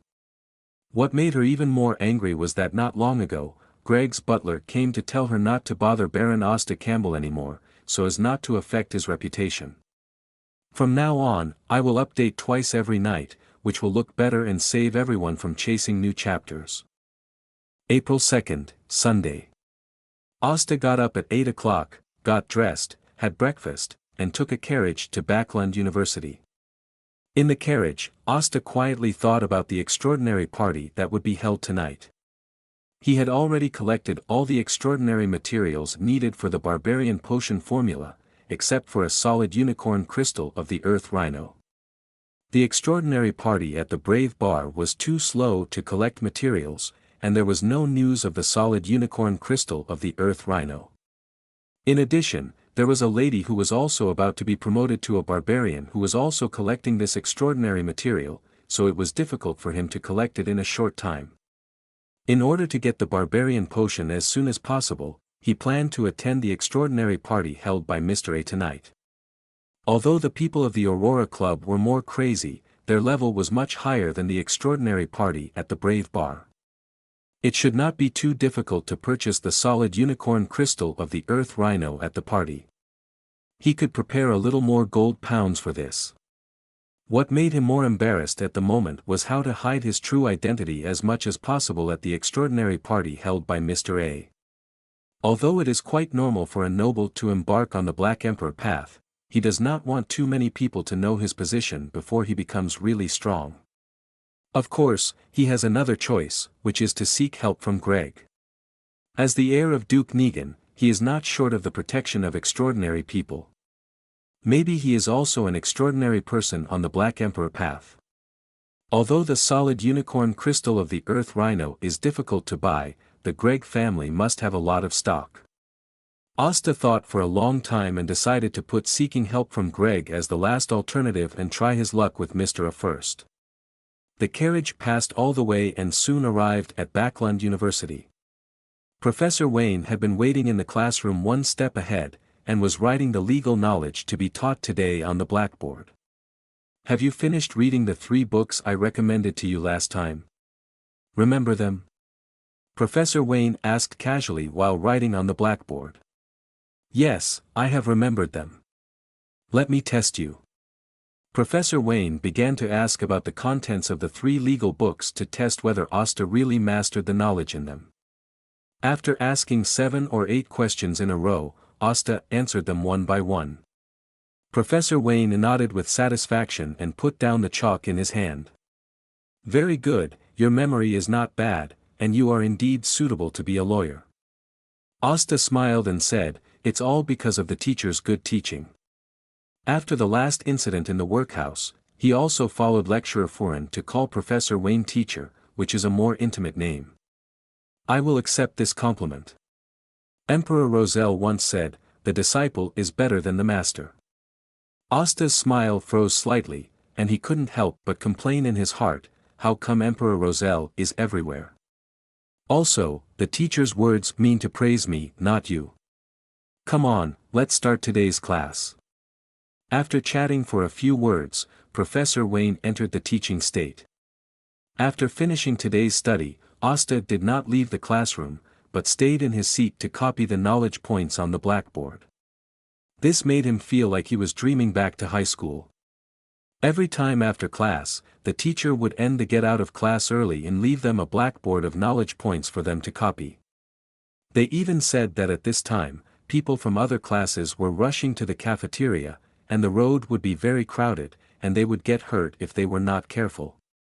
It would be better to leave school 10 minutes later to avoid the peak period. This sentence sounds reasonable, but other teachers also think so. Asta silently copied the content on the blackboard, took a break, and looked at the time. It was 11:40. After waiting for about 10 minutes, Lecturer Foreign appeared. "Mr. Asta, please forgive me for wasting some time today. This time is just right. I just finished my homework." The two smiled and exchanged a few words. Lecturer Foreign went to the cafeteria with Asta for dinner. It has been a week since the last Greg banquet ended. In the past week, Asta often enjoyed lunch with Lecturer Foreign. The two were both students valued by Professor Wayne. They got along well in many aspects, especially Lecturer Foreign was good at chatting and telling stories. He could tell a plain legal story in an exceptionally exciting and attractive way. He can also disassemble complicated legal cases in the simplest way so that people can easily understand the meaning. He is really suitable to be a law lecturer. In addition to these 2 points, every afternoon, as long as Lecturer Foreign has free time, he will take Asta to the Sherwood district to be a legal aid, helping some poor people who cannot afford lawyers for free. This move is very helpful for Asta to digest the lawyer potion. In a few days, he should be able to completely digest the lawyer potion. Sherwood District. There are a large number of lone civilians living here. Although their lives are not rich, they can basically maintain food and clothing, and they are not as chaotic and poor as the East District. Lecturer Foreign and Asta arrived at 2 o'clock in the afternoon by steam train. As a lawyer with a strong sense of justice, Lecturer Foreign once established a legal association with other lawyers, called the Association for the Study of Justice. When Asta first heard the name of this association, he wanted to change it directly to the Justice League. After thinking about it, I decided to forget it. After all, Lecturer Foreign and the others are just ordinary people. It is better to leave the fight against crime to the 7 major churches. The Justice Research Association has a secret base in the Sherwood district, which is difficult for ordinary people to know. According to Lecturer Foreign, this is not an ordinary base, but a place of hope for the future laws of loan. It is the soil for the birth of justice and the spear for the implementation of fairness. Well, it is actually an ordinary law firm. The entire Justice Research Association, including Asta who has not yet officially joined, has only 5 people. Lecturer Foreign and Asta came to the law firm. The other 3 people were busy with their own affairs for the time being. Today, the 2 of them will provide legal aid to those in need. Asta chose the place for legal aid near the Holy Wind Church. Originally, Lecturer Foreign wanted to set the location near the poorhouse. After all, there were more people who needed help there. But this proposal was directly rejected by Asta. A place like the poorhouse is impossible to be safer than the area near the Holy Wind Church.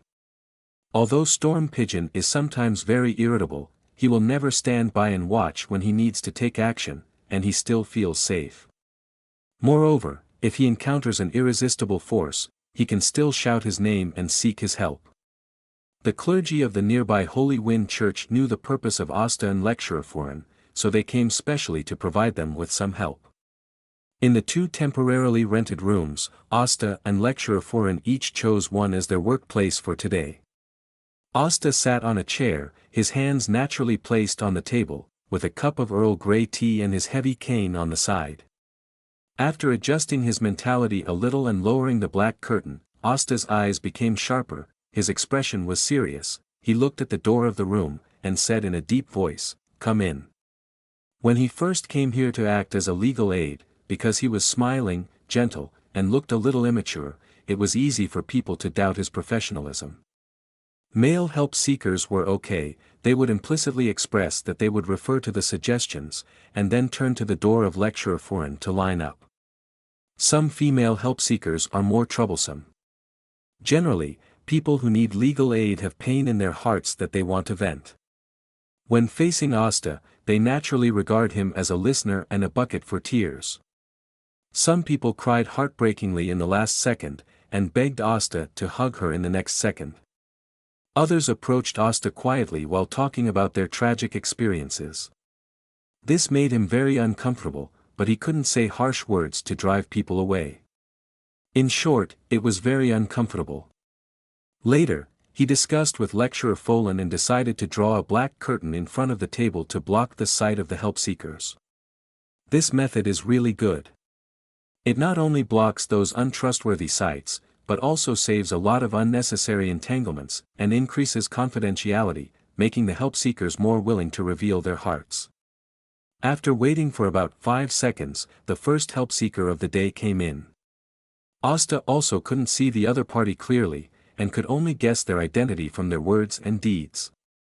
Today's help seeker should be a middle-aged man in his 40s, and his trouble is about the distribution of property. He has 3 children, 2 boys and 1 girl. The eldest son is 23 years old this year, the youngest son is 11 years old this year, and the daughter is 17 years old and has not married yet. Originally, his family conditions were just above the poverty line. Although the family was not very rich in material terms, they had a good relationship with each other.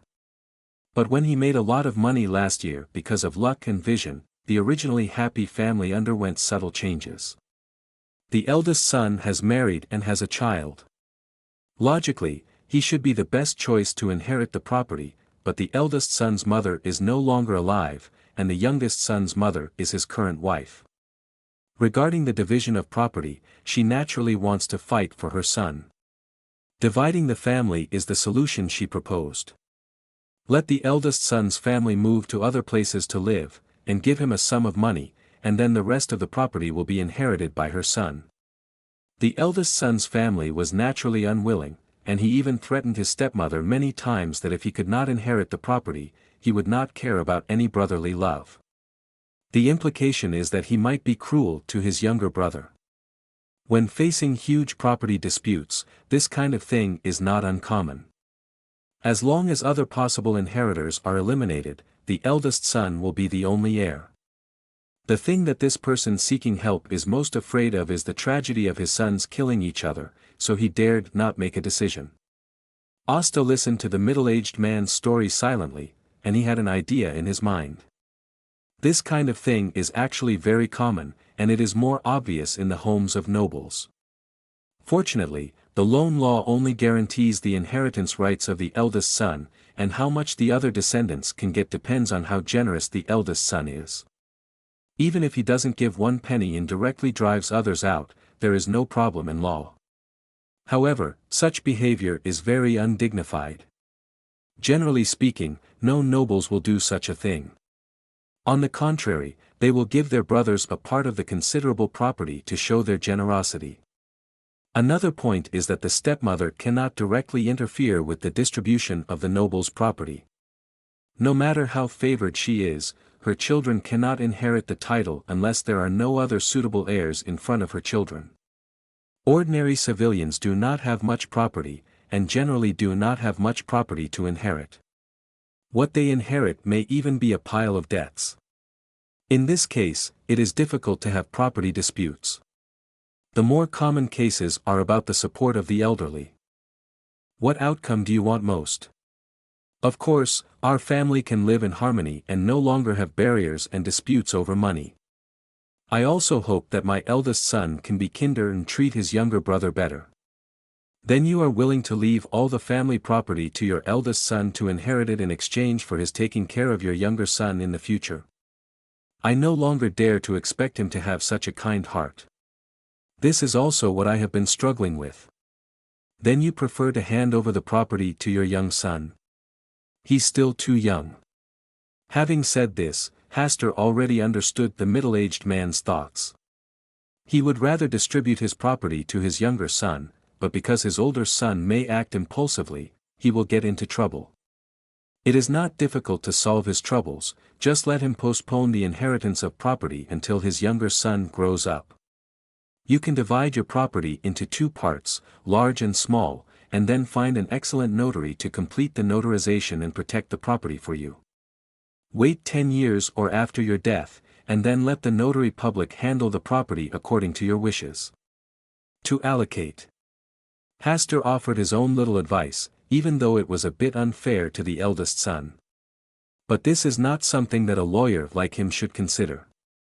He is just protecting their employer's interests within the scope allowed by loans laws. If the person who comes here to seek help from him today is the eldest son of a middle-aged man, then he will try his best to fight for his eldest son's interests within the scope of loans law. In this aspect, lawyers' attitude is still very equal. The middle-aged man hesitated and said, "But shouldn't the property inheritance rights belong exclusively to the eldest son? That's what those noblemen do. First of all, you are not a noble, and there is no title in your family that needs to be inherited. Secondly, the loan law has different requirements for nobles and commoners in this regard. Finally, there are certain prerequisites to ensure the priority of inheritance for the eldest son, even if it is a noble gentleman." Asta explained, if the eldest son is poor in all aspects, for example, he is extremely unfilial, has a bad reputation, and people have a low opinion of him, then he can be replaced by a better heir. The loan law also leaves a certain amount of leeway for the nobles in this regard. As for civilians such as middle-aged men, their property distribution is not worthy of being truly protected by the law.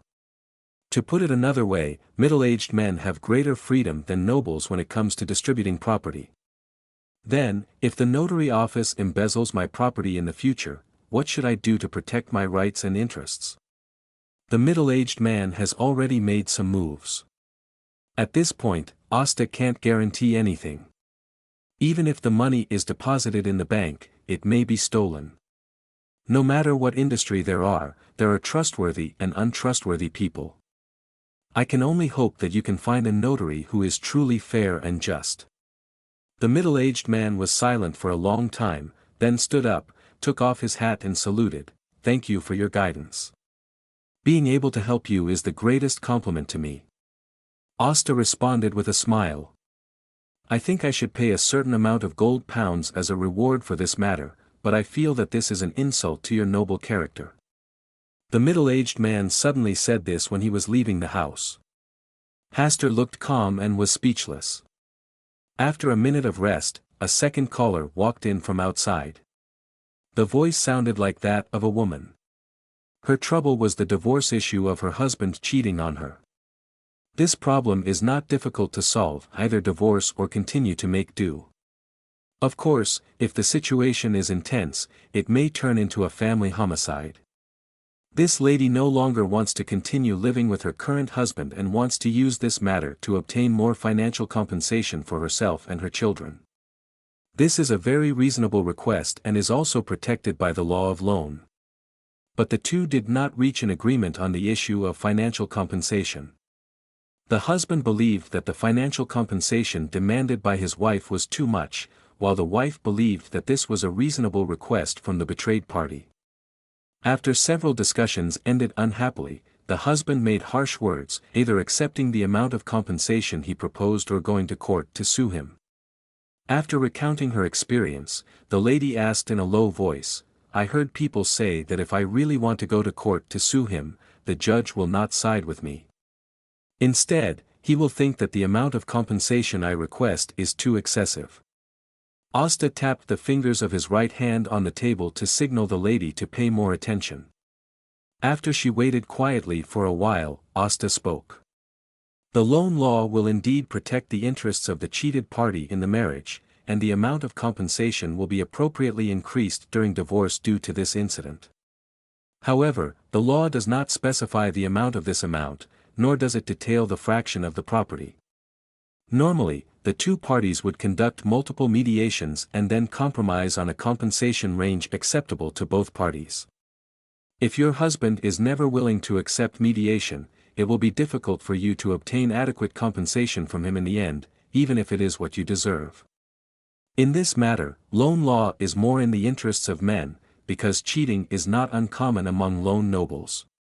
But the way aristocratic couples get along is different from that of commoners. Even if they find out that the other party has cheated and betrayed, they may still continue to live together and then play their own lives. At this point, cheating can hardly be a reasonable request for more financial compensation. If one of the civilian couples cheats, it will be a big deal for the whole family, and the originally happy life will most likely fall apart. Then how should I protect my own interests? The lady was a little anxious. Asta smiled and said, "Excuse me, are you a believer of the goddess?" "Yes, I have always believed in the goddess devoutly. She is the most important pillar of my soul. It is her gentleness that has helped me get through this most difficult period." "Praise the goddess," the lady said, devoutly tapping her chest 4 times, drawing a crimson moon. "Then what faith does your husband have?" "He is a believer of the storm." At this point, the lady gritted her teeth and said, "I should have listened to my parents' advice and stayed away from believers of the storm. They are so rude and ruthless that they are not suitable to spend their lives with each other." Asta thought for a while and said, "Is he also a businessman?" "Yes, he is engaged in some shipping business and has made a lot of money in these years. It was at this time that he betrayed our love." "Well, then you go to the court to sue him, but before that, you can go to the goddess's church to tell the clergy about your grievances and let more people know about your husband's cheating." "Will this work?" "It should take a few days, and he will take the initiative to find you for peace, and then your demands will be met." The lady didn't know why the lawyer behind the curtain had such confidence, but such words were very trustworthy and useful. The two chatted for a while, and the lady made a small request, wanting to open the curtain to take a look at Asta. For such a small request, Asta naturally smiled and refused. Finally, the lady praised Asta's voice for being very gentle, and then she got up and left. In the following time, Hastur adhered to the basic qualities of a lawyer and provided corresponding advice to many help seekers. The help seeker who impressed him the most was an old man. He should be 60 years old. He spoke in a low voice and occasionally stopped to take a breath. In his intermittent narration, a cruel story was told. The old man was not a native of Backlund. He came from Winter County. Because Winter County is close to Fasak, the situation often changes with the relationship between the two countries. Some areas have been fighting with Fasak for many years, and it has been a deadly feud for generations. The old man came from such a family. His grandfather and grandfather both died in the war with Fasak. After his father was killed, he also inherited the iron will of his ancestors. He joined the army without hesitation to participate in the war to defend the country. After several years, he fought hundreds of battles, big and small, and fought hard. In a battlefield with such a terrible mortality rate, he still survived with his courage and luck. When he was 28 years old, he was seriously injured and separated from the main force.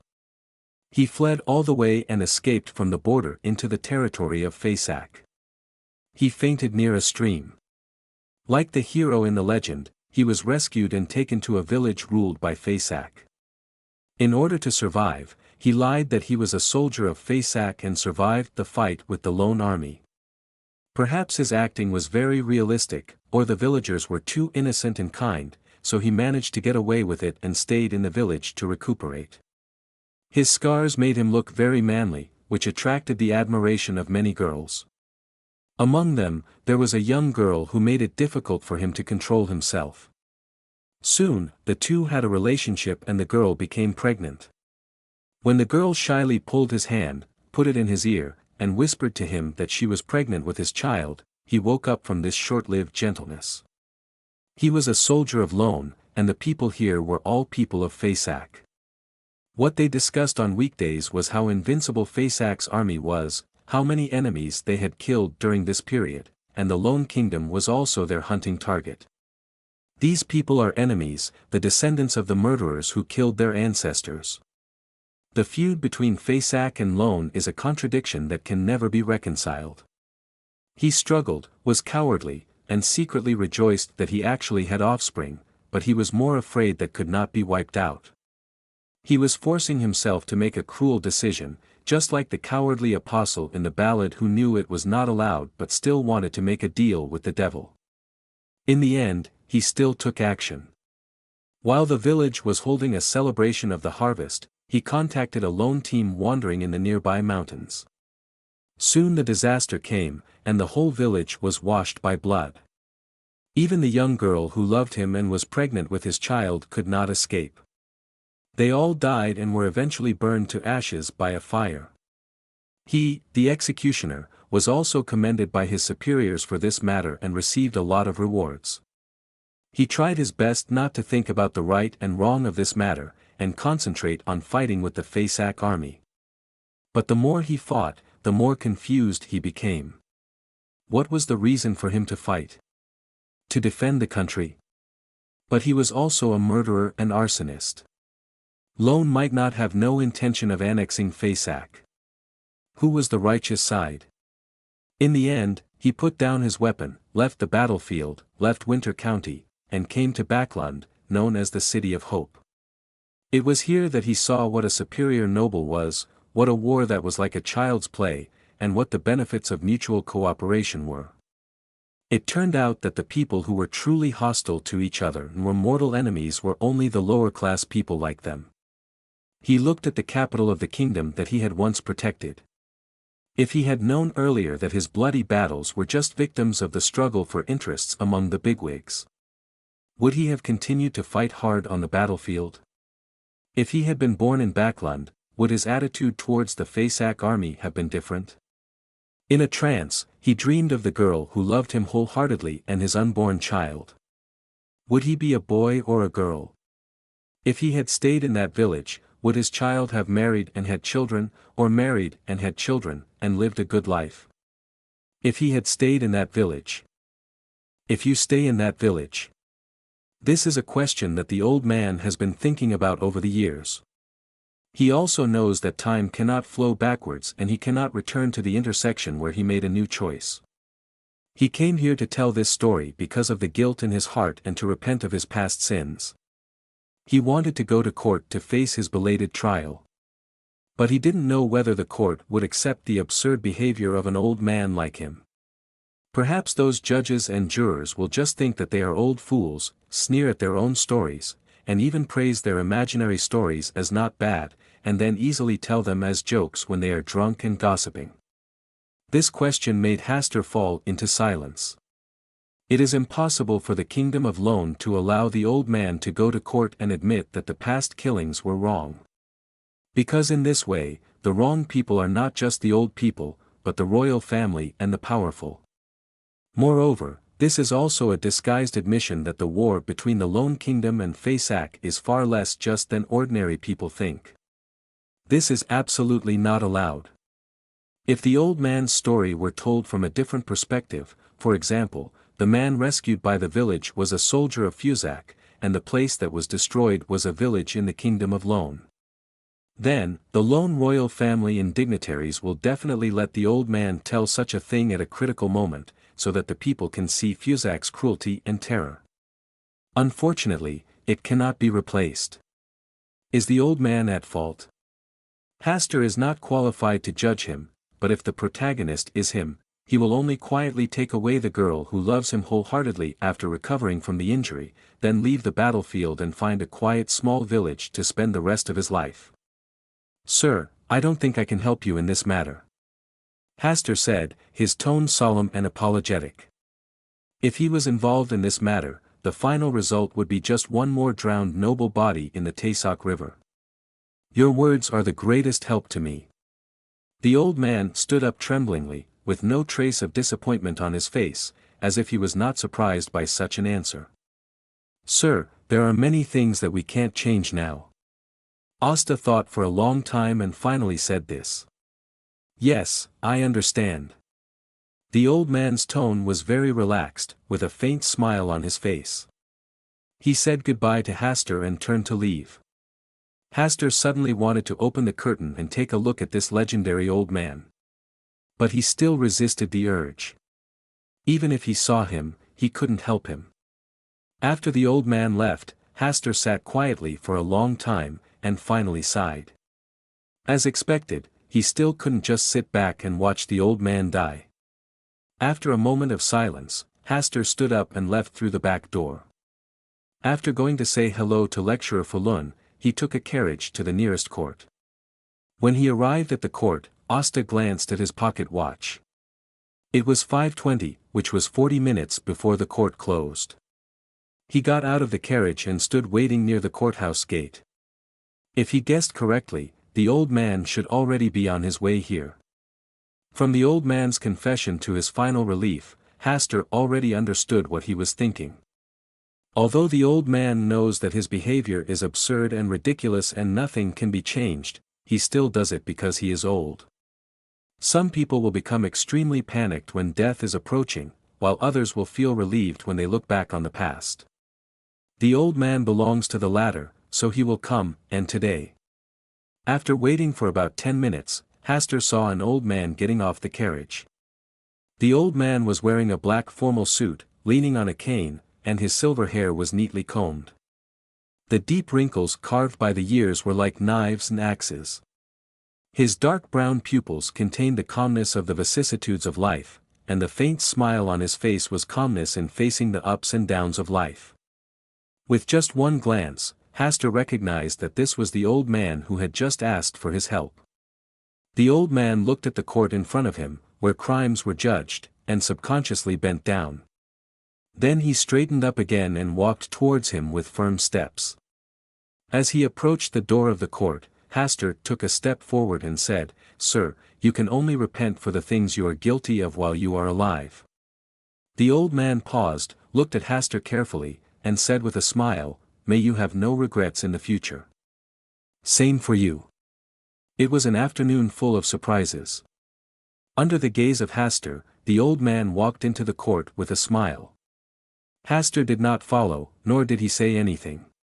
He just watched silently as the old man disappeared from sight and entered the hall that symbolized judgment. Baron Campbell, we meet again. Thank you for your generosity last time. At night, at Grey Linty's house, Hastur met Zio and Forsey again. In order to get in touch with the extraordinary party held by Mr. A, Hastur sought the introduction of Forsey through Grey Lint, nominally claiming that he was interested in this extraordinary party. Unexpectedly, Zio also followed Forsey this time. Ms. Hugh, I would also like to thank you for your contribution to rescuing Professor Wayne last time. Hastur replied with a smile. 3 question marks flashed over Forsey's head. He glanced at Hastur and then stared at Zio, trying to find out the relationship between them from their conversations and expressions. Just an unexpected hire. Zio couldn't stand Forsey's gaze, so she could only give a simple explanation. Seeing Forsey's thoughtful gaze, Zio secretly touched her shoulder and told her to pay attention to her image. It's getting late, we can go. Well, I'm sure it will be an interesting night. Hastur smiled and left in a carriage with Forsey and Zio. As for Viscount Grey Lint, he had something to deal with tonight and really couldn't get away. He just entrusted Hastur to help him ask the pharmacist for the potion formula. Matter. The last time Forsey took over this task, there was no news after that. It was not until he contacted him some time ago that Forsey politely apologized to him and said that he had no way to find the vampires hiding in the night. In fact, Forsey just asked Zio to post a mission to find vampires, and then nothing happened again. The carriage drove for more than 10 minutes before reaching its destination, which was a wooden house on the roadside. The environment here looked very desolate and remote. The three of them got off the carriage and came to the wooden door. Zio said, "It's better to try not to reveal your true identity when attending this extraordinary gathering." In order to prepare for this extraordinary gathering, she herself went through no less than 3 layers of disguise, and even used insoles to increase her height. Well, she swore that it was really just a little bit higher. This was out of the need to disguise, not because she disliked herself for being too short. Hastur also went through some disguise, wearing a black robe that could cover his whole body, and a black hood to block his hair color, and his face was wearing a randomly bought cat face mask. He was leaning on a cane that could draw out a sharp sword when necessary. This was a good thing he found while sorting out the relics left by the original owner. This cane is silver gray in color. The head of the cane is inlaid with a large white-yellow crystal. A short section of the cane is twisted in a spiral pattern. Inside the cane is an elegant and slender sword, about 60 centimeters in length. Hastur tried to pull out the sword to test its strength. It was very thin and sharp, and could easily cut through hard bones. The steel was unusual, and the forging skills were excellent, so it was not easy to curl the blade. He suspected that this sword might be some extraordinary weapon, but he had not discovered its extraordinary use yet. Seeing that Hastur and Forsey were ready, Zio came to the wooden door and knocked on it in a rhythm of 3 long and 2 short. With a creak, the wooden door slowly opened, and there were already many participants sitting inside. Most of them used various methods to hide their true appearance, and only a few of them revealed their true appearance calmly. The 3 of them walked in, and the wooden door was closed again by the attendant. Their arrival attracted the attention of everyone present, among which Mr. A's gaze was the most impressive. His eyes were like 2 slippery tentacles, crawling over people's bodies as they looked, as if they wanted to pull off other people's clothes and penetrate deeply. This goosebump feeling was disgusting. This also made Hastur recognize who Mr. A was at a glance, but he remained silent and deliberately showed a hint of curiosity. Zio introduced, "That person is Mr. A powerful extraordinary person and the convener of this extraordinary gathering." Hastur nodded silently, while Forsey looked at the 2 blackboards erected in front of him, with lines of words written on them. Hugh introduced some of the trading rules here to Asta, who came here for the first time to attend an extraordinary gathering. What's on the blackboard is the deal the participants want to make. They will write down what they need and what price they are willing to pay for it. If someone likes it and is willing to trade, they can directly complete the transaction. All transactions are notarized by Mr. A, and there will be no fraud. Hastur listened silently, and then imitated Forsey and began to write his needs on the blackboard. In addition to the earth rhinoceros solid horn crystal, he also wrote the medicine man's potion recipe. He is not here to buy Roselle's diary, that would be too eye-catching. He could already feel Mr. A's eyes falling on him from time to time, as if he was measuring something. Soon, each transaction was completed under the witness of Asta and the other 3. But until near the end of the party, there was no news about the medicine man's potion formula or the earth rhino solid unicorn crystal that Hastur needed. What a failed party. It seems we need to ask Greco for help. Hastur murmured in his heart that his lawyer potion was almost digested and he needed to gather the barbarian potion ingredients as soon as possible. Just when Hastur was disappointed with tonight's party, an attendant quietly came to him, handed him a note, and whispered, "This is for you from Mr. A."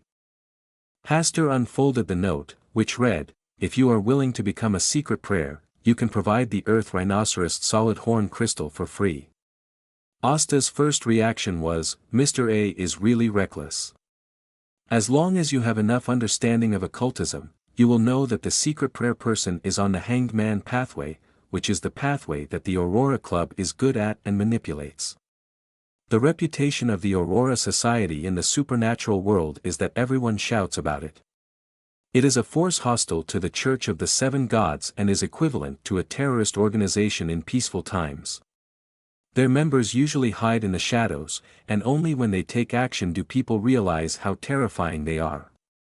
Mr. A's current behavior is equivalent to directly asking you if you want to buy a submachine gun in peacetime. If you encounter a more righteous person, you will definitely report it directly to the official organization. Asta's second reaction: does Mr. A like him? I have always heard that the Aurora society is rich in beauties, and they attach great importance to their appearance. No matter whether they are men or women, they are all welcome. The more good-looking someone is, the more they like them. To put it simply, it is a complete look control. Hastur's third reaction was rejection. Not to mention that he was about to be promoted to Sequence 8 Barbarian. Even if he had not set foot on the Black Emperor path, he would not choose the Hanged Man path. There are several extraordinary people in this path who are crazy. The only difference between them is that some people are relatively crazy and some people are very crazy. Aurora's big stage: don't come if you're not crazy. Forgive me for refusing, I prefer to be a medicine man. Hastur wrote a sentence on the note and asked the attendant to pass it to Mr. A. Mr. A opened the note and glanced at it, then turned his attention to Hastur again. After a while of silence, he wrote another sentence on the note. Soon, Asta received a reply from Mr. A right in front of him again. Everything is a gift from the Lord. We all need to stay close to the Lord. He is the only salvation in the last days.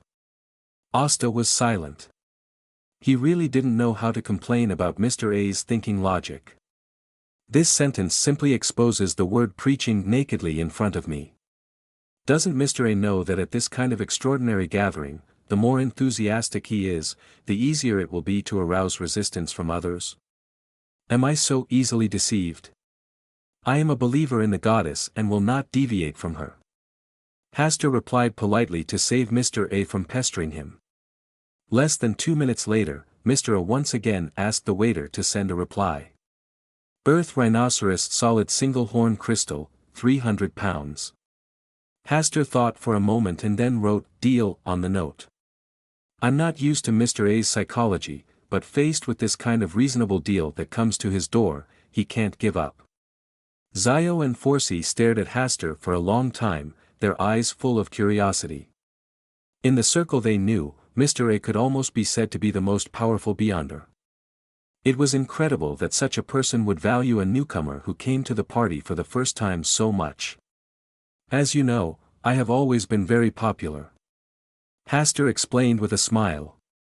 Yes, I heard people say that Mr. A is a very handsome man, and it is normal for you to be valued by him.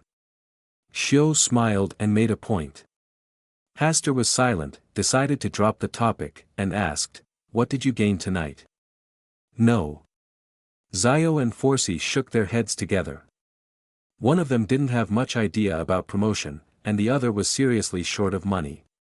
After the transaction, we took a 10-minute break and then came to the free communication session. Hastur had no interest in this link, but he always felt that Mr. A's eyes often glanced at him, which forced him to show that he was interested in all kinds of knowledge.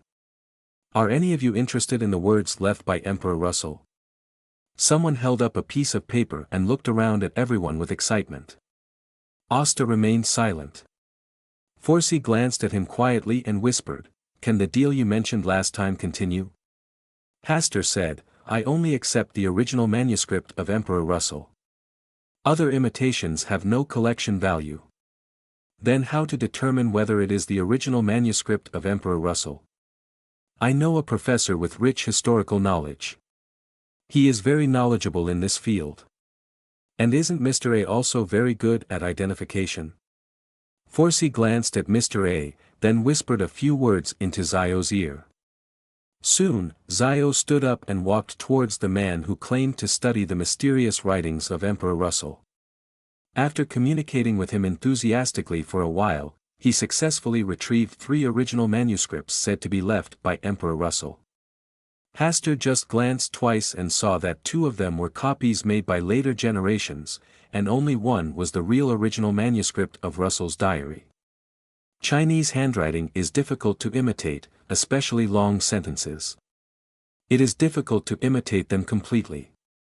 In addition, he knew the format and content of Russell's diary and what style the content would probably be, making it easier to distinguish. Zio took 3 of Russell's diaries and went to find Mr. A for appraisal. Mr. A looked at them briefly, selected one of them, and then looked past Zio and landed on Hastur. "Thank you for your generosity." Zio successfully obtained a free appraisal from Mr. A and walked back with brisk steps. "Pay it, my Lord Baron." Xiu's tone was very pleasant. She only said a few words and got 50 gold pounds for free. It was a big profit for her. "Of course, this is the deal we agreed on." Asta nodded with a smile, approving the deal. The reason why he was willing to pay a high price to buy Roselle's diary at this stage was to prepare for the future. Because in the future, he would not join the Tarot Club. At that time, if he wanted to influence Klein and change some regrettable things, the only way was through Roselle's diary. Klein collected Roselle's diary through Audrey, the anti-political commissar, Furs and others, and he was the one who could provide Roselle's diary stably. He could also write Chinese characters and knew many things. Although his handwriting was different from Roselle's, he could completely regard his diary as a replica of Roselle's diary. There was another advantage to doing this. Compared with direct contact with Klein, which would arouse his defense and vigilance, it was better to communicate through Roselle's diary. Klein would definitely be more willing to believe Huang Tao, a fellow countryman in distress. And in these transactions, he could also recover the cost of buying the original manuscript of Roselle's diary from Audrey, Furs and others. This is a business that is absolutely sure to make money. So now he wants to let Audrey, Furs, and Zio know that he has a hobby of collecting the original manuscripts of Roselle's diary, and he also has many of them in his hands. In this way, when they need to trade with Mr. Fool, they will naturally think of him. The exchange session gradually came to an end. Mr. A wanted to complete the transaction with Asta alone, but this request was rejected by Asta. Mr. A did not force it too much, and asked someone to hand over the solid unicorn crystal of the earth rhinoceros to him, and Asta paid 300 gold pounds. Leaving the party cabin, the 3 returned to Viscount Grallant's villa. Facing Grallant's burning eyes, Asta could only say sorry that he really did not purchase the pharmacist potion formula at the extraordinary party tonight. "It doesn't matter, I can wait." Grallant pretended to be relaxed. After chatting for a while, Asta paid Furs 50 gold pounds, took back a manuscript of Roselle's diary, and ended the short gathering tonight. At 11:33, Hastur returned to his study, sat at the desk, and began to list the income and expenditure during this period. His main income came from 3 sources: 2,000 gold pounds borrowed from Viscount Glint, 800 gold pounds from selling the barbarian potion formula, and a weekly salary of 10 gold pounds. There were many places for expenditure, such as purchasing extraordinary materials, purchasing Roselle's diary, the wages of the housekeeper and maids, and daily living expenses. He picked up a pen and wrote and calculated on a piece of paper, and finally came to a conclusion. He had less than 800 pounds in his savings, and only 500 pounds was left in the bank. He still had more than 200 gold pounds on hand, and had already paid 500 gold pounds to support the salary and expenses for 2 or 3 months. With the current expenses and savings, without purchasing the extraordinary materials of the Sequence 7 briber, it can support until the plantation income in June.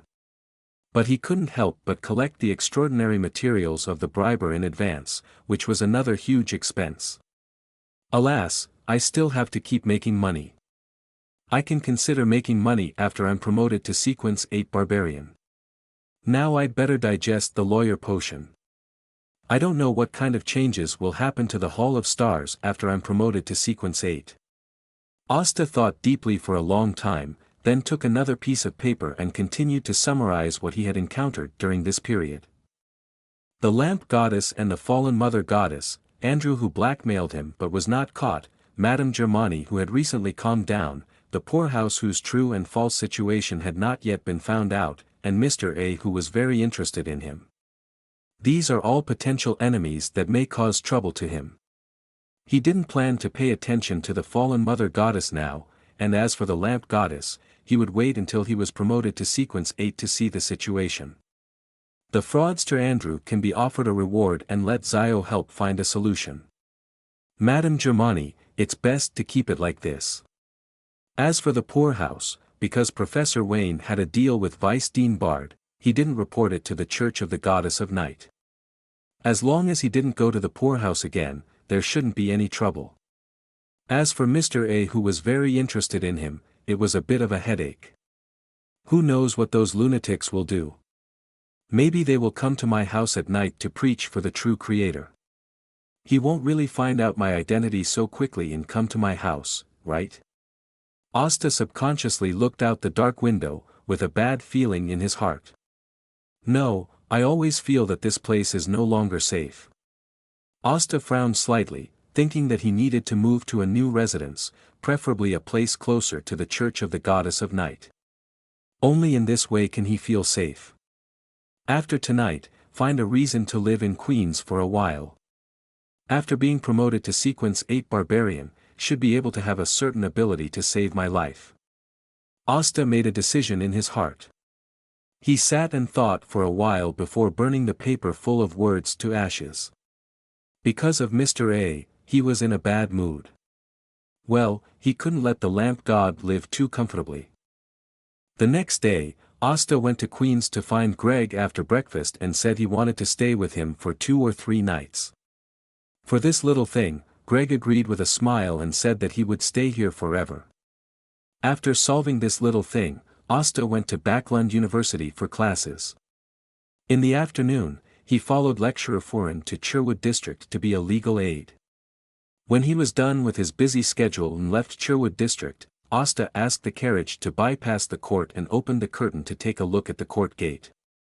This afternoon, he heard from a member of the Justice Research Association that an old man suddenly came to the court when it was about to close yesterday and wanted to confess his mistakes in the past.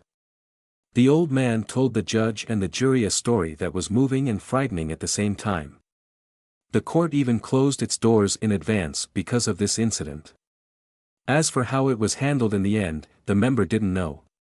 According to his guess, the old man would not live long and might not even survive last night. Although he had expected this matter, Asta couldn't hide his sigh. If there is a chance in a few days, go to the small village where the old man lives in the suburbs to help him erect a monument. He was also a warrior who defended the kingdom of Lone. Any warrior who fought selflessly for the country should not be forgotten like this. Thursday, April 6th.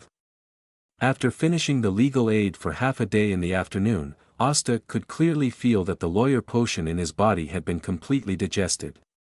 As long as he prepared the barbarian potion, he could be promoted to Sequence 8 Barbarian. After leaving the Sherwood district, Asta did not return to Grec in Queens, but returned to his house where he had been away for 3 days. He moved all the materials needed for the barbarian formula to an empty room on the 2nd floor and did not let anyone approach it. Extraordinary materials: 1 mad grass, a solid unicorn crystal of the earth rhinoceros. Auxiliary materials: 1 deep-grained walnut, 1 lemon balm, 10 milliliters of pure dew soaked in poplar bark, and 100 milliliters of strong liquor. Asta looked at all the collected materials and felt very satisfied and excited. After taking the potion, he will be a Sequence 8 Barbarian, and his combat power will be greatly improved, which is definitely not comparable to a civil servant like a lawyer. After the excitement, Asta was a little embarrassed to pick up the deep-grained walnut, hold it in his palm and observe it for a while. This thing should be pitted, right? Or just crush it and take it with the pit inside? Asta looked at the formula again. It clearly stated 1 deep-grained walnut, which should be taken with the pit. Otherwise, it should be written as, how many grams of deep-grained walnut pulp? After figuring this out, Asta began to grind and mash various materials with the utensils prepared in advance, and finally added 100 milliliters of liquor. The final product was a small bowl of viscous liquid. Asta took a deep breath, and then endured the discomfort and drank the small bowl of viscous liquid in 1 gulp. It was very hot at the entrance, like swallowing a ball of charcoal, and there was a pain of burning from the mouth to the throat to the internal organs. The whole head was in severe pain, as if someone was pounding it with a pestle. There were bursts of screams in his ears, and every sound could tear the nerves and vibrate the eardrums. There were frequent illusions in front of him, as if the entire order of heaven and earth was collapsing, falling, and falling into an endless abyss. Based on his previous experience, Hastur tried his best to visualize the Hall of Stars and use it to suppress all the violent whispers from the barbarian potion. 10 or 20 minutes later, Hastur gradually regained his former sobriety. He was like a reborn person, with warm currents all over his body, and his fists gathered enough power to break the door with one punch. It was just that he was still a little uncomfortable because of his mental deficiency, which made his face pale slightly. He did not take a shower immediately, but sat on the bed with his eyes closed to rest for a long time, then got out of bed to move his limbs, silently feeling the new abilities brought by his promotion to barbarian. Barbarians represent terrible power, strong physique, and outstanding resistance to negative effects. When the law cannot be relied on to deal with the enemy, using force is a very reasonable way of persuasion. This is somewhat similar to Zio's performance. She is also good at relying on physical means to arbitrate others. There are 4 main abilities brought by the barbarian. Terrible power, your fists can easily defeat those who do not listen to your words. When order and rules are threatened, strength is the key to defending and reversing everything. Strong physique, you have a strong physique far beyond that of normal people. You are a barbarian, and a strong body is your biggest reliance for rushing and defeating the enemy. Resistance and weakening, a strong physique gives you extraordinary resistance.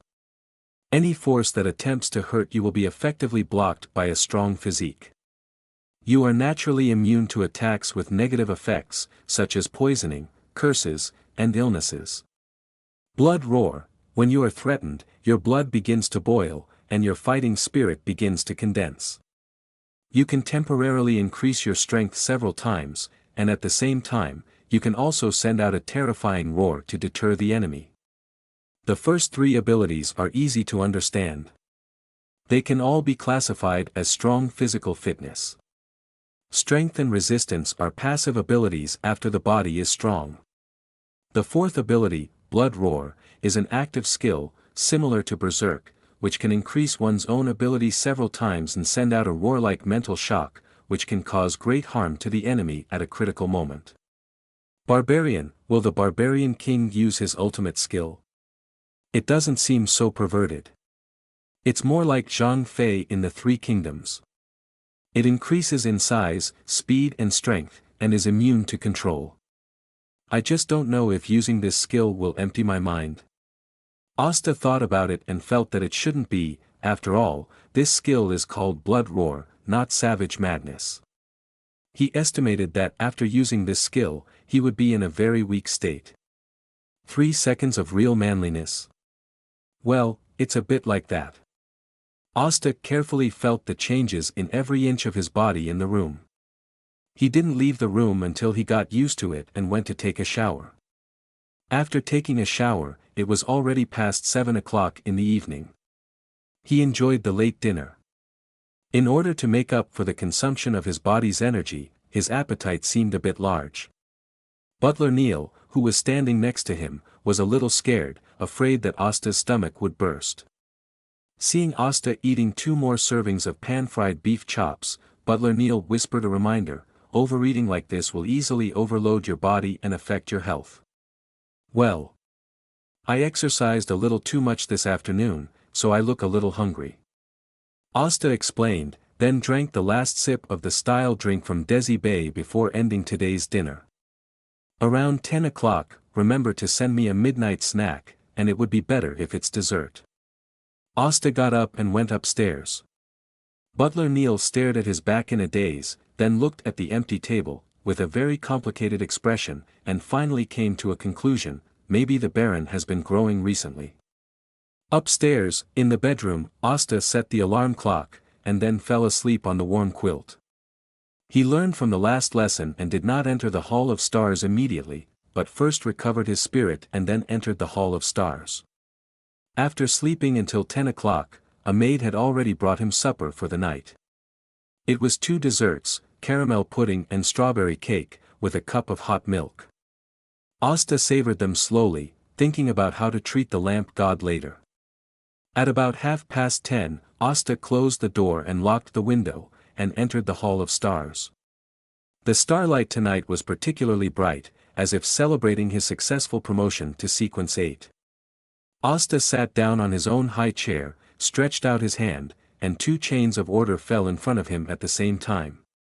Yes, after he was promoted to Sequence 8, the Hall of Stars had another chain of order, and he could also write a rule that was beneficial to him on this new chain of order. Last time, he had already made a rule for himself to protect him in the long run. Now he needed a rule that could cooperate with his own abilities to exert powerful combat power. For example, the effect of Blood Roar could be enhanced several times or 10 times.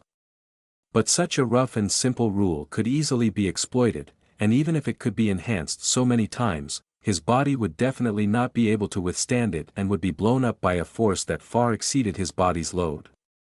For this, he has not yet decided what kind of rules to formulate. In addition to strengthening his own strength, he has another idea. Formulate a rule specifically suitable for the Hall of Stars. The Hall of Stars can bring the old and the outer gods to the gathering, and he has always been very tempted and cautious. So when he became a Sequence 9 lawyer, he did not immediately bring the lamp god and the fallen mother goddess trapped in the wishing lamp to the Hall of Stars. He was afraid that they would become the host. Although the rules of the Hall of Stars respect him and he is the master of this place, he still has some concerns.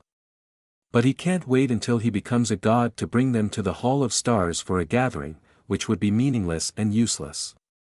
According to his original idea, he would try to bring people in when he was promoted to Sequence 7 Briber. But after more than a month of whipping, he found that the lamp god had no ability to fight back against the Hall of Stars, and could only be furious every night.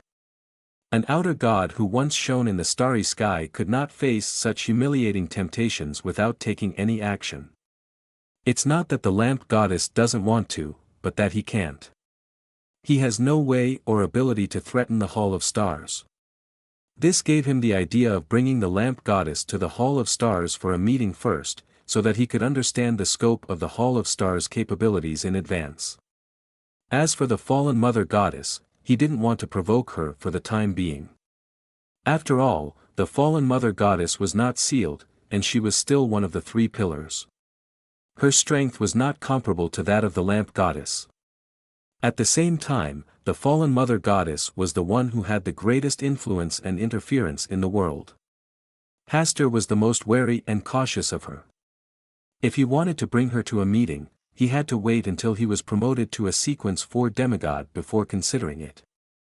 While thinking, Hastur cast his eyes on the vast starry sky above his head. The stars were exceptionally bright. One of the stars reflected the same dazzling light as the lamp goddess and the fallen mother goddess. Which outer god and the old one would this be? With a thought, the vast starry sky moved closer, and the stars shining with dazzling light enlarged in front of Hastur's eyes.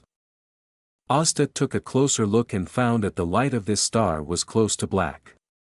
The black light surrounded it, making it look eerie and strange. The light of the star where the fallen mother goddess was located was crimson, as if a crimson moon was hidden in it, or it should be described as the original moon. The light of the star where the lamp goddess was located was light gold, a color with a sense of majesty and miracle. The ability to see the color of the star's light was a new change that occurred in the Hall of Stars after he was promoted to Sequence 8, which helped him understand some of the characteristics of the star. In the dim black light, a huge and bloated tree could be vaguely seen supporting the sky. In the center of the tree, there was a figure tightly bound by countless branches. The dense trunks and branches were hung with fruits, and each fruit was covered with red lines, and the lines were engraved with smiling faces. This was a very strange picture, which made Asta feel a little scared. He observed carefully for a long time and made a rough judgment in his heart. The outer god corresponding to this star should be the mother tree of desire, known as cassava. The figure that was tightly bound was most likely the god at the end of the alien path, the bound god who originally founded the Rose School. According to the information revealed in this picture, the bound god has been completely eroded and occupied by the mother tree of desire. Hastur only looked at it for a few times and then looked away. He was also very wary of the mother tree of desire. Among all the outer gods and the old ones, both he and the fallen mother goddess can exert their own power through the barrier to influence the present world, and the pollution is very large, so we must be vigilant. If one is not careful, he will give birth to a child for the mother tree of desire. The mother tree of desire will arouse the desire of creatures to reproduce, and let the polluted creatures mate and give birth to children. If it is the fallen mother goddess, he does not need to have the desire to reproduce, but will have the instinct and ability to reproduce on his own. Well, even though he is a man, as long as he is polluted by the power of the fallen mother goddess, the child will also be born by him. He does not want to be a so-called male mother. When he thought of that scene, Asta shuddered. It was so scary. Compared with the other three, the jinn was just a gentle and harmless little sheep. For the first time, Asta felt that he had been a little unfriendly to the jinn in the past. But this thought was quickly thrown behind him. He still had to test how much power he could control in the Hall of Stars. He retracted his sight and cast his gaze towards the star where the jinn was. Compared with the black light just now, the pale golden light was like a hell and a heaven. Ha! Asta saw the jinn sealed in the wishing lamp as he wished, and the range he could see increased several times. Originally, he could only see the scenery within 1 meter near the wishing lamp, but now he could see at least within 3 meters. He could see clearly that the wishing lamp was sealed in a small iron cage in a room. The room should be a cabin, because there were obvious lightning and thunder in the sky outside, and there was a faint sound of waves hitting. Dong, dong, dong. Asta tapped his fingers on the table, making a rhythmic sound. He now has 2 chains of order, and his spirituality has also increased a lot. Can he come up with some new tricks? Inside the wishing magic lamp, the lamp god suddenly felt a burst of malice coming from the starry sky above his head. Damn it! What else does he want to do? The lamp god came out of the wishing magic lamp with a gloomy face, looking at the starry sky above his head, and he suddenly felt that his future days would become more and more difficult. At his level, he can already give early warnings for the power that can affect his own destiny. This feeling was not strong enough before, but now, he can clearly feel it. There will be an incident that can affect his destiny in the near future. Whether it is good or bad, he can hardly see clearly. He can only vaguely perceive that new opportunities will be born in the malice. For him, the best opportunity is to be able to return to the starry sky as soon as possible. He does not want to be trapped in this wishing magic lamp until the end of the world. The power of the stars, new opportunities. The gloomy face of the lamp god gradually faded, and he began to ponder. He now believes that as long as the mysterious being is willing to lend a hand, he can escape the seal and return to the starry sky. But what conditions can impress the other party now? With his current ability, it is still possible to satisfy the wishes below the level of the true God, but if it involves a higher level, he must get out of trouble and recover. Such ability is obviously not valued by the mysterious being. Perhaps, he really will ask me for help. The lamp god thought for a long time and came up with a possibility. The other party's status and authority will definitely not be lower than his, or even higher than his. There are not many such beings in the entire starry sky. If there is no need for his help, why would he stare at him every day? Compared with the other party, the only advantage he has is that he is inside the barrier, while the other party is above the starry sky. The reason why the other party can penetrate the barrier and affect him may be that he has some special relationship with him, or it may be because of the wishing magic lamp itself. He needs his power inside the barrier to help him complete some things that he cannot do now. This is why he has been staring at him. This is a very reasonable guess.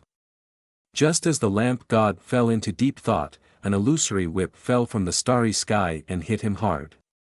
The whole small iron cage was whipped out and smashed a wooden table in the cabin before it stopped. The force of this whip was much greater than before. It was a little painful, but still within the acceptable range. Before the lamp god could react, another whip came whistling and whipped him again. The whole small iron cage was whipped and spun around, smashing many objects in the cabin one after another. The continuous sound of objects breaking aroused Bernadette's vigilance outside. She immediately came to drive away the nearby crew members, opened the door alone, and walked in. As soon as she raised her eyes, she saw that the small iron cage that trapped the wishing lamp was now held up in the air by two whips on the left and right. The scene was like someone was stretching out a pair of hands, holding up the wishing lamp, and putting it in front of him for casual observation. Not good. Bernadette reacted quickly and quickly strengthened the sealing power of the small iron cage to prevent the lamp god in the wishing lamp from taking this opportunity to escape. Once the lamp god escapes, it will be a disaster. It is normal to trigger the descent of gods, and there is more than one true god. Whether it is the seven righteous gods or the evil gods such as the original witch and the fallen creator, they will not allow the lamp god to escape the barrier at this time. Soon, the seal power was enhanced and the small iron cage successfully sealed the wishing lamp and fell directly from midair. The two whips hanging from the starry sky have also disappeared, and its breath is completely undetectable. Bernadette frowned. She suspected that it was not her enhanced seal that had an effect, but the owner of the two whips chose to leave on his own initiative. Compared with the first commotion, this time the commotion was undoubtedly much bigger. From this, it can be seen that the existence above the starry sky has a stronger and stronger influence on the world. This is not a good thing. If the other party really came with good intentions, why did he come to tease the lamp god every night instead of talking to himself? This behavior is not only confusing to the lamp god, but also difficult for her as a bystander to understand. Sometimes she even wondered why the other party didn't just help the lamp god break the seal. From the reaction of the lamp god and the observations over the past month, she could be sure that he had no intention of helping the lamp god break the seal. Not only did he not help, but he also came to whip the lamp god every night. Was this a strange habit? Or was he an enemy of the lamp god? Deliberately humiliating the lamp god in this way?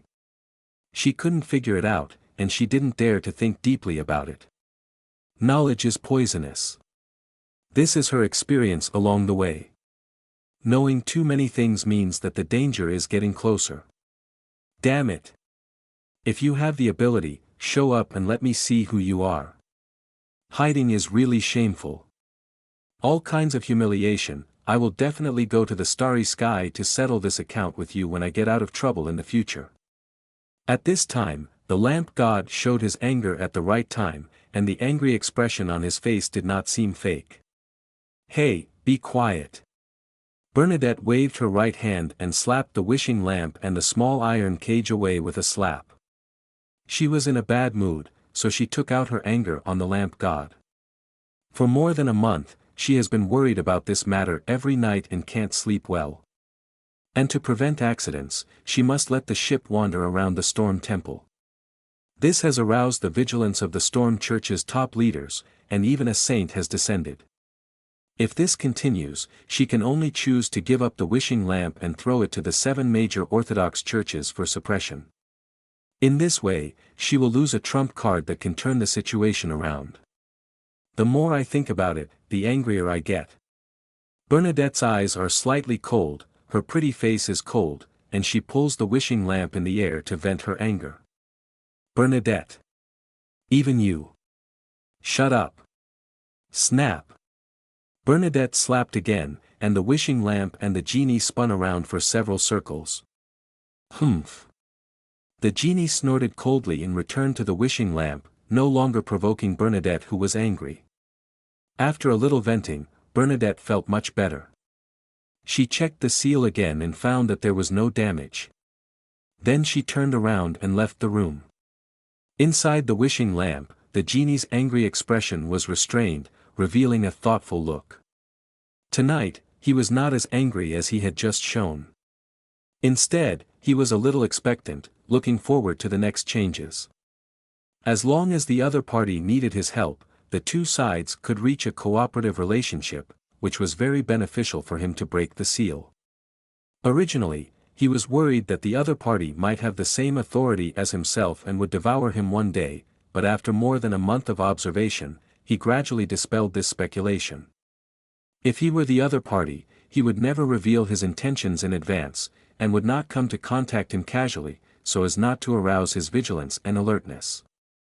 Silently waiting for the right time, and then killing him with one blow, this is in line with the practice of top hunters. Maybe in the near future, I can return to the starry sky. The genie thought of returning to the starry sky in the near future and restoring the complete picture, and he was in a rare happy mood. I'm really a bit tired. In the Hall of Stars, Hastur retracted his gaze from the star where the lamp god was, leaned back in his chair, closed his eyes and thought about what he had just gained. After whipping the lamp god twice at the beginning, he found that he still had about half of his spiritual power, so he thought about experimenting to see if he could have a more direct impact on the wish god lamp. This is what happened when Bernadette opened the door. He didn't want to conflict with Bernadette for the time being, and his spiritual power was losing faster. When Bernadette took action to strengthen the seal, he left and returned to the Hall of Stars. After tonight's test, he has determined that the current lamp god is not a threat to him. For more than a month, he would take time to whip the lamp god every night. In addition to testing whether the lamp god now has the ability to fight back, there is another attempt. Now there are only about 19 years left before the predicted doomsday of 1368. In these 19 years, he wants to be promoted to Sequence 1 and establish a kingdom to become the new Black Emperor. Time is really too tight. Especially in the Black Emperor's apotheosis ceremony, the time he needs to spend will definitely exceed 10 years. He remembered that the Black Emperor's apotheosis ceremony was to have a country of his own, to make his own name closely associated with the title of emperor, and to become common knowledge among the people. A set of strict and complex but abnormal rules must be established, including architectural style, customs and habits, etc. Then 9 pyramid-like mausoleums must be built. After secretly entering one of the mausoleums, with the participation and approval of most of the people, the corresponding sacrificial ceremonies scattered in different cities must be used to take the Sequence 0 potion. Finally, resist madness and maintain rationality, and it is possible to successfully advance to Sequence 0 Black Emperor. It is difficult to become a Black Emperor, especially when the previous Black Emperor failed not long ago. Then, jumping to the adjacent judgment path is a good choice. Because he speculated that the apotheosis ceremony of the Sequence 0 judge of the judgment path would take less time than the apotheosis ceremony of the Black Emperor. His speculation mainly came from the apotheosis ceremonies of several known paths.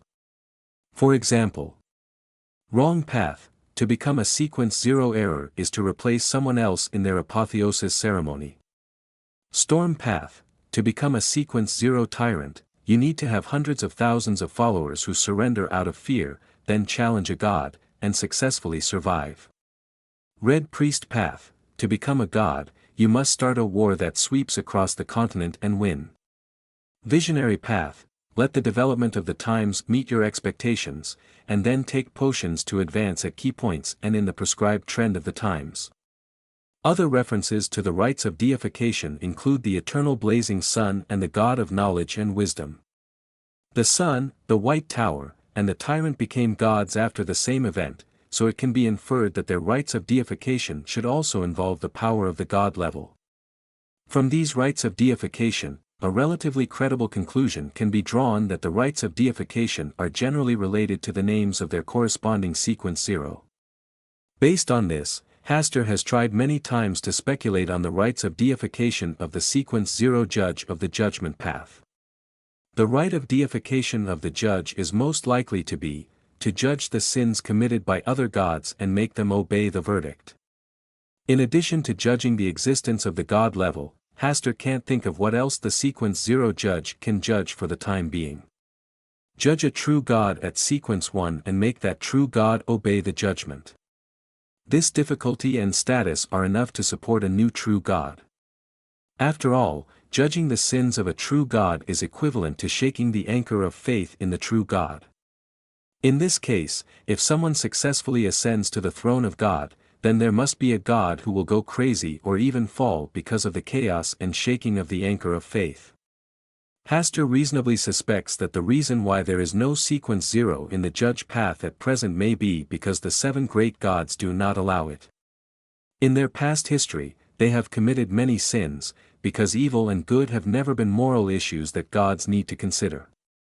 Especially the Storm Lord, the god of knowledge and wisdom, and the eternal Sun who shared the ancient Sun god. If there were no judgment and justice cards in the 22 tarot cards, he would think that the justice card should belong to the judgment path, not the audience path. The audience of justice, this sounds very strange. The judgment of justice, this is very pleasing to the ear and reasonable. Of course, all this is just Hastur's personal speculation. He only dared to think about these things when he was in the Hall of Stars. In reality, he would not dare to offend the true God in this way. If his speculation came true, then he would have a very good opportunity to become a god in the future. When Ammon and the Fool began to compete for the Lord of Mysteries, Adam became a god as a dreamer, and imagined the strength of the half-step-old one to seal the Lord of Storms, the God of knowledge and wisdom, and the eternal Sun, so that they could not leave the kingdom of God in a short time. At this time, if he could become the sequence 1 prince of sequence killing, plus gather 3 copies of the sequence 1 extraordinary characteristics and uniqueness of the judgment path, then he could take this opportunity to judge the true God. I believe that Ammon and Adam are happy to see the judgment of these 3 true gods. If he makes friends with the goddess of night, then his god-making ceremony will basically be completed by more than half. If it really doesn't work, the Hall of Stars can bring the old one to a meeting with the outer gods, choose an outer god, and judge him. I believe that the existing 7 major gods will not stop it. The lamp god is a very suitable choice. Sealed in the wishing lamp, his existing power is limited, and he is also an outside god involved in the path of judgment and the Black Emperor. There is really no more suitable candidate than him. Furthermore, there is another possibility. The godhood ceremony of the sequence 0 judge may be related to education, rules, and order. Anyway, whipping the jinn and giving him judgment and education may, in the long run, allow you to perform the role in advance. Just like Klein moving faster and faster in the later stage. In the short term, testing the jinn gods is something that must be done. Only by testing the authority of the Hall of Stars first can they be invited to come here for a meeting. Moreover, the jinn is in existence at the top of the path of judgment and the Black Emperor. Sooner or later he will be an enemy. It is very reasonable to whip him. It can also make you feel better, so why not? There are definitely adventures, but in the mysterious world, which choice does not require risk? Hastur quietly pondered the relevant issues, and the starry sky above his head shed brilliant light, adding an aura of holiness and immortality to him. After some thought, he decided to wait. When he uses the second chain of order to formulate a new rule, he can then bring the jinn to the Hall of Stars. This is double insurance. But for the second rule, he has no idea yet. After thinking for a long time, Hastur left the Hall of Stars until his head felt like it was bursting with pain. When he fainted and fell into a deep sleep, he seemed to see a chain of order glowing with starlight integrated into his right arm. In a daze, the chain of order can also transform into different weapons, which can be controlled by oneself. Sure enough, I am so tired that even my dreams are blurry.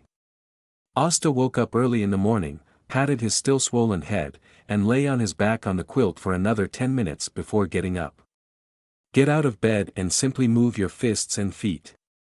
You can really feel the powerful power contained in every muscle of your body. He squatted down on his horse and punched straight away, which made a somewhat empty explosion.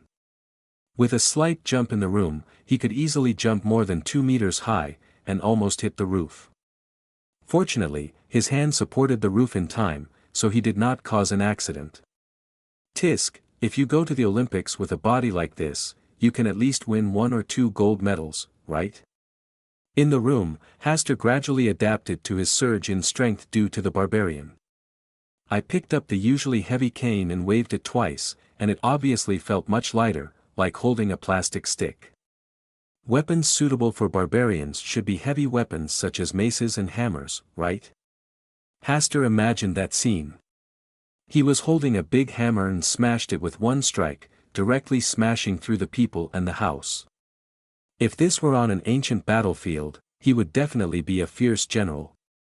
Asta thought about it and felt that it was too bullying. It was only now that he had the feeling of being an extraordinary person, someone who was superior to ordinary people and possessed something extraordinary. After staying in the room for another 20 minutes, Asta left the room and went out to freshen up and have breakfast. His appetite is much larger than usual.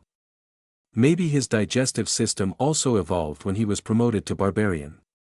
Butler Neil looked at Hastur, who was enjoying his meal today but trying to remain elegant while eating, with a silent expression on his face.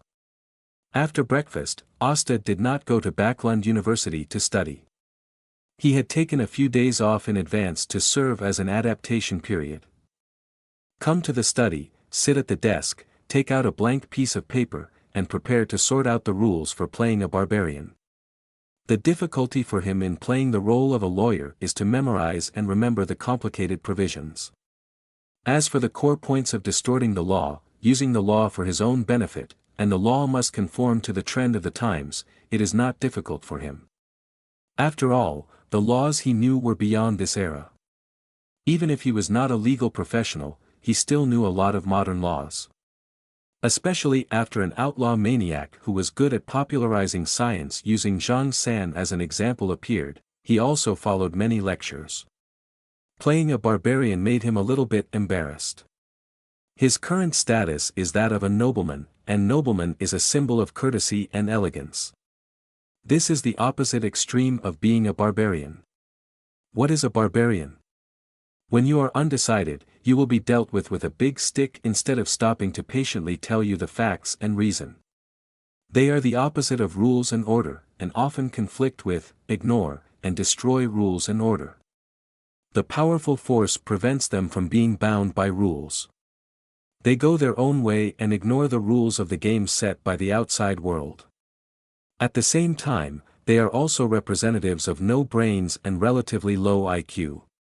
Another way is that when they are rejected by mainstream concepts and disliked, they will naturally be called barbarians. Hastur patiently summarized the key points of playing a barbarian. Although it may not be correct, it is generally in this direction. The first rule of playing a barbarian: do more with your hands and less with your brain when encountering problems, and rely more on force to solve the corresponding problems. The second rule: when facing the common sense of rules and order recognized by the public, sometimes you can try to break them in a barbaric way. The third rule: barbarism is not only reflected in behavior, but also in psychology. Barbarism represents an unrestrained and self-centered personality. The fourth rule: don't send yourself to jail. Among them, the fourth rule is the most important. He is playing a barbarian, not a real barbarian. If he always uses brute force to solve problems, he will definitely be imprisoned for the crime of injuring others. After listing the 4 rules of playing a barbarian, Ostatun felt that the road ahead was much clearer. But knowing is one thing, and actually doing it is another. He himself is not an impulsive and reckless person, and he also has to pay attention to the image of a noble, so he must grasp the degree. Otherwise, after digesting the barbarian potion, his reputation as Baron Campbell will be stinking, which is not conducive to his future promotion to the title. He also thought about maintaining an elegant aristocratic image during the day and secretly pretending to be a barbarian at night. But this behavior is undoubtedly self-deception. It is not only not conducive to digesting the potion, but also makes oneself schizophrenic. And there are no timid and evasive barbarians. People who meet this behavior are called thieves. In his opinion, the most suitable people to play barbarians are those gangsters with low morals and impulsive behavior. Their behavior has always been barbaric and rude, and they are used to solving problems with force. Unfortunately, he is not that type of person. Hastur did not come out of the study until lunch at noon. He walked down the stairs, looked at the busy maid, and then looked at Butler Neal, thinking for a moment. He ripped open the first button of his white shirt, and his smiling expression was put away, replaced by an unscrupulous glance, and the elegant posture of walking down the stairs became free and casual. Butler Neal looked up and froze in his place, his eyes a little confused and puzzled. It's been less than half a day, right? Why did the Baron change so much? Was he stimulated by something? Baron, you need to maintain a decent dress and elegant temperament even in private. Butler Neal felt that he had to remind him. Asta walked down the stairs and chuckled. Decent dress and elegant temperament are just external images. A true noble is one who dares to be loyal to his heart. Butler Neal's eyes were even more confused. Loyal to his heart. Dressed like this, with this tone, and behaved like this, not bound by the status of a noble, is this your heart? Don't worry so much, this is just a necessary stage in life, I will still be Baron Campbell. Are you in the rebellious period of youth? Butler Neal whispered. This time it was Asta's turn to be silent, but he soon smiled and said, Butler Neal, you are worthy of being the butler I personally selected. You can always easily see through the essence of my exaggerated behavior. It is indeed the rebellious period of youth. Butler Neal was not satisfied. When his grandson reached the age of the Baron, he often contradicted his father and was unwilling to be bound by various rules and regulations. He shouted about freedom and resistance to authority every day. With their family and status, how could they be qualified to pursue freedom? They also resisted authority. Did they want to rebel against their superiors? For young people with such symptoms, his experience is that they don't need to pay attention to them. When they hit a wall in society a few times, they will be honest. When the two maids passed by Asta, they all looked at the place where Asta's buttons were torn open. There was a hint of white skin, which made their faces slightly red. They looked at it twice more, and then quickened their pace and left. Asta ignored such scrutiny and walked towards the dining table with a heroic step. Today's lunch staple is seafood fried rice plus a pan-fried veal steak, and 2 desserts after the meal. Asta changed his usual elegant eating style and became much wilder. If he hadn't been afraid that the sudden change would scare Butler Neal, he would have just picked up the fried veal steak and started eating it instead of cutting it into small pieces with a knife and fork. Butler Neal just glanced at Asta and said nothing. In his opinion, Asta was not very old and might be yearning for the bold and dissolute life of those adult nobles. Just like children always like to prove that they have grown up by drinking and smoking. Little do they know that their behavior makes them look more childish. Thinking of this, Butler Neal smiled. It felt like his own child was about to grow up. After lunch, Asta returned to the study. He had a lot of experience in playing the role of a barbarian, and now he needed to study how to formulate the second new rule. The first new rule has already given him a certain guarantee for long-term development, and he does not need similar rules for the time being. He had considered strengthening the current combat power or formulating a rule specifically for the Hall of Stars. As he was about to drag the God of Lights into the Hall of Stars, he felt it necessary to strengthen the power of the rules of the Hall of Stars first, which was also a way to formulate rules for the foreign gods to come to the Hall of Stars for meetings in the future. This rule can be similar to, in the Hall of Stars, Hastur Campbell is the most respected, and other participants cannot offend His Majesty. Any participant who dares to provoke him will be severely punished. He must try his best to ensure that he has the dominance of the Hall of Stars, and can ensure that when the outer gods come, they cannot target him, and cannot cause trouble for him. It is equivalent to the Hall of Stars being his own kingdom of God, and other participants must abide by the rules he has made, otherwise they will be expelled and wiped out. In fact, it can be summed up in one sentence: in the Hall of Stars, he, Haster Campbell, has no rivals against any outer gods. The tone is a bit big, but it is definitely right to think in this direction. He is relatively weak now, but it is uncertain in the future. The rules he needs are those that can accompany his growth, not those that are invincible within Sequence 8. Otherwise, when he is promoted to Sequence 7, wouldn't it be a waste of a rule? According to the structure and sequence level of the Hall of Stars, he can make at most 10 or 11 rules. Every new rule cannot be wasted, this is his biggest trump card. After thinking for a long time, Haster finally started writing. Under the gaze of the stars, Haster Campbell, a traveler from another world, the last heir of the Campbell family, is the master of the Hall of Stars. Anyone who offends him in the Hall of Stars will be severely punished. This rule is fair and reasonable, and will not be changed by any external factors. After writing, Haster carefully read it several times and felt that there was no problem with the beginning and the end, but there was still a lot of rhetoric in the middle. Well, I have to revise it again to ensure that there will not be too many loopholes. The Hall of Stars is his biggest golden finger, and there must be no accidents. After revising for 2 hours, Haster was quite satisfied and burned the other waste manuscripts to ashes. The Master of Chaos and Order. The Origin of All Rules in the Starry Sky. The Return of the Stars. After Haster finished reading in Ancient Hermes, the star's spirit body entered the Hall of Stars. With the experience from last time, he sat on a high chair, stretched out his hand to summon the second chain of order, and used his mind as a knife to engrave the content of the rules. Under the gaze of the stars, Haster Campbell, a traveler from another world, the last heir of the Campbell family, the Hall of Stars is his kingdom of God, and the chain of order is his weapon. Anyone who is hostile to him and offends him will be pierced through the body by the chain of order and forever be suppressed under the stars. This rule is fair and reasonable, and will not be changed by any external factors. The thought moved, but the chain of order did not respond.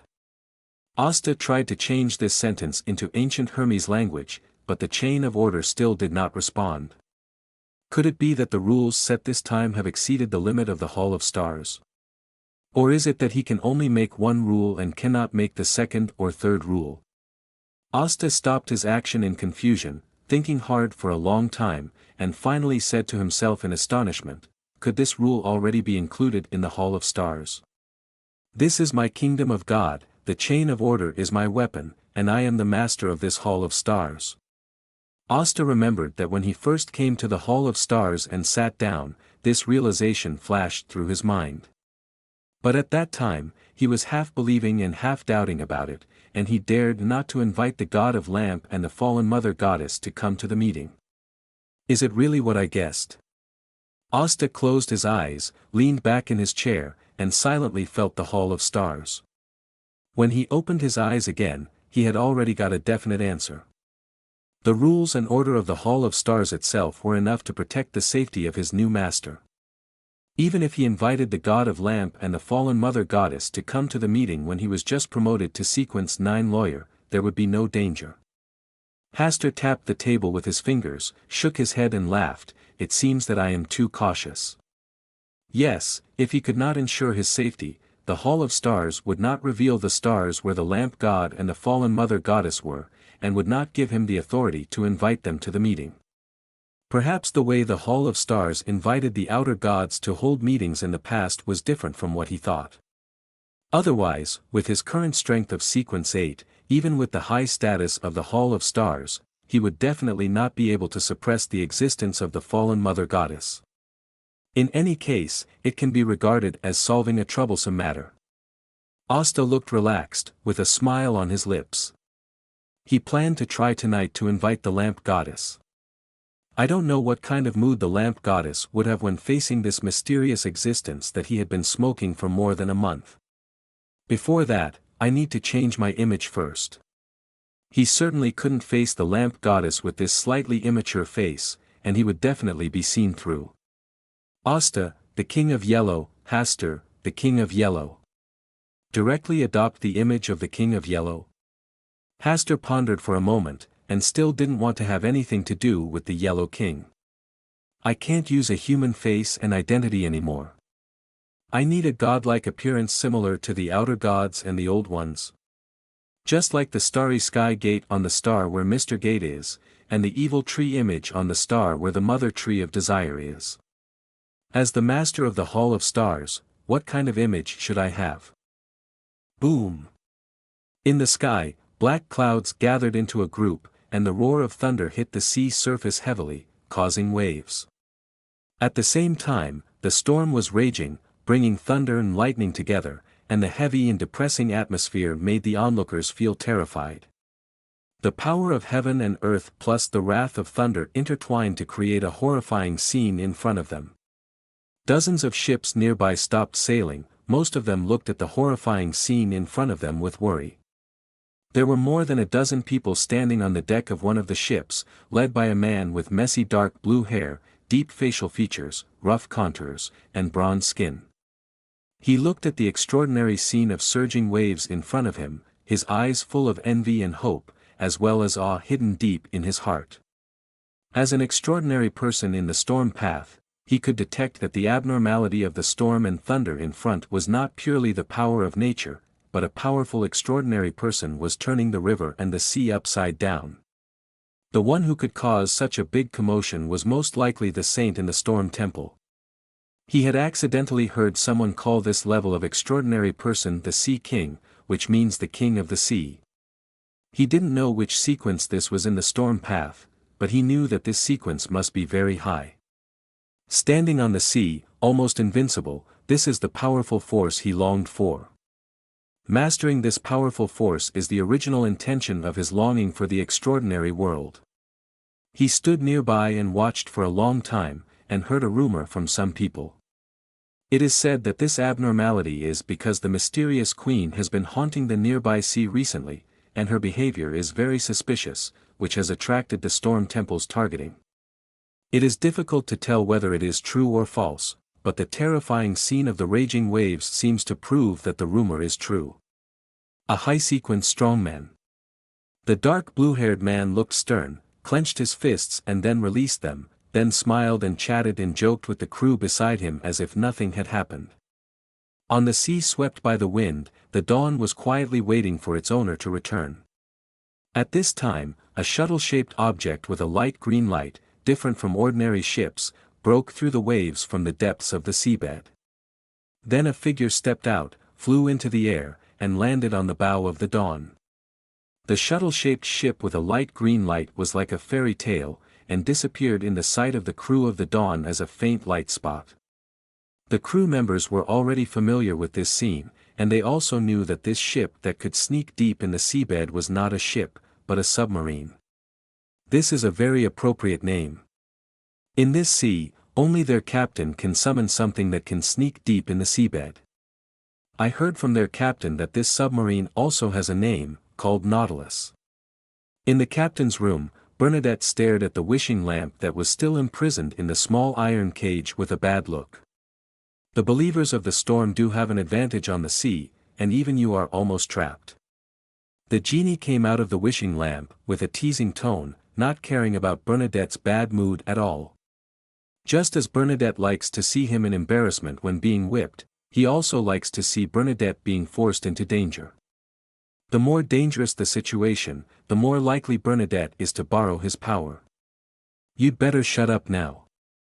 If I'm not happy, I'll send you directly to the Storm Church. I believe they will treat your level 0 seal well.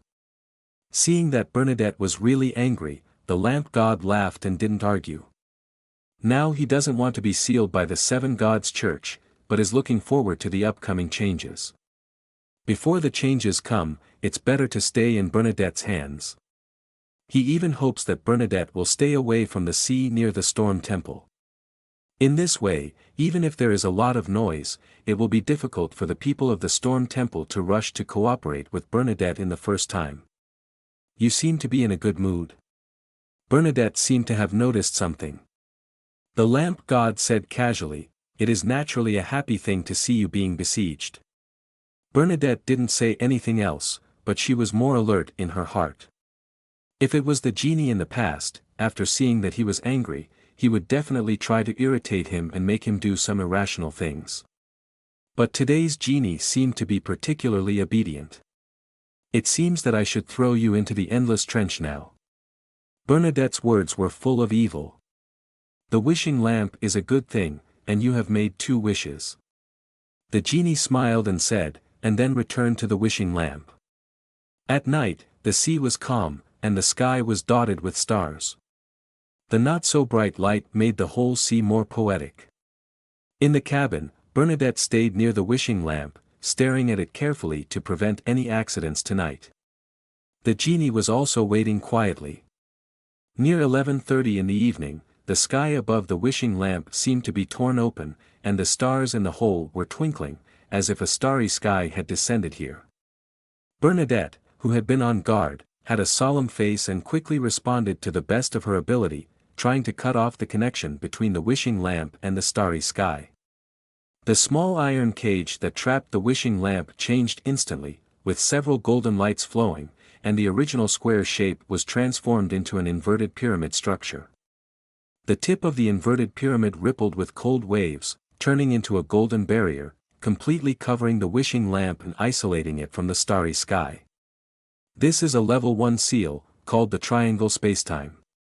This is the backup plan that Bernadette has specially found recently to prevent the abnormality of the wishing lamp. Its function is to separate the space, strengthen the seal, and can also be used to imprison the enemy.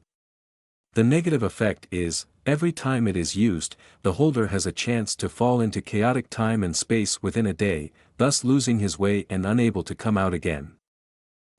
Now you don't want to leave here quickly, and you still want to fight. Have you forgotten the way of survival you have always kept? Compared with Bernadette's nervousness, the lamp god imprisoned in the wishing lamp was in a very happy mood. Although Bernadette strengthened the seal in advance, so that he could not appear from the wishing lamp temporarily, this degree of seal could not fight against the existence above the starry sky. The gap between their status is far from what Bernadette can make up. Bernadette said coldly, "If that time comes, I would rather make a 3rd wish than let you escape from the seal of the wishing lamp." The face of the lamp god changed slightly, and he did not say anything to provoke Bernadette. Due to the rules of the wishing lamp, as long as Bernadette makes a wish to him, he must fulfill it. Although this wish will eventually be fulfilled in a twisted way, once Bernadette gets angry, he will probably be affected. In addition to using the power of the level 1 seal triangle spacetime, Bernadette also drew the power of the dawn to temporarily enhance her own strength in order to deal with possible dangers. Just when Bernadette used all her methods, the stars drew a chain of order to penetrate the seal of the wishing lamp and connect the lamp god. Then the stars returned to their positions, and the starry sky in the cabin also dissipated, and everything returned to its original state. Is it still impossible to stop the lamp god from breaking the seal? Bernadette looked ugly and frowned. She had used no less than 3 methods, but she still couldn't stop the behavior of the starry sky just now. Once the lamp god breaks the seal and returns to the starry sky, the outer god old days entrenched outside the barrier will surely erode and pollute the world faster. The prophesied doomsday may be brought forward because of this. Bernadette sighed, dissipated the power borrowed from the dawn, and at the same time restored the level 1 seal triangle spacetime to the state of a small iron cage. Standing still, after calming down, Bernadette's eyes were cast on the wishing lamp again. Judging from what happened just now, the genie sealed in the wishing lamp should have broken the seal with the departure of the starry sky. No. Bernadette's face changed again, and she stretched out her hand and the wishing lamp and the small iron cage flew in front of her. She looked at it carefully for a long time, and a smile slowly overflowed from the corner of her mouth. She was still wondering, if it was really the genie who escaped, how could the movement be so small? According to her understanding of the genie, once he broke the seal, he would definitely laugh wildly and then rush straight into the starry sky. The scene at that time would definitely attract the attention of all true gods. Inside the wishing magic lamp, the lamp god had a dark face, opened his mouth, and finally snorted coldly, closing his eyes to sense the strand of his consciousness that was taken away, or his clone. When the starry sky appeared just now, he also thought that the time had come for him to escape. At that time, he was both expectant and worried, fearing that the future development would exceed his expectations. But who knew that the whip fell on him, only forming a link, and then took away a strand of his clone, and then disappeared. He was indeed out of trouble, but only that strand of clone was out of trouble. The strength of the extraordinary person, who was at most equivalent to sequence 8, arrived at the territory of the mysterious existence, and could only lie down, not even qualified to speak loudly. Now, he can feel that his clone is following the chain of order, passing through the barrier of stars, and arriving at a magnificent platinum palace. The Hall of Stars. The clone of the lamp god turned into the appearance of the wishing magic lamp and floated over. Entering the platinum palace, the first thing that caught my eye was a long table made of black crystal stone, which looked like the darkness and depth of the starry sky. There were 5 chairs on each side of the long table, plus a chair for the owner of this place, a total of 11 chairs.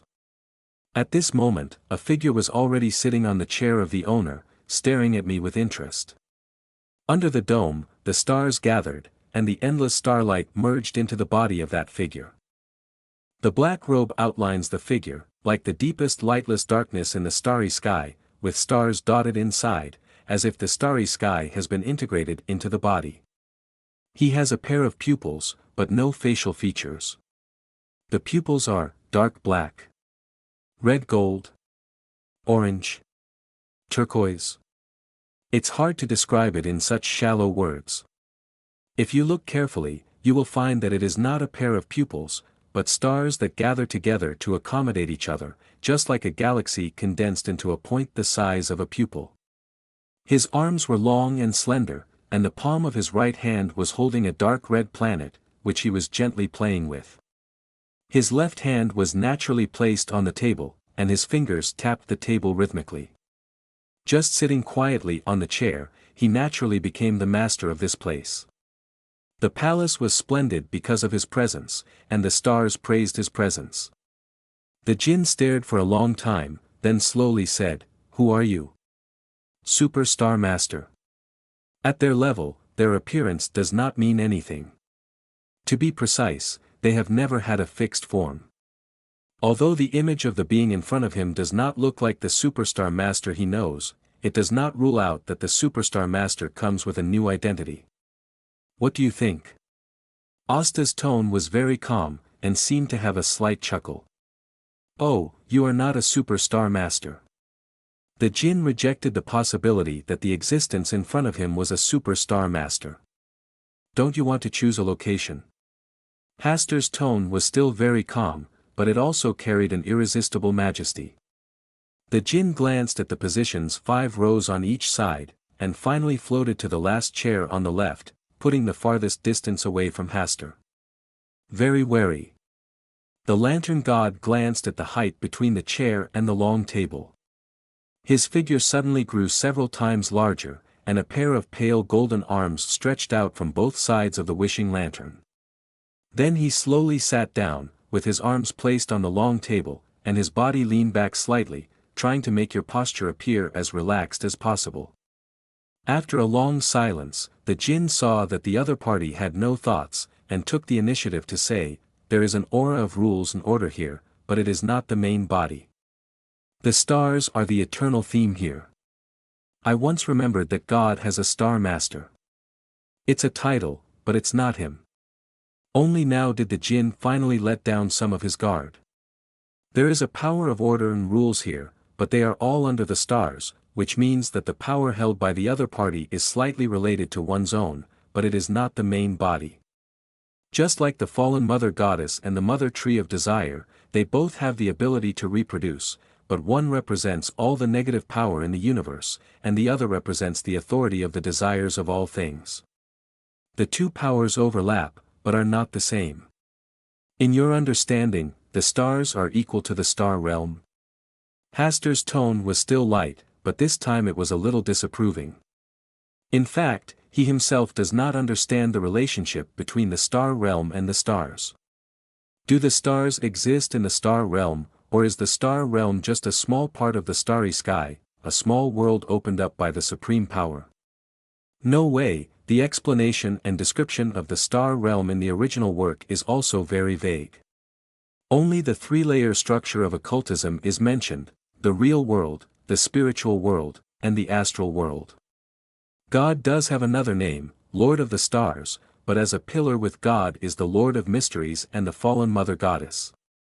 It can be seen that the star realm does not contain everything, otherwise the Lord of Mysteries and the fallen Mother Goddess will succumb to God. Naturally, he couldn't figure it out, so he could only ask the jinn to explain it, or let him figure it out on his own. Anyway, my strength cannot be reduced.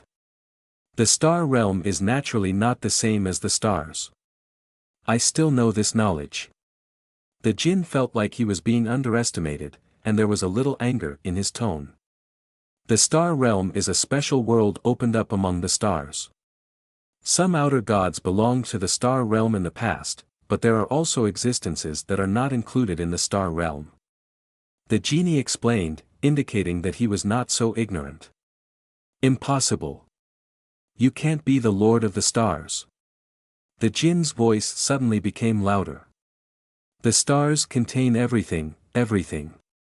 Only the original creator can be called its master, and you are definitely not. The jinn's tone was firm, but Hastur could hear his nervousness and lack of confidence. It seems that the jinn is not as sure about his guess as he says on the surface.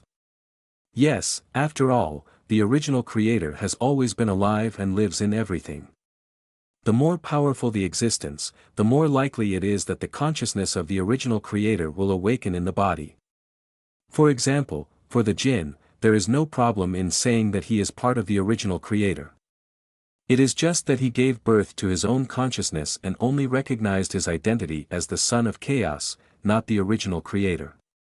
God, the Lord of Mysteries, and the fallen Mother Goddess are all the same, and they can all be called parts of the original creator.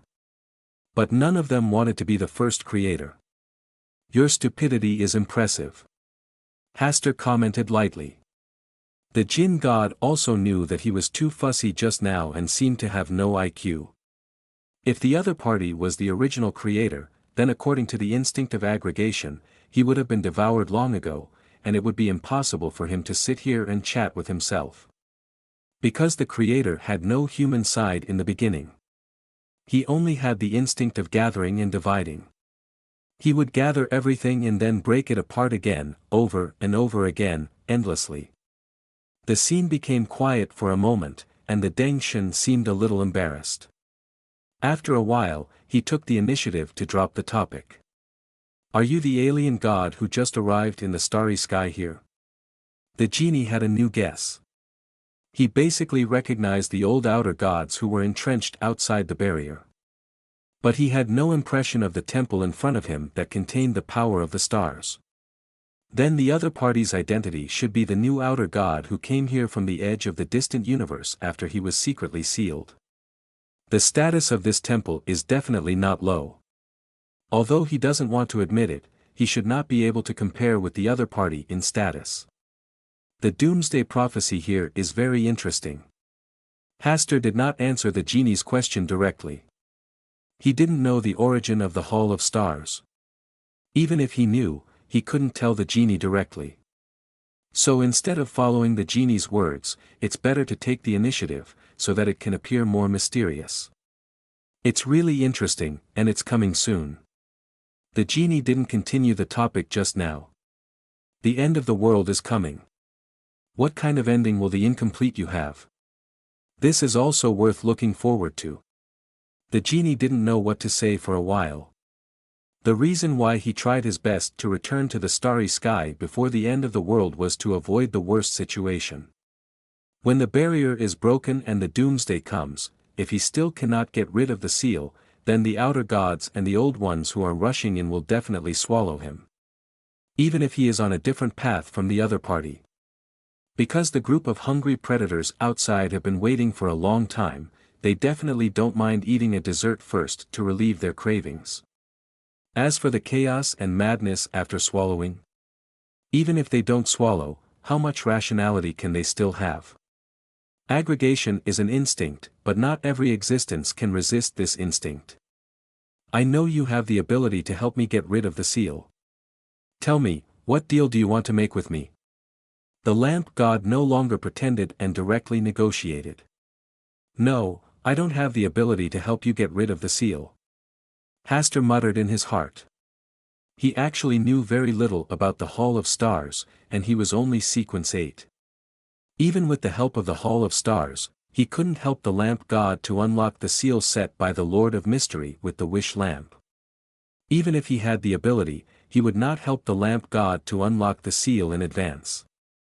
He should just wait until the end of the world. Do you have any abilities worth using now? The tone was light, as if with a little contempt. The lamp god snorted coldly, if you don't value my ability, why would you spend so much energy to pull me into this palace? Spend a lot of energy? Does this mean that he whips him every night? From the standpoint of the lamp god, it is reasonable to have such a guess. Why should he whip the lamp god every night?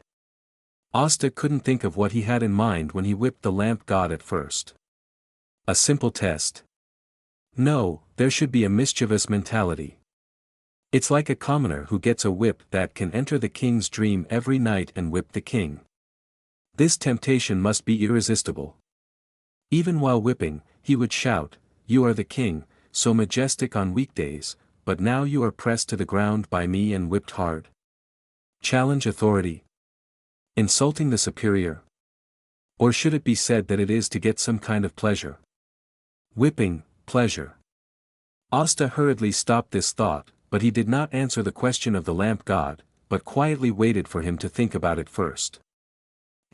Although I am in a state of desolation and sealed, it does not mean that you are the only hope. There must be a limit to waiting for the price. That makes sense, then you just wait. The lamp god was stunned for a long time. His words just now were just to remind the other party not to propose too much transaction, but he did not expect the other party to directly refuse to talk. Are you going to start a tug-of-war with me? Want to wait for me to actively ask you for a transaction, and then let you take the lead? The lamp god had some guesses in his heart, but he felt a little strange. These beings are generally very straightforward and rarely play tricks like this. This reminded him of the Lord of Mystery. He was so cunning that he bullied his innocence. After a lot of deception, he directly tricked him into the wishing lamp and sealed him up until now. Thinking of this, the lamp god immediately became alert, and he must not just get out of the wolf's den and fall into the tiger's mouth. I only accept transactions of equal value. The lamp god's tone was very stiff and firm. I'm not in a hurry. Asta replied lightly. Who knows? The lamp god snorted lightly, and thought to himself, if I'm not in a hurry, would I come to harass me frequently in the past month? Seeing that there was no hope for this transaction, the lamp god had no intention of speaking again. He felt that he had to be dignified and not show too much anxiety, otherwise he would definitely be controlled by the other party. Of course, he could show his value moderately and let the other party propose better transaction conditions. The lamp god didn't want to speak, and Asta would not easily speak to lower his status, so he just held it like this. The scene was silent for a while. Asta glanced at the lamp god and said lightly, "Let's adjourn." The lamp god was stunned. He had been dignified for so long, and he got such a sentence in return. The next gathering will be in 15 days. Asta said without waiting for the lamp spirit to react. A chain of order burst into starlight behind him, marking a starry sky and sending this part of the lamp spirit's clone back into the wishing lamp. After sending the lamp god away, Asta was much more relaxed. He leaned back and thought about what he had gained tonight. Successfully bringing the lamp god to a meeting gave him a new understanding of the ability of the Hall of Stars.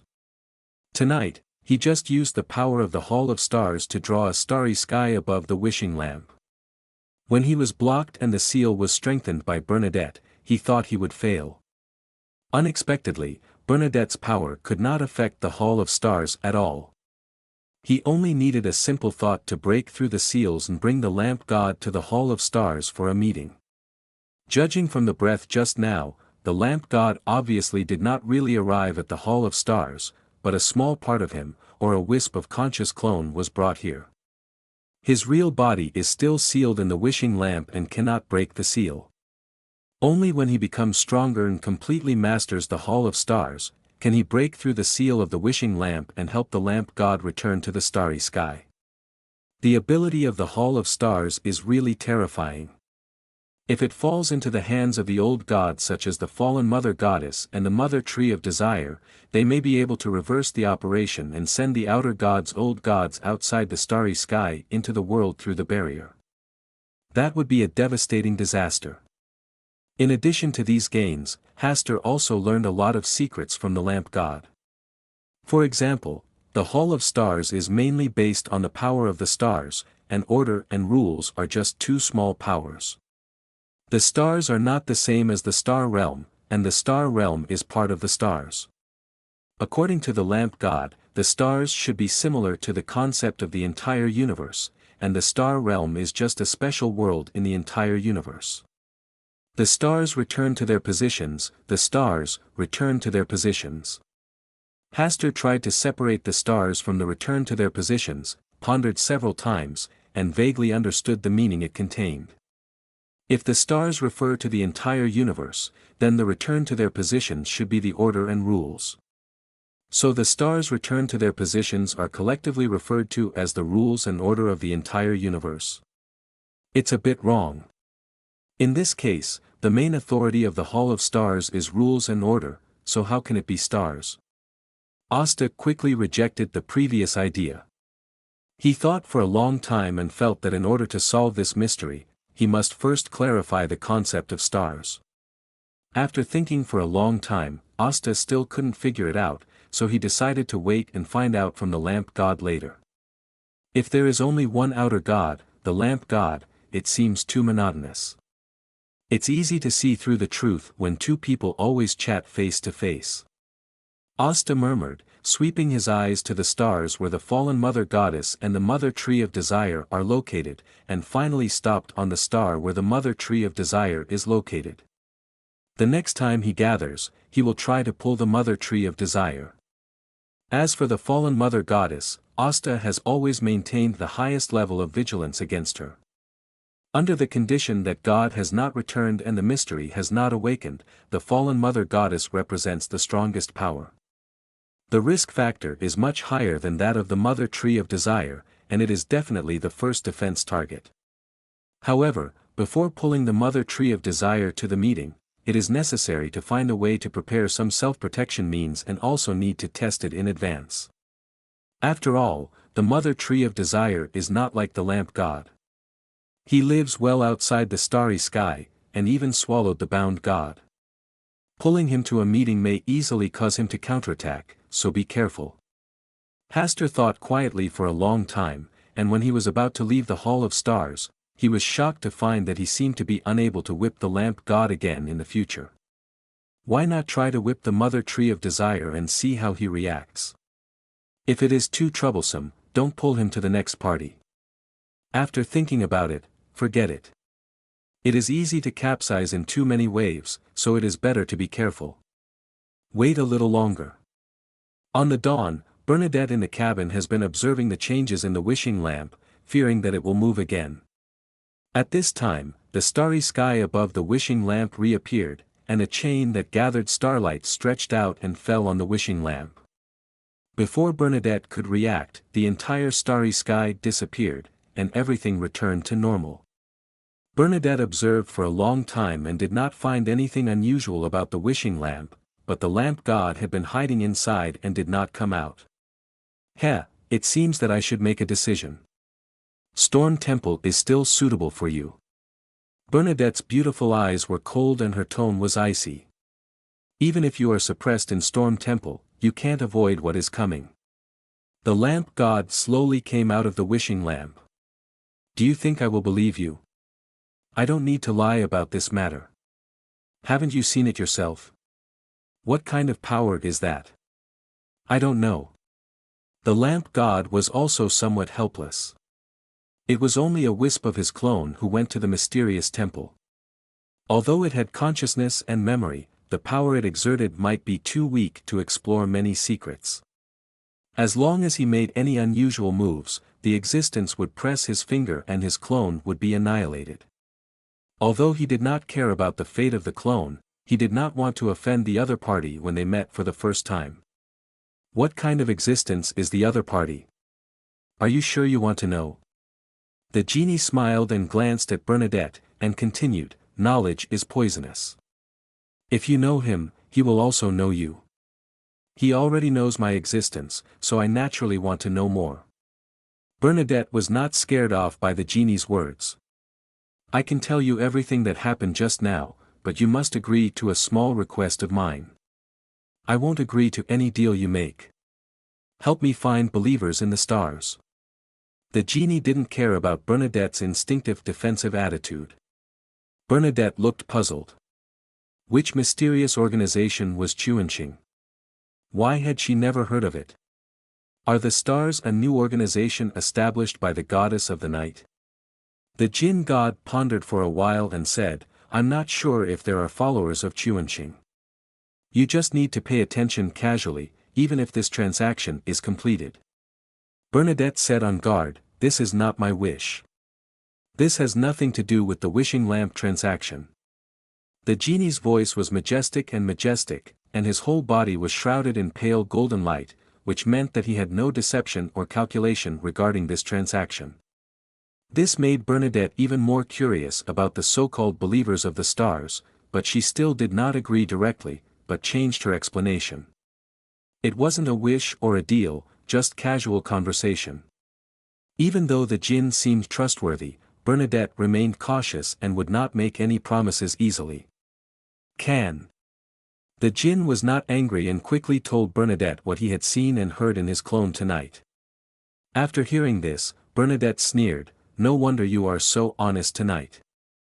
It turns out that you don't know the identity of the other party at all, so you want to find out everything about him through possible believers in the stars. His existence is even more dangerous to you. Once he cooperates with existences such as the fallen mother goddess and the desire mother tree, even if the barrier cannot be broken through, their erosion and pollution of this world will increase exponentially. Bernadette was silent. What happened tonight really shocked and frightened her. This was like the fallen mother goddess suddenly attacking her outside the starry sky through a barrier. The risk factor is too great, too scary. You can inform the Church of the Seven Gods about this news. The Jinn god put forward his own suggestion on the side. Instead of letting the other party hide his identity and hide outside the starry sky, let the seven gods find out his details as soon as possible. The unknown is often the scariest thing, and this sentence is even more applicable to a being like him. Are you very afraid of him? Bernadette saw the jinn's little thoughts. You would do the same thing if you were me. I will think about it. Bernadette did not give a specific promise. After confirming again that the seal of the wishing lamp was okay, she got up and left the cabin. 11 seats, who else could there be besides me? The genie returned to the wishing lantern and began to think about tonight's harvest. There are only 3 things he wants to know most right now. Who is that being? Where is that mysterious palace? Do the 11 seats mean that besides myself, there were other foreign gods who attended the meeting in the past? After thinking for a long time, the jinn finally sighed and the pale golden figure disappeared. He was still trapped in the wishing lamp, and even if he knew it, it would be difficult for him to change anything. Hastur slept so long that he missed breakfast. Butler Neil had people knock on the door 3 times, but failed to wake Asta from his sleep. It was not until lunchtime that Hastur woke up from his deep sleep. His spiritual power was severely depleted last night and could only be restored through sleep. Phew, please pay attention to the time next time to avoid being so tired every time. Haster got up from the bed, went to the bathroom to wash up, and took another shower by the way. When it was time to change into new clothes, he paused and asked the maid waiting outside the door to change into something more unique. The so-called uniqueness refers to new era clothing that is different from traditional formal wear and shows more personality. For example, into-style men's clothing, their formal clothing is generally used for banquets, and they wear lighter, simple, and distinctive clothing in daily life.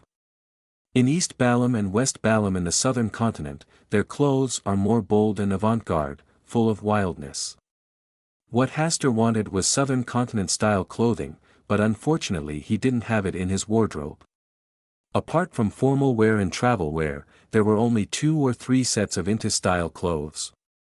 After the final selection, Asta selected one of the sets, which included a white into-style shirt, a dark black jacket, beige trousers, and black leather boots. This time I really want to thank Emperor Russell. If he hadn't stitched modern style with into-style, he wouldn't be able to wear such a more personalized outfit. Butler Neil felt that this was not decent enough. He did not look like an aristocratic gentleman, but looked like ordinary civilians, which did not show nobility in elegance. Steward Neil, you should look younger once in a while, so that you won't live so tiringly. Asta replied with a smile, and after finishing lunch, he went out for shopping. After being promoted to Sequence 8 Barbarian, he stayed at home for 2 days to adapt to his new state. Now that he has basically mastered the terrifying power of the barbarians, his safety factor has been raised to a higher level, and he is just in time to go out for a walk.